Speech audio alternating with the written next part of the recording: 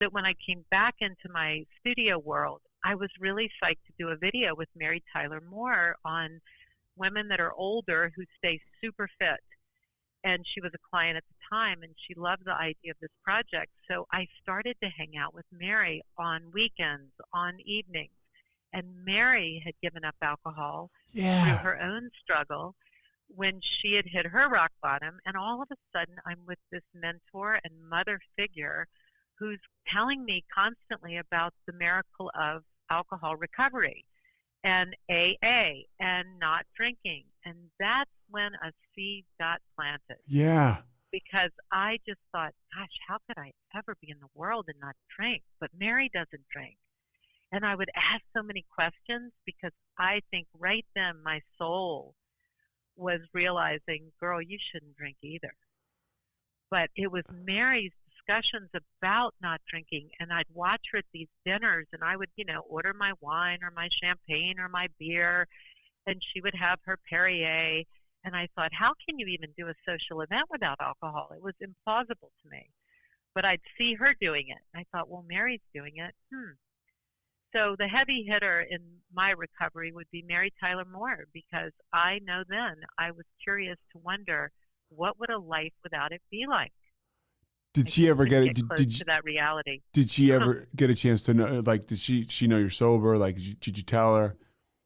No, she died before any of this happened in my life, and we lost touch with each other over the decades. But that's when I know the seed was planted about not drinking versus drinking. It's amazing when you look back on your life when you're sober and you're thinking clearly in sobriety, and you notice all this stuff makes sense now, and you don't notice it then. And it's amazing. So true, Pete. Yes, amazing. So you're working with her, and then when did things kind of actually talk to me more about your career? So you do the video with Mary Tyler Moore. This is when these fitness videos are really getting a lot of attention and making a lot of money. What happens next? Yeah. Oh man, so we premiered on QVC, the Film Shopping Channel, and when we premiered the videos on QVC, I was so blessed because there was a producer for this company in Utah who saw my performance on QVC, and they contacted me and asked me if I would be interested to audition for an infomercial for this machine called the Cardio Glide. And I was open and curious, and they said, we're going to fly you to LA to audition for this. And I thought, okay, I got the gig. And the Cardio Glide was a huge machine at that moment. It was competing with the Health Rider. And the Health Rider was about a $500 price point, and they came out with the Cardio Glide at $200. And man, did I shine selling this thing. I loved selling it. I loved being on it. At this point, I'm getting too busy to keep the studio open, and the Super Gym is now opening. So these little boutique franchise studios were going away. And at the same time, my QVC life took off. So the timing is right. The timing was awesome. And the company that hired me is Icon Health and Fitness out in Utah. And they put me on a contract. And I started selling so many cool pieces of equipment for fitness and well-being on QVC. And that was really the next chapter of my public profile getting much more public. At the same time, I was really excited to write this book based on everything that I had learned in the studio years, the book being Feel Good Naked, the title. And the book sold to a big deal person in Dallas who wanted to get it published, and she took it on. And the book got published, and now people really wanted to work with me privately, and I did so much public speaking at that point. And that is what led to the next layer of being with individuals and helping them become more fully realized. The world looks different behind the handlebars of a rad electric bike. Grabbing takeout looks less like greasy styrofoam boxes and more like a cross-town adventure. Ride shares look less like piling into the back of a car and more like grabbing fresh air with your friends. And commuting can even start to look like the best part of your day. That's because with RAD, the world is what you make of it, not what it makes of you. See for yourself with a 14-day free trial. Find your fun at radpowerbikes.com. Start your countdown to the most delicious Sunday of the year at Whole Foods Market. The Easter in Bloom event is on. Experience it in stores from March 29th through April 11th with irresistible deals and delights store-wide. Save on feast-worthy animal welfare certified meats like spiral cut ham and boneless ribeye. Then add a flash of green to the scene with savings on organic asparagus. Too busy to cook? Don't sleep on their crowd favorite catering. Find all of that plus Source for Good floral bouquets and more at your local Whole Foods Market. And so by the way, you can still get the book on Amazon when you do research on down to like, I think it's $1. Hey, it's you can tell it had a lot of success. It's the first thing that comes up about you, and it's all over the place. Thank you. So how is the drinking at this point in time? I mean, it sounds like you're doing a lot of traveling. You're out doing a lot of speaking, more high octane. Whereas, first of all, are drugs a part of your story? No, it was the drinking that was really my deepest clutch. That I would drink at night to get away from my brain that was the high producing type A worker. So I was falling in love with my then husband, and he and I would often just open a bottle of wine as if that was just what everybody did. And I really started to drink more and more and more once I moved out to the West Coast, and he was on the West Coast with 2 small children, so there was not an option to live in New York where I was based, and so I moved out to Portland, Oregon, and we were becoming, nightly drinkers. And now I can see looking backwards, this was when the alcoholic lifestyle started to really happen, but I was not thinking it was an issue. Talk to me about that lifestyle. Bottle of wine every night, sometimes 2 bottles. And it was daily, every night, every night, open the wine. Everything was about, let's have champagne, let's have wine, let's have beer, let's go out for margaritas. It was the way we celebrated and played and took time together at the end of long work days, but it was daily. Was it affecting like how your work? Yeah, well, no, it never did, thankfully, because I felt so devoted to my work always. But what it was affecting was my hormones and my brain and my body. I would wake up. This would be like 40s. I'm in my 40s at this point, and I realize in the morning, the girl that never had a hangover does not feel so great. And I would kind of not look at that. I didn't want to see that. I would deny it. Well, because you're type A and you're driven and you're successful. It's very hard to admit this chink in your armor. You just gotta play through it. Yep, you know it well as a football player. You play through it. So we kept drinking, and he was a larger person than I am. I'm 5'5", 135 pounds, and he was a bigger man. So I kept up with him. Like I said, I could drink any man under the table. So I was drinking the kind of quantities he was drinking and not thinking anything of it until it really started to have a negative effect on me. How does the negative effect play out? What are some of the things that you remember or that were major issues? Depression, anxiety, really reactive to most things in a bad way, high reactivity, anger, started noticing like I'm really pissed off a lot. And I was seeing that my emotions were going all towards that reactive emotional realm more often than not. And I would wake up and feel so dark and blue and shameful. This is when the shame began, was in those kind of mid to late 40s, where I thought, what am I doing? I'm drinking so much every night and I don't feel good and I can't stop. Okay, I'll just go work out. Go work out.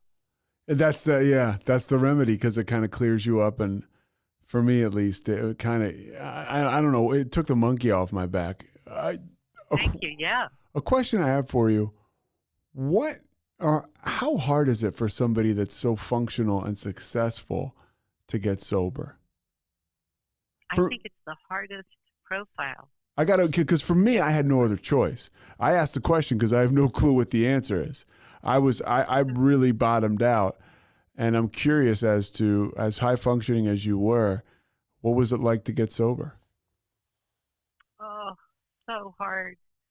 Hardest thing I've ever done, best thing I've ever done. But it was rough. I really, really struggled. I think I struggled in my mind every day for 10 years before I stopped. And I really didn't stop thinking I could stick with it. I stopped for 90 days, and I white-knuckled so deeply through those 90 days. And I stopped because at this point my marriage had ended. I was living alone, and I blacked out twice by myself in my apartment. And I woke up next to my dining room table and just thought, oh my God, what has happened? And at this point, I'm in my 50s. So you see, you can't keep going like I was going as a female. I can't speak for your gender, but for females, the hormones, premenopause, menopause, and alcohol are a terrible mix. Awful, poisonous. So my partner at the time challenged me to do 90 days without it.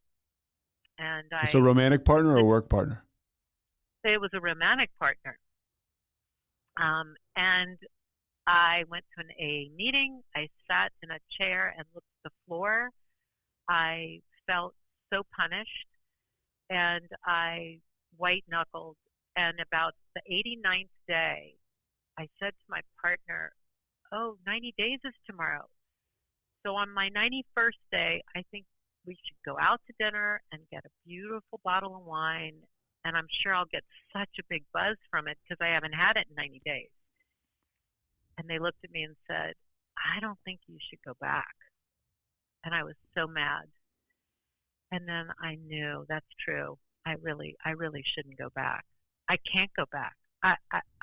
Why would I go back? And then I started to really commit to this idea of, oh, wait, recovery is only one day at a time. And on the 91st day, I didn't have any alcohol, and I haven't looked back. So grateful beyond measure. That 90 days, were you going to meetings, or were you say white knuckling it? You kind of went to that first meeting, looked at the floor, and never went back, or did you go back? I struggled with the AA meetings in the beginning. I mean, I use them now, but I really found some other ways in the world now that spoke to me more deeply. One was through Buddhism, because I study Buddhism, and the Dharma recovery really kind of worked for me more at that time and still does. And Holly Whitaker, who is a rock star now, she was one of the greatest gifts to me, and it was all online that I found her work. She's known very well now because Chrissy Teigen quoted her as the reason she gave up drinking. And I just started following all of her literature, her blog, and she really made sense to me. So I would give Holly Whitaker a real shout out, along with AA and Dharma recovery. I need a lot of different parts of recovery to stay interested in it. And now it's one of the most fascinating worlds I've ever found. You're a seeker, and and that can be one of the healthiest things. Those are some of the healthiest people I know when you're seeking the right things. I want to go through that lineup a little bit. You mentioned Buddhism. As an alcoholic in recovery, what is the tenet of Buddhism that you found to be the most helpful? Well, Buddhism is built on the idea that everybody suffers, and there is a way out of your suffering.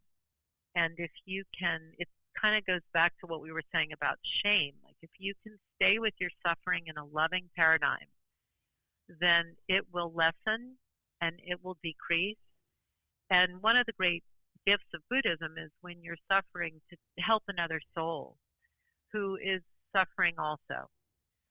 So I loved the idea of the Sangha, which is the community, but the idea that everybody suffers really holds me in a very grounded way, because so much of suffering can be hidden or shameful or guilt-ridden. And in Buddhism, it's like, no, everybody suffers. It's just, how do you want to manage your suffering?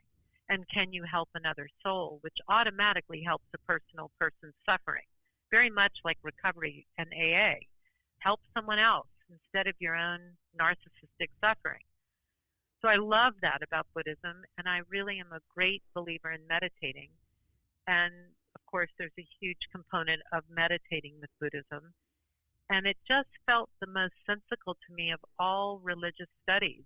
It's the one that feels the most personally grounding and attuning. I feel deeply aligned with it. What do you say? Dharma recovery. Yeah, okay. Before we get to Dharma, what do you say to people who say I can't meditate? It's too much.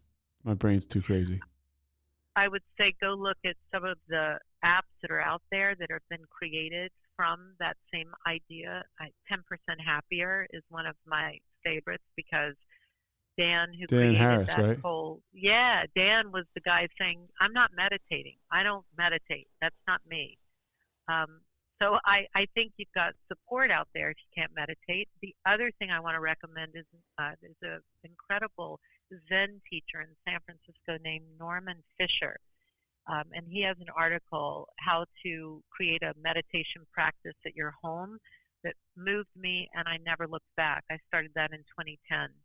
So you've got resources out there. If you don't think you can meditate, try it with guided meditation. You're not just sitting there contemplating your brain.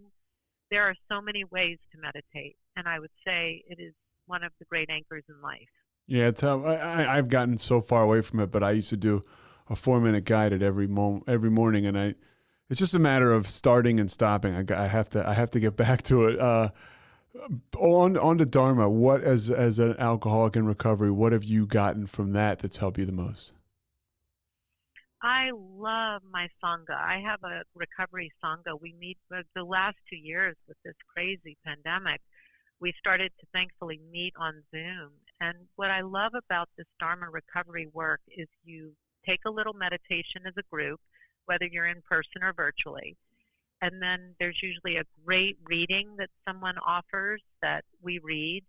And then when you share, it's the most non-judgmental I've ever felt in a recovery meeting. So Dharma recovery is just a little less, sometimes people feel in AA like you're always being told that you did it wrong, you have to do it this way. For sure. Only these. But in Dharma recovery, it's more forgiving, I think.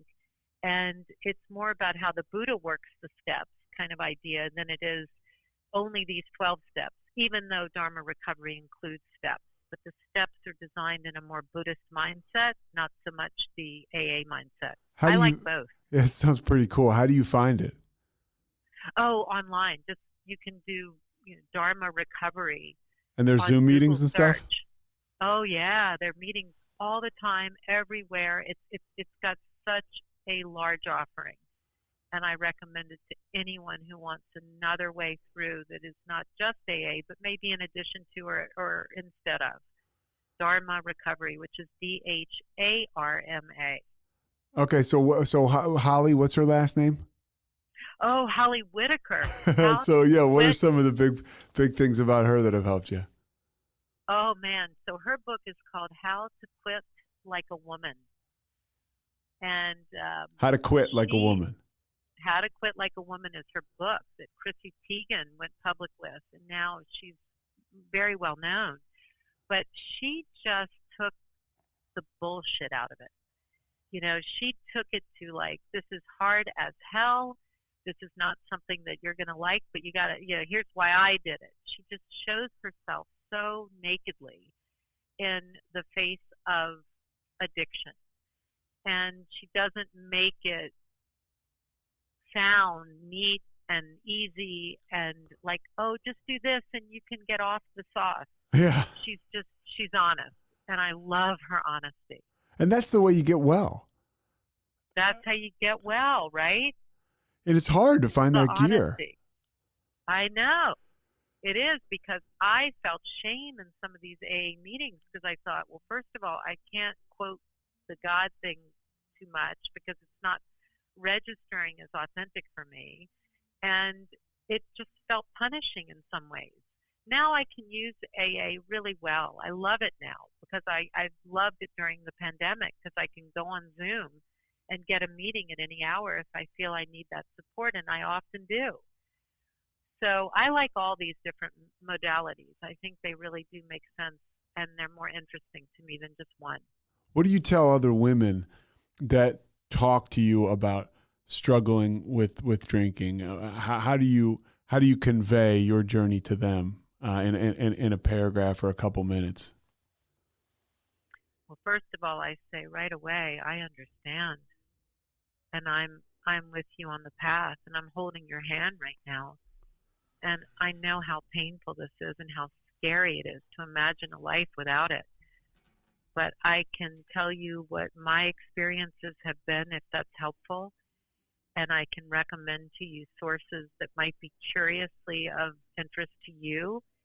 And I do a very soft hold of their hand, not a rigorous one, but mostly I provide a safe place for them to tell me about what happens when they drink and why they're terrified they might have a problem. And I'm a safe place to come, and it's totally confidential, and I don't judge, and they know that. So it's been very powerful to help my clients, those that have admitted an issue with alcohol that they're afraid of.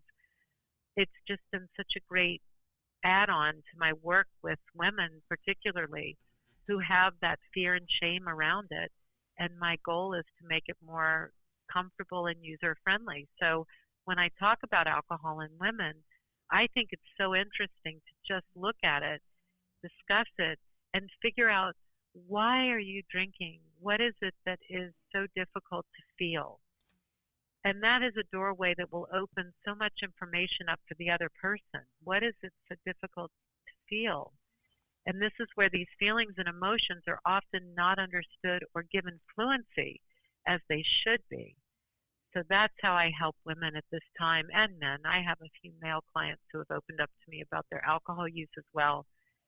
But because I understand so deeply, it makes for a much more fruitful environment to help another with no judgment.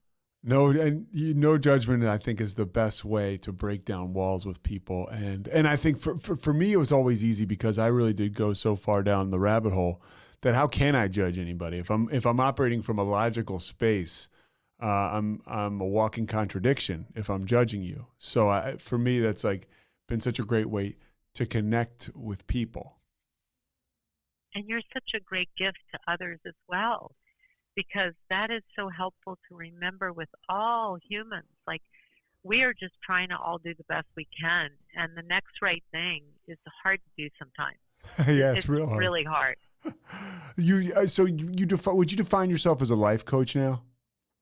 Yes, I am a coach, and I use the word coach, but life coach works, confidence coach works, wellness coach works.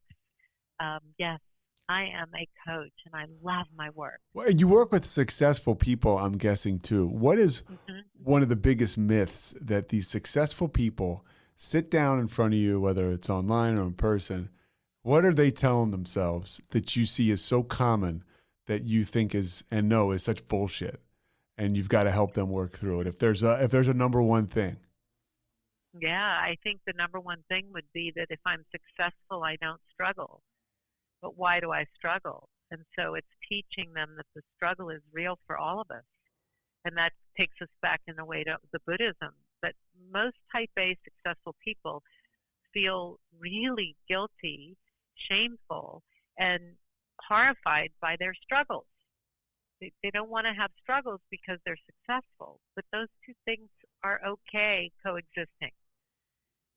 Yeah, that's very interesting, because you think, and that's why you hear people talk about, oh, once I achieve this type of success, everything will be okay. And, you hear the term inside job or whatever, but it really does start inside, whether it's going to be the positive or negative. This is not my opinion. This is what I've experienced. For me, I've always got to be vigilant on what I'm doing as far as my mental health and my spiritual health is concerned. Otherwise, it doesn't matter what happens to you outside of your aura, or what's going on with you inside your head. It doesn't matter. You can be experiencing all the success in the world. If you're not spiritually fit, then it doesn't mean anything. And you know, you mentioned something that I've never thought of before. It just makes things more shameful because you're like, man, I shouldn't feel like this anymore. I do. And it gets worse. Exactly. And on the exterior that you speak of, if success is part of your life, then it becomes even more intimidating and horrifying and frightening to look on the inside and see the struggle, or as I mentioned, the depression, or the anxiety, or what will my neighbor think? Yeah. And that's where it all just gets buried in more of the exterior, which makes the interior suffer even deeper. And you've been sober 4 years. How have you? Yes. How have your relationships been? Romantic relationships without alcohol? Because I can relate to the fact you said that was a big part of a key relationship in your life. You just drink. That was what you did. It was like your favorite hobby. How did you move out of that and then embark on other relationships or existing ones? The existing one you had. Oh, good question. A lot of my relationships went away when I quit drinking because socially that was what those relationships were drinking relationships. So I lost a lot of relationships when I stopped, but I gained so many powerful new relationships that have mutuality included in them and a great feeling of being seen and heard and loved. And my primary partner is not a drinker, which was unbelievably lucky. Yeah. And then I would say, sexually speaking, I can't believe how great sex is.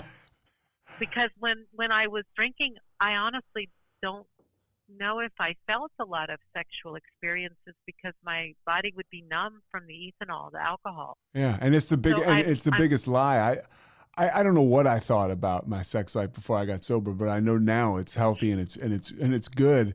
I wasn't even there. I don't know about how I treated a partner or whatever. I just was like, it was all egotistical for me as a guy. It was like, look, I did this, and I would tell myself it was good or something it wasn't. It's, but that was a huge fear of mine. Sex without alcohol was, shit, it kept me drunk for a while. Relationships without alcohol. Yes, same.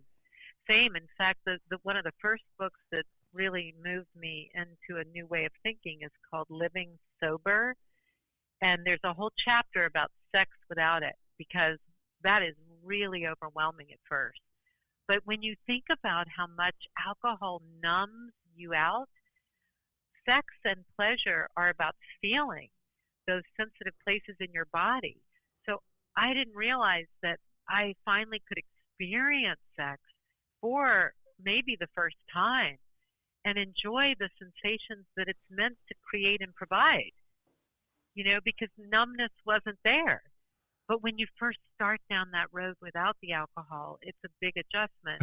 It is. I was just thinking, because I thought to myself when I first started, to get physical romantically after I got sober, I was like, am I always going to be like in my head, like when I'm with a partner intimately, like for the rest of my, and finally, like all the other shit you do when you're not drinking, you stop thinking about it so much, right? I mean, you just like, it's all about reps and you're just like, okay, now I'm actually here. I'm present in the moment. And I did think early on, sexually after, when I was sober, I was like, I guess this is how it is. I'm just always going to be overthinking stuff. And that's not how, it's just not how it works.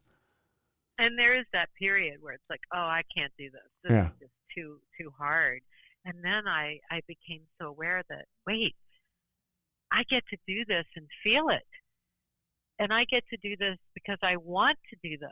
And all of those things just really go hand in hand with zero alcohol because you feel your body, you feel your pleasure. And you also can feel when you don't want to be sexual. And I think as a female who drank so much, it was never an option to say no. And now it's so wonderful to say no. You have the power of choice. Yes. Yeah, which I didn't really have before. At least, I didn't feel like I did. Exactly. You and I share that so much because I think the sexual world that opens up when you stop drinking is the most exciting experience I've ever known sexually. And I never knew that those two things were so linked. Yet, obviously, they are, and it would make sense that they are. But my body never realized, wait, if I don't drink, it's going to make me even more appreciative of sexual pleasure. What do you think about writing another book? I do, Pete. I hope to. I really hope to. I just can't think about it or I'll get too anxious. It'll come through me. Just like my first one came through. It came through me just so clearly. This next book, if I do write it, will also I trust it'll come through. What was it like to write that first book? It was hard. Yeah. It was beautiful challenges, though, to write, because I was an English major at Chapel Hill. And then I sold my book, and I then had to write it. So I was just so proud that I did that and that I pulled that off, and then got great publicity for it through Oprah's magazine. And it's one of those proud things, I feel really proud of it. Yeah, and even still today, it still resonates with people. I read the prologue or the summary, and it's basically like how do you become that person that basically walks with confidence, that has that inner confidence. What do you? I'm jumping around here, but how freeing was it when you got sober? Because you're talking about all this authentic stuff, and I said earlier you're uplifting to people. But then you're drinking and you have that shame. How freeing was it to sit in front of your first client and be sober and be sharing these real, authentic emotions about getting well? I think that the answer that really comes through is that not drinking was the greatest gift to give myself. And once I could really understand that and feel that, everything I did, from work to pleasure, enhanced my authenticity in it, because I was in a better relationship with myself. So anytime you enhance the relationship with yourself, it will benefit everything you do. And so my work has always been the strongest thing that I give to the world. But when I feel better in my skin, my work is even more precious, and it is even more sacred. And so no matter what I did after I stopped drinking, I felt so much better about myself. And that was the game changer.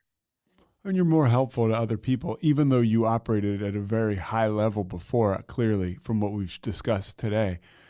You still... you operated at an even higher level and you're able to help people. I talked to somebody today. I was like, wow, then this person is like living in the sunlight of the spirit right now. I said, when you're living like this, you're able to help me more. It was a buddy of mine. I'm like, it's the sunlight of the spirit goes through you and you can shine it on other people.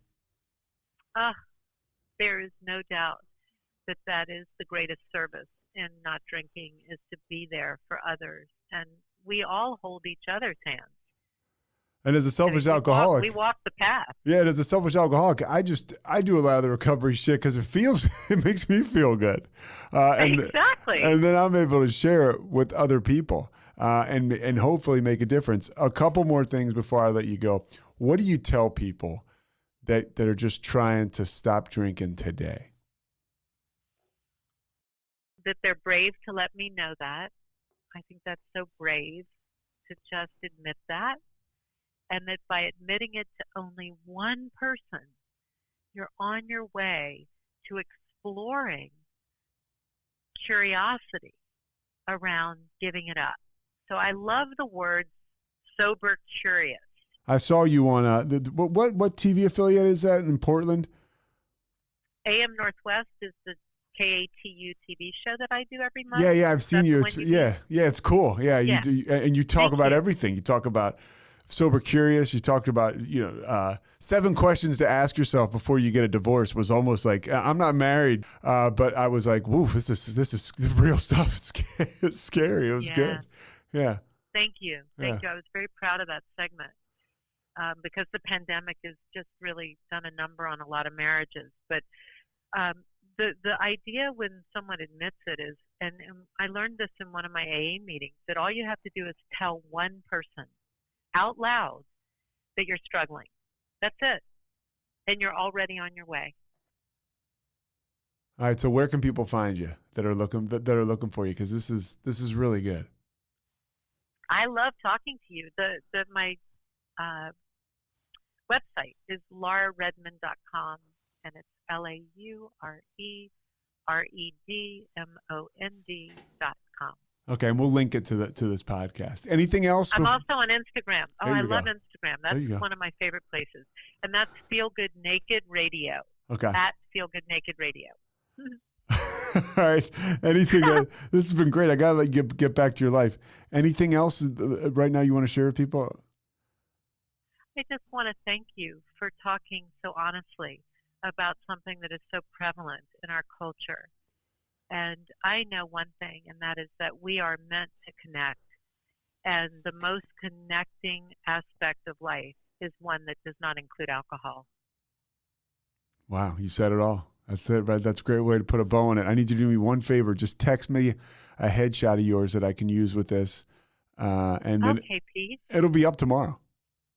Oh, I'm so excited. Thank you so much for caring to talk. Oh. I loved our time together. Are you kidding me? I got a lot out of it, and I have a real good feeling other people will too. I'll get you a link to the podcast once it gets up tomorrow. But Laura Redmond, I cannot thank you enough.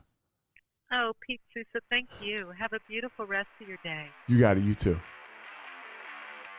Thanks so much for listening to The Payoff with Pete. Once again, I'm Pete Sousa. And of course, we are part of the Rogue Media Network. All kinds of good podcasts you can find at RogueMediaNetwork.com. And of course, you can find this podcast and all those other ones wherever you get your podcasts, iTunes, Spotify, other spots like that.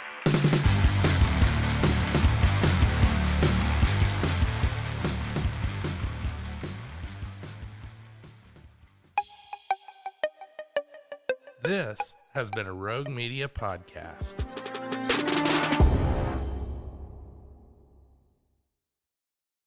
Coming up on The Payoff, this next guest has been in my life for 35 years, 36. I am unfortunately that old, and I loved baseball as a kid. Calvin Schiraldi was a relief pitcher in the major leagues. He started out as a starting pitcher.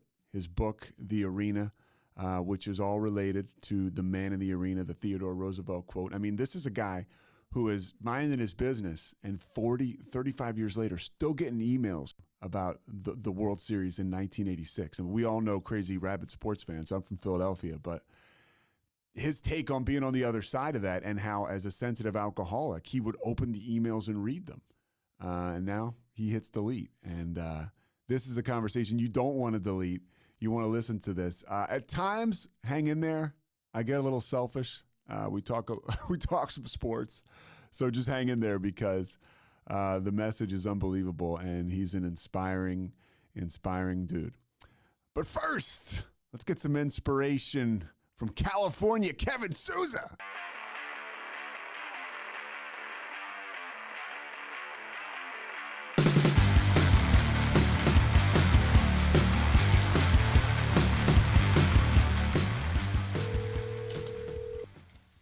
Hey, what's going on? Calvin, what's up, man?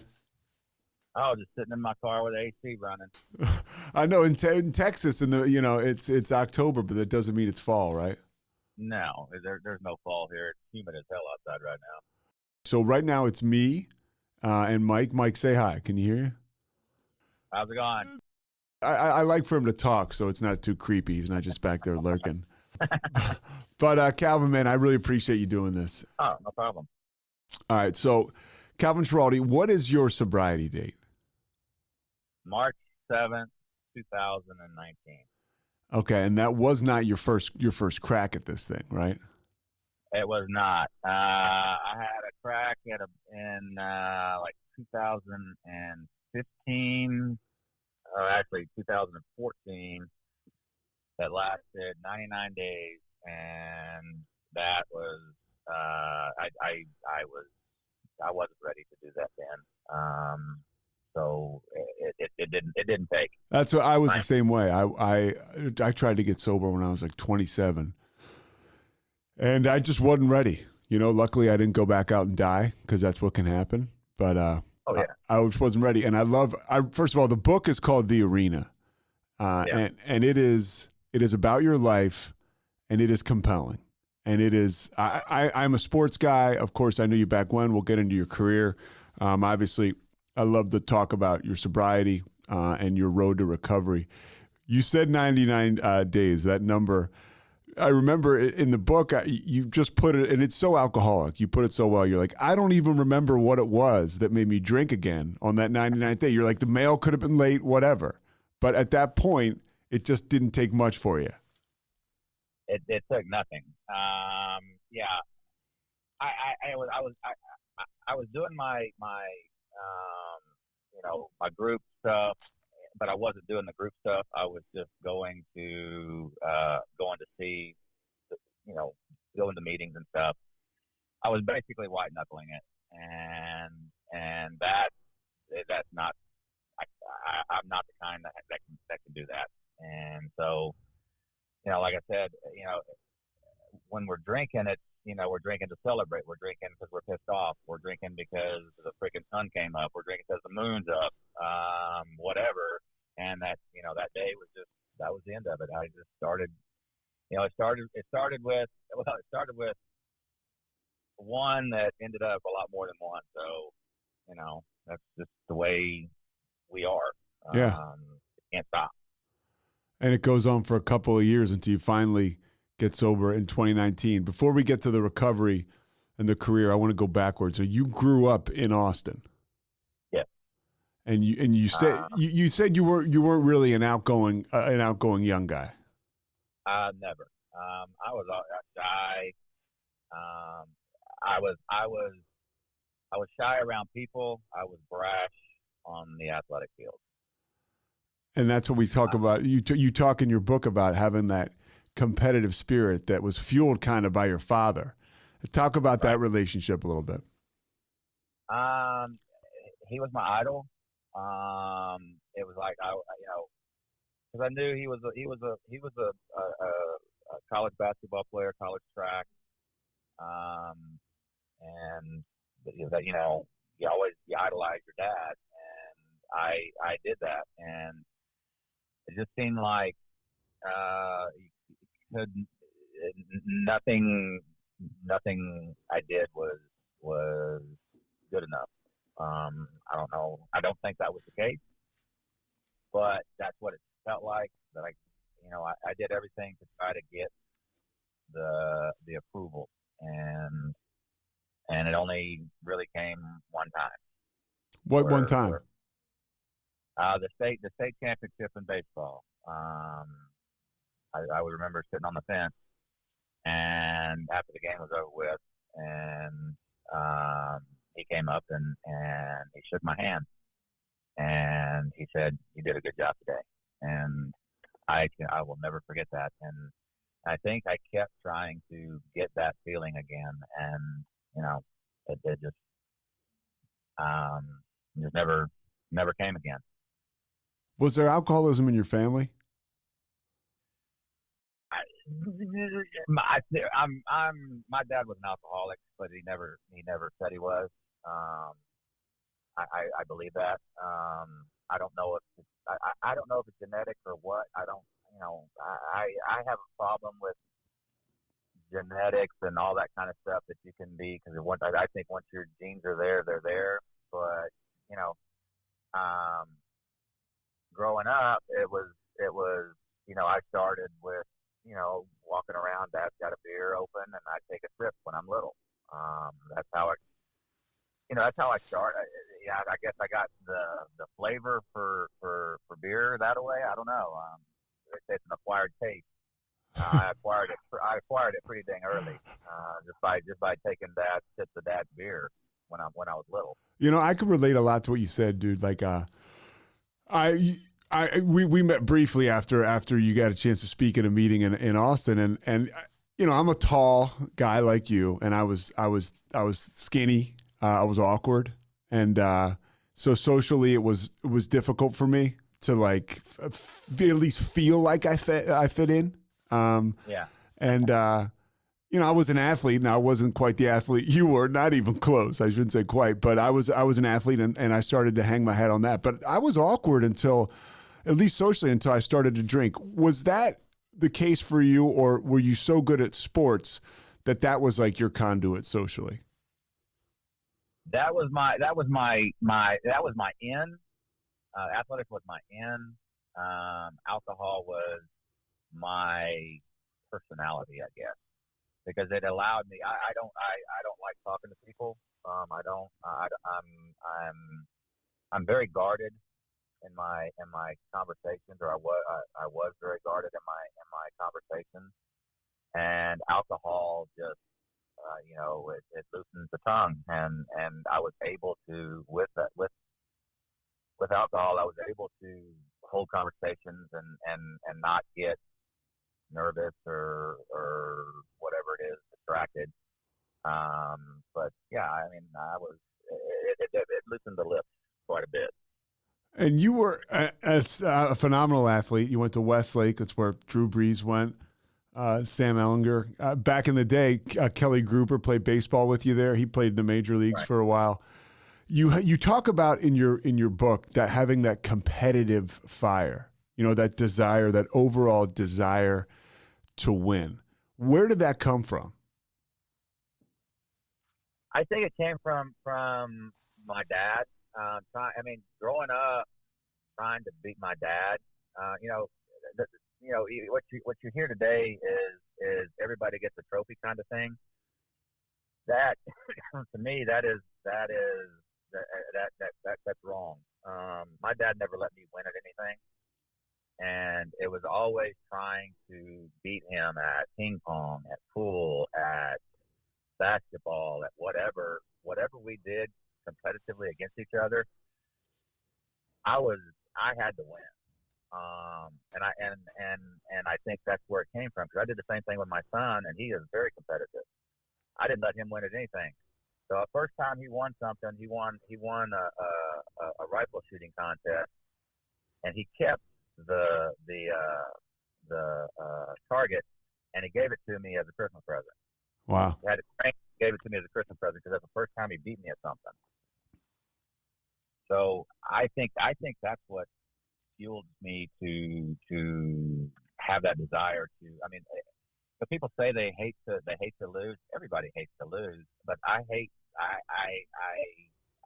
losing more than I like winning. And that goes into your career and into your story of sobriety. You said that your dad kind of welded winning into your soul. Had to. Yeah, yeah, go ahead. No, I mean that's quite the way to put it. I mean that's intense. Well, it's because you're looking for his approval and trying to beat him at something, and the thing about it is not giving up. You want to, he knocks you down once, you freaking get your ass back up, and you go right after him again. He knocks your ass down again, and you go right back after him. What happens today is kids get knocked down and they freaking quit. And I refused. I had to beat him at ping pong. Well, and then you mentioned in the book, I'll cut you off because I don't want to forget, you beat his ass in ping pong and he never plays you again and doesn't even say congratulations. No. And it's like, okay, because he knew he couldn't beat me then. That was the thing. It was like that. I compared it to. He quit. He said, okay, you've got this one now. Move on to something else. So you experienced great success, right? Like playing eventually, right, against him. You said that was the most exhilarating moment at the time, and you'll never forget it. You get into college. You go to UT. You're playing at UT Austin in your backyard. What's the drinking like at that point? Pretty high. I mean, it was, at 14, I was 6'2", and I had some facial hair, and the drinking age was 18. So I was able to go in and buy in high school at my sophomore year at a store. So at UT, we stayed in the dorms our freshman year, and then we moved into apartments, and it just, it was in our refrigerator all the time. What you played, by the way, on your team? It was you, Roger Clemens, Spike Owen was on your team. Yeah, Mike Capel, Kirk Killingsworth. We were freaking good. You guys were loaded, and you go to the College World Series, and this is the beginning of, when you talk about, and your book's called The Arena, and it's based off the man in the arena. And we'll get to that and how that weaves into your life and how that weaves into your sobriety and who you've become today. But, you get to college and you start to experience failure for the first time, because that's what happens when you're in the arena. You don't win all the time. You start to experience heartache. And one of the things, a major moment that you conveyed in the book and that jumped out at me is your guys are playing Wichita State in the College World Series. And it's the third inning, and a pitch gets away from you, and what exactly happens? What in that instance, it was I was trying to go inside with a fastball. We were ahead, and it got away from me, and it ended up hitting Kevin Penner in the face, and he's laying there on the ground and not moving, and the thoughts that run through your mind, you almost kill the guy here. And, it's just like, it's unnerving. And the time, it was a good 10, 15 minutes. And then you resume the game, and it's like, you don't have the fire. The fire's not there that you had when the game started, just because of the circumstances that happened. And then I got my ass kicked. And that was something I wasn't used to having. And it didn't happen very often. When that happens, or do you notice at the time you guys end up losing the game? You don't win that College World Series. When that happens, that off season, do you notice any more the drinking elevates a little bit, or do you notice you're using it differently? I think I didn't notice that I was using it differently. It was still back then. It was for fun. It was. I never really drank to get drunk. It was. I drank to relax, to forget something, to just it's just to fucking breathe. Yeah, to breathe. And that I think that's kind of like the hook that alcohol has is the feeling that you get when you're doing it. Like at that age, it's like, okay, I can do this, and it will relieve the pain. It'll let me breathe. And then if you keep doing that, it's like taking pills that, okay, you start off at 100 milligrams. Something, and then by the time you're 20 years later, you're at freaking 500 milligrams just to keep the same feeling. Alcohol's the same way. It just takes more and more to get that feeling, and then it's got you where you got to have it. It's a progressive disease, right? And that's what doing it for 50 years, 45 years. It's a long ass time to be a drunk. I'll tell you, you didn't have it easy, though, Calvin, because you showed great resolve. You lose the College World Series in 82, but you come back and you kick ass and you win the College World Series in 83. You have a fantastic senior year. Did you feel like, was that a steam building for you from a mental perspective? Like, hey, I've bounced back? Yeah, because I mean, that's kind of like the whole, that's kind of like my progression through life now that I can look back. Although, winning the College World Series, that's all great, but like the way it happens. Okay, we won the College World Series. I got a week and a half to celebrate, and then I'm off to a job, baseball. You get drafted, and then you go somewhere else. And then you go to a place where nobody really gives a shit about what you just done. Yeah. And so you're back to being a freshman. Essentially, you're being a freshman in the minor leagues, and you got to start all over again. Where'd you play? So you get drafted by the Mets. You go to what, like Port St. Lucie for spring training, and then where did you go? No. We were that was way, here we go way back then. We're going to St. Pete. Oh, you're going to St. Pete? Okay. Yeah. Okay. We're in St. Pete. Actually, I went to Jackson. I went to AA out of college. Okay. And didn't fare very well, and then went down to Lynchburg and played on the best minor league team probably ever. We won more games that year in Lynchburg. Lynchburg won more games than anybody in baseball, including in the major league. We won 99 games. Wow.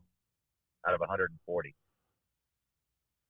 And we had five pitchers from that team the next year were in the big league. Who are some of the pitchers?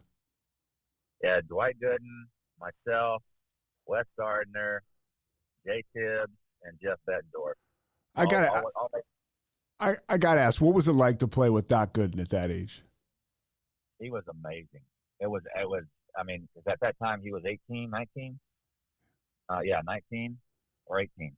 He was I think he was 19, but he got to the big league, so maybe he was 18. He was 18. Watching him throw, it was a man among boys. He was awesome and a tremendous individual. Just a great, humble kid. He was awesome. And so, you were pretty good too. So you end up you go up to the big league club with the Mets. What's the drinking like along the time in the minor leagues and yeah, it's all the time. Explain to people who don't know, Calvin, at that point in time, because it's so much different now in sports. When you would finish a game, like what happens in the locker room? Like, what is the culture like? There's okay. When I made it to the major leagues in '84, and when you walk into the major league locker room, they have a separate room that is the food room or whatever. There's a cooler. There's a cooler that has Coke, like the Coca-Cola coolers. There's two coolers that have beer. There is a candy rack like you see at a grocery store. There's two tables. One has pastries and cakes, and then the other one has they have food brought in after the game because it's 11 o'clock, 10 or 11 o'clock at night, so they feed you after a game, and it's free. Free is really good, and all you can freaking drink, all you can eat. I was a September call up in '84, and I put on 18 pounds in a month. I like free. Free's good. And the drinking obviously picks up with your career picking up. How is the pressure affecting you and the anxiety? Your first couple years playing in New York, and you're with a team as they continue to rise up the ranks, and of course they're going to become a historic team. Well, that and if you saw the 30 for 30 that was on, yeah, it was awesome. The plane rides were just and that's it's not just the Mets. I mean, granted, not everybody destroys the plane, but the plane rides are it's whatever you want to drink. It's sitting in the back playing cards. It's drinking until you get to the hotel. I mean, especially like if you're going East Coast to West Coast or vice versa, it's you're drinking until you're going from West Coast to East Coast. You're drinking until you land, and that's usually 5 or 6 o'clock in the morning. And they talked about it on that documentary. A lot of guys were taking speed just to kind of to wake themselves up or to see the ball. One of the guys talked about it like you'd see. To get ready. Yeah. Because I mean, it's a grind, and it's more so a grind for the everyday players. As a pitcher, really really good at everyday players. As a pitcher, did you ever take that just kind of because it was part of the culture? I did not. I did it one time for the drive home, driving from New York to Mississippi. You made it okay. And I made it fine. It was that's the only time I ever did any of that stuff. How is your career going? When you get to New York, take us there. You spend what, like 2.5 years with the Mets? I was drafted in '83 and then traded after the '85 season. Okay. So I had a great time with the Mets. I mean, I was up and down, especially in '85. I got a couple of times. I got put on the one time I got put on the disabled list. I took a line drive off the toe, and it broke my toe, and that kind of I did stuff mechanically that trying to work through it. Did stuff mechanically that wasn't very good. It screwed me up a little bit. And then once I got traded to Boston, I went to spring training and just completely sucked in spring training. My arm hurt. But then, I go to AAA and they moved me from starter to the pen, and things started to click a little bit. So I've had some success in AAA, and then, got called up in '86 to the Red Sox. What is that like to be in a bullpen and to know at any time they can call your number and you have to parachute in now to a massive pressure situation? I at the time I really liked it because I was, like I said, I was successful. It was the first time I'd ever been a reliever, and I was having success in AAA. And then when I first got called up, I started to have success. And I was like, okay, I can get used to doing this. And then, it's like I never really considered myself a reliever. I always really liked starting. I like starting the game. I like being able to prepare for the game. As a reliever, you can't prepare. It's just freaking go in, balls out, balls to the wall, go, and be damned what happened. Because if you get your ass kicked on one day, you might be back in the next day, and you can't let stuff linger. Whereas if you're starting, you can analyze what went wrong, make an adjustment in the bullpen, and then be ready to go 3 days later. And as a reliever, you can't do that. It's ball to the wall all the time. So how does that affect the drinking at all? I mean, or were you just going to drink how you were going to drink? I was going to drink how I was going to drink. I mean, granted, it did help. It helped a lot just to be able to forget a bad outing. It was great. It was great to just go out and say, okay, have 12 or 14 beers and just forget about it, and here we go the next day. At any point are you thinking, because as an alcoholic, I would do the same thing, drink 12 to 14 beers or whatever I get my hands on.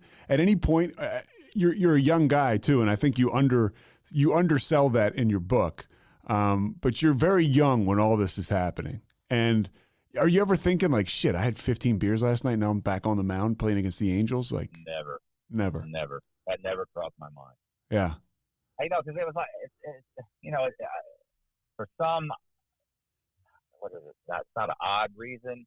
It's like it's comparing myself to the next guy. I'm 15 beers in, and you're only at 10. Come on, pick it up. Let's go. Yeah. It's I guess the competitive spirit, or whatever. Like, but you're doing it with beer cans. It's crazy. Well, the intensity gets ratcheted up, right, when you get to the 86 playoffs. Yeah. At this point in time, baseball was on fire. People that are younger and don't understand this, baseball was America's pastime. Everybody was watching baseball. The Saturday game of the week, if there was ever a game on, Monday Night Baseball, and the playoffs, the ratings were out of control. Everybody's watching. So you get to the playoffs against the Angels, and we're day baseball now. It happens so infrequently. We get lucky with the playoffs, right? Because it's October. But you're playing against the Angels.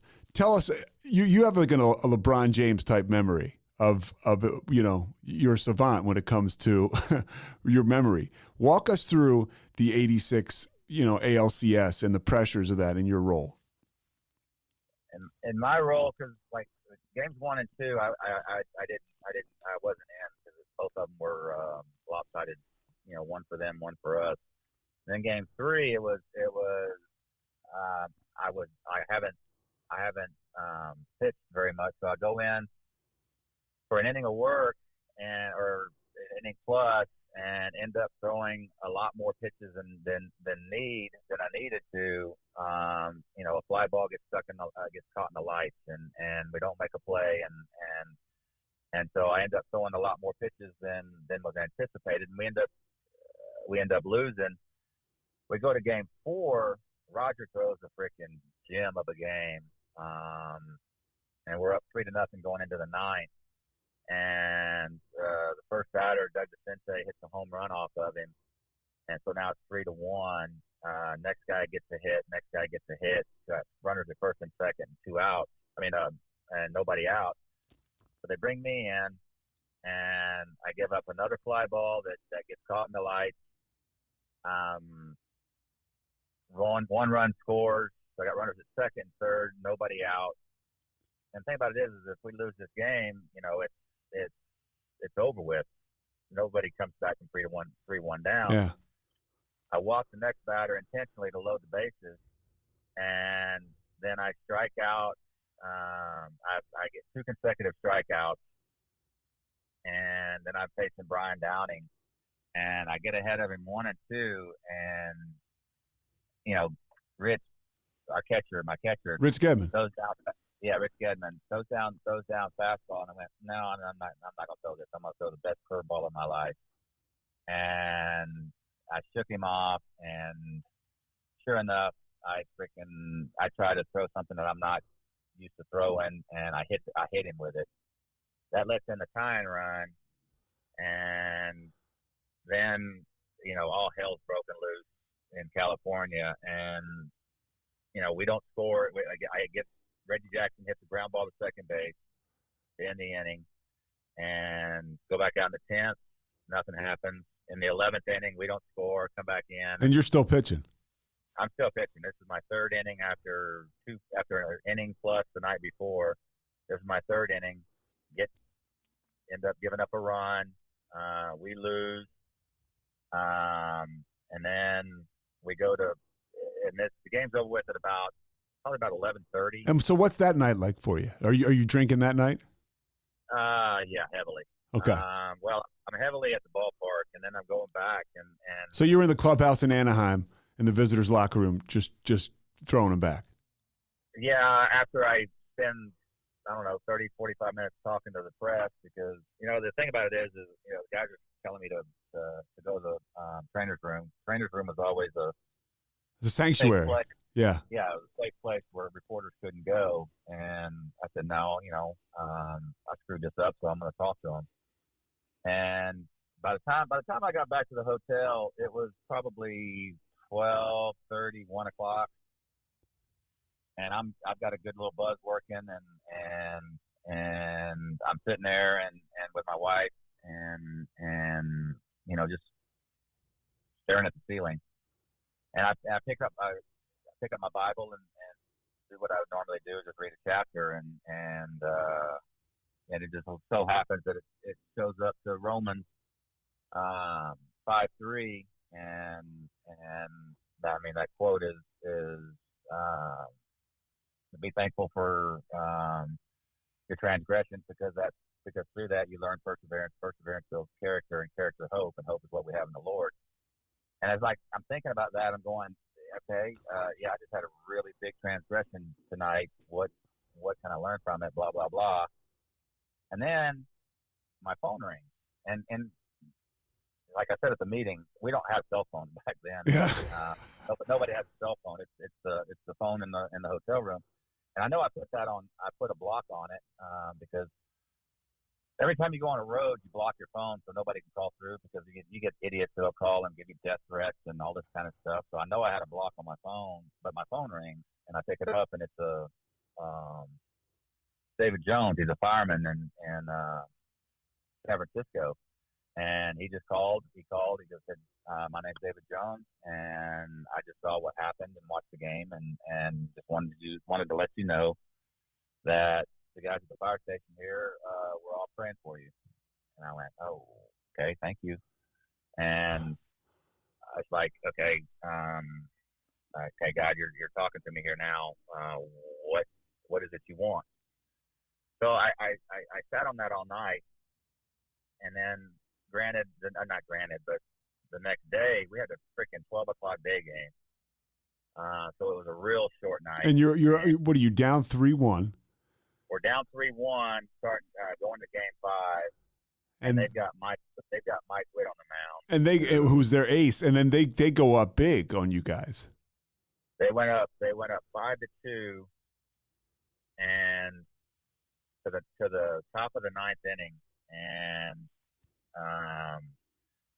we get a base runner on, and like it's funny because in the 9th, it's 5-2 in the 9th inning.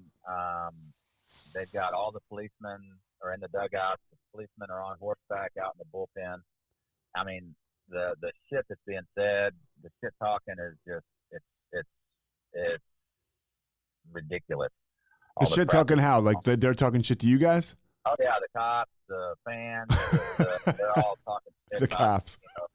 Yeah, the freaking cops are talking shit. So we get a runner on, and Don comes up, Baylor, and hits a home run, and so now it's 5-4, and we're still like, oh damn, we got 2 outs.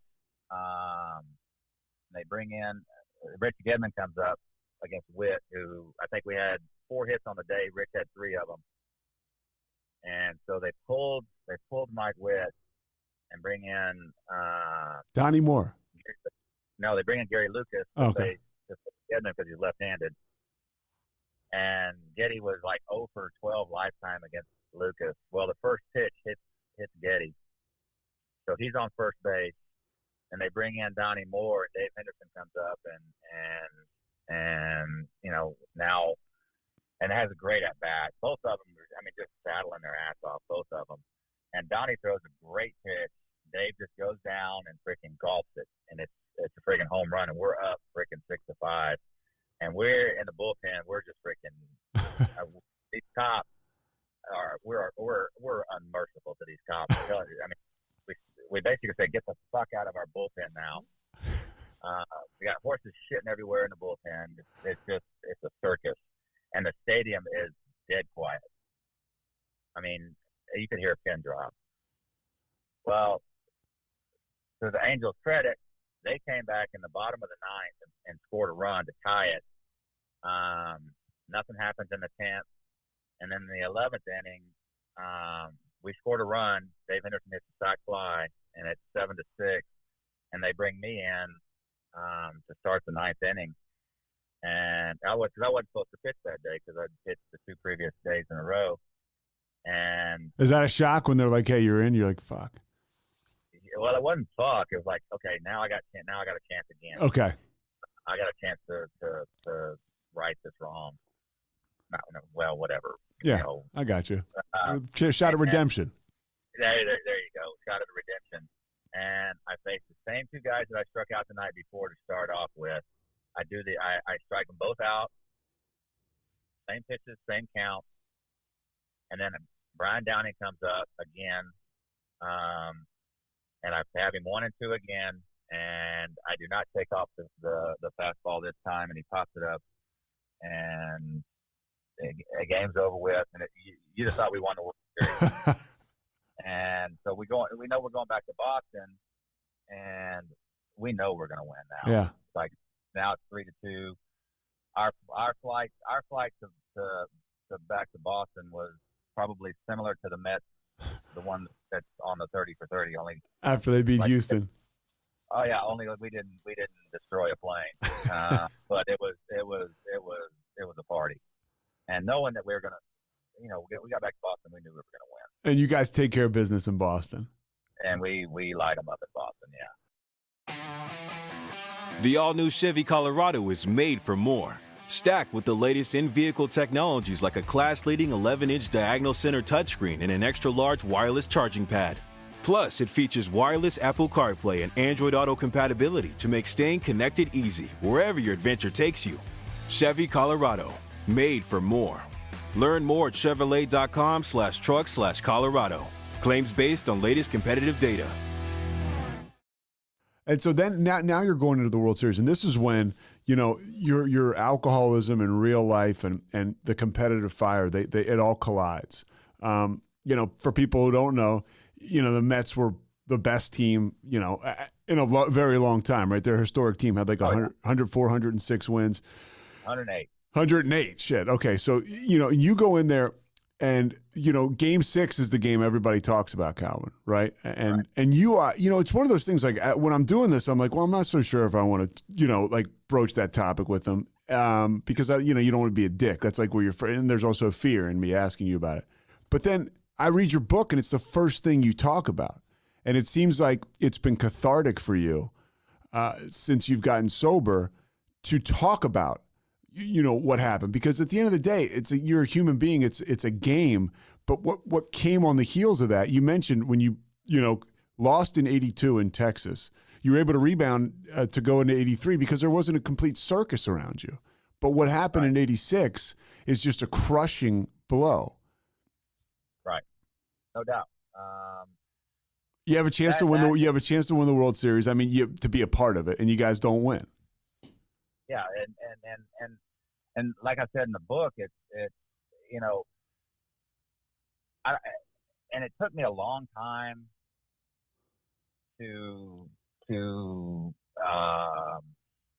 what is it? I'm trying to not rationalize, but to think about it, because I always after the World Series, I took the blame, and I still take the blame. I mean, I had an 0-2 count on a hitter, and I did something that I hadn't done, that I don't remember ever doing, is giving up an 0-2 hit, because I could care less. Hit the backstop, but you know, just don't give up an 0-2 hit, because I mean that was ingrained in Boston with the kangaroo court. If you gave up an 0-2 hit, it cost you $100.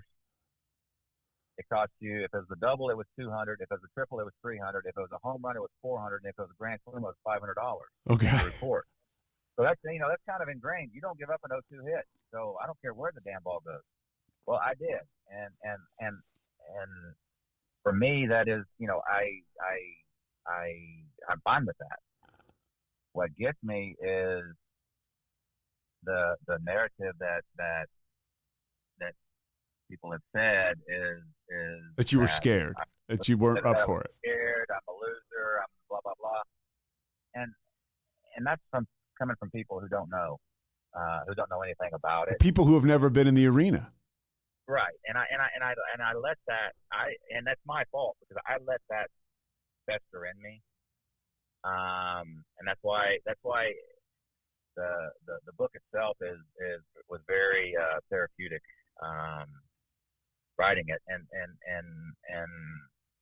it took failing at getting sober the first time. It took getting sober and then thinking about the life that I've had. It's been a really good life, and I just never really had the chance to enjoy it. Yeah, and now you're sober, and you are. Oh yeah, without a doubt. Yeah, I can tell. When you're in the World Series in '86, and you know everything unravels, you guys lose Game 7. What is that like for you to again, like, you know, sober or not, dude? And this doesn't go for everybody. Like I don't know. I don't think. First of all, you're 24, okay, when all of this happens, and you said that it kind of like, you're such a true competitor. This thing haunted you, but I also see this as like an alcoholic. Like you said, all the insults stuck to you like Velcro. Oh yeah, yeah. Because everywhere, after that, every game, just walking to the bullpen, you're hearing stuff. Sitting in the bullpen, you're hearing stuff. On the road, you know, at home, even, you know, you got the other fans, the other team's fans there. So you're hearing the same shit all the time, and you're never really, you just hear it all the time. And then lucky for you, when you retire about 10 years later, we get social media and the internet. So there you go. And now people are email you. Yeah, exactly. And that's the thing. there's the quote that I love, Charlie Strong. What he said is the social media is the downfall of society. I believe that because I mean I have my cell phone. I don't have Facebook. I don't have any of that stuff because people ask me like when we were talking about doing this book, we went to a publisher and they said, well, how many followers do you have? And I said, I have none. And you can almost say it with a little bit of pride. There are a lot of people in America who know who I am. Yeah. They probably all hate me, but that's fine. But they do know my name. When 86 happens, how does that affect your personal life after that series of events? That's when the drinking really got. That's when it medicinal.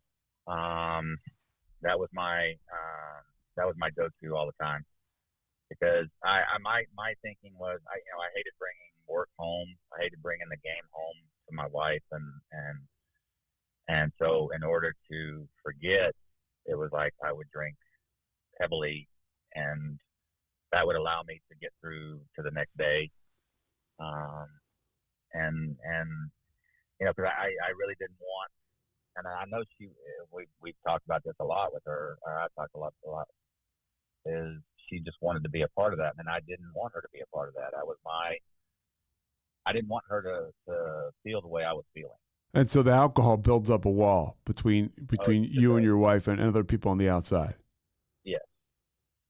And it was a safety wall for me.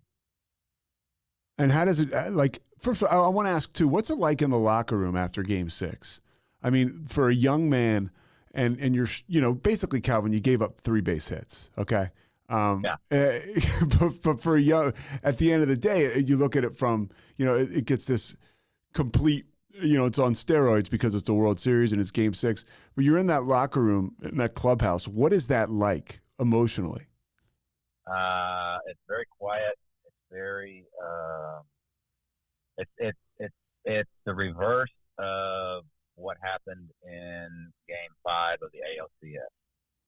We knew exactly what California felt like, and so it's kind of eerie to be able to feel what those guys were feeling.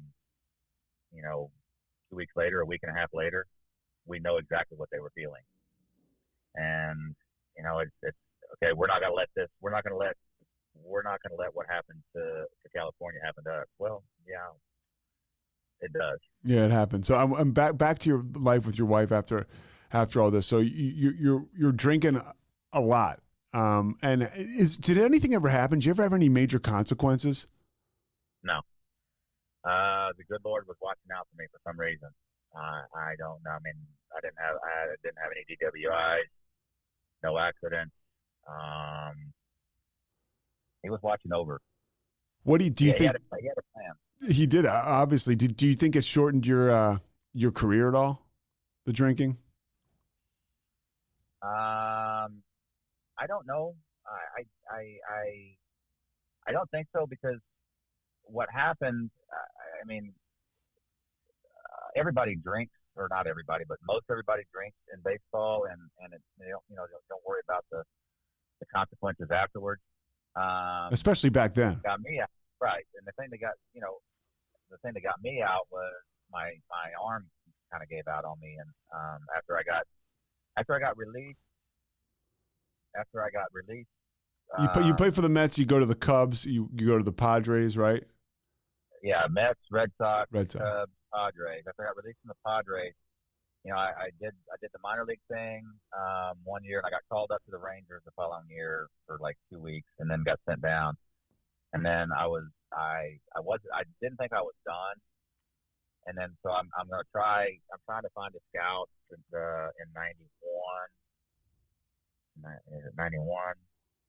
92. I'm trying to find a scout to come watch me throw.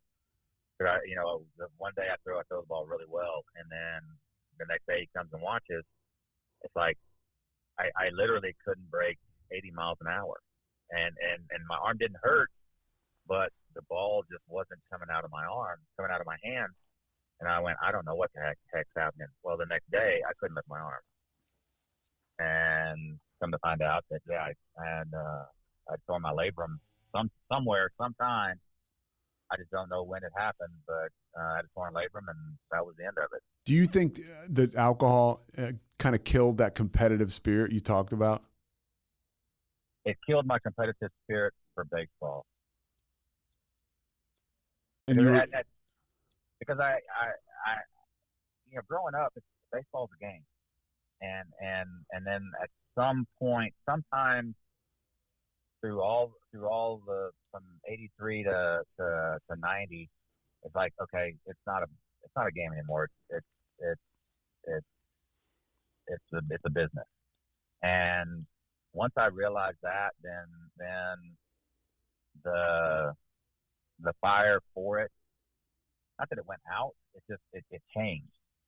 And I don't know. Alcohol had a lot to do with that, I'm sure. But I guess alcohol changed my personality, which changed that instance. Because as far as competitiveness goes, with my team out here, when I was coaching, it would be like I would throw inter squad, and I'm trying to strike these kids out. Yeah. And were you coaching at Westlake? No, I'm coaching at a private school in Austin. Okay. And I'm trying to strike these kids out, because that's just the way I am. I play them in basketball in the gym. I don't let them win. They're not gonna beat me. So you still got that fire. It was cool, even watching you on the 30 for 30. And one thing, and I know you did this before you got sober, but it really comes through now that you are. Dude, you don't say no to any of these, if it's of the right ilk, you'll say yes to any of these interviews, whatever. And you're on the 30 for 30, you pop up and you're just like, that was bullshit. I wasn't scared, and it's, and you say with conviction, you could tell it's genuine, and you're always there. One of the things that I thought in your book that was super interesting was you said you missed opportunities for like that catharsis. In 2016, Kurt Menefee is writing a book about, great losses or whatever. And he comes to see you and at this point in time in 2014, you'd already been brought to your knees by alcohol, but you're telling him your whole story and you don't bring it up. No. And that's as an alcoholic, right? That's a huge part of you. What is happening to you then that you still can't, you still can't let that part of your personality out there? Like, okay, it's the same as going 99 days. It's like, okay, I went 99 days, so I'm not an alcoholic. And so I quit for 99 days. Yes, I'm drinking like a fish. 2 weeks later, after I broke my sobriety. So I can quit. It's like I can quit anytime. And I'm not ready. I'm not ready to do it. This last time when I did finally get sober, it's like, I am done. They talk about, like, I don't know, the 10-step promise that says that alcohol will just go away. The urge will go away. And it did. The urge never went away the first time. Well, you have to surrender to have it go away. Right. And as such a competitor and such a talented athlete and a guy who ascended to such lofty heights, is that hard for you to finally surrender? It's impossible, or not impossible. It's super hard. But you get to the point where you're so down. It's like, I got no other choice.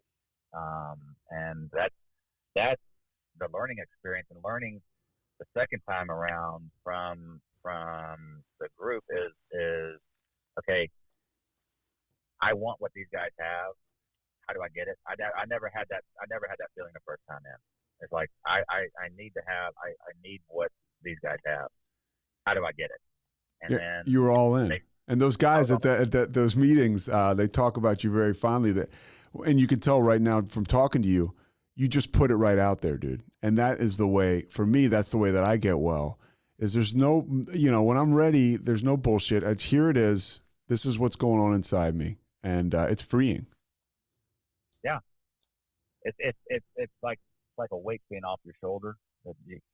If you find the right guys that you can actually say that to, it's such a relief. And for me, it's I I don't want to let myself down, but I don't want to let these guys down by going out again. That's kind of the way I looked at it when I first started. Was if I come back into this room and have gone out, I'm going to be. It's embarrassing. It's blah blah blah blah, and I just didn't want that feeling. I wasn't gonna let them down. Well, I want to get back to. I got you for a little bit longer here. I could keep you all day, and I've been selfish here because I've gone way deep into the sports thing. But one thing that you mentioned in the book is in 2014, you come home and your wife confronts you, and you leave home. She confronts you about drinking, and you leave. And you drive down to the ranch, I guess you had in Kerrville, which is outside San Antonio for people that don't know Texas. And you're thinking about taking your own life. And the reason I bring that up is because being a guy who just knows a little bit about sports history, I was always fascinated. Donnie Moore, who gave up that home run, he took his own life. Yeah. And I don't know what role drug played. I don't know if but now you're at the same intersection, dude. And what happens when you don't take your life and you decide to turn it over, and whether it's keep fighting or bring God in? What happens on those couple nights before you go back home? I'm driving, and I hear a song on the radio, and because the whole thing is I looked into my wife's eyes and saw the hurt and the disappointment again for like the 100th time, and I left. I'm driving down the road, and a song comes on, and it was like, and the words were, what's the song? That's the thing, I can't find it. Okay. But the gist of the song is, "Mama, what did he say to make you stay?" It's like, to me, that hit me really hard. What did he say to make you stay? Because I know she was going to leave. I knew Deb was going to leave. And so that song kind of gave me a hope that I could say something or do something that would make her stay. And so that curbed my intent of what that drive was about. And so then it was just trying to figure me out for the time that I was gone, and that was that was my that led to my first attempt at sobriety. Which even though we're not ready, because I compare myself to you, because I compare myself in now, not out. Like, I was the same way. But it's funny, even for me, even going around that first time, I heard so much stuff, and I did see the light in these people's eyes. I was like, this shit's working for them. I was like, but not for me. I think even those failed attempts, we can build on those. Oh yeah, without a doubt. And you know where to go. I mean, for people listening to this right now, to go to a meeting is huge if you already have or you're struggling, because you know where the meeting is. You go there. It's like a door you break through. And now you don't want to go back out because you could get drunk and you could die. But once you go, you know where to go. Far away isn't far away anymore if you've been there, Yeah, like you said, it gives you a place to go. Like with my first attempt, I went to some place that I wasn't used to going to, that I wasn't comfortable at. The second time, I went to a place that I was familiar with being a church, because I was at that church for 20 some odd years. Yeah. And the fear wasn't AA. The fear was going to that church and being in an AA meeting and having somebody see you, right? Yeah. Yeah, and sure enough, I'm there for a little while, and my fear comes to fruition. My wife's best friend's husband was there one night when I was there for an AA meeting, and he just looked at me and he goes, "What are you doing here?" I just looked at him and I said, "I'm going to an AA meeting." He just looked at me and said, Good for you. And that was like, okay. I just got goosebumps when I remember that happening. How has it changed for you, Calvin? Like with going public, quote unquote, air quotes, it's not like you've gone to, go tell them on the mount, but now it's something you're very open about and you can help other people. That's the whole idea is because, in AA it's service and being of service. And that's what I'm hoping that I can do. If I can help one person, I've done my job. Not that I don't want to help more, but one person will help another person, and it's like it's giving back, and that is the whole idea behind AA is helping one person get sober, and then you go on from there, and the whole thing with this is helping people. What are some of the things, or the one major thing that you did along the ride, getting sober in recovery, that you're most proud of? Being able to get up at that one meeting. Actually, the first meeting I led was because my sponsor made me lead a meeting one time, and I was like petrified because I really don't like getting up in front of people. I don't know if you saw me before the meeting you were at. I was shaking. I was nervous, and now I can do this over the phone all day long. Q&As, I can deal with Q&As, but that first meeting where I led the meeting, that was pretty cool. I was petrified, but once I got going on it, then. Because it's like the first time I actually really told kind of my story, just because it's a short introduction type thing. But that's when I started to open things. Things started to open up, and I started to feel a little more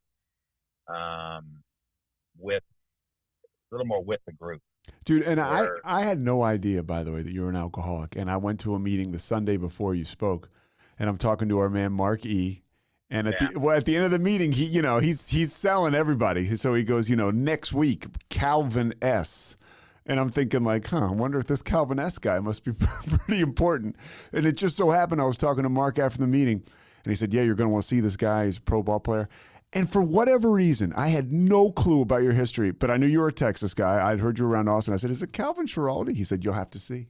And lo and behold, it was. I mean, it's so cool to see you and for you to come out and humanize that, to say, hey, I get nervous to speak in public. You pitched in the World Series. You're a great major league player, But it's still it's something that I'm not comfortable with. I've never been that kind of person. No, it's still uncomfortable, but it's something that I have to do. Do you find yourself like the self-esteem building the more and more you do that? Oh yeah, without a doubt. It's all about comfort, and I'm getting more comfortable, especially writing that book. I threw it all out there in the book, so I've got nothing else to hide. So there it is. You either like it or you don't, or you either like me or you don't. You talked about in the book people emailing you a lot. Assholes, dude, emailing you that can't let it go. And you say in the book, a normal person would have let these emails go and just hit delete. And you were like drawn to them. It's like that sick alcoholic mind. Like you lived in that torture. Well, I got some not too long ago. The same guy did the 30 for watched the 30 for 30, and he sends me a list of emails, and I still have them. Fuck that guy, right? Oh yeah, exactly. But now I laugh at it. Yeah, exactly. And now I'm laughing because I think this guy's a 40-year-old dude living in his mom's basement, fat and just all he does is sit on his computer. Well, and that's exactly probably what he is. I mean, if he's not exactly that, he's some version of that, mentally or emotionally. And nowadays, you there? Mikey, stick with me, all right? I'll call him right back. We'll wrap up soon. I don't know where I lost you. That's okay. Pretty much we were talking about, that guy and who that person is in general, that person that sends those emails. You had it rough in a sense where mental health, and not that you had mental health issues, but we went through a rough time and alcoholism and all that stuff. Nowadays, everybody's coming out, into the light. I mean, if, Simone Biles leaves the Olympics, everybody's like worried about her, Yeah. It was your era was a lot different. A lot different. Yeah. That didn't happen back then. That was taboo to think that mentally you couldn't handle it. Yeah. Or to talk to somebody about it. Like now they got a sports therapist on speed dial. Oh yeah. They're visiting them regularly. That just wasn't the case back then. It was, man up, handle your business. I'm going to let you go soon, but how has your life changed getting sober and through sobriety? Like seeing you speak, you can just tell you got this energy coming off you. Your wife, and I think was your son there or your daughter was there? My daughter and granddaughter, yeah. Yeah, and your wife, I mean, that's unbelievable. Yeah, it's been awesome. It really has. But what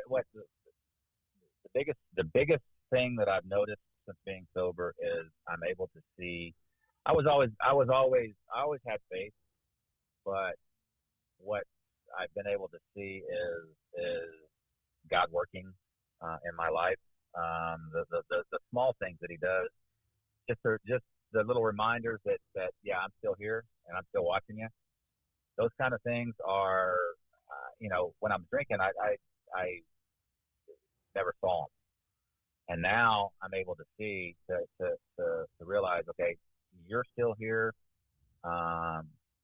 You still love me, and I'm good with that. And, that's all I need. What's your relationship like with your family now? It's pretty darn good.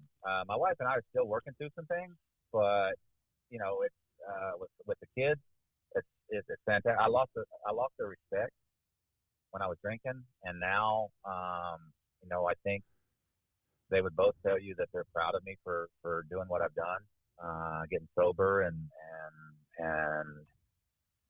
just like the personality change.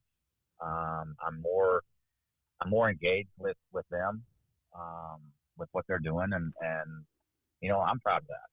Yeah, I was in a meeting today. I went to a new meeting here, and a woman who regularly comes to this meeting showed up with the guy, and it's the guy's first day, and he shares it's about his first day, and drinking has been, starting to ruin his life, or has ruined his life. He always considered himself a functional alcoholic, and he said, for those of you who don't know, and he pointed to the woman next to him, he said, she's my ex-wife. But I've seen the change in her through this program so much that I've asked her, what's up? And now here I am sitting with you guys because I know I have a drinking problem. I just didn't know where to go. And that's what happens. It's probably what your kids see in you now. Yeah. And I just, and I just want it to continue. And it's going to continue. Well, doing stuff like this, it'll continue. Here's the last thing I want to say.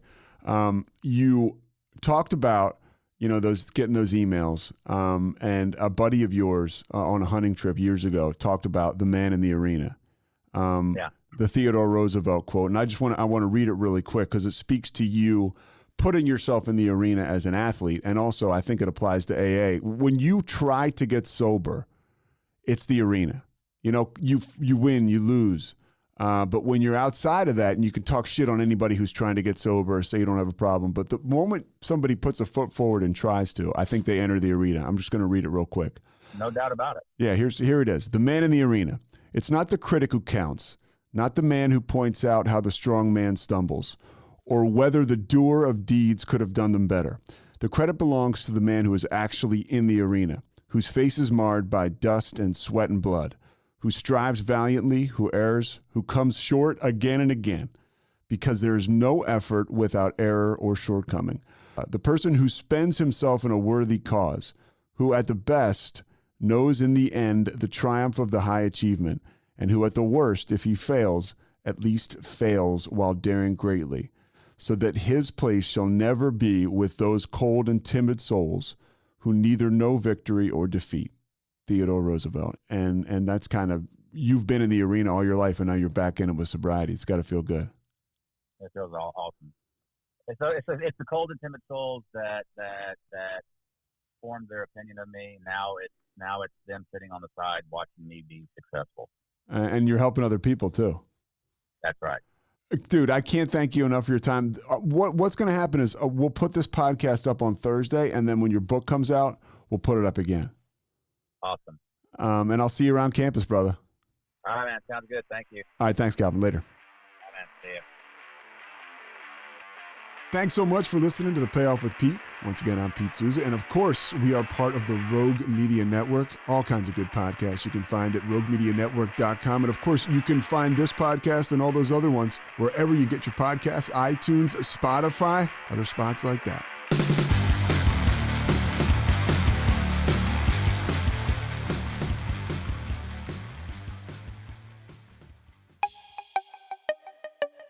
This has been a Rogue Media podcast.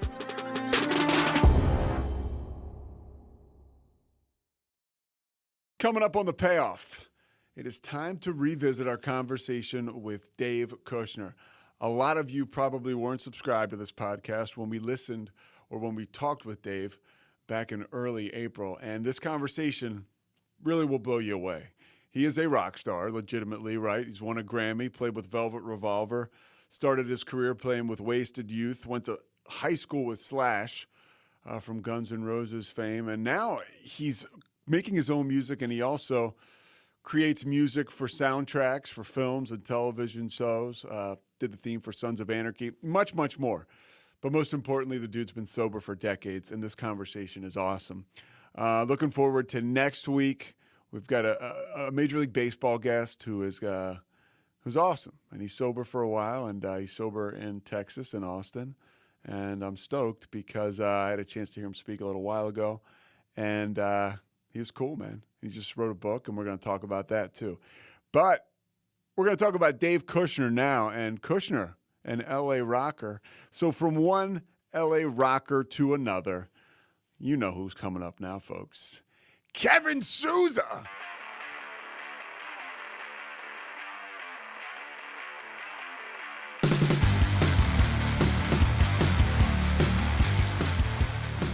Mike is, by the way, he's the producer. He's listening in. He can hear us. Say hi, Mike. What? Yeah. Hey, man. All right, Dave. Want to start? First of all, thank you so much for taking the time. Of course. It means a lot. People that carry the message, and your message starts with your sobriety date. So, can you give that to me? February 11th, 1990. So, how many? 31 years? Yep. Wow. What's it like to be sober for over 3 decades? It's crazy. I got sober when I was 23, and so I remember the point where I was like, wow, I've been sober half my life. It's just the way it is now for me. I don't really think about like how it is or how it isn't. It's just how I need to be, for me, because I know that, look, I know in my gut, in the deepest part of my being, that if I started drinking today, after I did this podcast and was like, oh man, it's really nice out, and I live in California and it's hot, and there's some beers in my refrigerator because my wife drinks, and I would drink those beers, then start drinking tequila, then probably throw up because I haven't had alcohol in my system for 31 years. Then I'd pass out, and then I'd wake up tomorrow and I'd need a Bloody Mary, to take the edge off.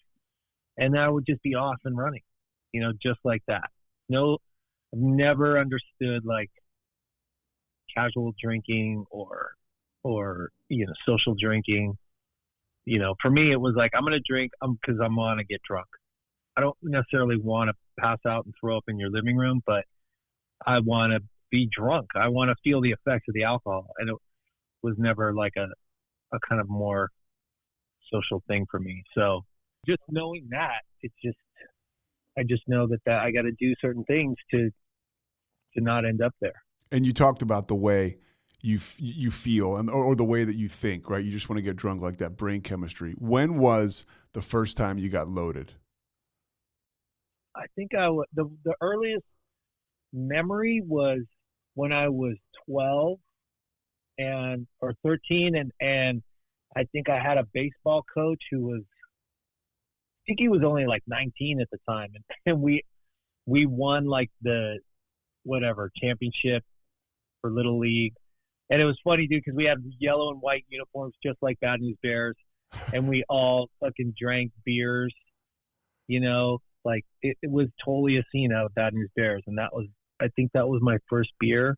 But also, you hear a lot about people that are sober and they talk about like, oh man, the first time I had a drink, I finally felt comfortable in my own skin, and I finally took all the edge off of my stress in my life, whatever stress in my life or stress of my surroundings. And that wasn't my experience. I just liked the way it made me feel, because everything was like shinier and more fun and more relaxed and whatever. But it wasn't like all of a sudden I felt like I, fit in, or all of a sudden I need this thing for the rest of my life to feel comfortable in my own skin. That just wasn't my experience. But you're 12 years old. You enjoy it, right? At that point in time, you don't feel like you need it. Whether you ever do, we'll find out. It's like the late 70s in LA? Yeah. I mean, at that point, dude, I was just playing baseball and football at public parks, and rec leagues. And that was my whole thing, going to public middle school, junior highs in the middle of Hollywood. A couple years later was when I got into punk rock, and that was like 83 or something, when, the punk scene kind of was really like flourishing, I guess, in LA, when all the bands like Black Flag and Circle Jerks and Fear and all those bands were playing like local clubs. And, then that's when it started kind of really, I don't want to say spiraling, but just got a little spiking. Yeah, it was fucking really got a lot bigger and more able to try out different things and different drugs and different kind of things. So you were in bands. You're a performer at a young age. Did you find yourself the drinking and the usage kind of progress? Not necessarily. Like I was in bands and stuff, but a lot of it I was just going to clubs, and hanging out and being a little punk rocker. And so you're just like a fan. Yeah. Well, I don't want to. Yeah, I mean, I was just into going to clubs. And the punk rock scene, they weren't really fans. You were a part of that scene. Yeah, I think so, because it was like everyone was kind of on the same level. You know what I mean? Like the bands would get off stage and then they come in the crowd and then they just hang out, and everyone was kind of, because it's kind of the antithesis of that putting something on a pedestal kind of mentality. It's like everyone's one. And I just hung out a lot, see the same group of people. We're all friends. We go to see bands. We play in bands. We drink. We, do drugs at clubs. And did you feel like at any point during this time, and this is maybe before you perform or start performing, that you're starting to just kind of use it to feel better, or you're using it to be in front of people or in relationships? I didn't consciously do that at that point. It's so weird, man. When it really, I remember like being in like ninth grade, maybe, is where I started like smoking pot and drinking more, and like after school, sometimes even before school. And it was just something that was fun to do, that made me feel different and relaxed, and, like why people just smoke pot or whatever. And, and then the harder drugs just were so readily available in that scene, so easy to get and so inexpensive. And there were so many people at those clubs that just had stuff, whether it was acid or PCP or pills or whatever. And hardcore. Yeah, coke, heroin, whatever. And so people just did it, and it was just kind of like, oh, this is going to be fun, and really that was the mentality. And it was fun until it wasn't, later. But at that point, it was just, it was just a good time in, a scene where it was acceptable. I want to backtrack a little bit. Was there alcoholism in your family at all? Like for me, it's all over my family, my dad's side. So like my mom used to give us a heads up, like, hey, you've got this stuff. You need to look out for it. Did you have any awareness of anything in your family if it was there? The only one that really had I think that was really alcoholic was my grandfather, or my mom's dad, where I'd heard some stories where he was pretty gnarly. Like, there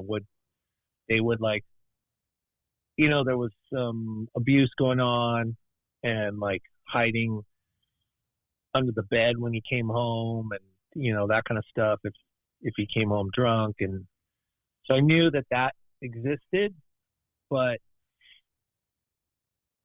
not really for my mom and dad. And it's funny, I remember I had this buddy Victor, he was from New York, and he had that kind of childhood growing up, like what I described that my mom had, where he had the alcoholic dad and the alcoholic mom, or the severely Al-Anon mom and the alcoholic dad. And and the thing is, dude, the thing about being sober and doing certain, whatever road you choose to go down to achieve and maintain your sobriety,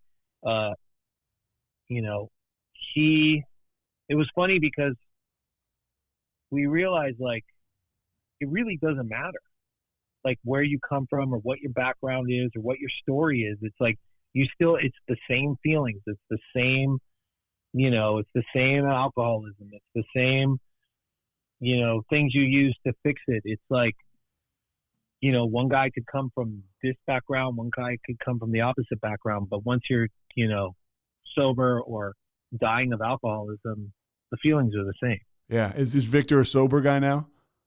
Yeah. Victor's got 25 years or something. When did you start to see it getting out of control, where there's a point, not necessarily the jumping off point, right? Like in the literature, but even the point where, man, I'm losing my grip on this.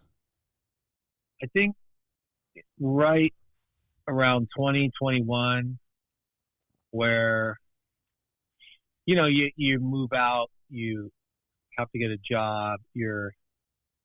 I had this kind of whatever jobs at first, in 17 and 18, working at theaters or, at a donut shop or, what a pizza delivery guy. I remember I ended up working at Tower Video in Hollywood, across the street from Tower Records. And that's kind of when I noticed it, because I think because my life was settling into a more regular thing where I, worked 9 to 5, Monday through Friday.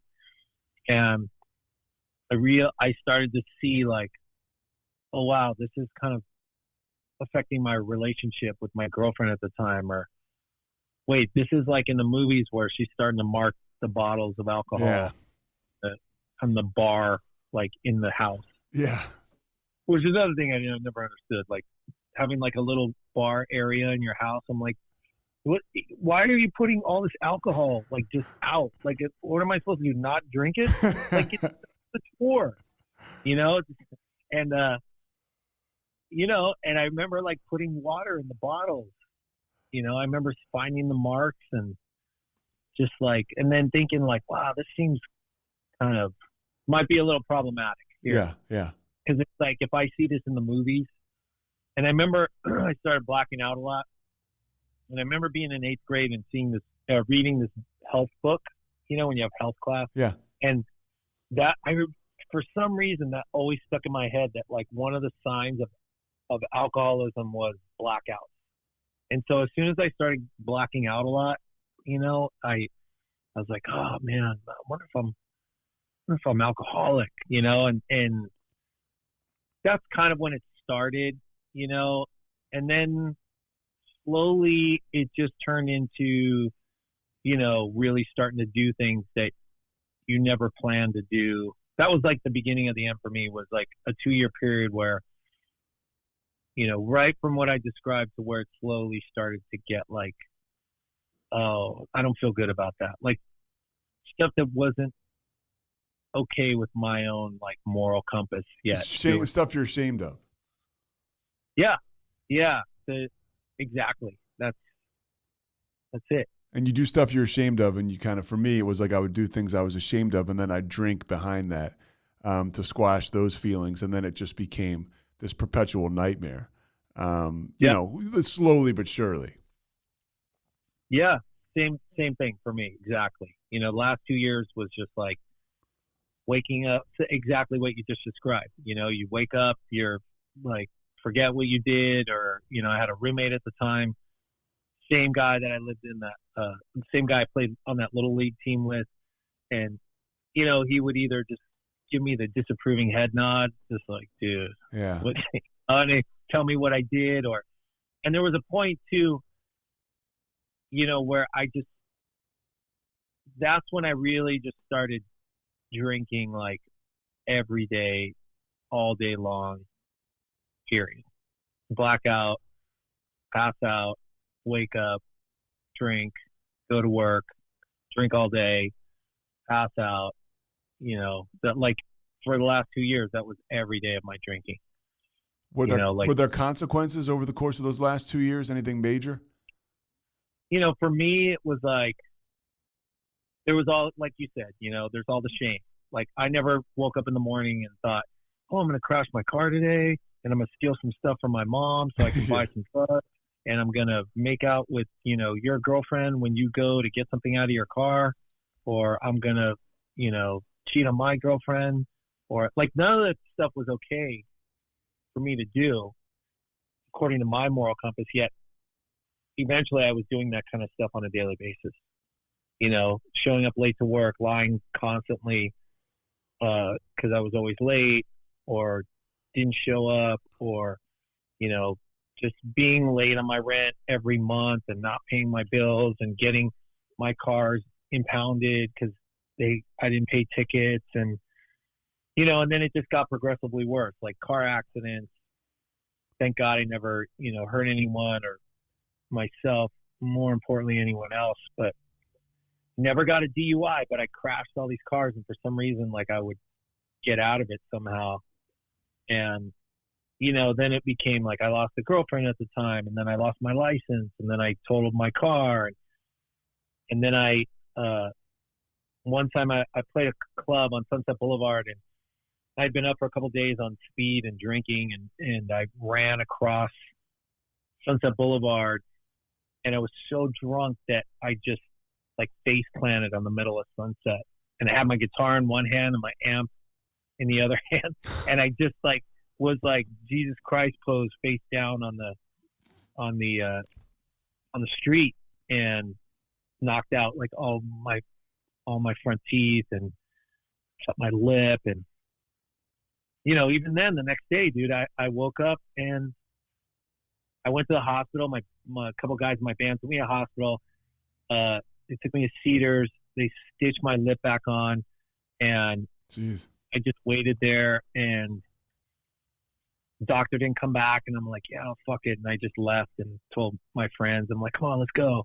And we left, and the next morning, I was trying to drink a 40-ouncer of St. Ides, but my lip was so swollen, it was touching my nose, and it just all dribbled down my shirt.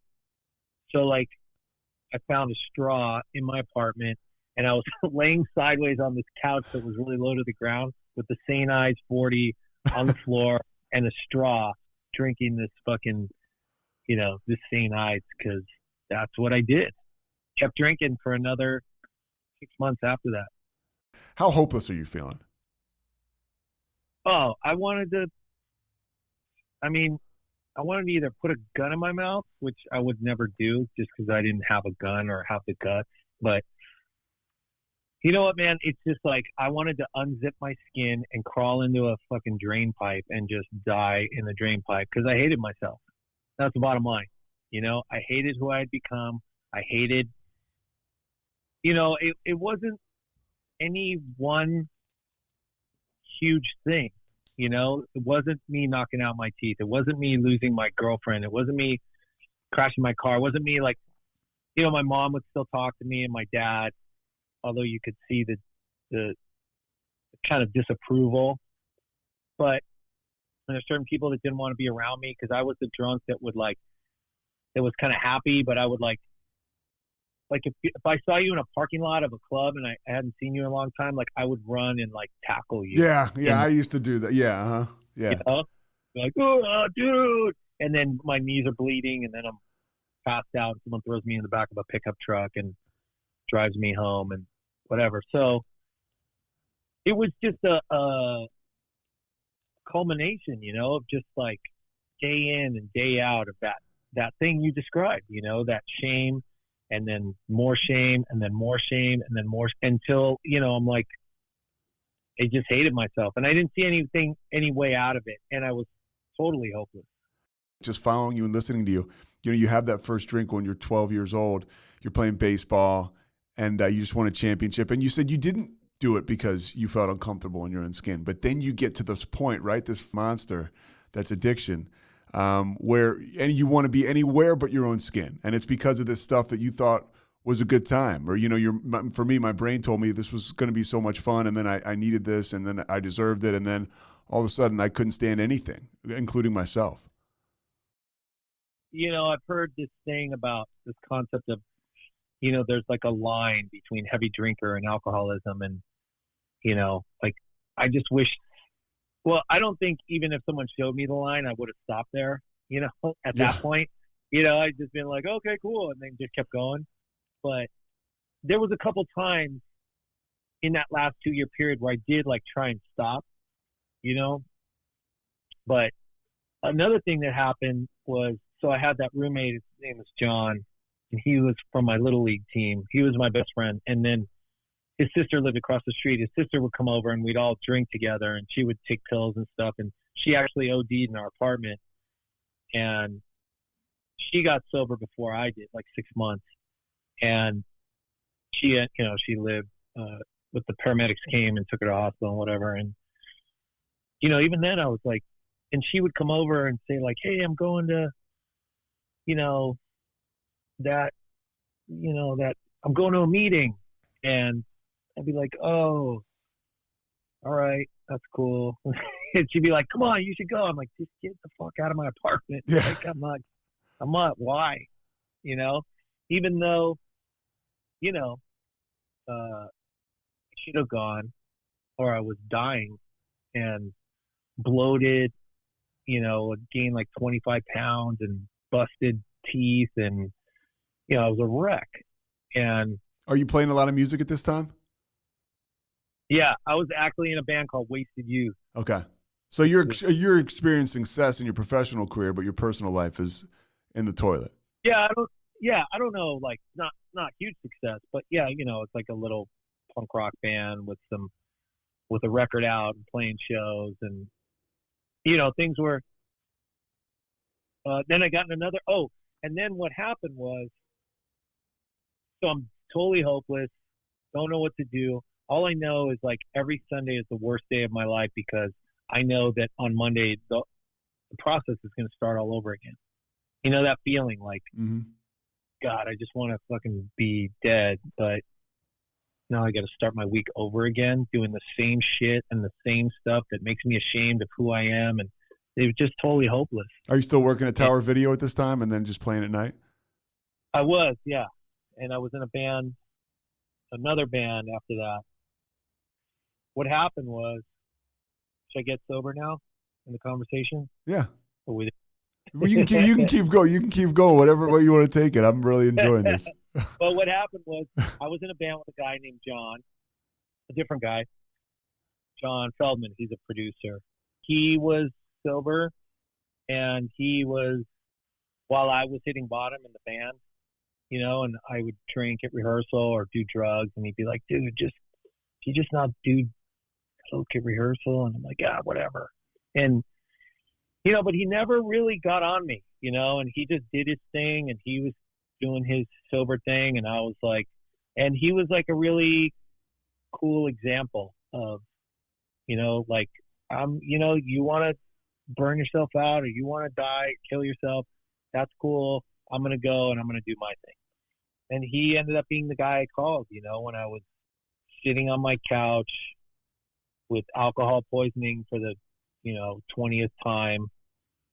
And, I had that moment of, I guess, a moment of clarity, as corny as that sounds, but I was sitting on a couch trying to drink this Miller Genuine Draft because I knew that that's the only thing in the world that's going to make me feel better. Yeah. But at the same time, I couldn't physically keep it down because I was, had alcohol poisoning. And I was just sitting there like at this impasse of like, fuck, I can't imagine living the rest of my life like this. But I also can't imagine not drinking for the rest of my life. And I was just, kind of sitting there like with this half-drank beer in my lap and trying to figure out how to keep it down. And I ended up calling John. And I just was like, dude, I think I want to go, to a meeting. And it was great. He was so excited. Like, he was just like, yeah. Really? He's like, okay, well, let's go. Okay, so just don't drink today. I'm like, I already drank. He's like, all right, well, that's okay. Go to sleep, and then tomorrow I'm going to come pick you up, and we're going to go to a meeting. And I was like, oh, okay, cool.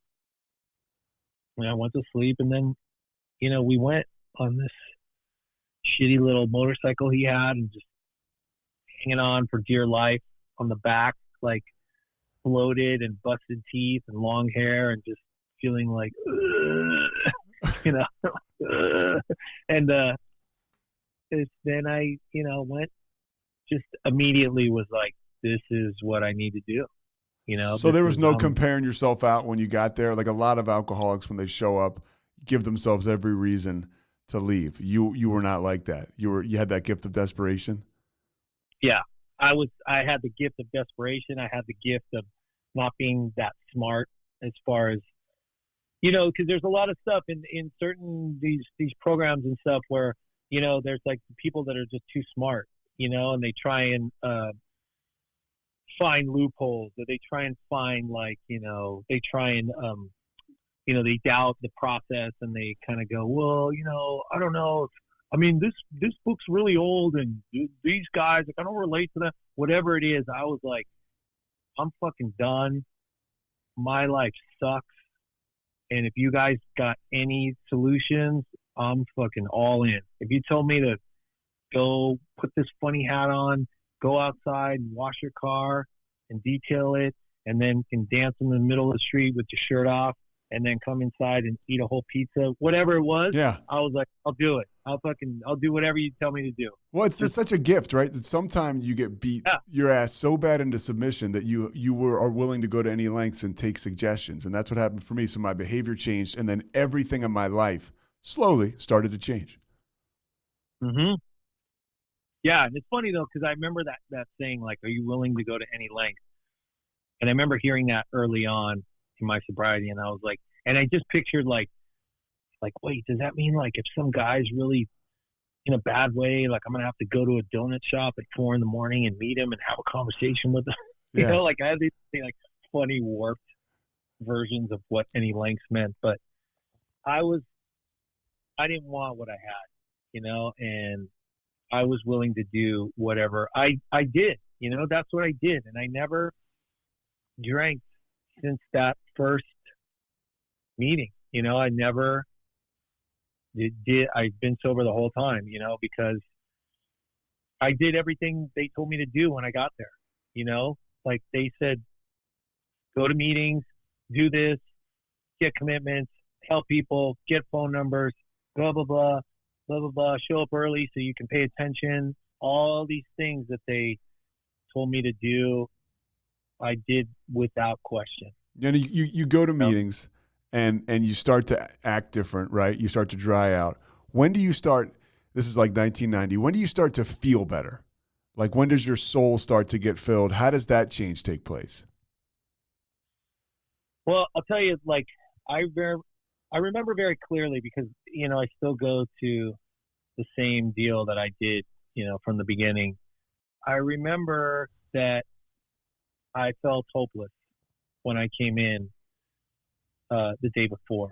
A couple of things I remember from that early sobriety was, one thing I remember when I came in was they said, you never have to feel as hopeless as you did the day before you got sober ever again. And I can say, in all honesty, in the last 31 years, I've never felt that hopeless and that shitty any days in the last 31 years.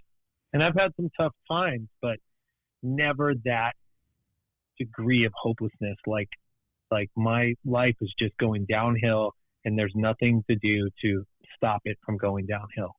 But I remember feeling like a scumbag because of all the stuff I had done, all that shame, that those, years of shame piling up. So it's like, it's tricky because you come in and you're like, now I just feel like a sober scumbag, because your head tells you like, you're still that guy that did all those shitty things. And so, luckily at those meetings, there's a lot of tools to remedy that and to deal with that feeling of feeling like a scumbag. And, also, like I felt hopeless, but I would get these like windows of hope every day. Like I'd get 10 minutes, like, oh, maybe it's going to be okay. Yeah. And I'd feel kind of shitty the rest of the day. And then, it'd be 15 minutes and then it'd be 5 minutes. And then and that just kept slowly, increasing. And the amount of hope that I would get, sometimes it was for an hour and a half at a meeting where I wasn't thinking about my life and my shitty situation and myself and whatever. And I was just hearing stories and meeting people and just being like, oh man, this feels good, or hanging out with other sober dudes. Luckily I was in a band with a guy who was sober. He was in his first year, and then we got a record deal and we got to go on tour together. And I learned so much from that guy because he was really diligent about finding meetings and going to meetings on the road and, looking shit up in the phone book and being like, all right, dude, I found a meeting. You want to go? And I'd be like, no. Every time. He's just wired to say no. And yeah. He'd be like, all right, cool. Well, I'm going to go anyway. I'd be like, oh, okay, I'll go. And that's the best part, when you become wired to say yes and you start to flex that muscle. Like if I go out of town and I travel, I am pretty good at looking it up online, when we could go in person, and just I have smart feet. Just go to the meeting and figure everything else out later. Because a lot of times I've sat outside meetings and been like, I don't want to go in there. These people aren't like me. And like, it's like, just park the car and go inside. And it changes everything. And you do that enough times, right? You've got a body of work to build on. Yeah. I love that thing, dude, smart feet, because it's like, I've heard it so much and it's just like, it really is, that contrary action. Like, look, I accepted from the beginning, like I have alcoholism and it's this thing that lives in me that's trying to kill me, period. The reason I'm talking to you today is because I don't want to die of alcoholism. You know what I mean? Like, that's why after all this time, I'm still, if someone says, hey, you want to talk to, I got a buddy and he does a podcast and it's about, sobriety and blah, blah. And I'm like, okay, cool. Otherwise I'd be like, all right, thanks. I'm good. I'm going to go on with my life now. But I just feel like I know, like I said in the beginning, I still have this thing, and this thing affects my thinking as well, and it's like you perfectly described it. I can be at a meeting that I go to on a regular basis, and if my head's not right, my alcoholism will tell me like, oh, well, after the meeting, it's like, oh, you don't really fit in with those guys because those guys are all still in bands and you're not really in a band anymore. And, like, those guys are all like a little older than you. That's that little clique. And it's like this whole dialogue about how I don't fit in with any of the little groups that are talking after the meeting. You'll take yourself out either way, whichever group. Yeah. And it's like, I don't fit in there. I don't fit in there. I don't fit in there. And then I just leave and then I feel sorry for myself and then whatever. And that's why I still have to do a lot of stuff I did in my first year that I learned to do, whether it's meditation and stuff like that, or going to meetings or helping other people. I still have to do that stuff because I still have alcoholism, period. And so it's just that simple to me. And it's always been that simple for me. It's like my sobriety has been very pragmatic. It's like, you tell me if you move that pile of stuff over to there, then you're going to feel better. I'm like, okay, cool. I might not move it right away, but I'm like, I pay attention. I'm like, okay, cool. Just move that over there. Yep. Okay, cool. I'm going to do it. If you show up here, you're going to feel better. Okay, cool. If you do this, read this, and do this, then you're going to feel better. Okay, cool. And that's how it's been. And it's never been wrong. That's the crazy thing. All the suggestions, all the stuff always makes me feel better. It's never been like, oh, I tried that. It actually backfired and actually felt worse. It's never happened one time. That's why I keep doing it.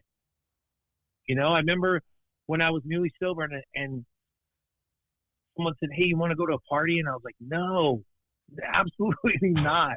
They're like, come on, it's like a sober party. I'm like, that sounds horrible, and I think I had like 2 months or something, and my sponsor at the time was like, hey, let's go to a party.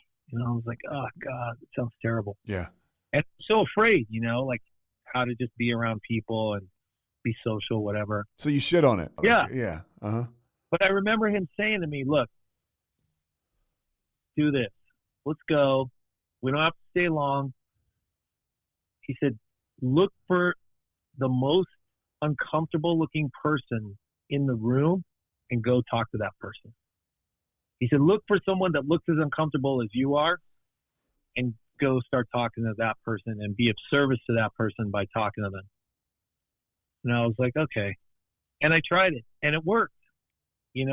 I saw some dude and he looked all fucking by himself and looked awkward and uncomfortable. And I started talking to that guy and then I felt better. And then he felt better. And I felt better because I made him feel better. You know what I mean? It's just like a fucking win-win. Yeah. And that's my experience in all of these things. If I'm helping someone, I'm not thinking about myself.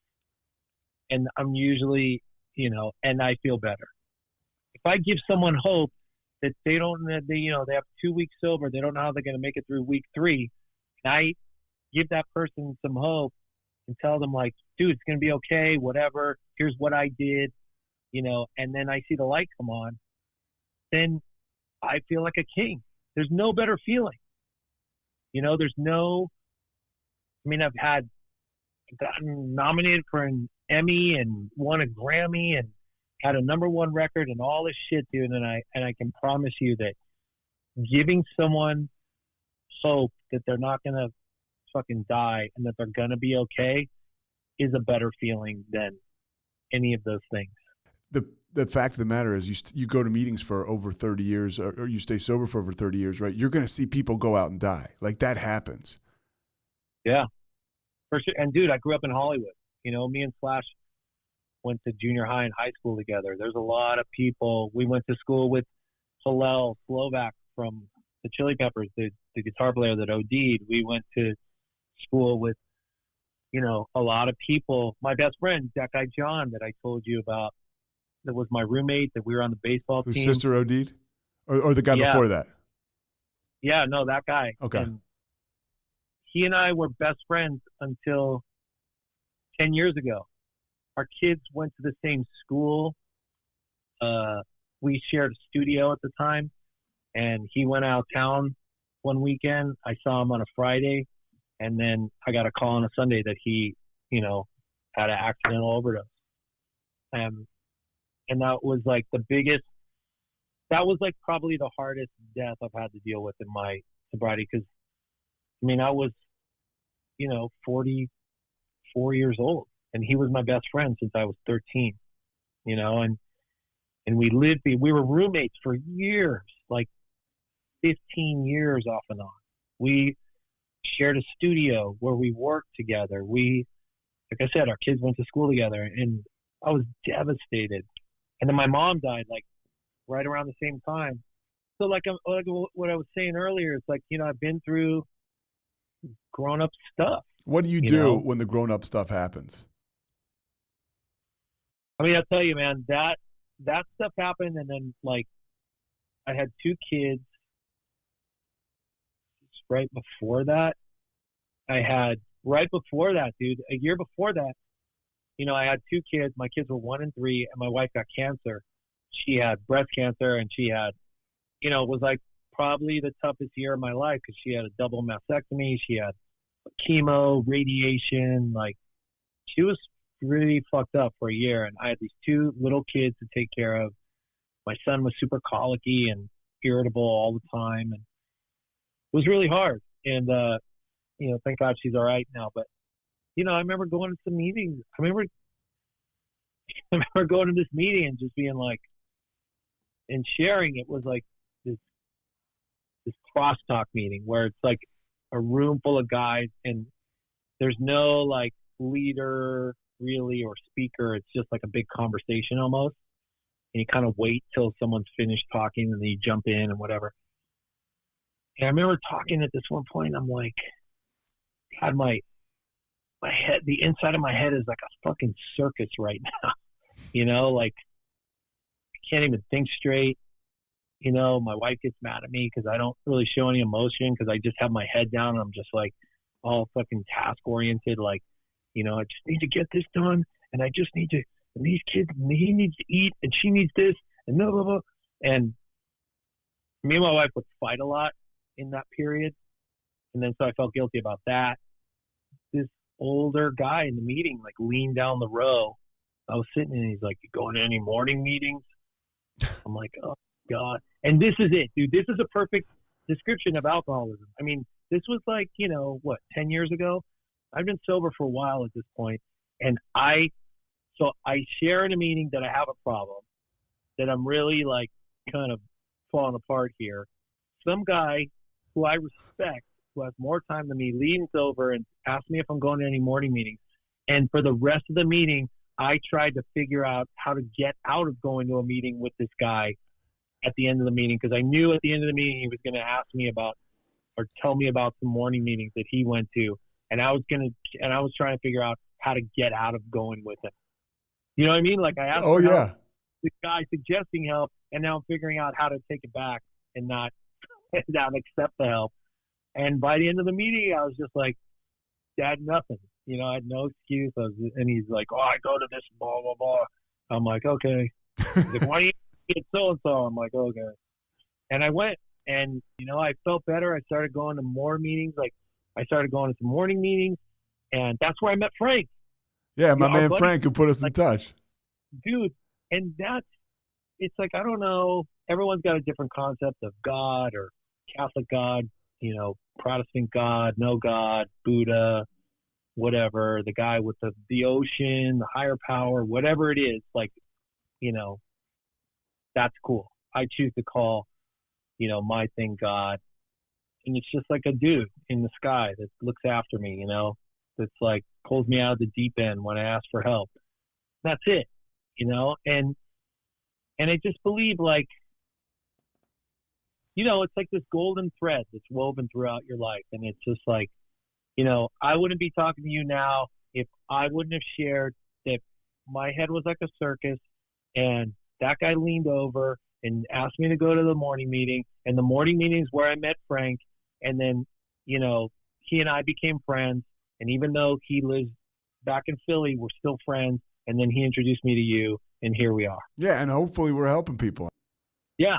And that's how my whole history of my life has been, especially since I got sober. Especially, once I got out of my own way, it all changed. I have an incredible life, and I don't always remember it, because I get so caught up in my own bullshit. Well, I don't remember how good I have it until for me, it's like I'll go to a meeting and I get recalibrated and I get perspective. I'm not programmed to think about other people. I'm not programmed to think with gratitude. I have to be around guys like you, the program and spirituality to get my head right. I mean, my first thought is wrong. We hear it all the time, but that's how I'm wired. I mean, I got a whole body of work in drinking and using that speaks to that. And even in sobriety, right? When I'm not conditioned spiritually. Yeah, dude. And like I'll just tell this one quick story. Like, I was in Velvet Revolver, I stayed sober through the whole thing. You know, everyone else didn't at different times. And I did. And I did it through doing the same shit that I did in that first year. You know, finding meetings on the road, opening random books and reading pages and still talking to dudes and staying current with other alcoholics and doing all the same shit. I just kept my head down and did the same thing. And, you know, after that band was done, you know, I was like at this kind of impasse and like, fuck, what am I going to do? And I remember thinking like, I'm going to either like try and produce stuff, which I really had no experience doing, and then, or like be a composer. And my buddy John, the one that died, he was a composer. And you know, I just asked him like, what did you, cause that's what I learned to do in the meeting. You want to learn how to be in a monogamous relationship? Go ask that guy that's in a monogamous relationship. Yeah, 1,000%. Yeah. Don't ask your fucking friend that's sport fucking every girl that comes to, you know. And if you ask me about something and I don't have the answer, I guarantee I can find somebody else in the program that does have it. And that's how I was taught, you know, like I will do whatever I can to help you. And if I don't have experience, I'll help you find someone that does. Because I never talk about my opinion because it's just bullshit. You know, it's like, I'll tell you what I did. I'll tell you what, you know, I went through if it relates to what you're going through. And I'll tell you what I did and how it worked, you know? But, you know, I remember being at Johnny Rockets, this diner place, burger place out in LA with a few musician friends. And this guy said to me, this guy, Bob, was like, hey, I just got this job doing this, you know, for this show. It hasn't started filming yet. It's called Sons of Anarchy. And, you know, it's kind of about these bikers and it's like Hell's Angels meets The Sopranos and blah, blah, blah. And turns into a huge hit. Yeah. And we were talking about music and I'm like, oh, what about if you got bands like, because he was the composer and music supervisor. And so he's like, you know, so I started suggesting all these bands that I thought fit the vibe, like Monster Magnet and Clutch. And what about this band? And he's like, and so he said, hey, you know, if you ever want to get together and write something, you know, let's, you know, you should come over. And I was, as I'm wired, my first thought was no. Yeah. Fear. You know, like totally. I'm listening to you. I'm right there with you. Yeah, this guy's way better than I am. He's older. He's a better musician. I am fucking not capable of being in a room with one other person. And, you know, I don't want to be that exposed. I don't want him to find out like I'm not as good as I think I am or whatever. And, you know, I've been programmed here to take contrary action. And I said, yes. And I said, yeah, cool, man. And then I made it, you know, time and I went over and we wrote the theme song for Sons of Anarchy like that first day.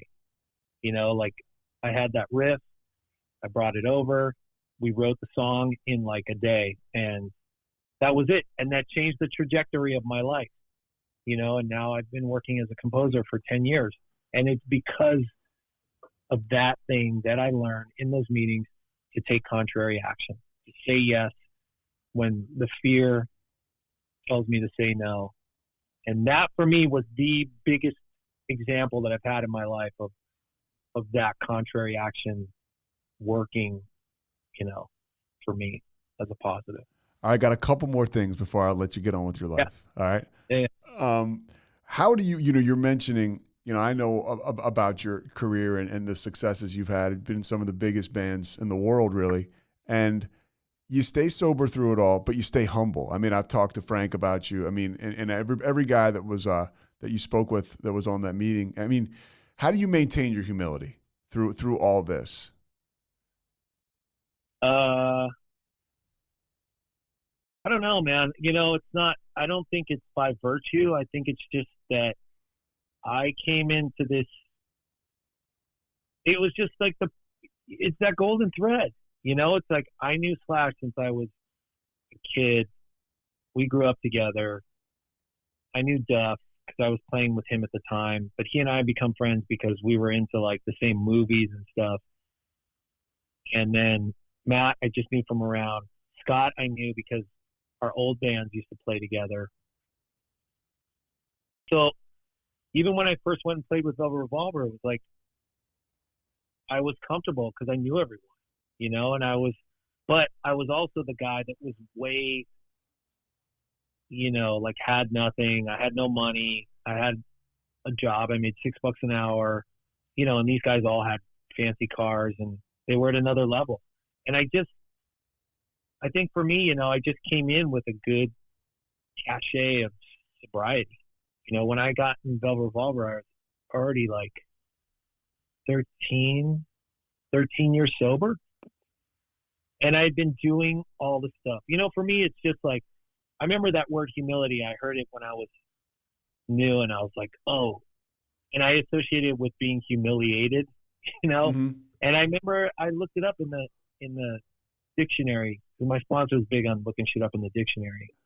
And it said, you know, being meek and being humble, and it wasn't a bad thing, you know. And for me, it was just like, I don't know, maybe I feel like I'm kind of trying to find an answer, but I don't really know. Like I've just always been, I've never had a huge ego about stuff. I've just not wired that way. And I've, you know I'm good at some things, and I know on paper I've had a lot of success but I don't know. Like I said, I had a lot of years of experience knowing that the better feeling comes from helping people rather than from getting stuff, you know, because the stuff is always temporary, and the fucking helping people is free. Yeah. You know, it's like, I have nothing. I can go to a meeting and help someone and feel better and feel like a king and still have nothing. You know what I mean? Like, it doesn't fucking matter what I have, where I'm at in my life. If I'm helping people, I'm going to feel better. Dude, and that's free. I always tell people you know, when I was at the end of my rope, I went to treatment. I had some things going before that, and I get to treatment, and I'm one of those situations, you've heard the story before. You go to a halfway house afterwards, and they tell me I have to get a job, and I ended up working at a Kentucky Fried Chicken, right? I'm like 30-something years old, and it was the most fulfilling thing for me because I would really feel on top of the world. But I had a sponsor. I was going to meetings all the time. And I sometimes look back at my sobriety and I think that's the best I ever felt. 4 months sober, busting my ass, just being grateful to be working the drive-through window. So if I'm having trouble today, you know, I got to figure some stuff out. Yeah, it's great, dude. I love that. You know, and it's like I've had the same sponsor, like some dude that helps me with everything. And for like the last 28 years, same dude. He's from Jersey, Italian dude from Jersey. And I remember when I had 3 years sober and I first started working with him, and he goes, man, now that you're sober, man, your job is to be of love and service. And I was like, what? And he goes, that's your job, man. You know, just be of love and service to people. And I was like, okay. And I remember I would call him and I'd be all upset and I'd be like, oh, this fucking guy, blah, blah, blah, blah, blah, blah. And he'd be like, what's your job, man? And I was like, oh, service. And it's that thing, dude. It's like exactly what you're talking about with 4 months at KFC. It's like, if I can get out of my own way, put my ego aside and just think, how am I going to help this person? And if I live my life like that, and obviously I'm no saint and I fuck up all the time and I, you know, yell at my kids sometimes or fight with my wife and whatever, but if I can always, you know, do the work to recalibrate and go like, okay, how am I going to, like right now I'm in my studio, it's in my house, how am I going to walk out of this room and help my family? How am I going to be of service to whoever I run into first? Then I'm not thinking about myself and what I want to do next and what I want to get and how am I going to get it and how am I going to get time to fucking stare at my phone for God knows how long, like all this inane bullshit that I think is important, instead of, oh, I have that buddy of mine that just went, you know, on some job in Vancouver and he's stuck in quarantine, you know, in a 14-day quarantine, And I got to call that guy back. He's sober, and he's just sitting there in the fucking room by himself. Oh, yeah. I'm going to help that guy by seeing how he's doing, because he's just stuck in a hotel room for 14 days. That's the kind of shit where that's how I stay right-sized, you know? But I forget it all the time. Somebody comes into a meeting and they're just not sure, Dave. They're not sure they're an alcoholic. Somebody that's listening today and they're on the fence. Now, what do you tell somebody about the life on the other side of sobriety? Or the other side of addiction? You know, I think now that I've been here for like in the beginning, I was really like, oh, I got to save this person's life. You know, like really, it was really like a heavy thing for me. I remember I had a girlfriend and she was like, there's this guy and he's at the treatment center and he's going to leave. And, you know, I gave him your number and I was like, oh no, what am I going to do? How am I going to save his life? And I realized that I've been here for so long that it's like, I can't save anyone's life, you know, like I'm not that powerful, you know, I can help people. I can share my experience.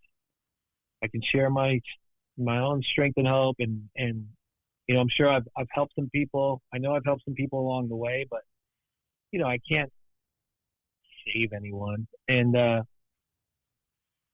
you know, it's like now I just, you know, I remember someone telling me like, look, because I would get frustrated because then I would help someone and then they'd keep going back out, like drinking again. And then they come back and I'd help them and I'd spend all this time on the phone and they'd go back out and then they'd call me and be like, can you meet me here? And I'd be like, okay. And then they wouldn't show up or whatever things. And I remember my buddy saying like, dude, you got to help the people that want help. Yeah. And like, you got to, you know, you can't just keep helping the same dude. Like, and that wasn't a good really way of telling that story. But the fact is like, you know, I remember when I was new, they would say like, just real matter of fact, like, I don't know if I'm, you know, like people that were on the fence, they'd be like, look, why don't you try this for 30 days? And if you don't like it, we'll refund your misery. That was like the greatest I heard when I was new. It's just like, try it. If you think you're alcoholic, you probably are alcoholic. If you think you have a problem, you probably do. And what's the worst that's going to happen? You might feel better if you try it for 30 days. And if not, cool. You know, what have you got to lose? It's that feeling exactly the way you feel now, which is the reason why you're here. What's your life? What's your life look like if you're still drinking and using? Oh, I'd be dead, dude, for sure. Are you asking me like me? Yeah, I mean, you just answered it. I mean, that's my answer, but I'm always curious to hear what people might say. That's exactly what I described. You know, I'd be off and running. I'd drink today. I'd throw up. I'd go out tomorrow. I'd drink a Bloody Mary just to take the edge off. I'd drink all day long, and then I'd look for some Coke so I could stay up longer, so I could drink more. And then I'd think like, oh, I never tried ecstasy. I should get some of that. And and I'd be shameful right away because have to tell my wife and my kids, you know, like, or hide it from them. And then what? I'm driving. So then the only time I could drink is whether I'm in the house and I'm hiding it from them, or I leave the house and then who knows what's going to happen. I end up in jail because I killed someone in a drunk driving accident, or it's like I'm embarrassed and ashamed to say, like, you know, like I used to drive with and I would see 3 of everything. I would have to close one eye, you know, because I would, just so I could drive. And it's like, thank God I didn't hurt anyone, you know, thank God. And, you know, so that's what I did. I don't have any delusion that I wouldn't start off right where I left off, because that's been my experience, you know. There's once in a while I see someone that goes back out and drinking and does the right about face and they're cool. And I'm like, all right, that's cool, man. You know, but for as long as I've been around, living in the same city that I grew up in, it usually doesn't work out that way. You know, it's like, it usually works out where jails, institutions, or death. They either end up back in rehab, they go to fucking jail, or they die. Yeah. You know, and unfortunately, that's in my experience way more than, yeah, I just decided I don't want to drink anymore. I'm cool. All right, cool, good. You know, if you have a drink, and look, dude, I don't have any judgment on what, you know, if someone's an alcoholic or heavy drinker or fucking drinks and throws up once in a while and, you know, whatever. I don't care. You know, like, you know, if you think you're alcoholic, then I don't know, maybe you are. Like, that's cool. If you want some help, I'll help you. You know, if you don't, that's cool. I'll still talk to you. You know, good. You want to get a burger? Cool. Let's get a burger. Whatever. Yeah, I mean, you there's guys that come in and go out, and I'm still, you know, I still hang with them. Some of them are, you know, my best friends. It's the journey, and I'm here. It's like you said, man. There's no magic wand that I'm going to wave, but I can just always be there as a friend and as a representative of sobriety. Yeah, exactly. Yeah, you want to try doing it, you know, different than, well, that's how I did it. So I'll show you how. Exactly.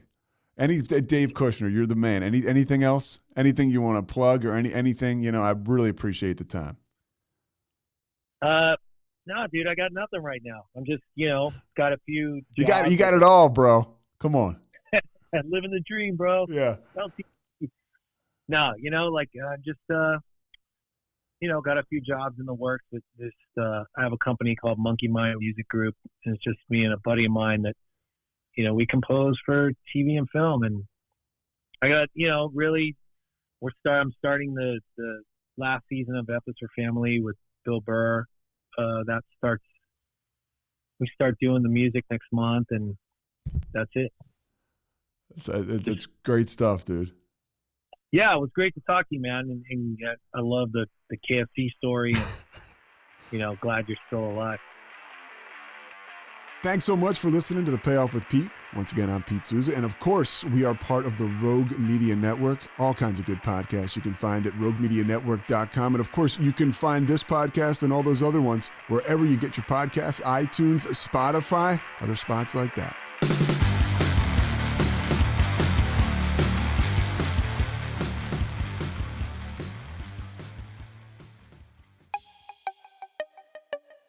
This has been a Rogue Media podcast.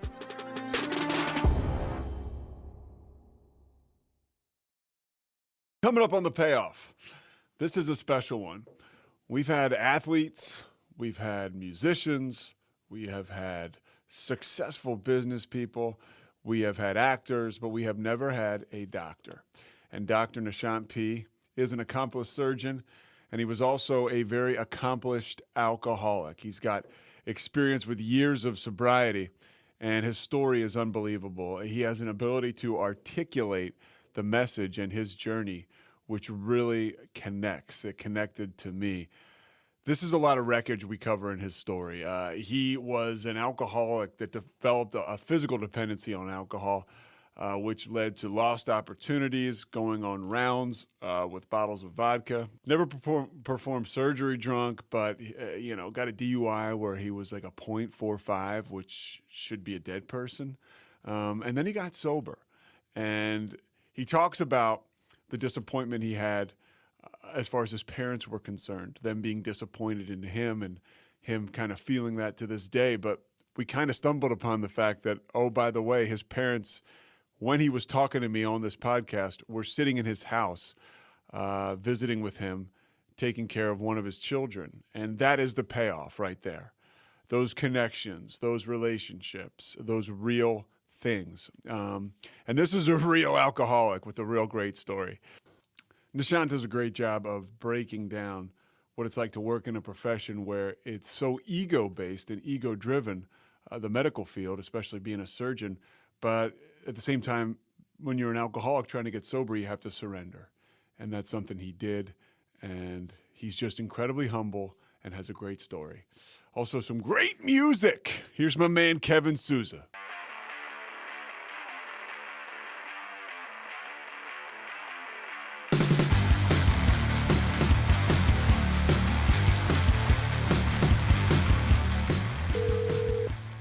Hello? Nishant. Hey, Pete. How's it going? How's it going, dude? Good. Great. Where are you right now? Virginia. I moved to Charlottesville, Virginia from LA back in January. Oh, no way. So I went to school at the University of Richmond. Oh, did you? Nice. Yeah. Yeah. So that's like an hour. We go down there a lot. I'm at UVA. Yeah, academic is it's where I'm at for now. There's a lot of kind of new challenges with academic medicine, but I like to teach for the most part. So teaching residents and med students. So that's what I do here mostly. Do you still practice? Yeah. Oh, yeah. I'm super busy, but the residents are just part of it. Yeah. Okay. So you are an endocrinologist, right? Or endourologist? Correct. So what'd you go to 17 years of school? So after college, it was, 2004, 2017. Yeah, 13 years after college. Yeah. So 13 years after college. Where'd you go to undergrad? University of Arizona. Oh, okay. In Tucson. Yeah, undergrad and med school at University of Arizona. And are you from Arizona? I am. I grew up in northern Arizona. Okay. Well, as I was saying earlier, you're our first doctor, so thank you very much. Yeah, of course. For breaking the mold. So talk to me a little bit about your upbringing. You grew up in a traditional Indian family, right? I did, yeah. My parents moved here in the late 70s from India.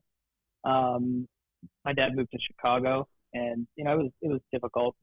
Didn't come with much money, not a lot of means, and he tried a few residencies out, got fired from a couple, didn't like the other ones, and eventually got a position at University of Chicago.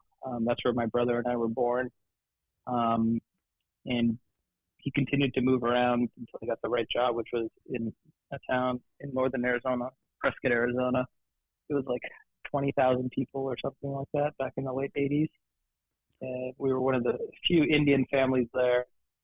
So we moved when we were young, so it's all I knew. What the hell is that like? What is that like growing up? I mean, like, you must feel unique. Like, how does that affect a young person emotionally? I had a good childhood. If I think back on it, a lot of other of my friends, colleagues, in recovery, out of recovery, didn't have great childhoods. But when I think back on it, I had a really good childhood. We grew up kind of in the woods. I had tons of friends. There was occasional issues with being, different. Some like really just minor racism stuff because we were the only Indian family. Mostly confusion of what I was. But I had lots of friends that stuck up for me. It was I can look on that time and say it was a good time. It's crazy too, like, because I had a pretty good upbringing. I mean, I had a really good upbringing. There was alcoholism in my family, which kind of played out as it did a little bit around the household and certainly in me. But I don't have any. I don't have any excuses. Right. Yeah. The growing up was fine, but there was still, and this is a common theme with alcoholics, it's just being different, just feeling it. Even though you have friends, sleepovers, parents are, you had a good relationship with your parents. It's just this inherent differentness, your uniqueness, that I think is common with a lot of alcoholics that I know. As the terminal uniqueness. Yeah, it's a terminal uniqueness. What did you feel like when you took your first drink or drugs? Or first of all, are drugs a part of your story or just alcohol? It's alcohol. Yeah, it was, going to high school, college, certainly there was dabbling in the other things, but alcohol was definitely the thing. And I was 15. My parents are not drinkers at all, but they had it for guests. It wasn't like I was surrounded by it. I've probably heard the term alcoholic and had this vision that most people have that aren't familiar with alcoholics of some poor homeless guy on the streets. But when I did drink it, I had that moment that is so well described by our sort of, oh, this is it. This is the thing that's going to help me out. Now I feel welcome, right? And it was just off to the races. I remember the first time was we took some God, I don't even know, this old scotch. And it was out of my parents' gazebo. And, I came home, I woke my cousin up, and he just clocked me right then and there. He hit you? And then, yeah, I woke him up at like 3 a.m. Be like, hey, I'm drunk. And he wasn't having any of it. And so I passed out of my bed, puked, woke up in the morning. I was like, I feel bad, but I'd like to do this again, almost immediately. And that's just not a normal response. And I kind of, in high school, started going to all these parties, and I would be that guy that just got, completely obliterated, passed out. And then I started doing this weird thing where, if I found out if I got passed out, people would take care of me. I would fake being passed out. So that's like immediate pathology right there. Yeah. So you would fake being passed out kind of to get get attention, or just to be treated a different way. Yeah, for sure. And I was, but like fully aware of what's going on, but like eyes closed and like limp, being carried out, but like feeling like a king while that was happening. It makes perfect sense. Yeah, I'm like, here I am. This is it. This is how it should be. And the whole time I'm doing this, I'm excelling at school because I had wanted to be a doctor since I was 4. My dad's a doctor, but there wasn't really any push from my family. So there was no pressure. I wanted to ask you, there's no pressure on you to become a doctor. Yeah, it wasn't like, oh, this pressure's killing me. It wasn't. And going, I got in trouble with the law at an early age. Underage drinking, trespassing, all those sorts of things, which kept me out of a lot of the, other schools that I applied to. And I ended up staying in state, which was great. I actually loved that school. Where else did you apply? First of all, you knew you wanted to be a doctor. Yeah, so I was applying, like I had the grades and the scores and all this stuff, but there's like these legal issues on my record that were very evident and very recent. Like Stanford, UCLA, all these other places.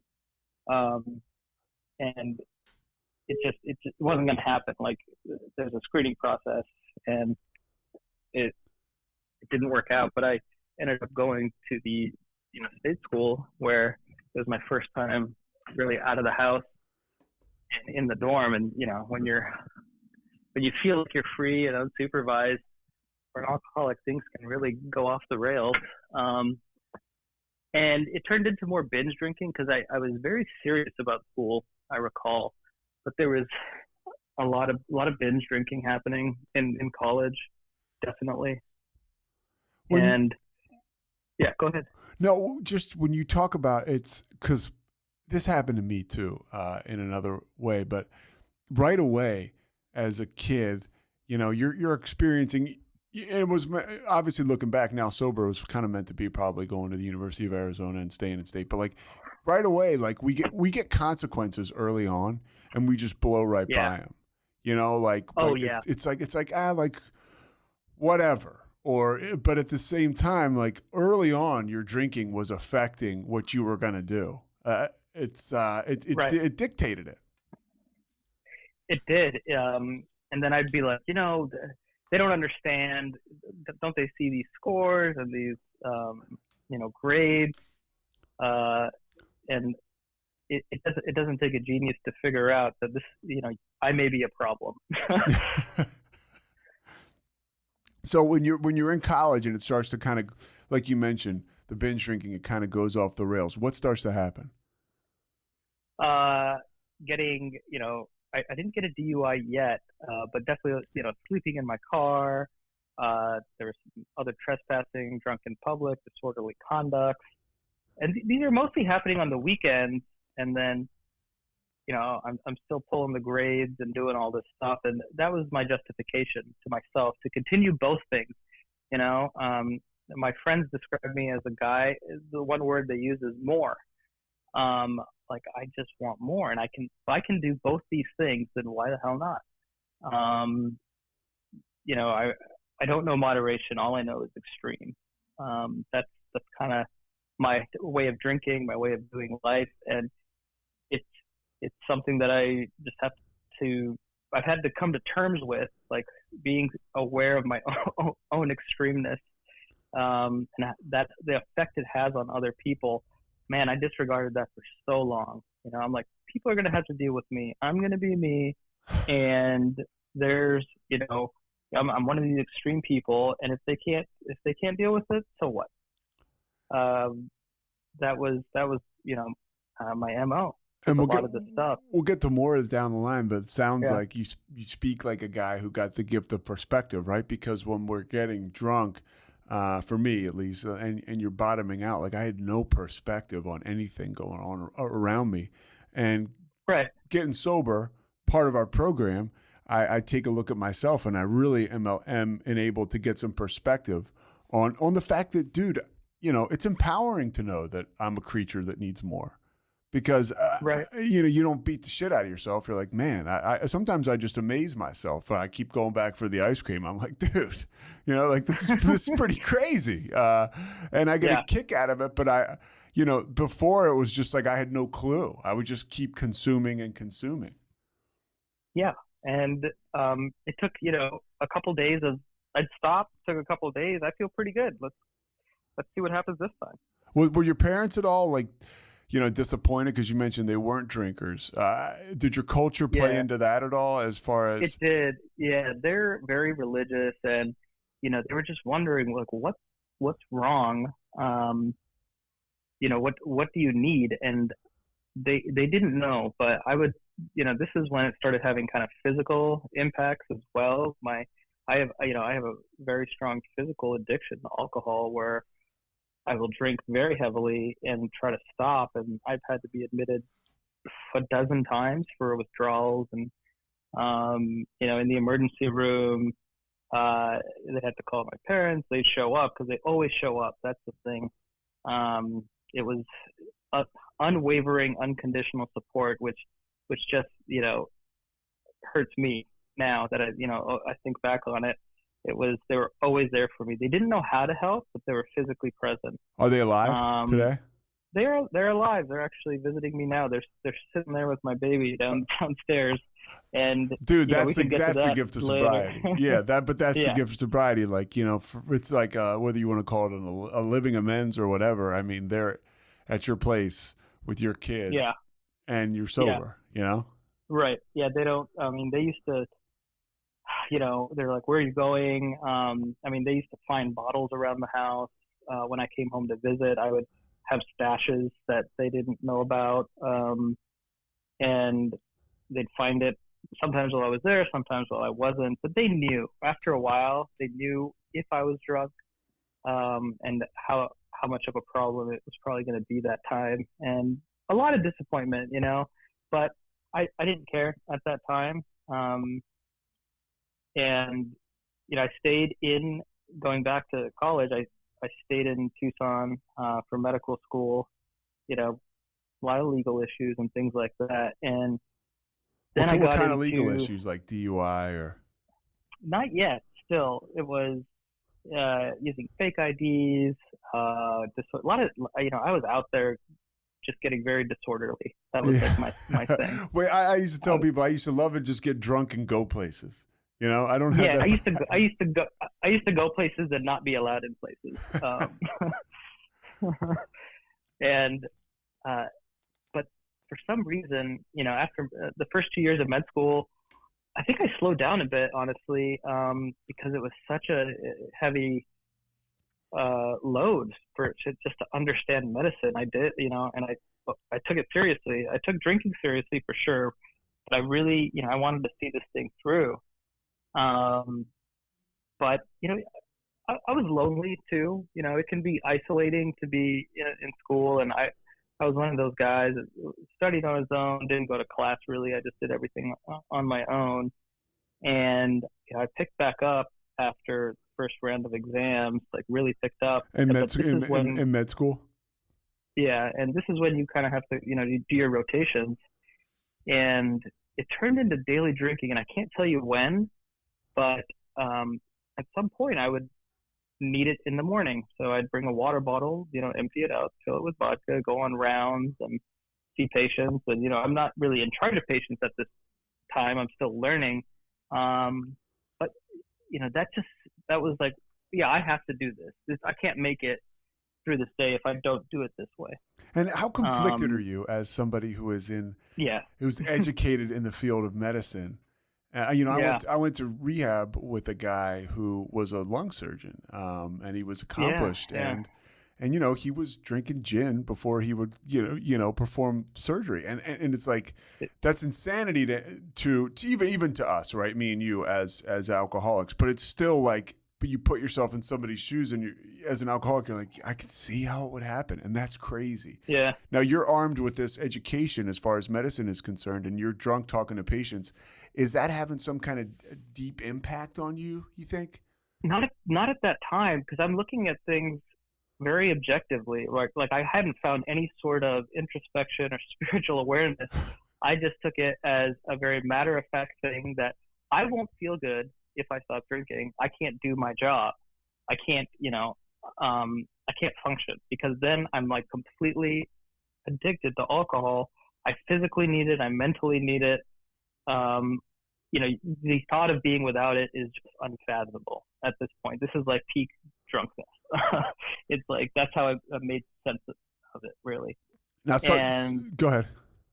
Yeah. And, I wanted to do this field of urology, which is super competitive, and, still drinking heavily. And I would show up to these interviews, drinking in the hotel room beforehand, interviewing drunk, thinking, I'm just going to come off real smooth. But now just looking back on it, I'm like, oh my gosh, everyone knew. Everyone just had to know. Did you go to the interviews where you thought, preliminary stuff, you're like, I should get this job? And even looking back, where you're like, I should have gotten that job, but you blew it in an interview face-to-face where you were loaded?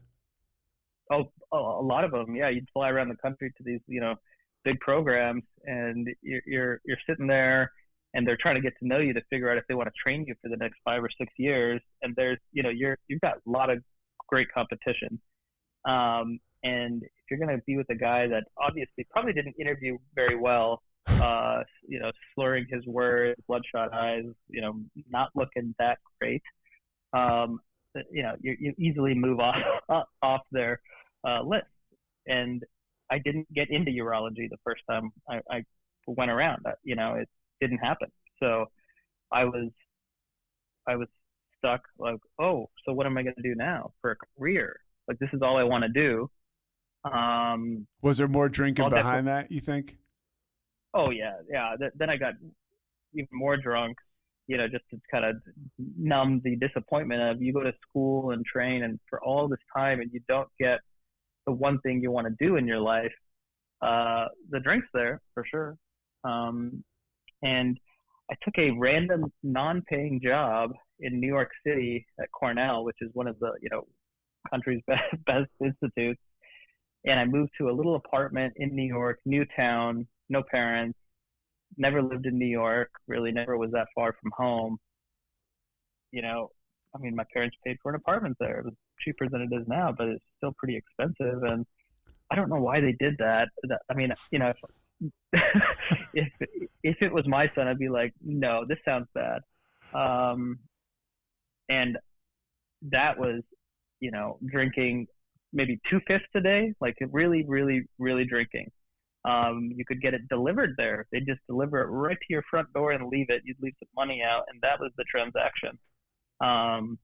And I would end up in the hospital that I worked at, 3 or 4 times. Just couldn't get it. Couldn't understand how I could live without alcohol. Had you tried at all, like, to stop, or were you just kind of like, because there was a point in time where I was just like, look, this is just who I am, and I need this stuff to function. So there was a long time where I didn't even try to stop. Yeah, you just kind of give up on stopping. You want to, it's, one of the scariest moments that, like, the things that I said is, my dad had come, and he's like, what are you feeling? Like, how do you feel? And I said, I feel nothing, man. And if I ever hear an alcoholic say that, I know that that person needs like extra support. When you start feeling nothing, no emotion, no awareness at all, that's very scary stuff. And I said that myself, and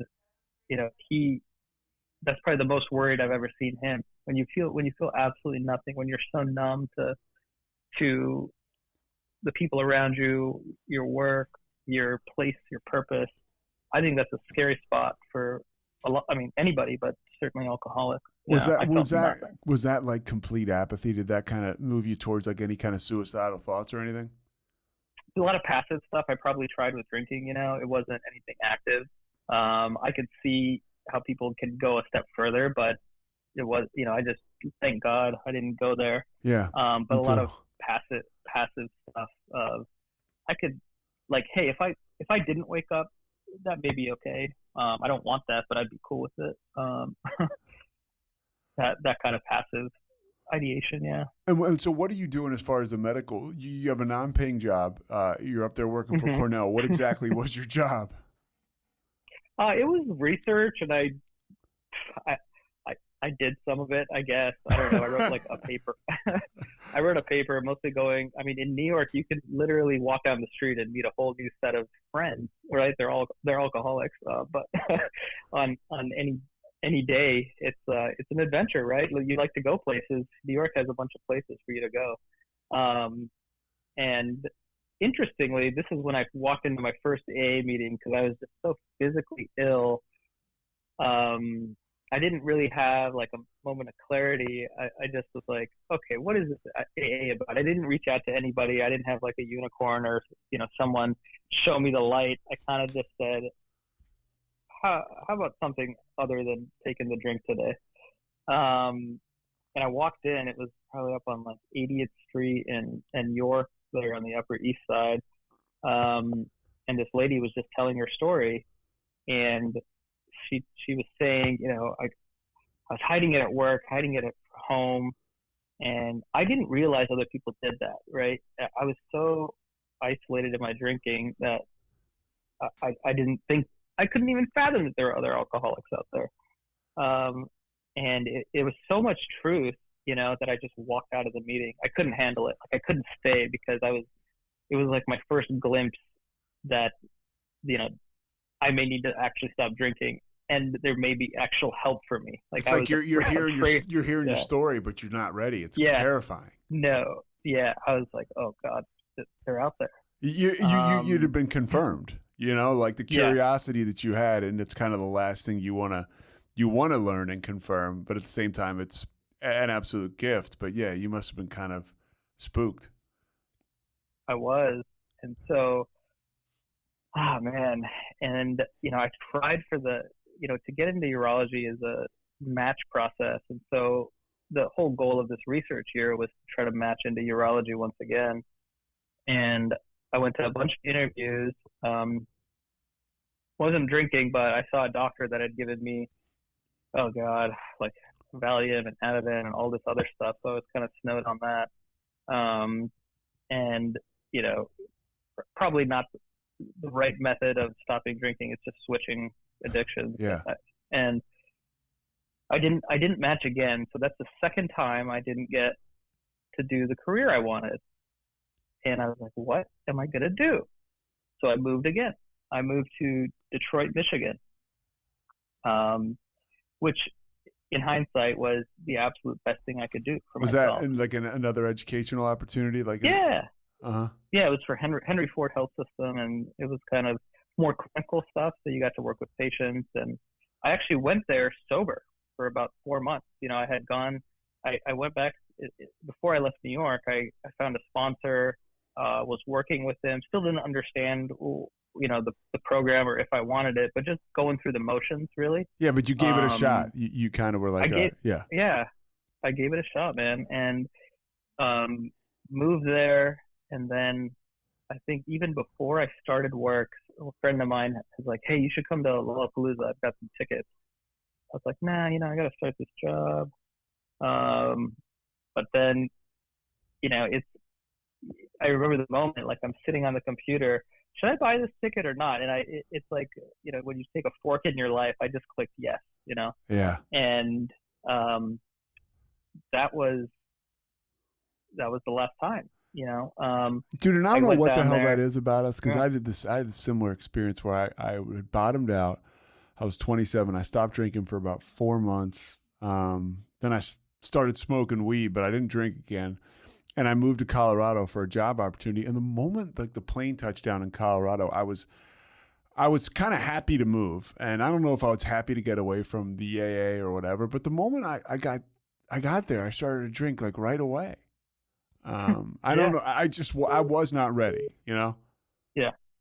If you're not ready, you're not ready. Yeah. And, we weren't protected against that drink at that time. We didn't have enough time or knowledge or reliance on a higher power. We were vulnerable and open to just doing what we knew how to do, I think. What do you say to the fact, though, that, because, dude, we could have died. I could have died many, many times. Yes, for sure. When you go back out, the fact that we make it back alive is, somebody says it's a miracle, somebody says it's whatever, but I look at it as a miracle, because going back out there, I was like you, I was putting myself at risk daily, Oh, yes, yes. Very, very much so. Although it's been 20 years since the events of 9/11, many of us can still remember it like it was yesterday. America, and the world even, has never been the same. From RogueMedia, the King of the World podcast series explores the many repercussions of that day for the American Muslim community through the journey of host Shahjahan Khan, a high school senior at the time. Shahjahan's story is something our listeners will respond to. Throughout much of his young adult life, he found himself abusing drugs and alcohol as he struggled with his mental health and his identity as a Muslim in this new America post 9/11.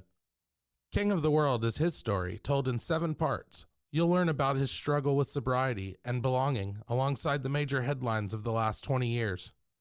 Written and produced by American Muslims, King of the World is a sometimes comical, often heartbreaking examination of adversity that all Americans need to hear. Subscribe now to King of the World wherever you get your podcasts.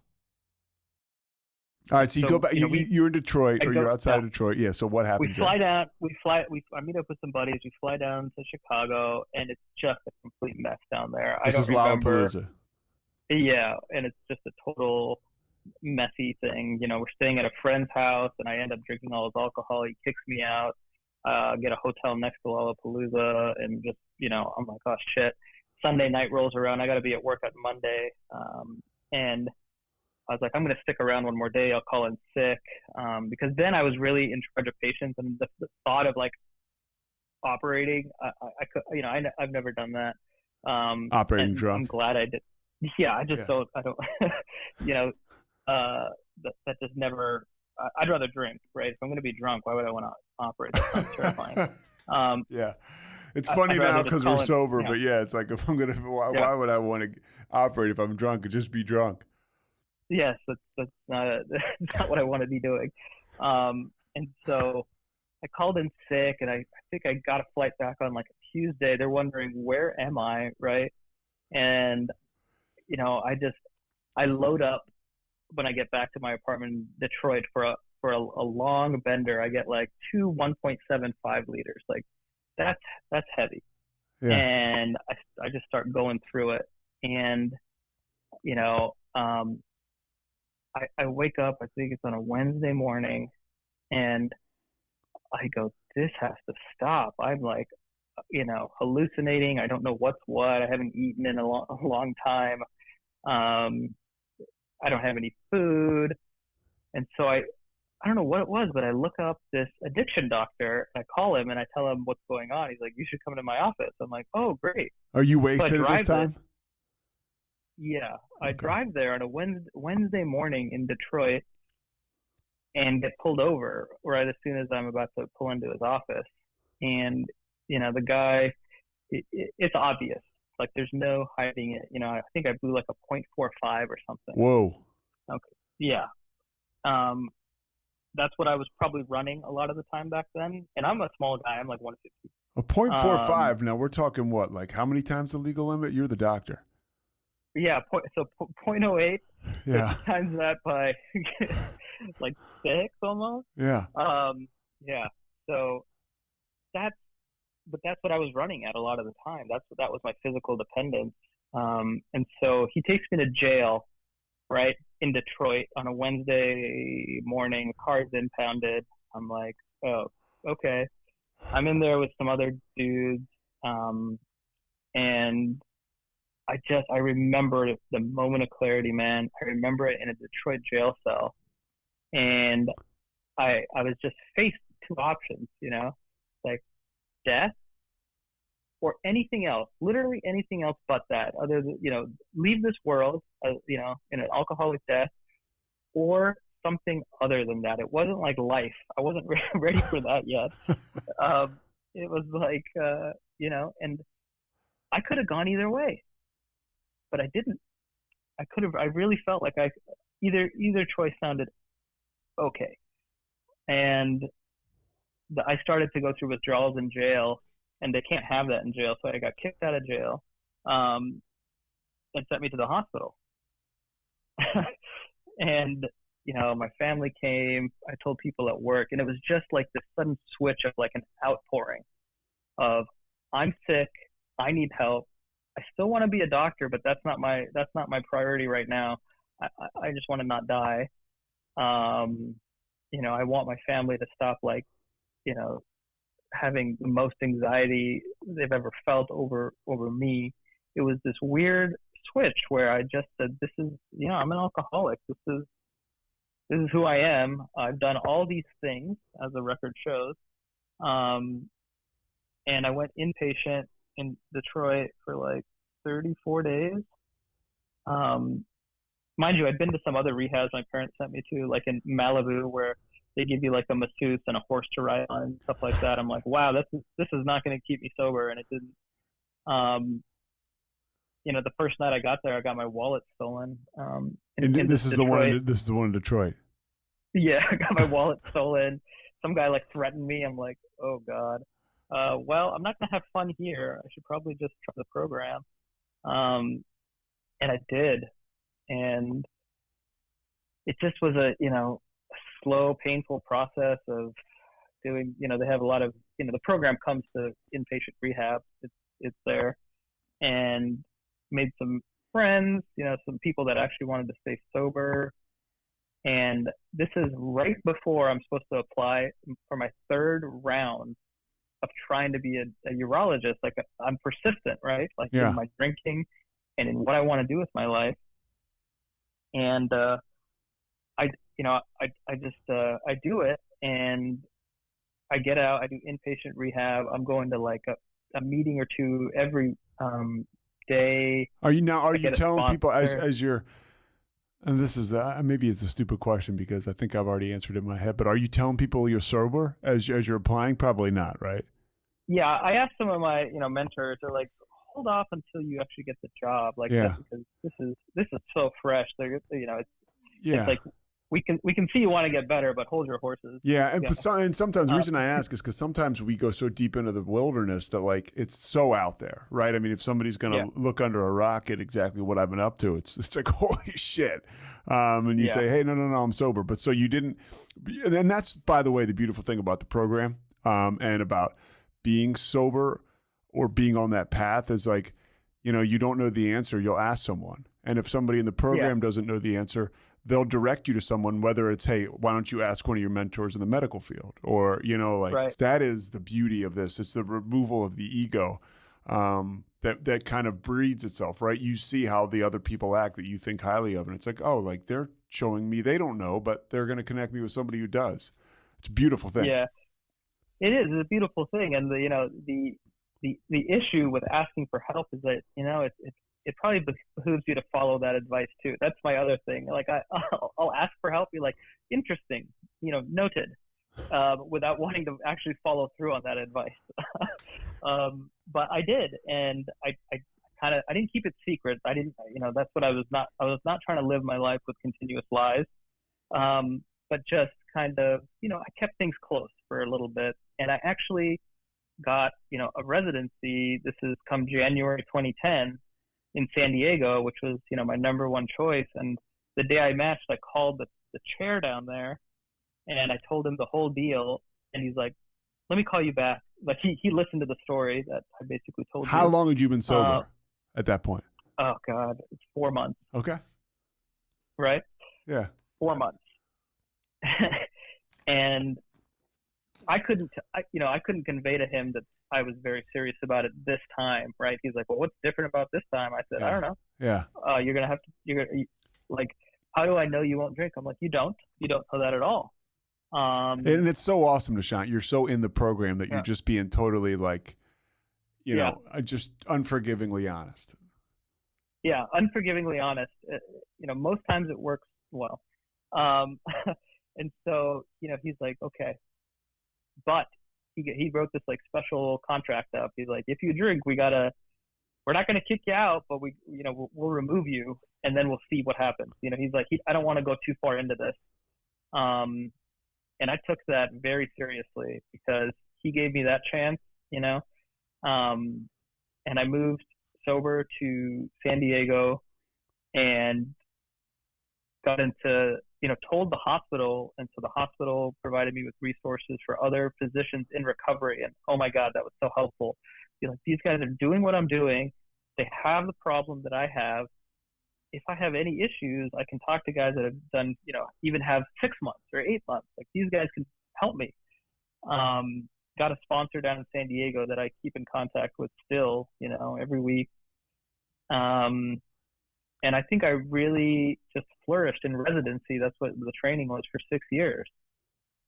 And I managed, to be sober going through this monitoring program where during my intern year, which is like the busiest, time in a surgeon's life, it's like 80 hours a week, sometimes more, where they'd have to randomly call me for a drug test every week. And it wasn't on site, of course.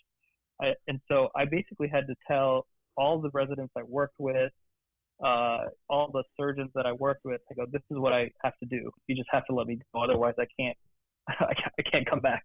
Yeah. And they just understood, it's like this brutal honesty. They're like, well, all right, go pee and come back. We'll cover you. And that kind of support, really empowers you to want to be a better doctor, want to be a better sober person when people make adjustments for, a very personal thing that I suffer from. For you, is it such a relief? Because I'm here, as you're telling me this, it's just like this, putting it out there in the light is so, I knowing as an addict and all the shame that which is bullshit, but the shame that I would roll with for so long, putting it out there in front of other people and seeing a positive response is just unbelievably cathartic. It's very cathartic, and it allows me to be my true self. I don't have to, say, oh, I got to go do something real quick. I can't tell you what. Like, which is so suspect, right? It's just like, they're like, okay, that sounds weird. And, eventually I had a California medical license is not something easy to obtain. And I told the California Medical Board, and they put me on a probationary period. And I wanted to get off this probationary period so I could apply for additional training in what I do, which is kidney stone disease endourology. And I had to have a hearing in front of a judge, an attorney general up from Sacramento. And, who came to testify was the chair that I had called the first day. Wow. And it was emotional. And he got emotional. I got emotional, of what I had done for that program, how I had succeeded doing all this stuff. Like hearing it from an outsider's perspective, I don't like to give myself a lot of credit. As I used to love doing that, but something happened where I'm very against it because I feel like it will just go to my head. Yeah. I get very uncomfortable with it, and to see that I had, I did the deal. I did what I said I was going to do, and it was obviously it was very moving for the judge, and it was just like silence after he told the judge and the attorney general about how they should have no concerns to get me off this probationary period, give me a full and unrestricted license. and they did. And, I applied for training at the Cleveland Clinic, which is a great hospital. It's one of the world's best hospitals. Yeah, it doesn't get any better, really. I went there, and then I went to UCLA for a bit. That was, well, it wasn't the right first job, but I had some things happen in sobriety, right? As life happens. As life happens. Well, I was married. I met my wife actually in that initial period in Detroit. Called it off for a couple of years. She moved to San Diego, and we got married. And then as soon as we moved to LA, we had, the first day we moved was Father's Day, and she told me she was pregnant with our first boy, and I got very excited about that. And the ultrasounds didn't look good from around 20 weeks. They thought he didn't have a left leg growing in, and so that was just your first child. He did have some leg, but everyone told us he needs an amputation at 6 months to start walking. And I actually saw try to see the bright side on that. I'm like, at least it's just a leg. Everything else is developing normally. It's gonna suck. But when he came out, he had all his bones and all that sort of stuff, and he does need surgery, and we're actually gonna schedule it sometime in a few months. How old is he now? He's 3. He gets around just fine, but he needs surgery. And then I continue to do AA. So what's your program looking like? I mean, this is heavy stuff. Yeah. And so the UCLA job didn't work out. I left it. I was unemployed during COVID as a doctor, which is kind of crazy. But I was not actually in a good spot back then because the job was just not great. It was, I was offered a certain job, and as soon as I moved out there, they had told me they hired somebody else for it, and that a lot of resentment had built up, and eventually I just had to leave that job. And unemployed during COVID, and I said, you know what, I'm going to dig into my program, dig into my health, my mental health, and really just kind of make myself stronger before I jump back in, because this career is all about longevity, because burnout will happen, frustrations, people quit this field all the time. It's happening more and more, and I love what I do, so I didn't want that to happen. And so I took the time to just dig into the program with my new sponsor out in LA. And this job in Virginia just came up. I'd never been out here, and it looked like the perfect job for me in terms of what I do for kidney stones, and it was. And it was nice because I could join up meetings in Virginia before I ever moved out there through Zoom, and so I already had a home group before. I'd never met these guys. For me to have that sort of wherewithal and insight that's like very unlike me. It's not of you. It's not of me. No, I'm like, let's move somewhere else, and maybe I'll drink, maybe I won't. Screw it. I don't know what'll happen, but let's play it by ear. Shooting pistols in the air, and I got here, and I dug in, and there's a great group of guys down here. We have a fellowship. I'm part of their home group. Secretary sometimes, and life happened again. My wife became pregnant, and our baby girl came 3 months early this April. She was supposed to come in July, and that just she was in the NICU, the neonatal ICU, for 3 months. And normally, if that sort of stuff would have happened to me, I would have distanced myself, drank, but I just dug in, my entire family's relying on me, man. This little 1-pound girl is completely helpless. It was one of these things where, I was powerless. I was 100% helpless. I could be there for her, but, medically speaking, there were some really great doctors taking care of her, but all I could do was be there, and that's all I had to do, really, Yeah, and that's what we learn. Like it's a lot bigger than us. Sometimes just showing up is enough. Did you feel like you didn't have the power to fix everything? Was there a point in time where you were like, I just got to turn this over? So much fear, right? I'm not one of these guys that says, yeah, I've conquered my fear. I have fear, but the gift is I know how to deal with it now. I can still have it, put it somewhere, and proceed despite that being present. It's like it's an acknowledgement of one's fear, because I try not to, my ego tells me that I have no fear. You do what you need to do. Fear is for suckers. And as a surgeon, the ego thing is just, it's a nightmare because it's so ingrained in the job. And you want your doctor to be confident, not fearful.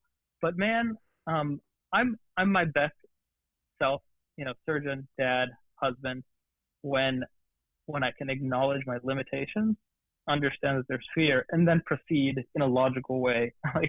Well, dude, it goes back to what we were saying earlier. You have the perspective on your fear, so you know what you need to do to get through it, whether it's talking to another alcoholic, whether it's digging into your program, like you said, being of service, or just showing up.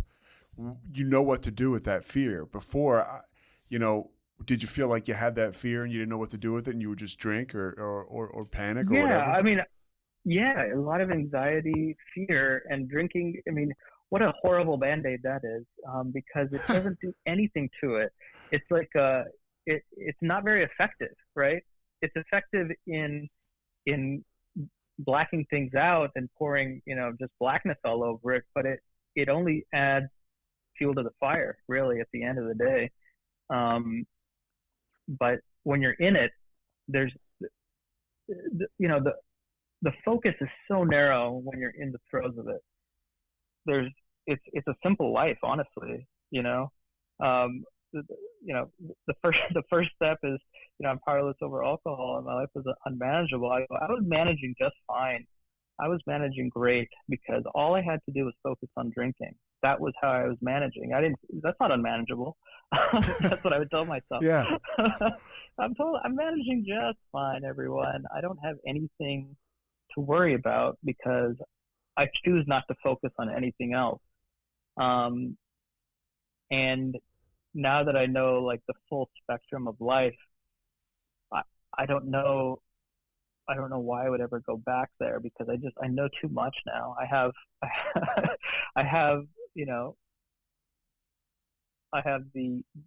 the gift of desperation, definitely in the beginning, but now I have, I guess it's called the gift of abundance now.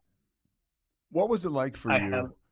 Well, go ahead. You have what? I don't want to cut you off. Yeah, the gift of abundance. Yeah. Like, I have my wonderful family. I have this job. I have this group of AAs, and you guys come in and we dig in, man. We just dig in because I hate seeing guys in that position. I really don't. It makes me uncomfortable because it reminds me so much of myself and how terrible I felt. Right? I can't overlook that. I see myself in them. I can't just not pay attention to it. I don't know. I mean, I don't know if you're like me, but you feel it in your gut. You feel it for these alcoholics who still suffer. Yeah, it gets uncomfortable, right? You're in a meeting and everybody's like, here's my life. That's great. Like you said, I got a life of abundance because this, that, and the other thing. And somebody walks in and they're like, I don't know what the hell I'm doing. I got a day and I'm just trying to hang on here because if I drink, I'm going to go to prison. And then you're like, whoa. And I know exactly what you mean. It's uncomfortable. And it's one of those things where the pilot light turns on, right? Not that it isn't on already, but you're like, okay, what can I do to be of service and to help this person? Because moving towards that is what works for me. Mm-hmm. What about, I want to ask you about, substance abuse is not uncommon with doctors. No. What is it about it, specifically for you that you think made you susceptible? What is it about being a doctor? There's so much you guys deal with: stress, burnout, some of the learning. Michelle, my girlfriend, says it's who's friends with you. She says it's shame-based sometimes. Yeah. Well, Michelle and I did residency together, and I helped her out through some tough times, but we went through a lot of this stuff together. And I just think that, some of the best doctors I know and some of the best alcoholics I know are just sensitive people. We will not let you know that. We will go to the grave to avoid letting people know that we're very perceptive and we're very sensitive, because it's almost too much for us to handle, all this. People come to us at their darkest hour, and we have the skills, but the skills are just part of it. It's the being able to relate.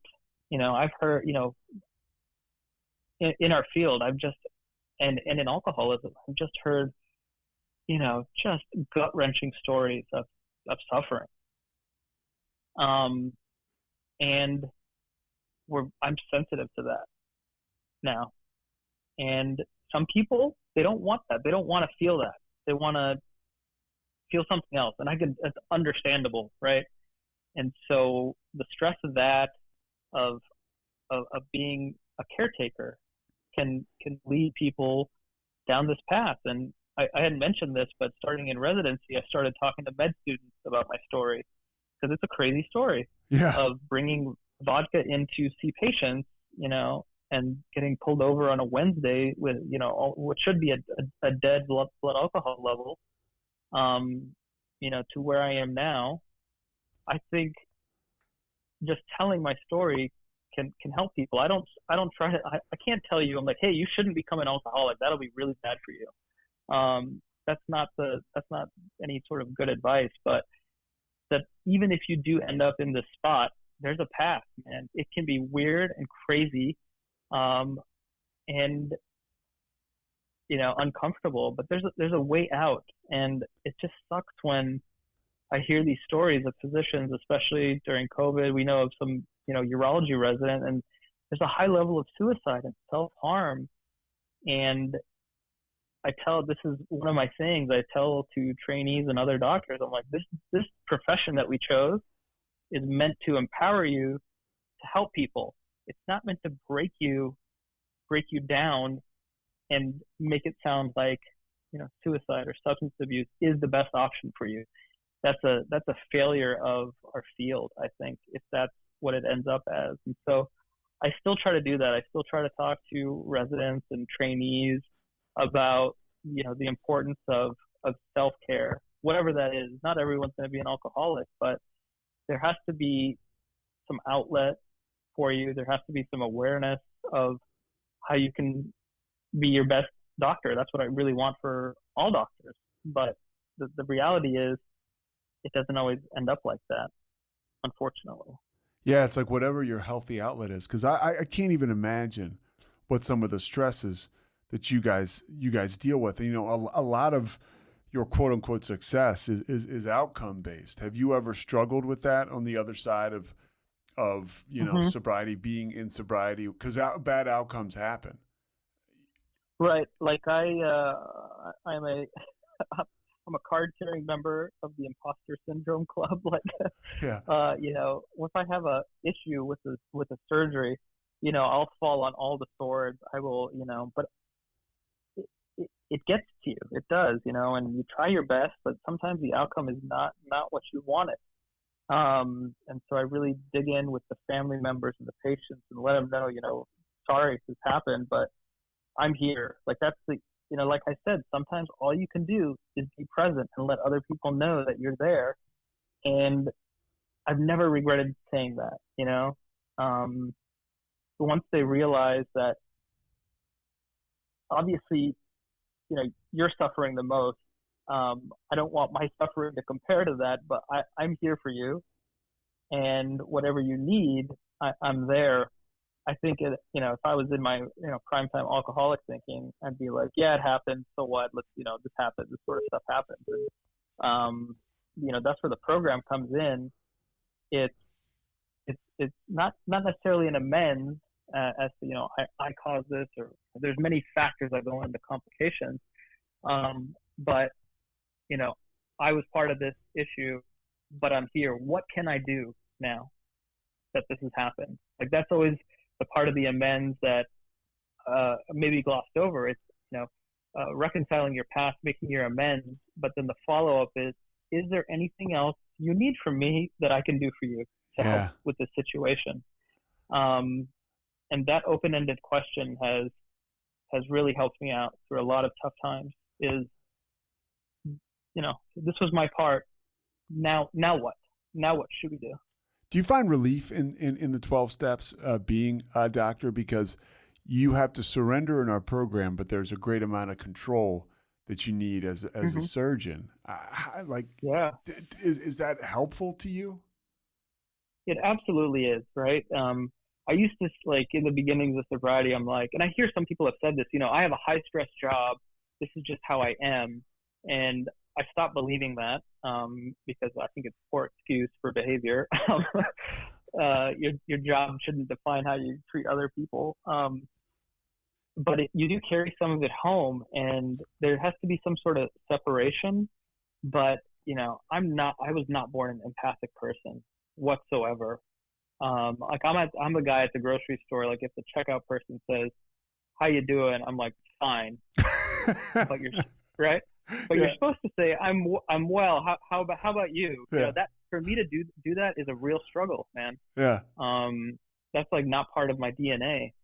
And so this whole empathy thing is like, it's a learning process for me. I did not come pre-programmed with that sort of thinking whatsoever. Because obviously it's all about me. So when true empathy comes to me, it's uncomfortable, but at the end is like, it's peace, right? That's what I want at the end of the day, is just some peace of mind. And if I can try to understand somebody else's situation and what my part is, and understand that what I do has an effect on people. This type of behavior of I'll do whatever I want and people have to deal, that's not what I'm striving to be. That's not how, my life gets better. That's how it gets worse, for sure. All right, I got a couple more things for you before I let you go. Because this is unreal. This is specific to you being a doctor. COVID. We talk about everything that had happened to us as a society, right? Like, oh, COVID affected me like this. But in the healthcare profession, people are coming to you. And I think not enough people, or at least I haven't heard the question asked to a doctor, how has like the alcohol, like the substance abuse in the healthcare industry, how have you seen that at all? Yeah, we've seen through COVID, we do hear of more substance abuse. There's, there's physicians that are dying by suicide. And I don't know what the reasons are, right? But people are being stretched to points where we didn't think they could be stretched to. And everyone has a breaking point, man. Luckily, I'm in a field that, I haven't been affected that much. Obviously, I've been affected by it in terms of if I can do surgeries or not, but there are like frontline workers, and some of them are not doing well. I know drinking has gone up for just, citizens around the country. And for our programs, it was a problem because you're wondering where are these newcomers and what's going on outside of our Zoom meetings, what's happening with them. And we all had to adjust to that. But I've seen really good success stories of people, getting completely sober on Zoom and then finally making it to some in-person meetings. But as it relates to healthcare workers, we do see it takes a toll, and substances, unfortunately, are an easy out. That's the unfortunate thing about our field. It's an easy out with, sometimes disastrous consequences. It's been tough for everyone, for sure.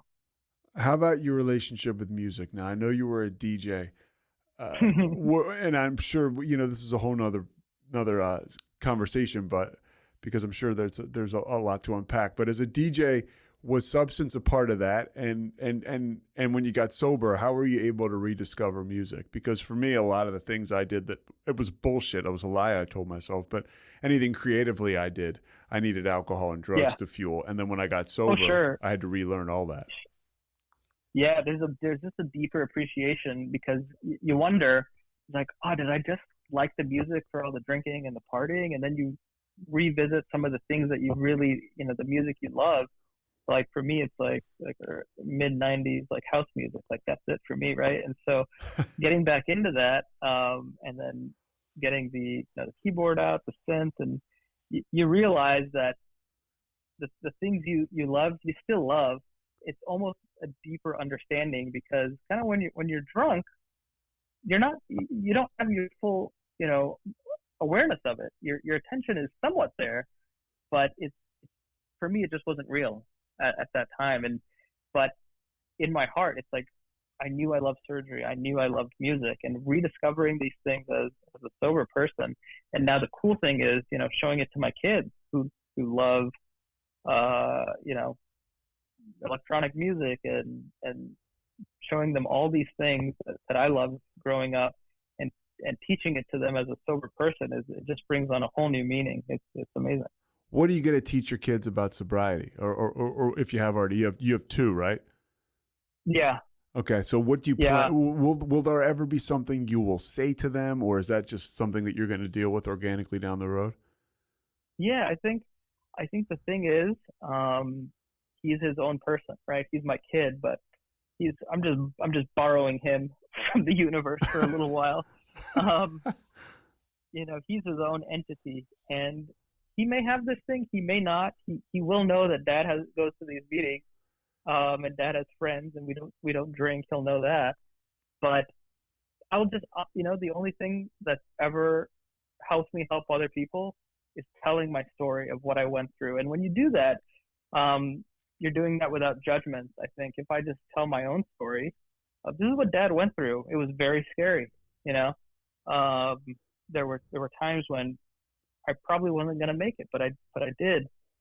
Telling your own story has a great effect, rather than me telling him like, hey, if you drink, you're going to have a bad life. He may drink and not have a bad life. I don't know these things. But he'll know my story for sure. Yeah, I have yet to meet, and I'm biased, but I have yet to meet the child of a practicing sober alcoholic that doesn't have, once they're able to, or once they're able to have an opinion, doesn't have real good things to say about their parents. Right. Somebody exactly. who's practicing the program. They usually have a real good feel about their folks. All right. Anything else? I'm going to let you get back to your life. This was unbelievable. Anything else you want to say? I always like to ask people this. What do you say to the person that's just trying to get a day? That's such a, the person trying to get a day. There's so many good cliches that keep coming back. And what I say to actual newcomers, I ask them, I'm like, what do you want the rest of your life to look like? Right? Because that determines so much. If you can, we're sober for just a day, but obviously we're thinking a little bit outside of that as well. And it helps me to think about a life that was free of the burden of alcoholism. What do I want the rest of my life to look like? I think it is a good question, because it can mean the difference sometimes between staying in the program. Sometimes the answer will be like, I don't know. All I know is drinking, and that person's probably not ready, right? But if the answer is, I want it to look like having, some freedom and peace of mind, then that's the time to dig in and start really working with this person, because, obviously we're not ready until we're ready. And I wasn't ready so many times. Yeah. And that's, I can't force someone to be ready. There's no way that, I don't know if anybody has ever convinced somebody to say, like, you're ready right now. That's what a sponsor's for, but it's an internal switch, like I had mentioned, that something happens. You reach out to whatever is outside of yourself. And for me, it was the floodgates open. I said, I want my life to look like, something that is anything other than an alcoholic death. That just opened up a world of possibilities. It's like a simple thing that most people would be like, yeah, dummy, of course you should not die an alcoholic death. But that was the crux of my life. That was the question I needed to ask myself. Dude, this has been unbelievable. I can't thank you enough for your time, man. It's very clear why Michelle is so fond of you now. And I seriously, dude, I cannot thank you enough. Awesome, Pete. Thanks so much for listening to The Payoff with Pete. Once again, I'm Pete Souza. And of course, we are part of the Rogue Media Network. All kinds of good podcasts you can find at RogueMediaNetwork.com. And of course, you can find this podcast and all those other ones wherever you get your podcasts, iTunes, Spotify, other spots like that.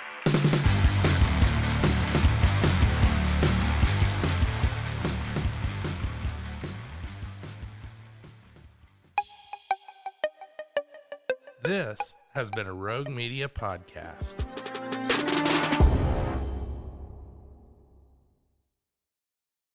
Coming up on The Payoff, Mara Nelson is 15 years sober, but most importantly, she's an agent of change as far as sobriety is concerned. At least I see that as being so important.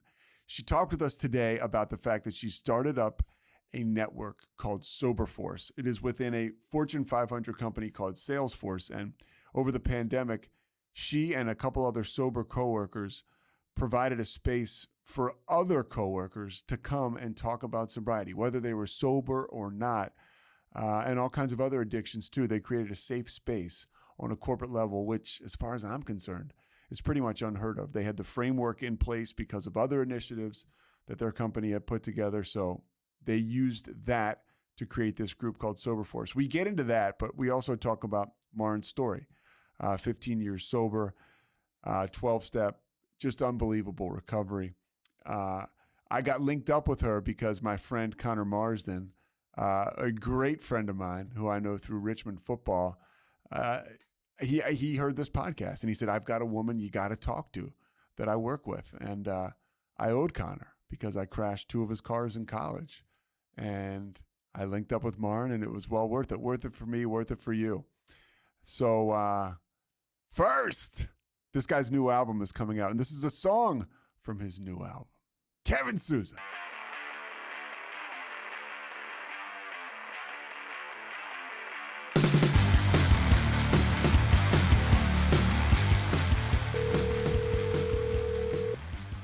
Going to a quiet spot. Oh, there we go. Marin, what's happening?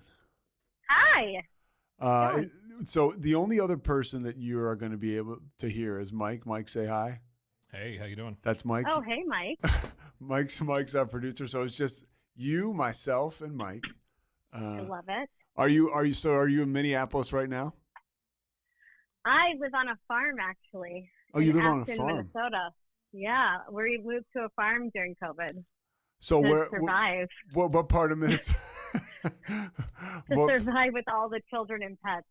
Yeah. We live it's called Afton. It's like 20 minutes outside of St. Paul. Okay. So it's not far. That's the beauty of Minnesota. You can be 20 minutes outside of the state capital and live on 7 acres with lots of trees. It's beautiful. And you grew up in Minnesota your whole life? I did. I grew up in St. Paul. Okay. Where'd you go to high school? St. Paul Academy. Okay. All the way through. 2nd through 12th grade. Yep. My kids are just starting their journey out here. It's a whole new world. They're in Montessori. I don't know anything about it, but I'm learning. I'm learning about why we polish silver. Why are we doing this? Tell me again. We're paying money to polish. Okay, got it. Just go with the flow. You don't ask questions. I think it's a scam. I think they're making money for the nearest country club. Polishing silver, collecting golf. No, I'm kidding. It's a great school. They love it. What about high school? When you grew up, I guess I want to ask, when was the first time you drank?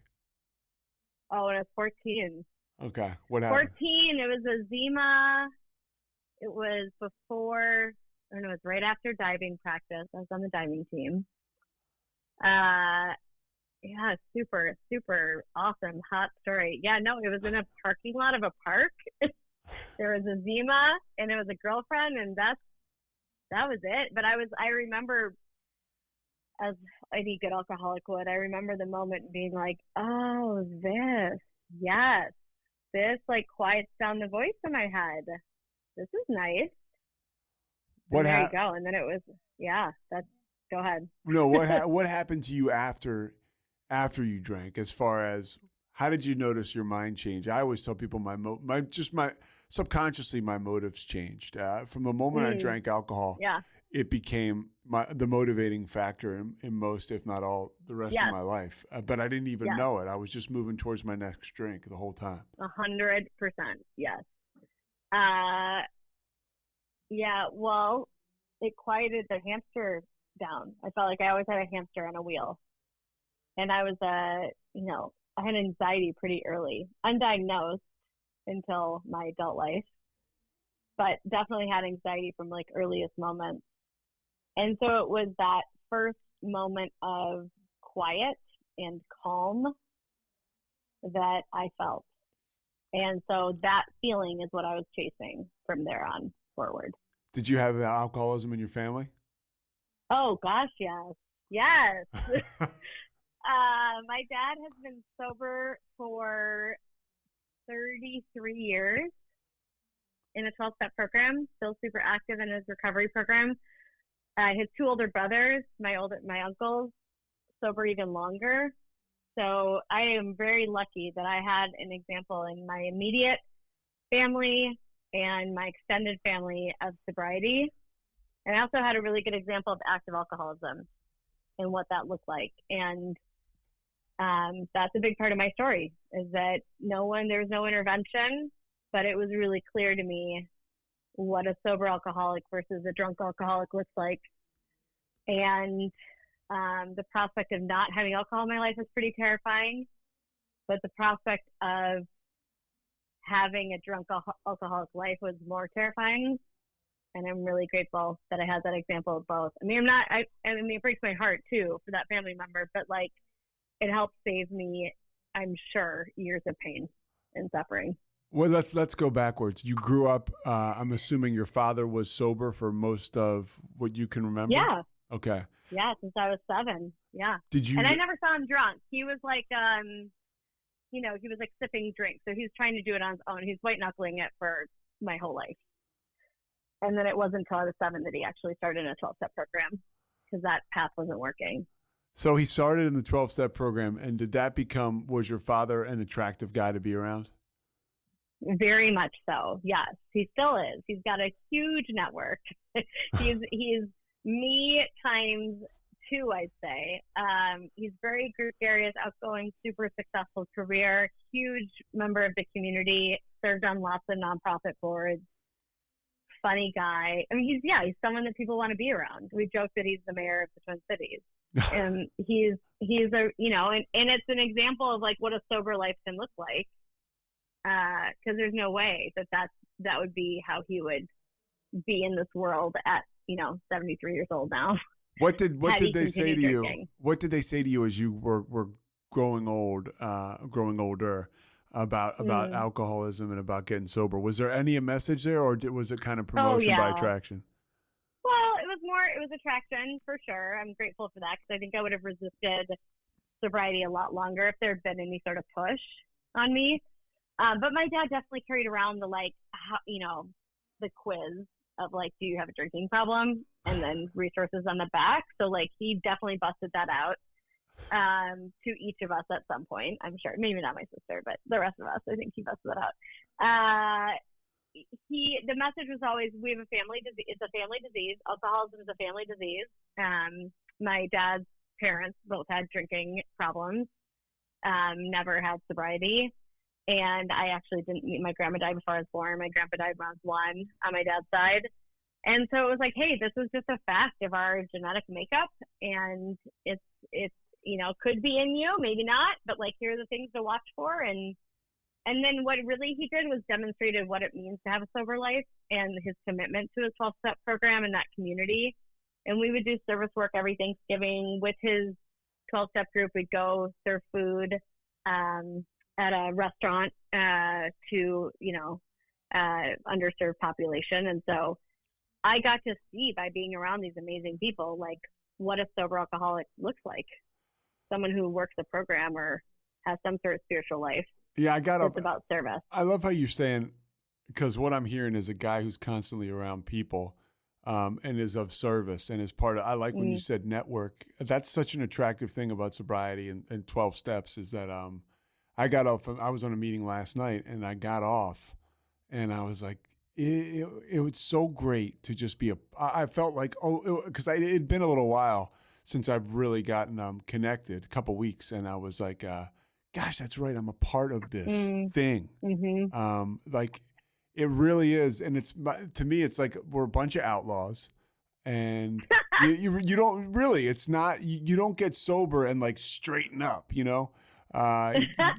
get sober and you get well, if you do the right stuff. But I just felt fulfilled. And it reminded me, it was like, oh yeah, that's right. I'm a part of something. I'm a part of this huge positive network. And it's, that's the kind of stuff. And it gives me, and the feeling I got is the feeling that alcohol and drugs used to give me, but you let me talk about me. We'll be here all day. So back to you. No, I love it. No, but you're exactly right. The connection that I thought I got from drugs and alcohol, but I didn't. It was like it was false. It was fake. It was not authentic connection. Well, now I have that.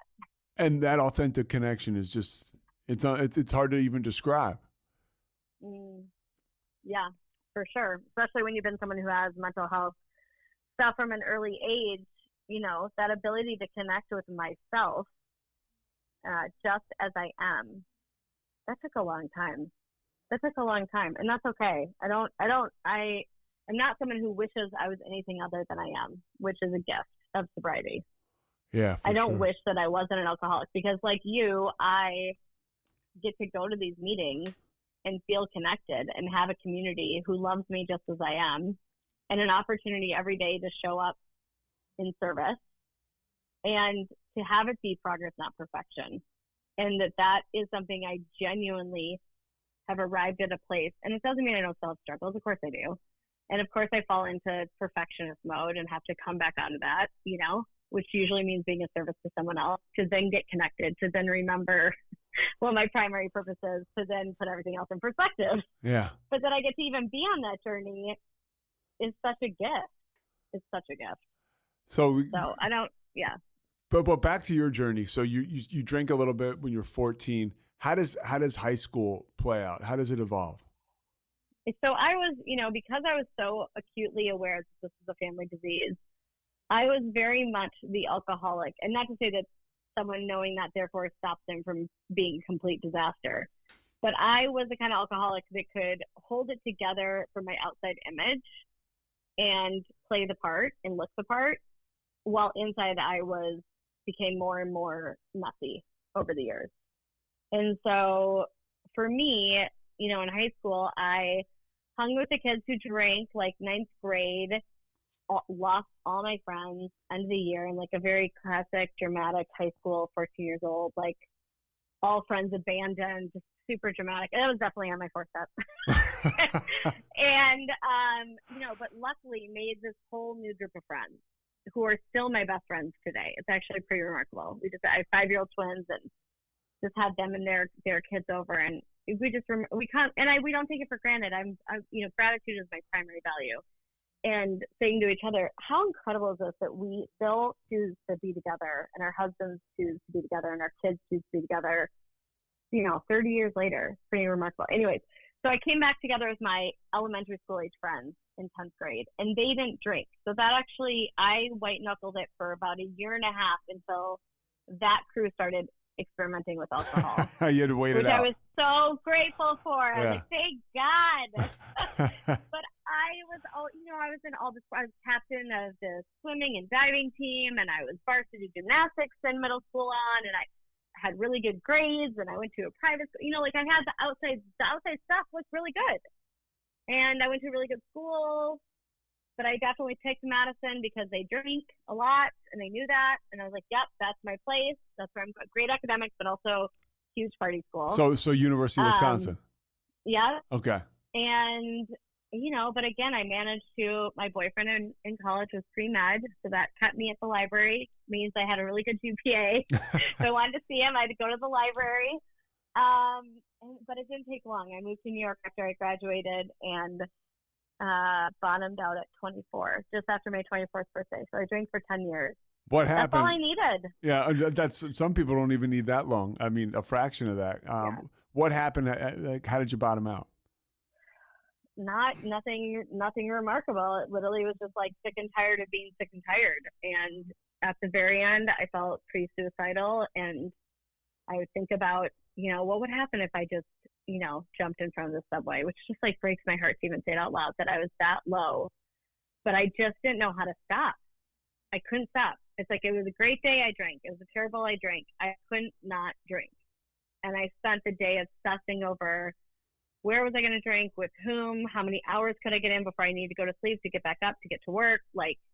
And again, the outside stuff looked good. I had a boyfriend, my rent was paid. I was, 20-something living in New York City.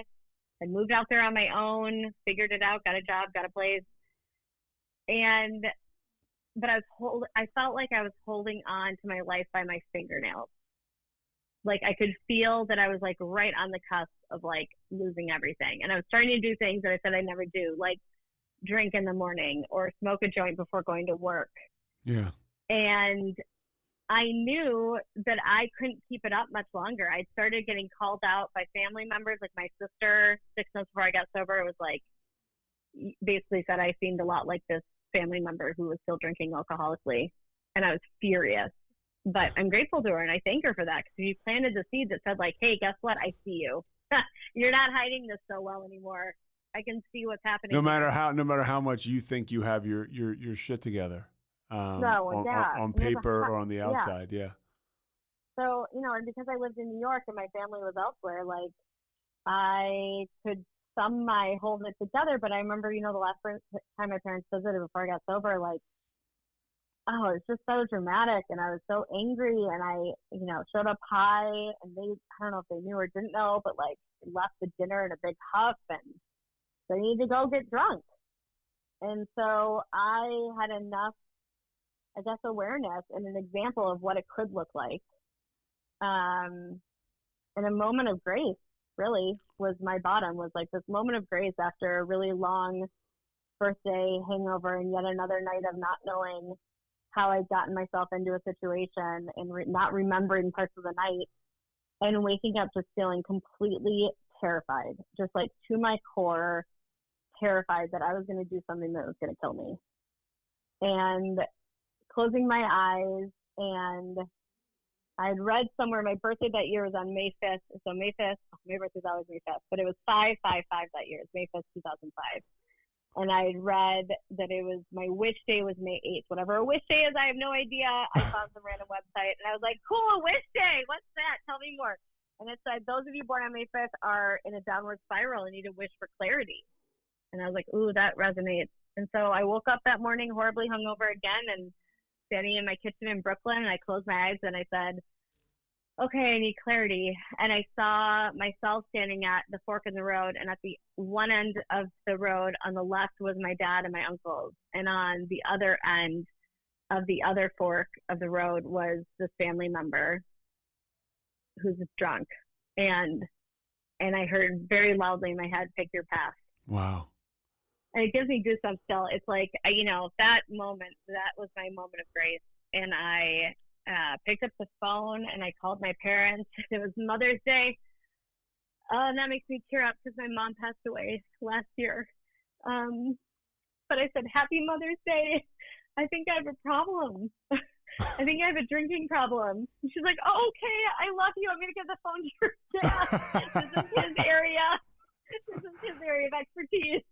Hold on. They're like at a country club having a loud brunch. And my sweet dad got on the phone and he said, okay, you need to call your cousin. I had a cousin in New York who's sober, and you need to look up Intergroup and find a meeting and go to a meeting and call me later. Oh, your dad was, he been waiting on that call, right? Maybe. I don't know. He never said to me, like, I knew you were an alcoholic. I think I hit it pretty well. I mean, maybe, but not like, and it wouldn't have been much longer that I would have been able to really hold it together. But living in New York and my parents being in Minnesota, I was pretty well aware that they would be looking for a problem. That's how I felt. Like, everyone's got their eyes on me. I better play this pretty. And I think that. Go ahead. No, go ahead. That's probably. I just think that's true for a lot of people, and that's the group of people that I hope to reach today, is the people who have the job, have the marriage, have the kids, have the things, look like they're okay, but inside they're terribly depressed, full of shame, remorse, can't figure out how to stop drinking. And to be able to say to them, like, guess what? Like, alcoholics look like us too. Yeah. Like, this is a low enough bottom. How you feel and how much you hate yourself, like, that's low enough. You don't need to go any lower. There's another way to live. If you could describe what was going on inside you internally, like, you know, the spiritual sickness and the brokenness, how would you say it? It just makes me so sad to even think about that 24-year-old self. I just felt so disconnected. I felt hollow. Like, I'd look in the mirror, and I remember this moment looking in the mirror drunk and literally seeing black holes for my eyes and being horrified. Like, I felt so disconnected from myself and my spiritual self. What was that? I had no idea how to connect with the spiritual realm. Like, my only moments of connection that I would reflect back on would be, I was a big backpacker when I was in high school. And so there was a moment in 11th grade standing at the top of a mountain in Washington State. I went on a month-long camping trip. My parents were probably like, send her away. Maybe this will get her straight. And it was a remarkable life experience. One of my like highlights in life for sure. Because of the self-confidence that came with this really hard thing I was doing of getting up every day and backpacking for miles and miles and carrying everything I needed, right? And I remember sitting on the mountaintop and feeling this connection and not wanting to lose that connection and thinking, how do I bring this back home? How do I connect with this feeling back home? Because this is what I've been looking for, is this connection. And then it was gone. You know, and it didn't come back again until I got sober. But yeah, no, how I felt was just fully disconnected. I had a similar experience. Like, when I was in high school, we went on this a retreat. It was called Kairos, and it was a spiritual retreat. I was a football player. I was an athlete. I mean, I don't think I was like some kind of hammerhead. I thought I was a thoughtful person, but I was not into spirituality at all. And we went to this retreat, and I mean, I was sky high. I was talking about what was going on with my life. Other people were doing the same. And I came back from that retreat so energized and fulfilled. And then, of course, I went to my buddy's house on a Friday night, and we started to drink beer right away. Exactly. Yep. A good friend, he had taped Seinfeld for me from that week, and then we drank a couple beers. He's sober today too, so it's all good. But it's you know, that was an experience that kind of like where I think that's kind of what sobriety gives me today. But I didn't know then. You know, I felt connected, and then I lost it, and I didn't get that type of connection back till I got sober. The one thing I want to go back and ask you about your father is, you know, that's kind of what this podcast is about. It's the opportunity for people to see what the other side looks like in recovery, how it is an attractive life. There's a lot of us walking around who aren't remaining anonymous, which is fine. It's great. But at the same time, this opens it up for people. Like, you had your dad right in front of you. And I know just from talking to you, you have a gratitude for that, but not everybody else has that. And so that is what we just kind of want to put this out there so people can see what it's like. But for you, what was it like? How important was your dad's sobriety as far as you managing to come out of the darkness at 24 as opposed to 44? Oh my gosh. I mean, yeah, exactly. I mean, it saved me my life. I don't know that I would have made it. Like, I think I probably would have taken my own life. I mean, I don't know. It's a terrible thing to even think about, but like, I was so desperate, and I was so unwilling to really let it all fall apart, even though it was, and I didn't have any control of my alcoholism. It's a progressive disease. It was getting worse. I mean, it just saved me so many years of pain. And yet when I walked into the room, you know, I also had used it as a barrier, because I'd say like, oh, that's an old white man thing. Yeah. I'm 20 something. I live in New York City. Like, that is not my crew. And then I walked into the first rooms in Brooklyn to my, actually Manhattan was my first meeting. And it was all people of all different ages, and some were my age, and hearing their stories and thinking, what's wrong with these people that they're so happy? Why is anyone this happy about being an alcoholic? What's wrong with you? I think something's wrong. And then I watched the basket get passed around, and I was like, someone's got to steal from this basket. There's no way that no one's taking from this basket. For those of you who don't know, at meetings, AA meetings, they'll pass around the basket and, pay for coffee, pay for rent. Yeah. Pays for literature. Yeah, so I didn't see anyone take any money. And, but I also felt so inspired by people's courage and bravery and authenticity and willingness to share themselves fully with a room of strangers. And I was like fascinated by it and envious, judgmental. I mean, I was like all the feelings in that first meeting. But I wanted that joy that they seemed to have, or at least that some of them seemed to have. And that laughter. I remember the laughter standing out to me and being like, this realization of like, oh, I don't think I've laughed not high or drunk in a really long time. Yeah. So yeah, I mean, my dad's example showed me like, what he showed me was this is how you maintain your sobriety. And that's the piece. It's not just the not drinking, because I didn't have a drunk dad to compare to, right? Like he was always sober in the sense that like how he stayed sober shifted when I was 7, but like he had always been a sober dad. So what he showed me though was like this takes work and consistency and community and the principle of service and gratitude and not being perfect and not out recruiting members, attraction, not promotion, like just showing up as a solid person. And when it makes sense to share my sobriety, he'd share his sobriety with someone, but he wasn't like out sharing it all over the place. But he was just consistent. He was a consistent, loving presence. And so I had that as my example. And I knew I wanted to be that, and I knew I was becoming less of that the more I drank. Although it's been 20 years since the events of 9/11, many of us can still remember it like it was yesterday. America, and the world even, has never been the same. From RogueMedia, the King of the World podcast series explores the many repercussions of that day for the American Muslim community through the journey of host Shahjahan Khan, a high school senior at the time. Shahjahan's story is something our listeners will respond to. Throughout much of his young adult life, he found himself abusing drugs and alcohol as he struggled with his mental health and his identity as a Muslim in this new America post 9/11. King of the World is his story, told in 7 parts. You'll learn about his struggle with sobriety and belonging alongside the major headlines of the last 20 years. Written and produced by American Muslims, King of the World is a sometimes comical, often heartbreaking examination of adversity that all Americans need to hear. Subscribe now to King of the World wherever you get your podcasts.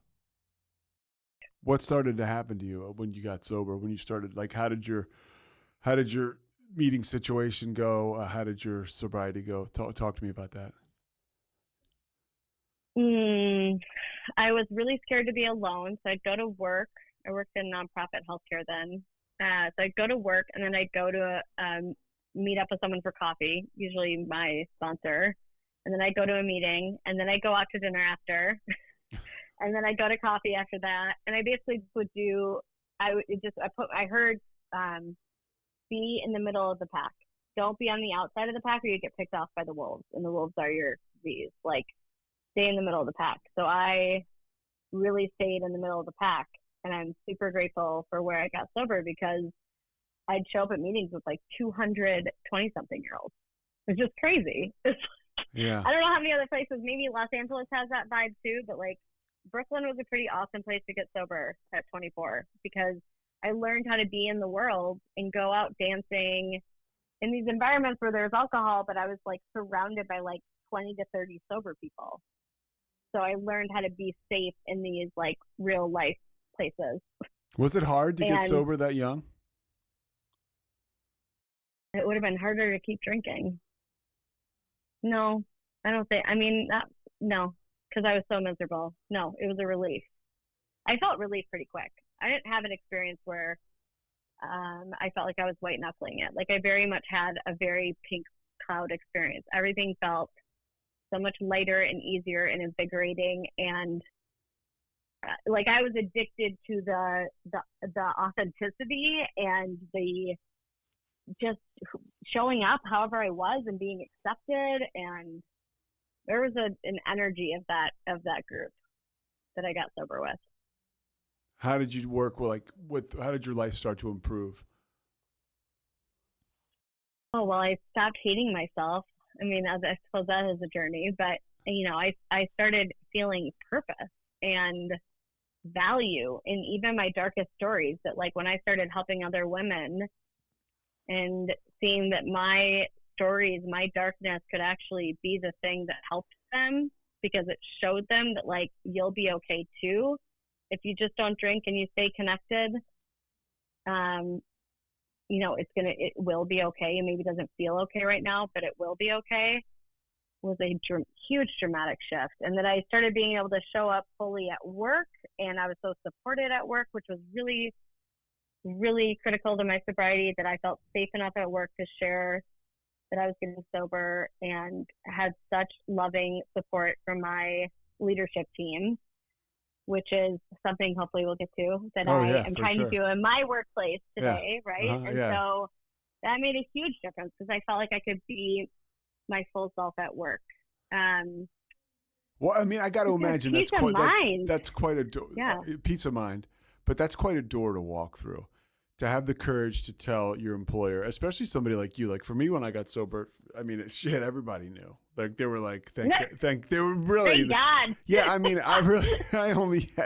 mean, if I showed up and I, didn't look completely twisted, somebody was like, hey, what's up with you? Like, what, like it was good.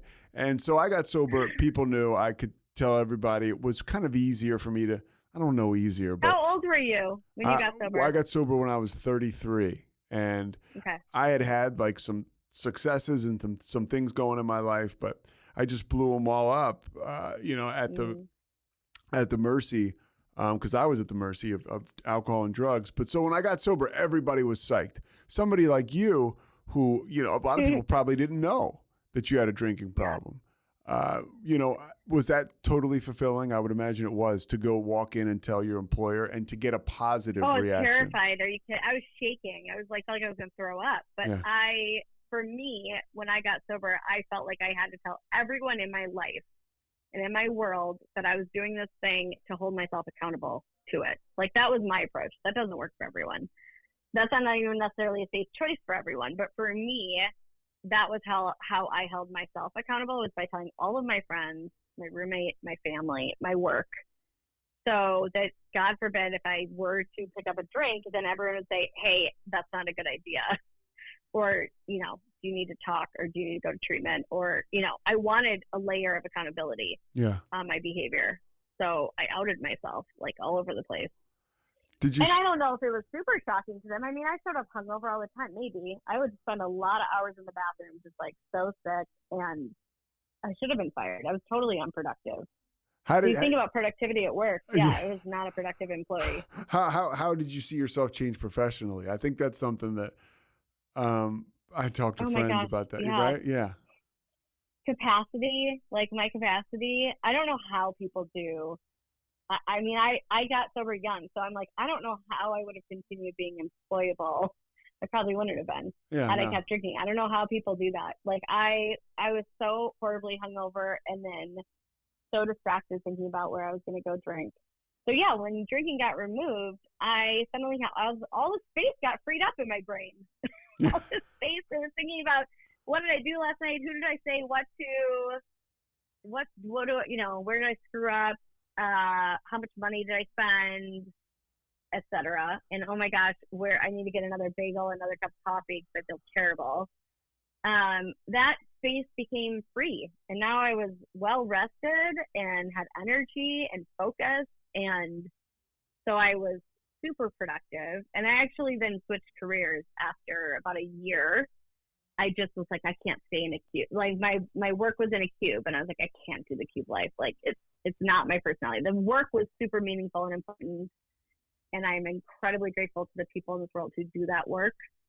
But I couldn't do it. It wasn't my personality. I needed to get out and be engaged with people. So I actually went into commercial real estate in New York. I got my real estate license. and I went into commercial real estate, and then I switched to software sales when I moved back to Minnesota when I was about 3 years sober. And that's where you are now. A couple more things before we get to what you're doing now, because what you're doing now is pretty crazy, in a good way. So when yeah. So what about, when did you meet your husband? I always find it interesting to ask people how they started, how they dated in sobriety. That was a huge thing for me. I never thought I'd be able to talk to a girl without drinking when I got sober. It took me a long time to meet my husband. I had to go through quite a few doozies. Oh my gosh. I mean, that piece, oh please, that took a long time. Figuring out my worth, my self-worth, and that I couldn't fix anyone else, that that's not my job, and that's not actually a way to be of loving service to the world, is not to show up and try to fix other people. That took me a long time. So I actually have only been married for 5 years. Congratulations. We met 7 years ago, and on Instagram. I love it. Where all the cool kids meet today. We started liking each other's photos and met for coffee, and that was that. But no, I mean, I dated all sorts of the wrong for me. I mean, just a lot of people where it was clearly wrong, but I was like, I can fix them. I can get them sober. I can get them to treatment for whatever addiction they had, fill in the blank. I can save this person. And then it was like, I just had to get to a place where I loved myself enough to go, that's not my job. Actually, that's not I'm responsible for me. That's it. And I need to find someone where where it's just love and trust and safety and fun and connection, and like, shouldn't be this hard work thing, because it's really not. My marriage is the easiest part of my life, which I'm super grateful for. Well, and sobriety is a huge part of your life. So now you move forward. You mentioned you get into software sales. You go back to Minneapolis, and you become really like an agent of change. How did you? So can I say where you work?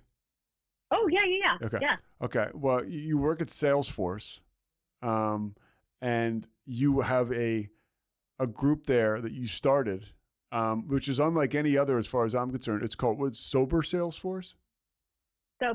Soberforce. And what happened? How did you get the balls to start to walk into somebody's office and say, "Hey, I want to start a recovery group at this huge corporate conglomerate"? How does that happen? Well, luckily there was a pandemic, so there's no walking into anyone's office, virtual office. So I co-founded it with 3 other sober sales leaders. We got connected on LinkedIn. Someone had co-founder Chris Anthony, and he's on lots of podcasts about this, so I can share his name. He posted basically like a coming out of the sober closet type of post. He had never disclosed his sobriety, and he was celebrating 15 years, and he posted an article, 15 things I've learned in 15 years sober, something like that, 15 years sobriety, something like that. And excuse me, and another coworker whom I'd never met, so I'd never met any of these guys in the workplace. We all work in different divisions. Had connected and mentioned me and said, "Hey, I think you'd appreciate this," and then we all got connected on a phone call, and basically we were all long-term sobriety, like 7 to 15 years each of us, all in sales leadership at Salesforce, and had a really nice chat. And we said, we should figure out how to extend this to the broader Salesforce community, because at this point it's September of 2020.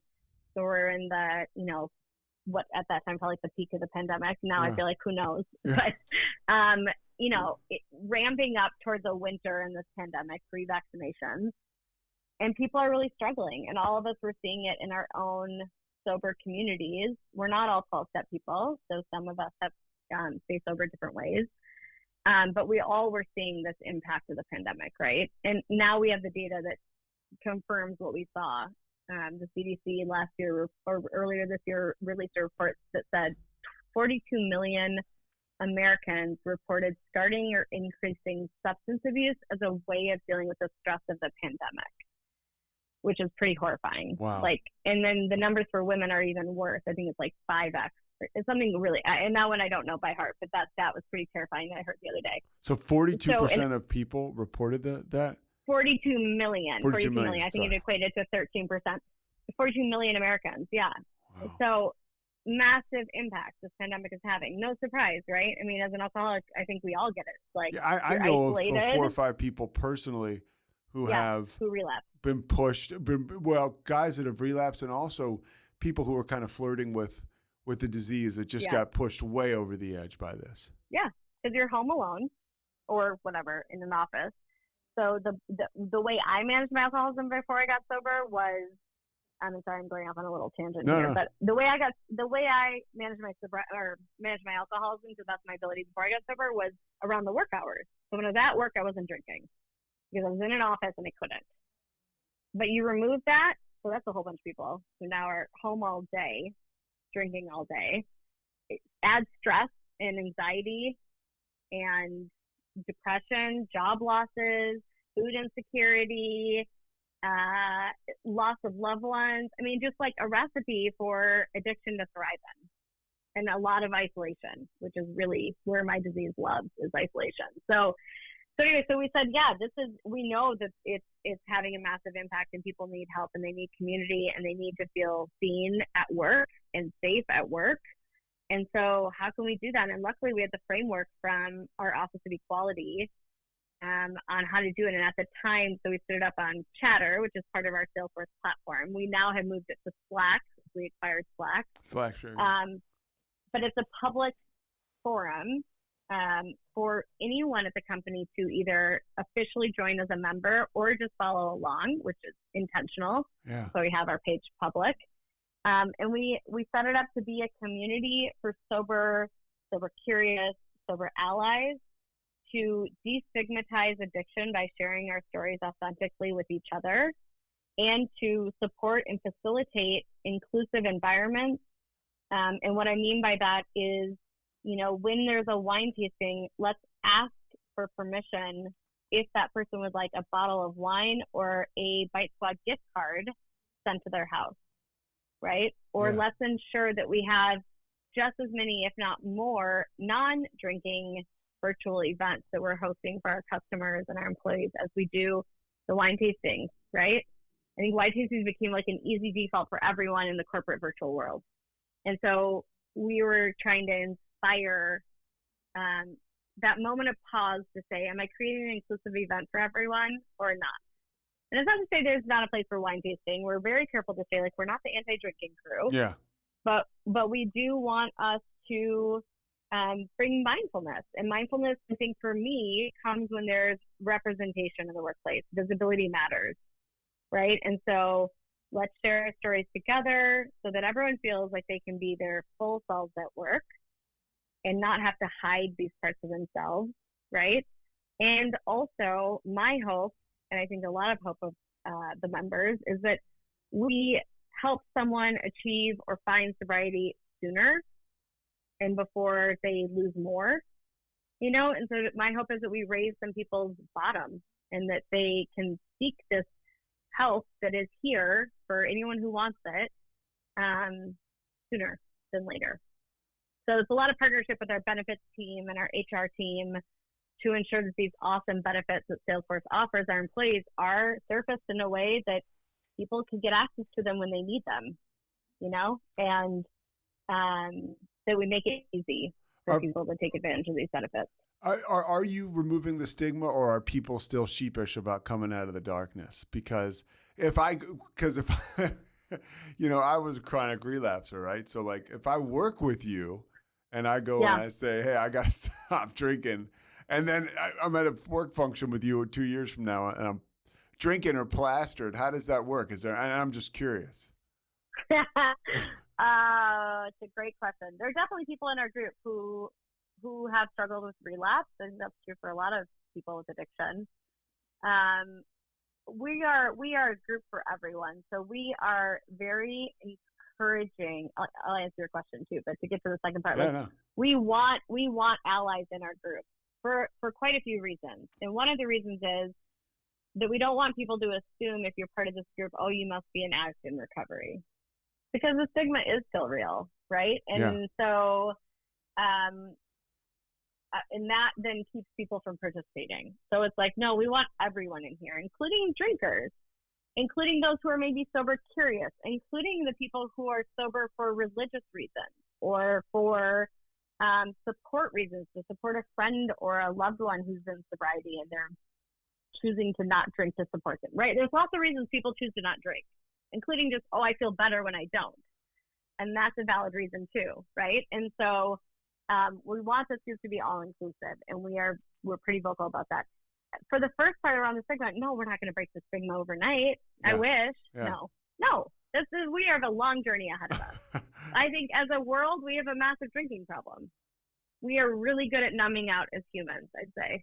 And maybe it's just part of the human condition. Like, we're really good at numbing ourselves. Yeah, I mean, it's been since the beginning of time. We've been finding ways to get out of self the wrong ways. Right.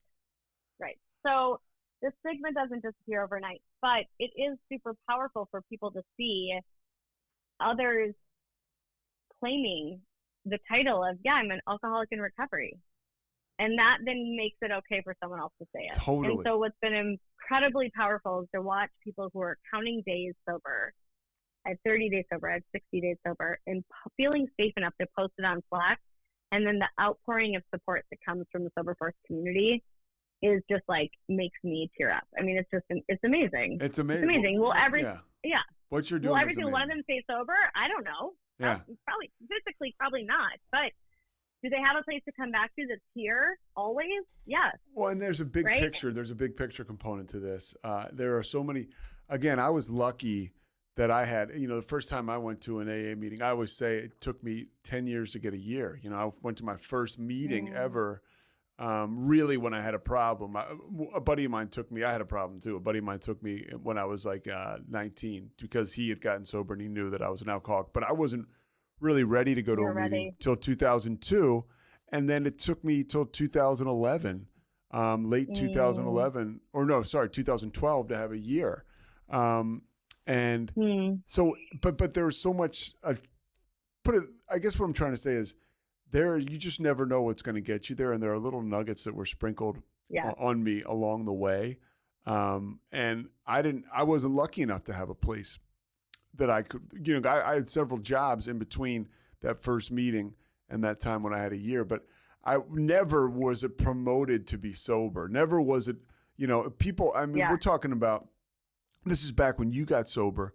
I was hitting it pretty hard in like 2005, like 2006. Nobody was like, if you, for as far as I was concerned, the people at work would have looked at you cross-eyed, or you would have been, you would have been kind of like a leper.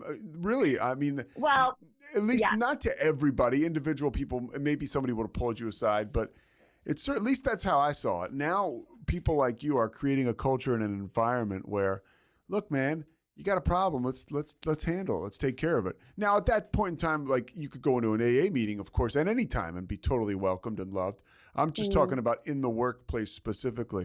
Yeah. Well, and to be fair, like I worked at a healthcare nonprofit, so we were there facilitating conferences for people who dedicated their lives to the HIV/AIDS population of uninsured or underinsured, New York City community members, like whatever. I mean, it was like we were talking about things that would make a lot of people squirm at that time, I guess, right? Sex education, and so it was a group that was pretty welcoming to, I'd say, anything around health and wellness.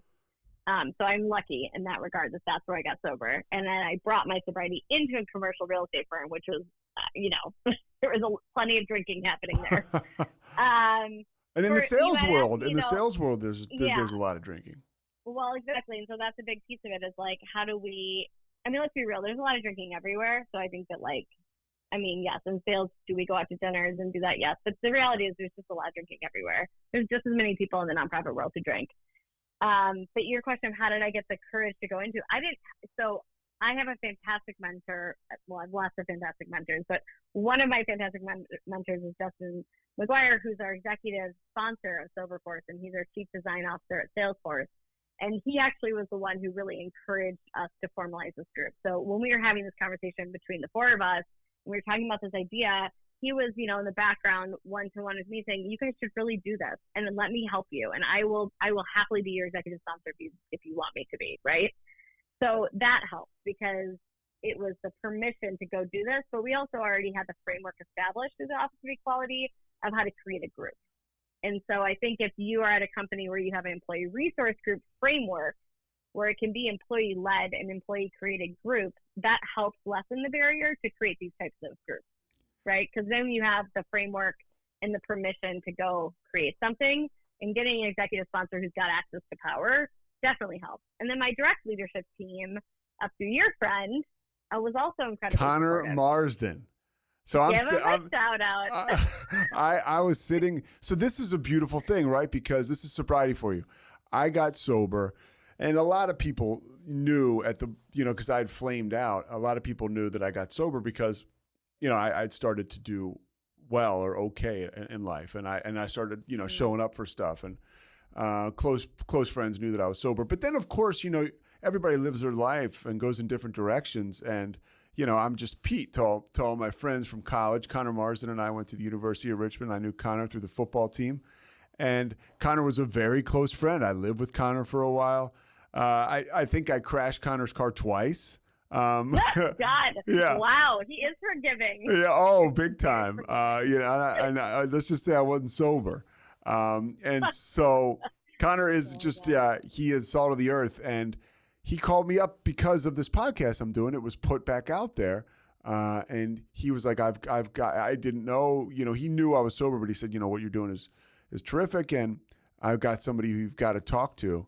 And so here we are today. And that is like the circle of life. And I think what you're doing is unbelievable. And now, as Connor told me, you're starting to get pinged by other, because Salesforce is a huge conglomerate. You're starting to get pinged by other major companies about this. How is that developing? So I don't know if I can share the names only because I don't know if they've created it, but I will say that other Fortune 500 and even Fortune 100 companies have started just organically finding the story through podcasts, or Business Insider did an article and featured us, which was great. Newsweek did an article and featured us. Like, the stories are organically just getting out there, thanks to LinkedIn, I think, and people posting and networks and sharing, like what happened with you and Connor. Mm-hmm. And so, people are starting to reach out who are sober themselves and hearing these stories and going, I want to create this in my company too. Because the reality is people are suffering everywhere. This isn't like, it's not like Alcoholics and Addicts exist in one place, one realm. We're everywhere. I think they say 12.7% of the population struggles with addiction. It's a massive number. Yeah. So if we can make it okay to talk about it, maybe we reach someone who says, I need help sooner, right? We help to keep someone sober because they don't feel like they need to drink as part of their job. No job says that, by the way. I mean, at least definitely not at Salesforce. You could always opt out, but do you give yourself permission to opt out, or do you use it as an excuse to drink again? So it's like, let's just eliminate all these barriers, these self-imposed barriers, and make it okay to just have this conversation in the workplace to say, like, it's okay to be an alcoholic and be here. And what we're doing in turn is just making it okay for people to be human. And so people will come to me with other struggles, right? But that I feel so grateful that people trust me enough as this remote colleague they've never met in real life to tell me what's really going on in their lives. Whether it's a parent dying of cancer because I went through that journey and I shared that journey, or it's a child struggling with depression or eating disorder, right? That like we can bring our human selves to work, and it doesn't mean we are not productive and we don't do our jobs, and all of that is still true. But there's also space to be human, which for me just further connects me to my place of employment, because that isn't always the case everywhere. But if companies could figure that out, I think you'd solve a lot of retention problems. Yeah, I can only imagine the camaraderie, because this kind of goes back to Connor, and I was fortunate enough to work in team sports, but I always found camaraderie in sports that was like unlike anything else. And I certainly was not a professional, but you talk to guys who retire, pro players, and the first thing they say they miss is the locker room, the camaraderie of the guys, or the girls on the women's side. But now I have a whole nother. I have a group now I talked about. I have that camaraderie, and I can only imagine the camaraderie at your workplace, how it's been elevated by what you're doing. The bonds that are being formed, that has to be pretty amazing. Have you seen that at all? Have you seen the workspace improve? I would say I definitely hear it in people's stories who feel, I say, freed, that they can share this part of themselves at work and be of service to a fellow colleague who's maybe earlier on the journey.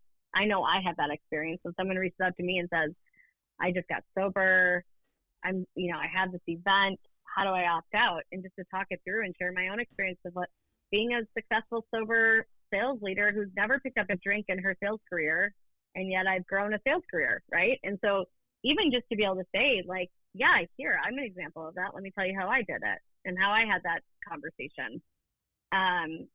Brings so much meaning to work. So at a global scale, can I say the impact? Not yet. I mean, we have 330 members of our group.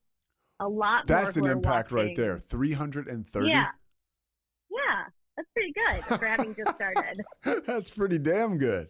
That's pretty good. And we have monthly calls, and we've had 60 people join our monthly calls, and we have a way for people to call anonymously because we're mindful that there is that stigma and people and also not beyond. So there the is stigma, an anonymous element to it. There's an anonymous element of just people being able to join anonymously. Awesome. We want people to get the content and not feel like they have to be outed if they're not ready, right? Oh, that's awesome.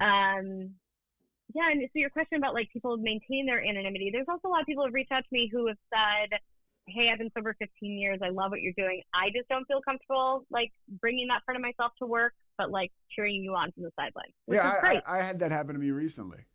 Somebody pulled me aside and they said, I like what you're doing. I was like, oh, that's awesome. I could care less. Right. Look, yeah, it's up to you whether whatever you want to do with it. Totally. Yeah. Totally. Mm-hmm. Totally. Because it's not for me to say what someone else's journey is on it. For me, I feel like I can be of maximum service doing this work in this way.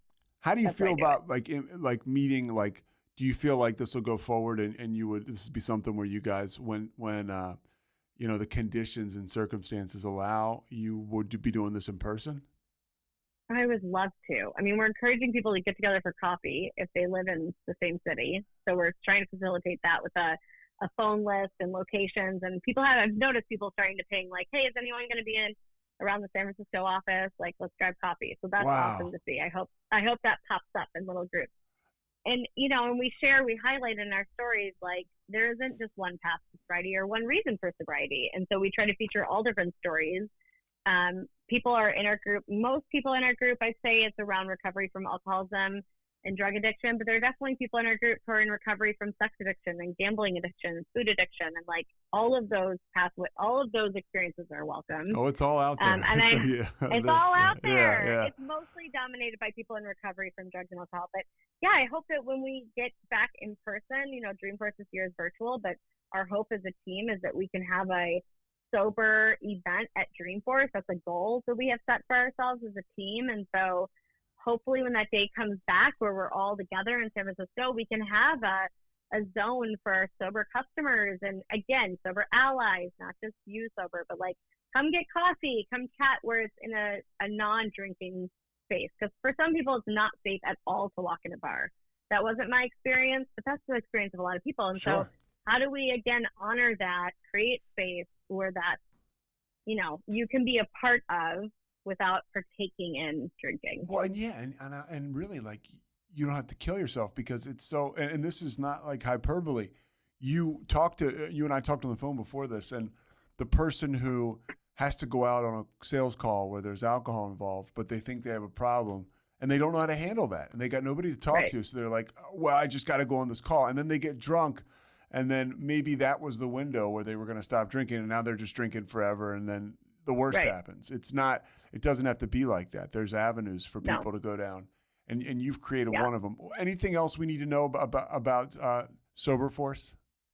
I just say if anyone is interested in creating this in their company, please do find me on LinkedIn and reach out. And we don't have anything formal to distribute yet. I hope one day we'll get there. We're still pretty new, but my hope is, and our hope is that we see other companies follow suit and have this brave conversation in the workplace and super excited by the interest that's been expressed because, yeah, there are a lot of people who need community in the workplace, and this is a great avenue to facilitate that. So I can put people. I can put your LinkedIn when I post this. Okay, I'll attach that. Please do. Anything else? I'd like to ask people this question. What would you tell the person that's hanging on, just trying to get a day? What do you tell those people? There's such an easier, softer way, and you deserve life. You deserve life. And there's a lot of us who are here to share our stories, so come find us so we can connect.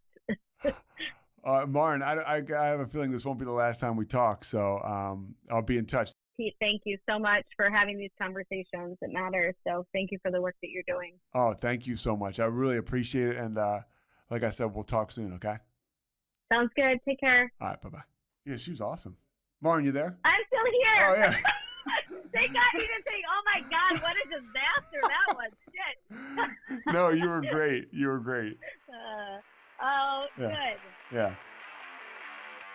Thanks so much for listening to The Payoff with Pete. Once again, I'm Pete Souza. And of course, we are part of the Rogue Media Network. All kinds of good podcasts you can find at RogueMediaNetwork.com. And of course, you can find this podcast and all those other ones wherever you get your podcasts, iTunes, Spotify, other spots like that.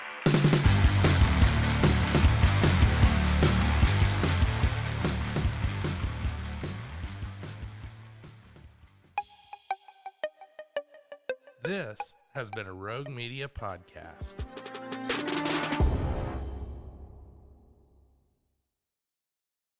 Start your countdown to the most delicious Sunday of the year at Whole Foods Market. The Easter in Bloom event is on. Experience it in stores from March 29th through April 11th with irresistible deals and delights store-wide. Save on feast-worthy animal welfare certified meats like spiral cut ham and boneless ribeye. Then add a flash of green to the scene with savings on organic asparagus. Too busy to cook? Don't sleep on their crowd favorite catering. Find all of that plus Source for Good floral bouquets and more at your local Whole Foods Market.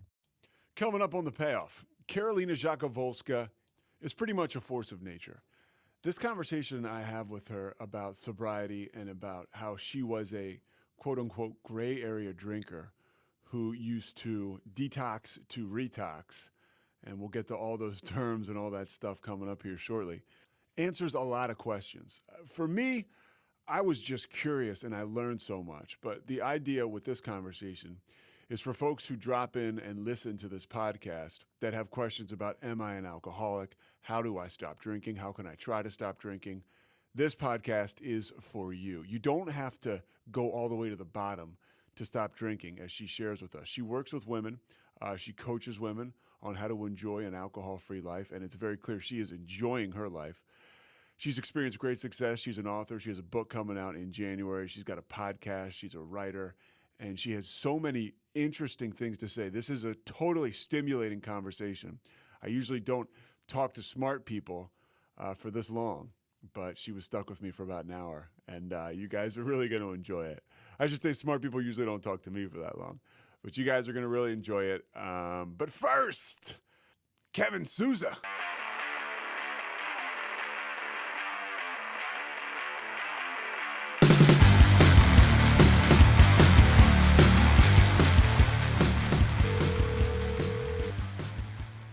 Hello, this is Karolina. Karolina, how you doing? I'm doing good, Pete. How are you? Good. See, you knew who it was. I did. I have figured it out. So thank you. So by the way, I apologize. We had to delay till today, but I'm super pumped to have you. I thank you for taking the time. Oh no, thank you so much for arranging it, and it's an honor to talk to you today. So thank you. You're in sunny San Diego right now? I am, correct. Okay, it's me, you, and Aaron is the producer. He's the only other one that could screw this up right now. So, all right, so we should be good. Karolina, oh, by the way, how do you say your last name? It's Jakowolska, but you don't have to worry about it. So Jakowolska? Yes, there you go. That was pretty good, right? Yeah. Yeah, I do news and stuff and some sports, so I'm pretty good with pronunciations. I looked at your name. I wasn't going to say it like that, but I can usually pick it up after I hear it once. So you've been sober for how long? Almost 4 years now. Okay, so 2017, your life changed. I've been reading about you, and it's so interesting. You said that I'm going to bounce all over here, so forgive me in advance. You said you were a gray area drinker. Describe what that is. So I was so stuck in this relationship with alcohol for years, ever since I was 17 years old, and I started drinking at parties in college. And I drank probably the heaviest I ever drank when I was in college itself. So lots of parties, just no boundaries with it, no responsibilities either, right? And so it was pretty heavy then. But basically, as I started growing up, as I got married, as I started my career, I was like, okay, I can't go out to the bars at 2 a.m. I can't, drink during the week. I just need to tone it down. And so I spent so much mental energy just trying to find this elusive balance of the right amount of alcohol in my life. And basically, I told myself, okay, you only drink on the weekend, and you do it at normal events. You go to dinner party or sushi night, things like that. And so I spent basically the remainder of my 20s trying to find this moderation illusion where, I was constantly making rules for myself and, not trying to overdrink. And the thing is that I drank less and less year after year. And it was at these very, social drinking events or on the weekend for game night or sushi night or something like that. And it looked normal, right? To any onlooker, it was so normal. It was what everyone else was doing around me. And yet I couldn't shake that feeling that every Monday morning I woke up feeling like crap. Not only did I feel physically unwell because I drank over the weekend, but I also felt so low, so depressed, and so stuck in a loop. By the time I was 30 years old, I had become a very health conscious and mindful person. I ate very well. I tried to eat fruits and vegetables. I did meditations. And so what ended up happening is that Monday through Thursday would be this, very productive, very healthy kind of lifestyle. And then alcohol would come in over the weekend and really just deteriorate all of those healthy choices I made during the week. And so Monday morning, I woke up feeling so ashamed, if I overdrink over the weekend, or just the lethargy that comes with all of that, all of that anxiety that alcohol induces in your body, and just this feeling of lowness. And I felt like I was just doing my life wrong. I couldn't figure out, how come other people were finding this elusive balance in their life, of alcohol in their life, but I wasn't. And so I started obviously looking into, alcohol-free people, sober people, and reading their stories. And how were you doing? Were you going online, or just reading stuff like just as simple as Googling, sober?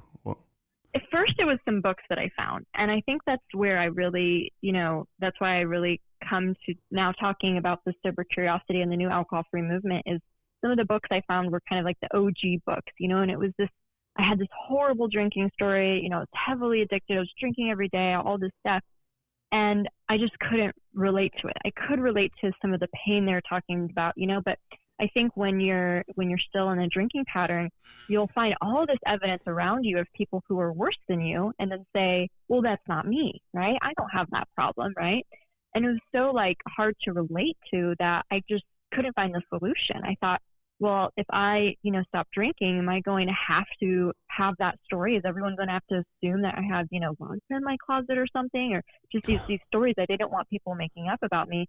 And so I kept not allowing myself to actually explore this lifestyle, because I thought that you had to, hit rock bottom essentially, right? And I think that's the kind of messaging some of us get when we're first looking into this.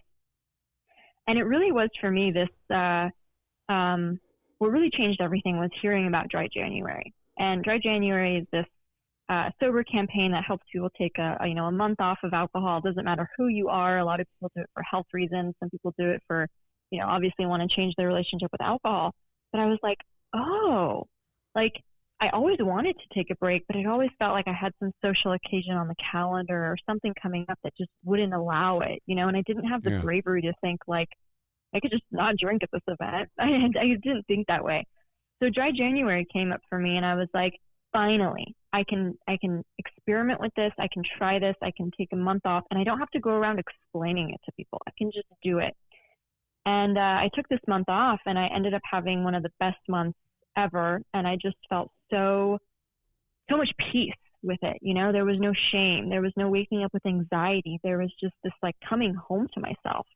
And I did go back to drinking after that in February. And, you know, the contrast of the difference in my life was just so eye-opening. Like my sleep was just so horrible. Even after a few drinks, I found my moods tanking. Like I found myself so appreciative and joyful and had so much more gratitude when I was not drinking. And then just 1 or 2 drinks in, I became this frustrated person who was moody and even picking fights with my husband. And at that point, I was like, you know what? Like, this isn't what I thought it was. And I decided to take another break, which I basically just haven't looked back since. You know, you mentioned clearly, I mean, whatever you want to classify it as, you're a high bottom, you know, person that had an issue with drinking and stopped, if you even want to call it that. So what was it like for you, the people around you? How did they react? Because we're not talking about, they had seen you doing what looked on the surface like well, but clearly inside you were having this internal struggle. How did you handle that, the people outside your circle? Or I'm sorry, in your circle?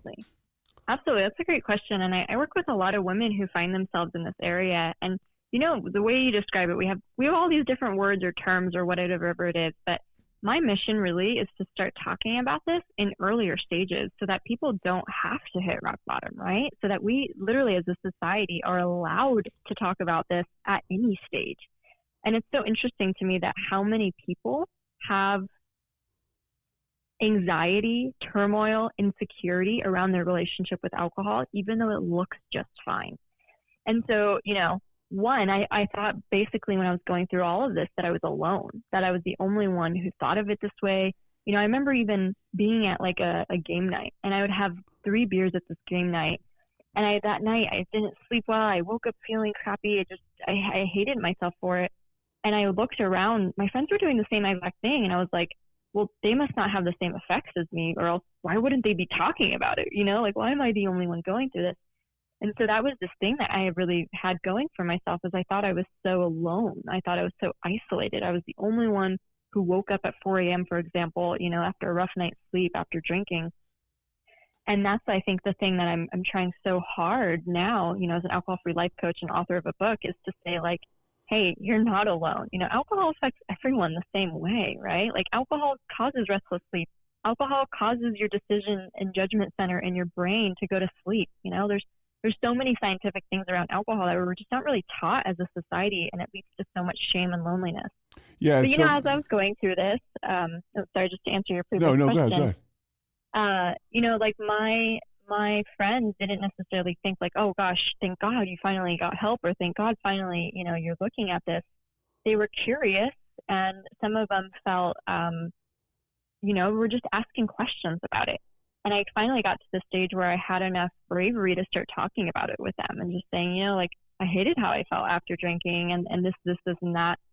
And it started actually after a while, after I was kind of, you know, telling them how amazing I felt now, it started to open us up to a deeper vulnerability. Like, oh, we can actually talk about this taboo topic and this subject. And we got closer. And some of my friends even got inspired to try their own alcohol-free, you know, breaks and journeys. And I really didn't have as much resistance to it, because I think a lot of people actually felt really similarly. Yeah, and that gives you the ability, when you're on the common ground with someone and you're not talking at them, which is clear from talking to you that that's not something you practice, you can connect with people. For me, I'm a 12-step guy, I'm an AA guy, and I just kept digging, you know, bottom after bottom after bottom. So when someone like you comes into an AA meeting and asks me what it was like, I tell them what it was like for me. And even outside of meetings, I have so many people that come to me because they're attracted to the sobriety and the quality of life and what they see. But then they say, hey, like, what happened to you? And I tell them, and it's somebody like you, and they can't relate. And this is why, you know, you seems like you're kind of filling up this space. You're creating this space for people where they have a place to go to connect with like-minded people who didn't go all the way down. I can't tell you how many people, Carolina, are like, you know, I'm not sure if I have a drinking problem or not. What do you tell those people? I think that's the like quintessential question we've been taught to ask ourselves around alcohol. And I don't think it's a helpful question, because if you're already asking that question, it's showing that you're unfulfilled. You're not happy. You're not completely with joy over this thing in your life and how it shows up for you. And so the better question to ask would be, is this making me happy? Am I fulfilled? Am I confident in my skin? I mean, for example, I'm an introvert and I was really shy growing up. So when I first found alcohol, it was like this magical elixir that helped me, become the life of the party, or so I thought. And so what ended up happening is that I would use it as this, false sense of confidence anytime I went to a networking event or a party or anything like that. Essentially what I did is, one, I never learned how to socialize without it, right? I never practiced that skill or that muscle. And two, I was constantly telling my subconscious, you are not enough on your own. You are not interesting. You are not likable. You are not good enough. You need alcohol to be all those things. And so, like, what a common example, let me just sharing with you, like how many teens and early kids in their 20s gravitate towards alcohol, to make them more confident at a party or ease social anxiety. Yeah, that's exactly what I did. Right? Like that's where we all start in a thing. But what ended up happening is it was deteriorating my confidence. It was deteriorating my self-esteem and my self-worth. So the very purpose that I thought why I was drinking didn't like hold up to snuff, right? Like it was actually making me, every time I broke a rule, a promise, I deteriorated my self-esteem. Yeah. I didn't believe that I could even trust myself, right? Yeah, it's the big lie. I tell people it's the big lie. Alcohol, drugs, it's the big lie, that confidence it gives you. It cannot last forever, and you can't stay drunk or high forever. And if you do, you're going to ruin your life. So, absolutely. And so, because of that deterioration of self, like you have to ask yourself the better question, like I said, is does alcohol make me happy? Does it make me aligned with my values? Is it help me get my bigger dreams? Does it help me be the person I want to be on this planet? And if those questions, have some deeper discontent with them, I think that, I think literally looking at your relationship with alcohol is a service that anyone can do, because I think it's a fallacy. We think that, some people just have these healthy relationships and other people don't. I mean, there's people I know who drink one drink at a time for decades, and then all of a sudden in their 50s, right, it turns a little more complicated. So it's like, why, like we have the same precaution when it comes to cigarette smoking. We have the same precaution when it comes to hard drugs, right? But with alcohol, we really don't really talk about it as a society unless you've crossed some kind of imaginary line, right? Yeah. And then you talk about it. So I think, like you said earlier, my goal and my mission is to just bring this topic into the mainstream and make it a healthy part of anyone's identity to ask questions about it. Do you, and this is something I'm curious about, do you get, for you, is it fulfilling to share this message? Because I figure there's a lot of people who are unsure about where they stand with drinking. And like you said, it's because they haven't hit rock bottom, but they certainly may not feel great about their relationship with drinking. Do you feel so fulfilled when you're able to share this message with other people and have this open dialogue? Oh my gosh, this is like the greatest fulfillment of my life, and I think that when I'm telling my story, on the surface level, the drinking was definitely the common source of pain and anxiety and all these problems. But I had this pattern that I just shared with you where I was every weekend I drank, right? And it was something I looked forward to, and it was just like, I can't wait for this weekend, right? When I can relax and unwind and party or whatever it was. And I didn't realize how unfulfilled I was during the week. I didn't realize that I was like literally going through the motions in my life, and that drinking was the highlight. I mean, Come on, what a like sad life, even if it wasn't like rock bottom. And so that was the first answer I had to find out. What will actually bring me fulfillment? And so wasn't just about removing alcohol from my life, but answering that deeper question: what will give me a fulfilled life? And that's when I started really looking in. And, I knew that my career that I was doing before was not what I wanted to be doing. What were you doing? I knew I always wanted to. So I worked in higher ed as a manager in a business school. Okay. And I meant to ask you, where'd you go to college? I went to UCLA for undergrad. And then I went to San Diego State and USD for 2 graduate degrees. Okay. All right. Go ahead. I'm always curious about that stuff. Yeah. But I found like, I had these dreams when I was younger. I always wanted to be an author. I always wanted to be like work for myself. I always had these goals and these ideas of what my life would look like when I was younger. But it seemed like I just gave up on all of them. And so really changing my relationship with alcohol that first year got me back into really rediscovering what I wanted to do on this planet. And so, to answer your question, I discovered I wanted to become an alcohol-free life coach. I wanted to speak about this publicly. And most so, I really wanted to be the role model that the past version of me was so desperately looking for. I really wanted to talk to her and to talk to the woman behind me, and especially who I was, 4 or 5 years ago, and really talk to her. And so today I work with, women in coaching containers and in courses, and I have a new book coming out that's really trying to address that isolation and that pain and that unfulfillment that the previous version of me felt. And the book is coming out early next year, correct? Or sometime next year? Yeah, so it's called Euphoric, Ditch Alcohol and Gain a Happier and More Confident You, and it comes out January 4th, and the pre-orders are available, so I'll be sure to share the link with you, but if anyone's interested, you can find it at euphoricbook.com. Yeah, we'll make sure we get that up. Now, I don't want you to give away all the secrets. I want people to buy the book, or if you're like me, listen to the audio book. What about solutions to this? What do you tell people, ways to stop drinking and be fulfilled? Absolutely. So it's a process, right? This isn't some overnight switch or some black and white kind of a solution. It's definitely a month-long process. But I think that's what's so cool about when you dive deep into personal growth is that, the habit, the previous behavior, the patterns that you've fallen into, they were years in the making, right? They were decades, for many people, were decades-long drinkers, as was I too, right? And so it's so cool to think that, okay, I'm not going to change overnight, but maybe it's just going to take a matter of months, maybe 4 months, 6 months, right? And it's this journey you're going to go on. And so, some of the things that I like to talk about with, especially people who find themselves in that kind of gray area, is this idea of quitting drinking is so extreme to them. And they keep talking themselves out of it. They're always like, well, I'm not that bad, or I have this wedding coming up, or, whatever it is. They're always talking themselves out of it, even if though they do really desire that more simpler lifestyle. So I always recommend for, someone in that kind of gray area to start with a break from alcohol, because you don't have to decide about what you're going to do 10 years from now. You're just doing this right now. It's just this challenge. You're going to put your heart into it. And instead of just not drinking during that period, which, behavior change is great, don't get me wrong, but oftentimes behavior change by itself can leave a lot of deprivation behind, And so what really, the crux of it is really going through mindset change and a journey of personal growth to really change fundamentally what you think and believe around alcohol. So you no longer believe that it gives you any benefits or comfort, but fundamentally, even subconsciously, start to lose your desire. And so I walk my, clients through that process, and this process is laid out in the book to really start questioning, well, why do I like to drink? And really ask myself, do these reasons even hold up? Are they really true?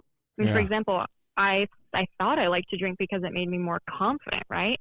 But then I really evaluate the night. Okay, so I drank more than I wanted to. I had wine teeth.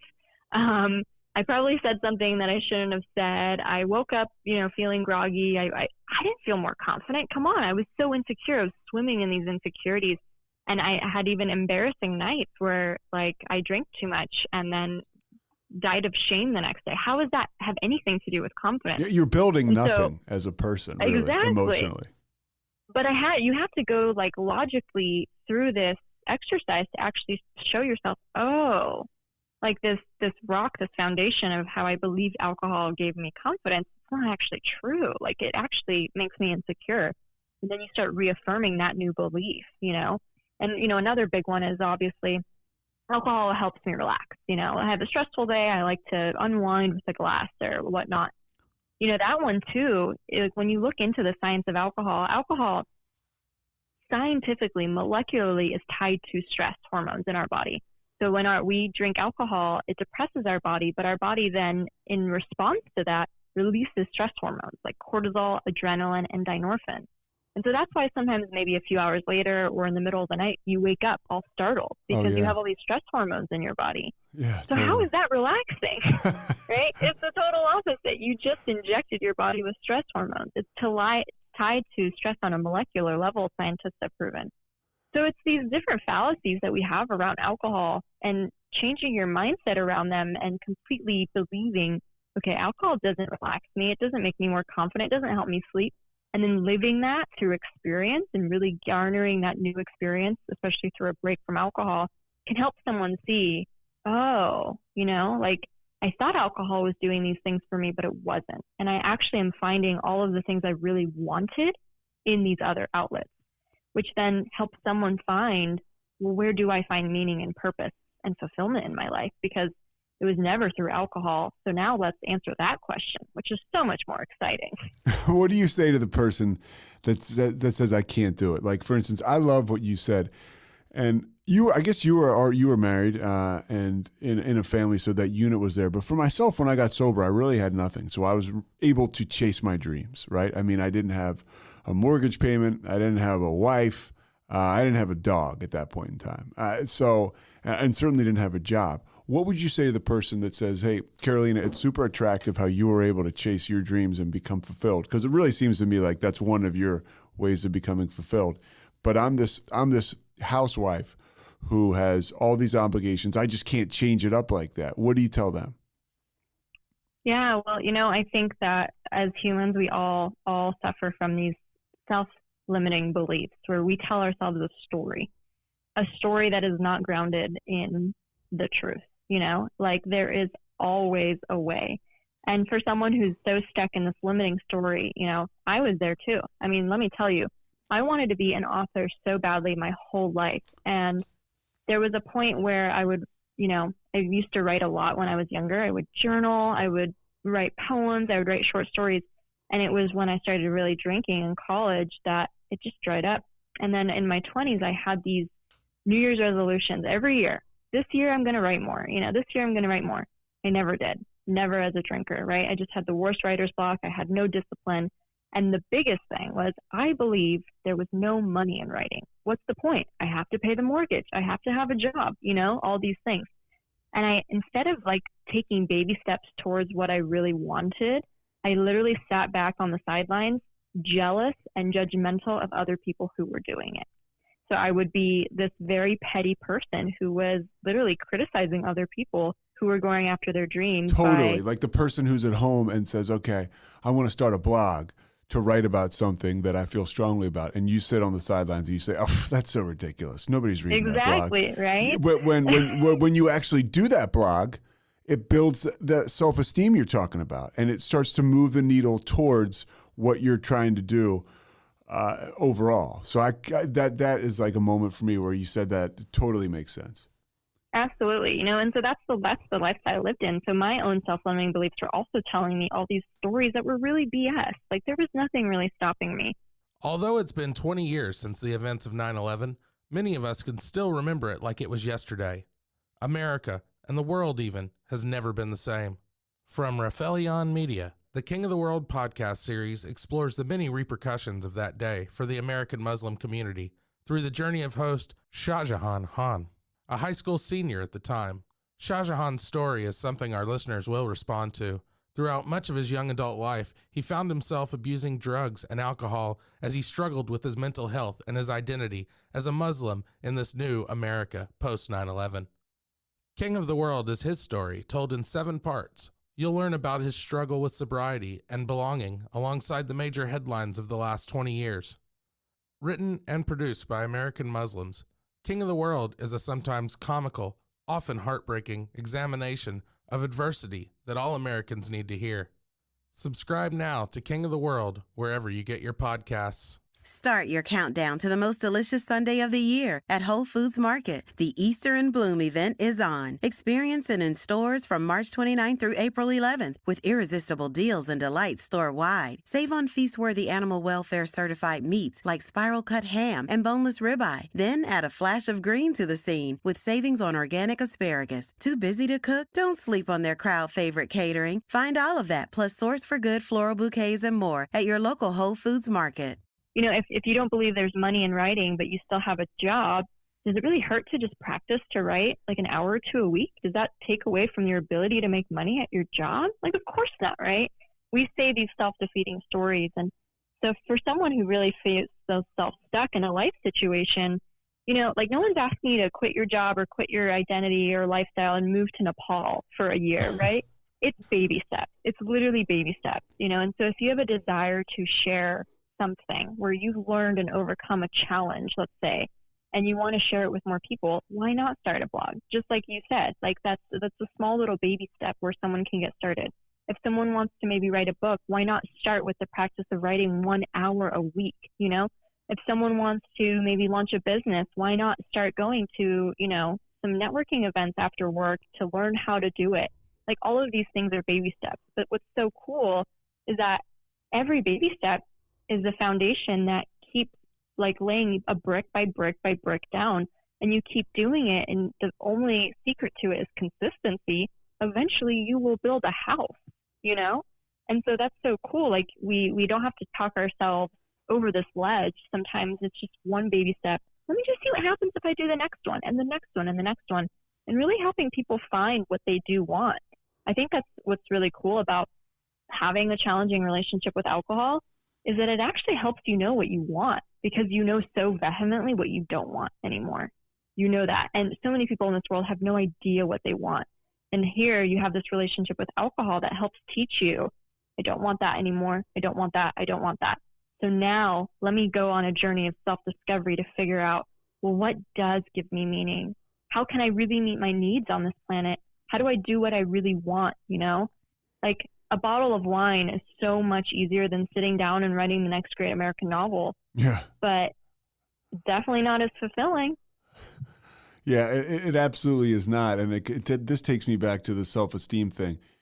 You talk about it, and I want to get to this in a second, but you talk about it, you know, you detox to retox. Basically, you hit it hard for a weekend. You take the week off. You talked about that earlier. You don't feel fulfilled during the week. You go through the motions, and then you drink again. Like, that is just completely debilitating to somebody's self-esteem. And on the inside, right? You don't have to be a train wreck on the outside to have very low self-esteem. So when you stop doing this stuff, you know, telling yourself lies like I'll only have one, or if I go out, I'll drink, I won't drink much, or whatever it is that kind of beats you down. Tell people what you found. I love how you write 6 months sober, you know, or 6 months without alcohol. You really started to feel the changes. What did you find when you started to build your self-esteem with that repetition? Oh gosh, I think that was like one of the greatest epiphanies I had, is how much confidence it was building in myself, because this is my Achilles heel. I always let myself down with it. I always break my promises. You know, I always break my rules. It's something that I just can't figure out in my life. And that's the common, you know, frame of mind that I have around it. And all of a sudden, you know, you start taking a break and you start really learning about it. And it's not just willpower, and you learn that you're not weak. You didn't fail at self-control. There's so many other things going on that you're finally getting, you know, your eyes open to as you kind of learn more in a community like AA, or, you know, these other online communities that exist now. You really start learning about the phenomenon instead of just beating yourself up, right? And as I was taking a break, you know, like even the second weekend I didn't drink, I was like, wow, you know, like I have 2 weekends without alcohol. This is new, you know? Yes. And then it's like 21 days, 30 days, 50 days. You're like, I was literally like, who is this person? I don't recognize her, and I'm so freaking proud of her. And it's like every single day is this little quick win that you're getting, and you're adding on to your self-esteem and this confidence that you can do what you say you'll do, you know? And then you start, honestly, we live in a world of drinkers. Let's not, you know, deny that. This culture is an alcohol-centric culture. I mean, everyone is initiated into drinking in Western society. So not only are you doing something that was hard for you, you're now doing something that's different than everyone else, right? And that can also, if you tell yourself the right story, can lead to a lot of confidence. Like, hey, I'm going 50 days without drinking. None of my friends have ever done anything like that, right? Yes. And it keeps adding on to this self-esteem that starts spilling over into other areas of your life. So if you thought you could never quit drinking and now you're smashing it, what else did you tell yourself you could never do? That is just a story, a made up story, and that you can now go attempt. And I think that's this beautiful thing is not only do you find the space to really discover what you want next, you also then have the confidence and the bravery to go after it. And changing your relationship with alcohol takes so much bravery. Not only do you have to be so honest with yourself and, really leave this comfort zone of sorts to go into the unknown, but you also have to do this publicly, right? Like ordering a mocktail takes bravery. Telling your friends takes bravery. Every conversation you have takes bravery. And that bravery is building within you, not just for this endeavor, it's going to be for the next one too. Because anything you want in life, anything that's big and worthwhile, sometimes it's the road less traveled. And, like you said, you want to start a blog or a business or something like that, there's going to be plenty of naysayers, plenty of people who want to, keep you small. And it's going to take bravery to do those things too. So it's almost as if changing your relationship with alcohol trains you for the bravery that you're going to need for the next big thing. Yeah, I like that a lot. I also like, you write a lot about what it's done for your life and the women that you coach. What do you tell them when they, and I don't know how you would term it, you can tell me when they slip up, or when they drink and maybe they go out and they drink just, how you said you drink the gray area stuff for like another month or a week and they come back. What do you tell them? Yeah, so I think it definitely depends on where someone's at. But, when someone's within their first 3 months without alcohol or attempt to go without alcohol, they're such a beginner. Like, why do we expect someone to be 100% perfect and then make them feel bad when they're not, when they don't even know what they're doing, right? Yeah. And so I have a lot of very gentle compassion at that stage. And, a slip can often be a really good learning tool because, like I said, I took my break in January and then I drank again in February. And it was drinking again in February. Well, I don't recommend it, like anyone go back to it. That's what actually helped me really see alcohol for what it is because I had the contrast already. Before, it was all just a homogeneous experience. But the contrast between the dry month and drinking again was really what made something click in my mind. And so oftentimes, even a slip it's just a learning experience to really learn, oh, wow, it isn't this benign drink. It isn't just, having a few with friends. It really takes a toll on me. It really lowers my mental moods. It really makes me feel low, like all this stuff. And that could be really a solidifying experience for someone who, wasn't thinking of it that way. And also to like have grace and compassion for themselves. The most successful people on this planet have failed hundreds and hundreds of times. And the reason why they're successful is that they keep getting back up again. It's a game of perseverance. And if you continue to especially if you're wanting to take a 30-day break and you slip up on day 18, get back up again. Get back up again to day 19. Keep doing it. Don't let it derail you. And then, as people transition further away from alcohol, say they're 6 months alcohol free for just example, and someone slips up at that point, I like to say at that point, you've changed your habits so much. You've changed your daily routines. It wasn't about the drink itself. It was a feeling you believed alcohol would give you that you wanted, right? And that's where they thought that alcohol would still give them some kind of feeling. So at that point, I really work with my clients to understand, what need were you trying to meet? Were you trying to feel rebellious, for example? Were you trying to escape? Were you trying to, feel glamorous? Like there's these different needs that we might misguidedly been using alcohol for that really we need to find how to meet those needs in healthy, productive type of ways. And so it's really interesting to me to find it's not about the drink. It's about the feeling you thought the drink would give you. Yeah. How can we recreate that feeling in a healthy way? Alcohol took me down so many different avenues that brought me to those air quotes like places, right, that you just mentioned. But basically all it means is it gave me courage for a moment or two to do something I was scared to do, or maybe even to think I was something I wasn't. Whereas in sobriety, you can actually go down those roadways or avenues the same way, sober, with courage. And when you get there, it's a hell of a lot more beneficial. Yeah, it's real because it's real, right? I mean, the other thing is it's just like you're using something outside of you to feel enough. And how is that ever going to work, right? You have to find that enoughness that's inside of you. How long do people work with you? How long, because I go to meetings, if I don't go to meetings, we all have what we do to keep our sanity without alcohol. At least that's for me. Okay. And talking, honestly, conversations like this are one of the things. And for me, meetings are as well. What do you tell these women you work with? Because specifically you work with women. I don't think I mentioned that. I probably will off the top, but in case I don't, what do you tell them about the regularity and the practices and what they need to do on a day-to-day basis? Yes, absolutely. It's really about designing a life that you love. And I feel like we get stuck in life. We get stuck in these ruts, and, maybe we're not fulfilled with our careers, or maybe we have too much responsibility at home and we feel like we're taking care of everything. Or, a lot of women I work with are just so freaking productive. They're just so on all the time. Alcohol is the only thing that they use to ever turn off, right? In the society that expects them to, have the job, have the kids, be in the PTA meetings, like all the things, right? And so designing a life that's fully aligned to your values and your bigger dreams is using those emotions that you're feeling when you're not drinking, because normally you would drink over them, right? Uncomfortable feelings. But now you have to actually feel them. But your emotions are there to be your teachers. They're there to show you where you need to make shifts in your life or what you really want.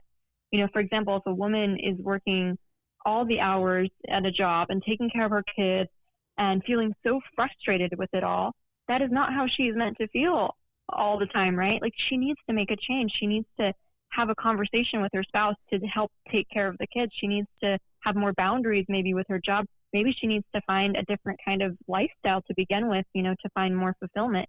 But these are not things that we're just meant to swallow. Our emotions are helping us to guide us so that we can really build a life that serves us and that's meeting our needs.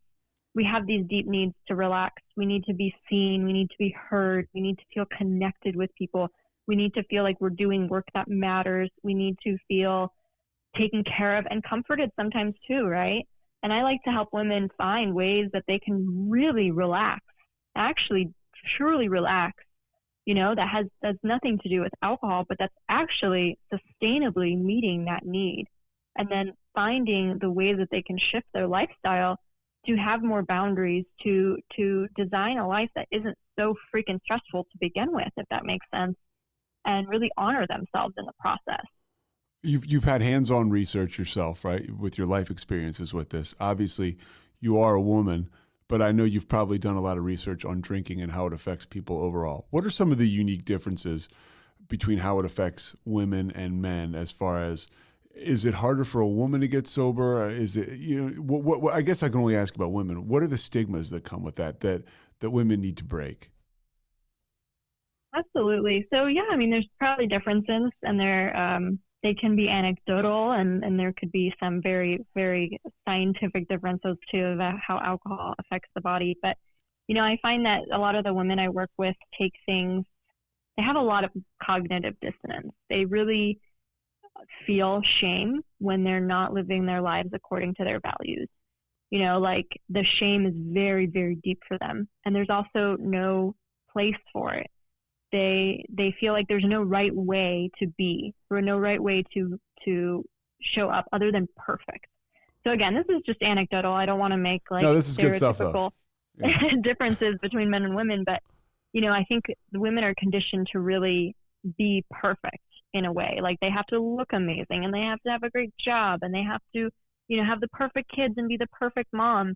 And when they fail or they don't show up as the person they want to be, it's so damaging for their self-worth, and they feel like just a constant, like they're never enough, they're never measuring up. And so dealing with those self-worth issues is a big part of a healing journey, and also understanding that, like, when it comes to alcohol, you didn't do anything wrong. Like, you did exactly what society told you to do. They told you to start drinking as the 16-year-old, and to keep drinking, and to do it at parties, and to do it at wine events. You know what I mean? Like, we're just doing the best we can. And so letting go of all that shame, I think, is a very, very healthy process to understand, like, it wasn't your fault. This is like how you've been conditioned. This is how alcohol works on the brain. But just because it wasn't your fault doesn't mean that now you cannot take control of what you really want in your life and go for it and start making the changes there. So I think women hold a lot of shame, definitely, of just not being perfect. And so that might not even be the rock bottom like we described earlier. It could just be, you know, I have a lot of women I work with are moms, and drinking with their kids just leads to this big shame, even if it's not this, you know, a huge quantity of alcohol. It's still like, there's something wrong with this. There's something not right about how I'm escaping with my few glasses of wine at night when I'm doing bedtime, you know? It's a lot of that deep feelings. And I think women also feel very unaligned when they live life outside of their values as well. You know, if they have values of health or grace or integrity and they miss the mark on that, they feel it very deeply. So it's definitely a lot of forgiveness work, you know, of just forgiving yourself as well.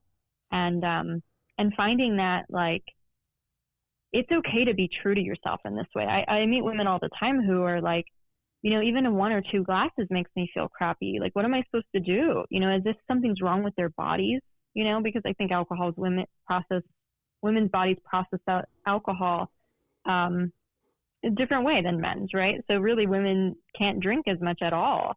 And so they feel that effect and they feel like something is wrong with them. Instead of just understanding, no, there's nothing wrong with you. Your body's telling you what it wants and needs, and it doesn't want a toxic, you know, beverage like ethanol in your body anymore. That's what it's telling you. We go from these toxic beverages to your website is I love it's euphoricaf.com, but euphoric alcohol free. What is that? And your podcast too. What's your podcast called?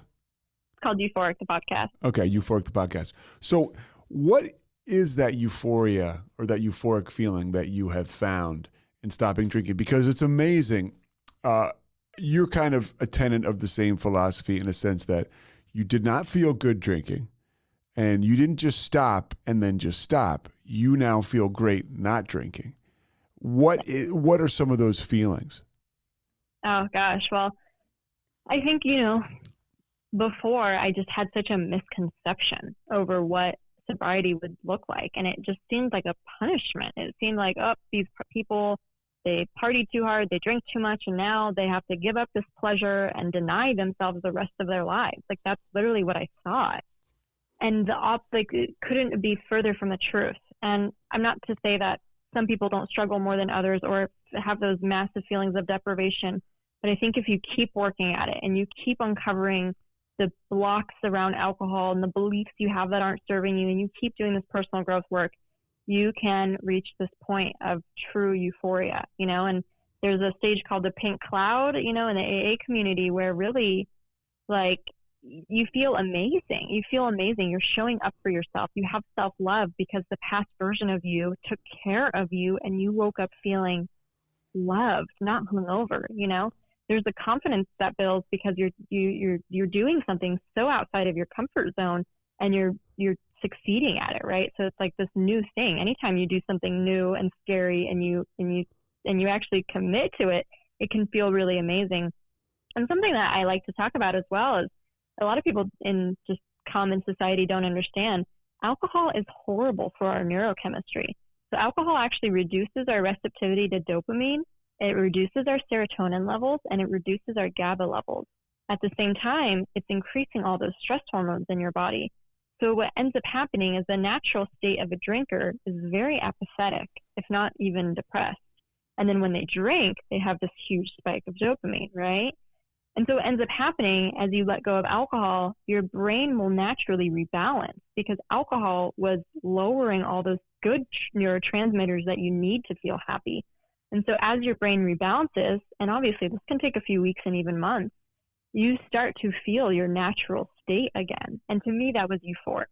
And so it's euphoric not only to feel amazing again, but I looked at life differently. I remember like staring at trees and looking at clouds and having this sense of appreciation and gratitude that I never felt as a drinker. Because all of a sudden, these mundane moments, these just beautiful mundane moments in life started to be able to compete in my brain neurochemically the way that I thought alcohol did, right?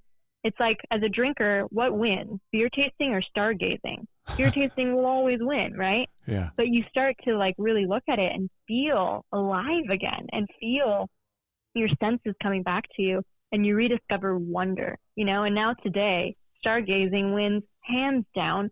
And when I do things like that, I feel connected to something bigger than me, and I feel so much gratitude and appreciation. And so this euphoria, it just is a cascade in so many different areas of your life, because there's so much goodness coming for you. And, you know, in my book, that's really what I aim to do. Is the first part of my book is just showing people why they should take a break from alcohol, like what they can expect, the euphoric feelings that will happen, not only because your brain rebalances, but all this different stuff. You know, you're working on your self-love, you're working on your self-worth, you're building your self-esteem, you're getting more confident. It's like you're redeveloping positive beliefs for yourself, you know, that are replacing these negative ones that you've been holding on for so long. And, you know, then the last part of my book is actually help people do it themselves and to do it the right way, because I do think that you can just let go of alcohol and still be miserable, right? So It's not to say like give it up and then there'll be unicorns and rainbows. There's still personal growth work involved. And so that's what I love to show people of how can I really make this experience the best one possible and really truly be euphoric. And I love what you said about the neurochemistry, because for me, I had no idea what recovery was going to look like, or even if I was going to have one. But I was sitting in a treatment center, and somebody with the same message you just delivered sat up there in front of a room full of us, and it was sort of like a lecture, and they put they put the brains on the wall, 3 months without alcohol, 6 months, 9 months, 12 months, and you could see the fog lifting, or the brain chemistry kind of recalibrating, and I was in. So you're telling me there's science behind this, that I'm going to feel better if I don't drink. And from that point, and it's so true. I remember asking the guy, so I can go to a movie and have soda and popcorn and chocolate, and I'll get the same feeling I did when I was like 9. And he was like, yes. And I remember thinking like, okay, let's do this. And that is a real thing. It's a real thing. You can read about it, whatever. Another thing I want to ask you about, I'll let you go in a little bit, but this is you always deal with this. Now, you were married when you stopped drinking, right? Mm-hmm. Yeah. You're still married? Yes. Okay. So what do you tell women about dating? Because that's a big thing. People have struggled with that when they stop drinking, right? A single woman dating or a single guy dating, there's a lot of fear. I drank alcohol so I could talk to females. Absolutely. And it's so interesting because, like you mentioned how science and like really having facts like really helped you. Here's a fact. So we're actually less attracted to drinkers. Studies prove that as people drink throughout the night, we become less attracted to them.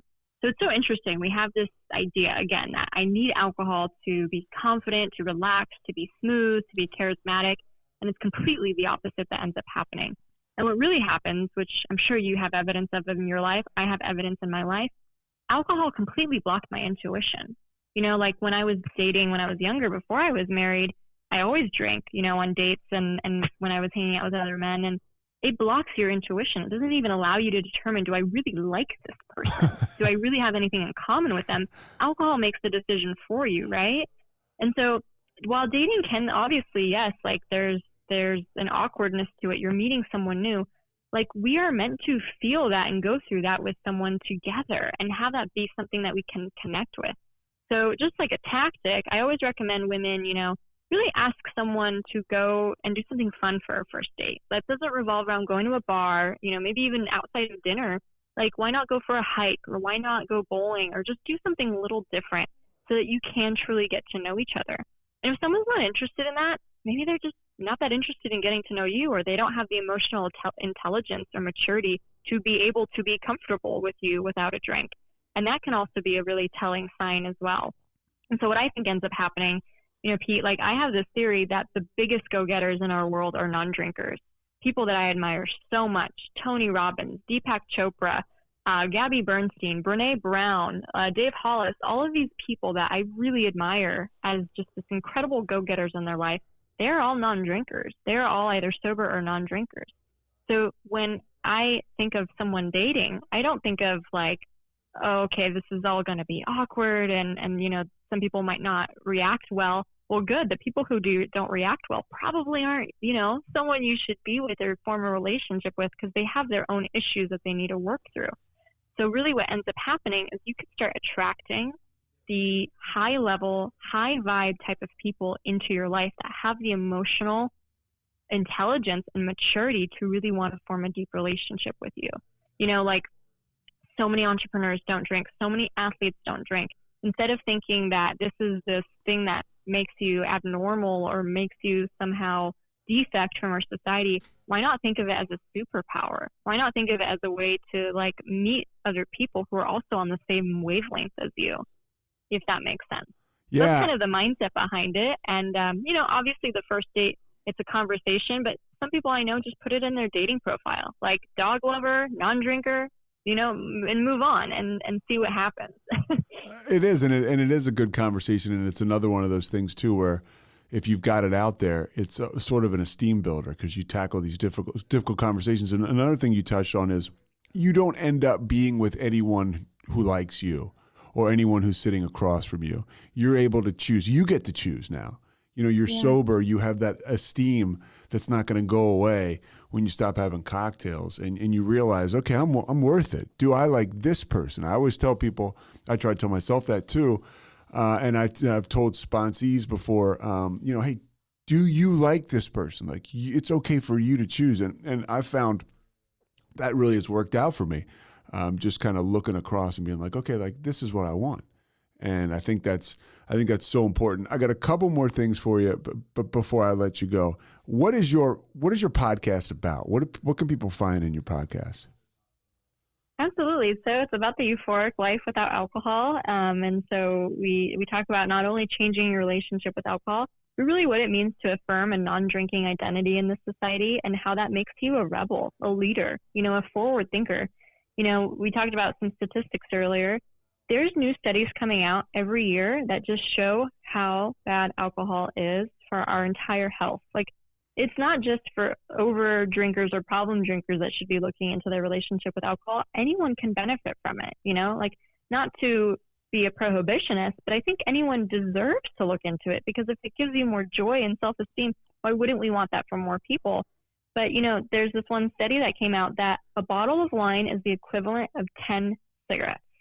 So it's like alcohol is the new cigarette. One drink reduces your lifespan by 30 minutes. I mean, it's just this, like, if we really want to be these healthy, mindful, personal growth people, you know, like alcohol really is something that kind of comes up for question of whether it's serving our lifestyles or not. So this podcast is all about how amazing life is without alcohol. And we also bring on guests that offer, you know, a lot more to teach about your own self-discovery as you're going through this journey. So just for example, we had this great lady on the other few months ago. We talked about astrology and how, like, astrology, like different signs have different patterns and how they might relate to alcohol, and then how to like find your own freedom. So just kind of like fun stuff like that, but also really deep, you know, self-worth issues and reclaiming, you know, your dreams through an alcohol-free lifestyle. Here, I need you to look in your crystal ball here. Will the sober curious movement, is it here to stay? I was at a Whole Foods and asked them about the non-alcoholic beverages, and they said that's the fastest seller in the store as far as beverages are concerned. I mean, this movement has really picked up steam. The sober curious, is that here to stay? What do you think? Absolutely. Like the way that cigarettes came and went in our society, you know, obviously people still smoke today, but I live in California and I don't know a single person in my life that smokes cigarettes, right? That wasn't true 20 years ago. That wasn't true 50 years ago, right? And it doesn't necessarily have to have the same trajectory, but I think that we are getting more health-minded as a society, and we're also deeply interested in true consciousness and connection. And alcohol just doesn't meet into that, just doesn't fit into that. They say that Generation Z is the lightest drinking population of all the generations. There are a lot of non-drinkers, like 40% of them don't drink, right?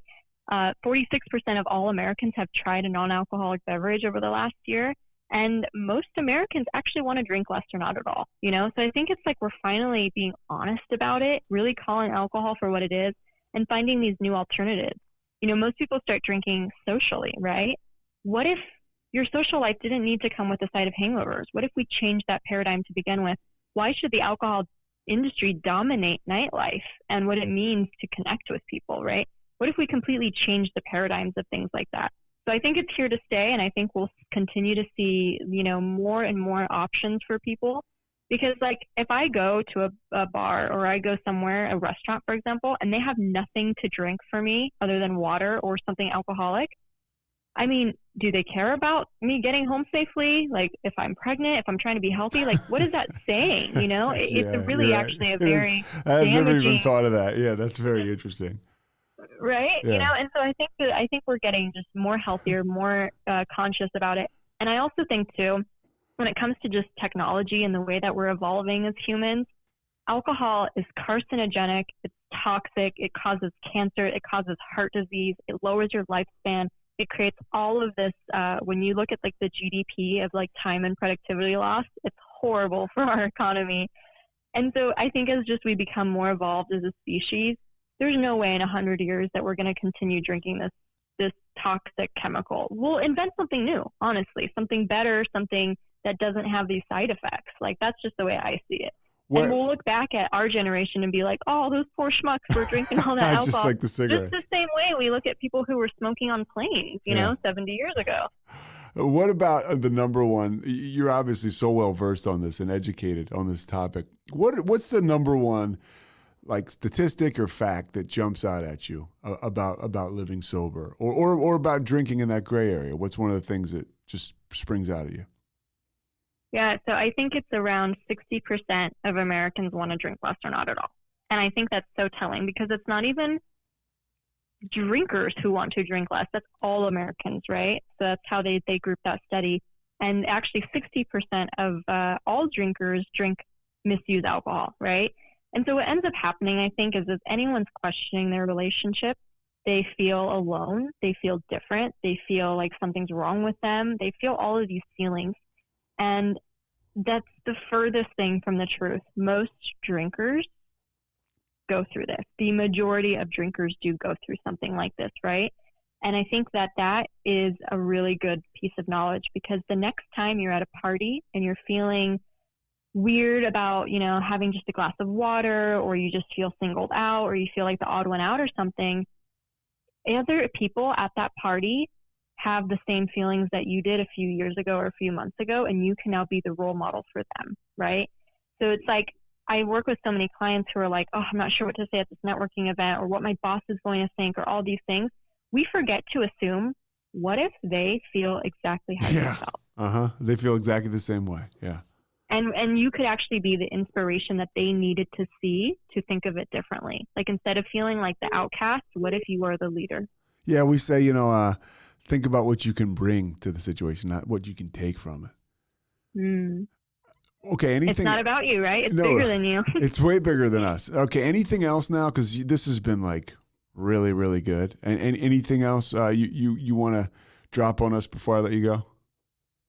It's just been a great opportunity to talk to you, and I go deeper into more facts and statistics, but especially more just incredible benefits you can get from the alcohol-free lifestyle in my book. And also, it's set up with an 8-week plan to help someone guide them through it. And even if someone's already like taking a break, I always say or non-drinking already, alcohol is kind of like that phantom limb. We still live in this society that glorifies it. And even if you've been alcohol-free for a while, that phantom limb syndrome can happen, where phantom limb? Phantom limb, like when you someone gets amputated and they can still feel their limb. Okay, yeah.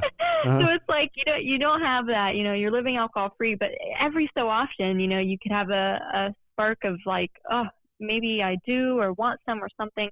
So I call it affirming the alcohol free identities. You continue to affirm this new identity by really rooting your own philosophy about it and within it. So if anyone's interested in the book, it's called Euphoric Ditch Alcohol, Gain a Happier, More Confident You. It will help anyone go alcohol-free, but also to affirm that alcohol-free identity and really feel, like you said, that pride about it, like just really proud about it. so that it starts becoming a beacon of hope and possibility and not a problem, not something that you're ashamed of or embarrassed about, but really a way that you stand out and honestly start causing a ripple effect to the people around you.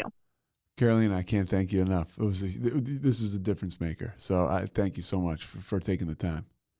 Thank you so much. It was such an honor to be here, and I really enjoyed our conversation too. Thanks so much for listening to The Payoff with Pete. Once again, I'm Pete Souza. And of course, we are part of the Rogue Media Network. All kinds of good podcasts you can find at RogueMediaNetwork.com. And of course, you can find this podcast and all those other ones wherever you get your podcasts, iTunes, Spotify, other spots like that.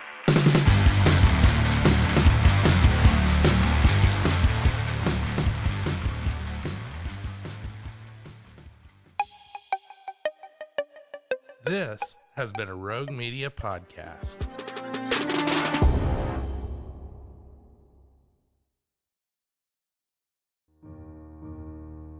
Inspired by the life of the savvy and ambitious Colombian businesswoman Griselda Blanco comes a new Netflix original limited series. Griselda tells the story of a devoted mother who, with her lethal blend of charm and relentless savagery, creates one of the most powerful cartels in history. Witness Sofia Vergara's captivating transformation into the godmother of the underworld. Griselda, streaming January 25th, only on Netflix. ABC Monday. The Bachelor is back, and everyone is falling for America's heartthrob, Joey Grazadeh. Chef's kiss, 10 out of 10. He's taking another shot at love. I am definitely ready to find my wife. But will he find his perfect match? I am freaking out. I'm about to lose it. There's something I need to know. I'm done here. I thought it would be easier. The Bachelor premieres Monday, 8/7 Central on ABC and stream on Hulu. Coming up on The Payoff. The good folks at Rogue Media and I kind of screwed up this week, and we double booked. Let's say I screwed up because it was last minute. So we double booked our guest on Thursday. We didn't double book. The studio was double booked. I barely had a booking. So we were unable to record our podcast for this week. So I'm giving you a best of. This is my man, Tim Brooks. Now, we aired this first back in March, so a lot of you have not heard it. Tim was a phenomenal lacrosse player in southeastern Pennsylvania, a highly sought-after recruit, went to my college, the University of Richmond, and he flamed out right away, ended up back home and ran a drug ring around the suburbs of Philadelphia, if you want to call it a ring. But he was busted and was on Good Morning America.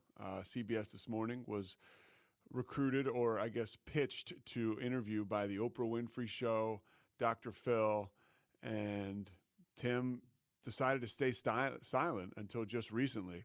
And just recently, as far as a couple of years ago, he has started a rehab outfit for young men in Pennsylvania. I've had a chance to hang out with some of these young guys who are getting sober and who are on fire. And Tim is on fire, and he kind of walks on air. And for me, it's really cool to see it come full circle because I knew this dude in his first couple of days of sobriety. I know his dad. I've had a chance to hear his grandfather talk on AA meetings. This guy, this family, the real deal. And I want you guys to listen to Tim Brooks. But first, my main man in Hermosa Beach, Kevin Souza.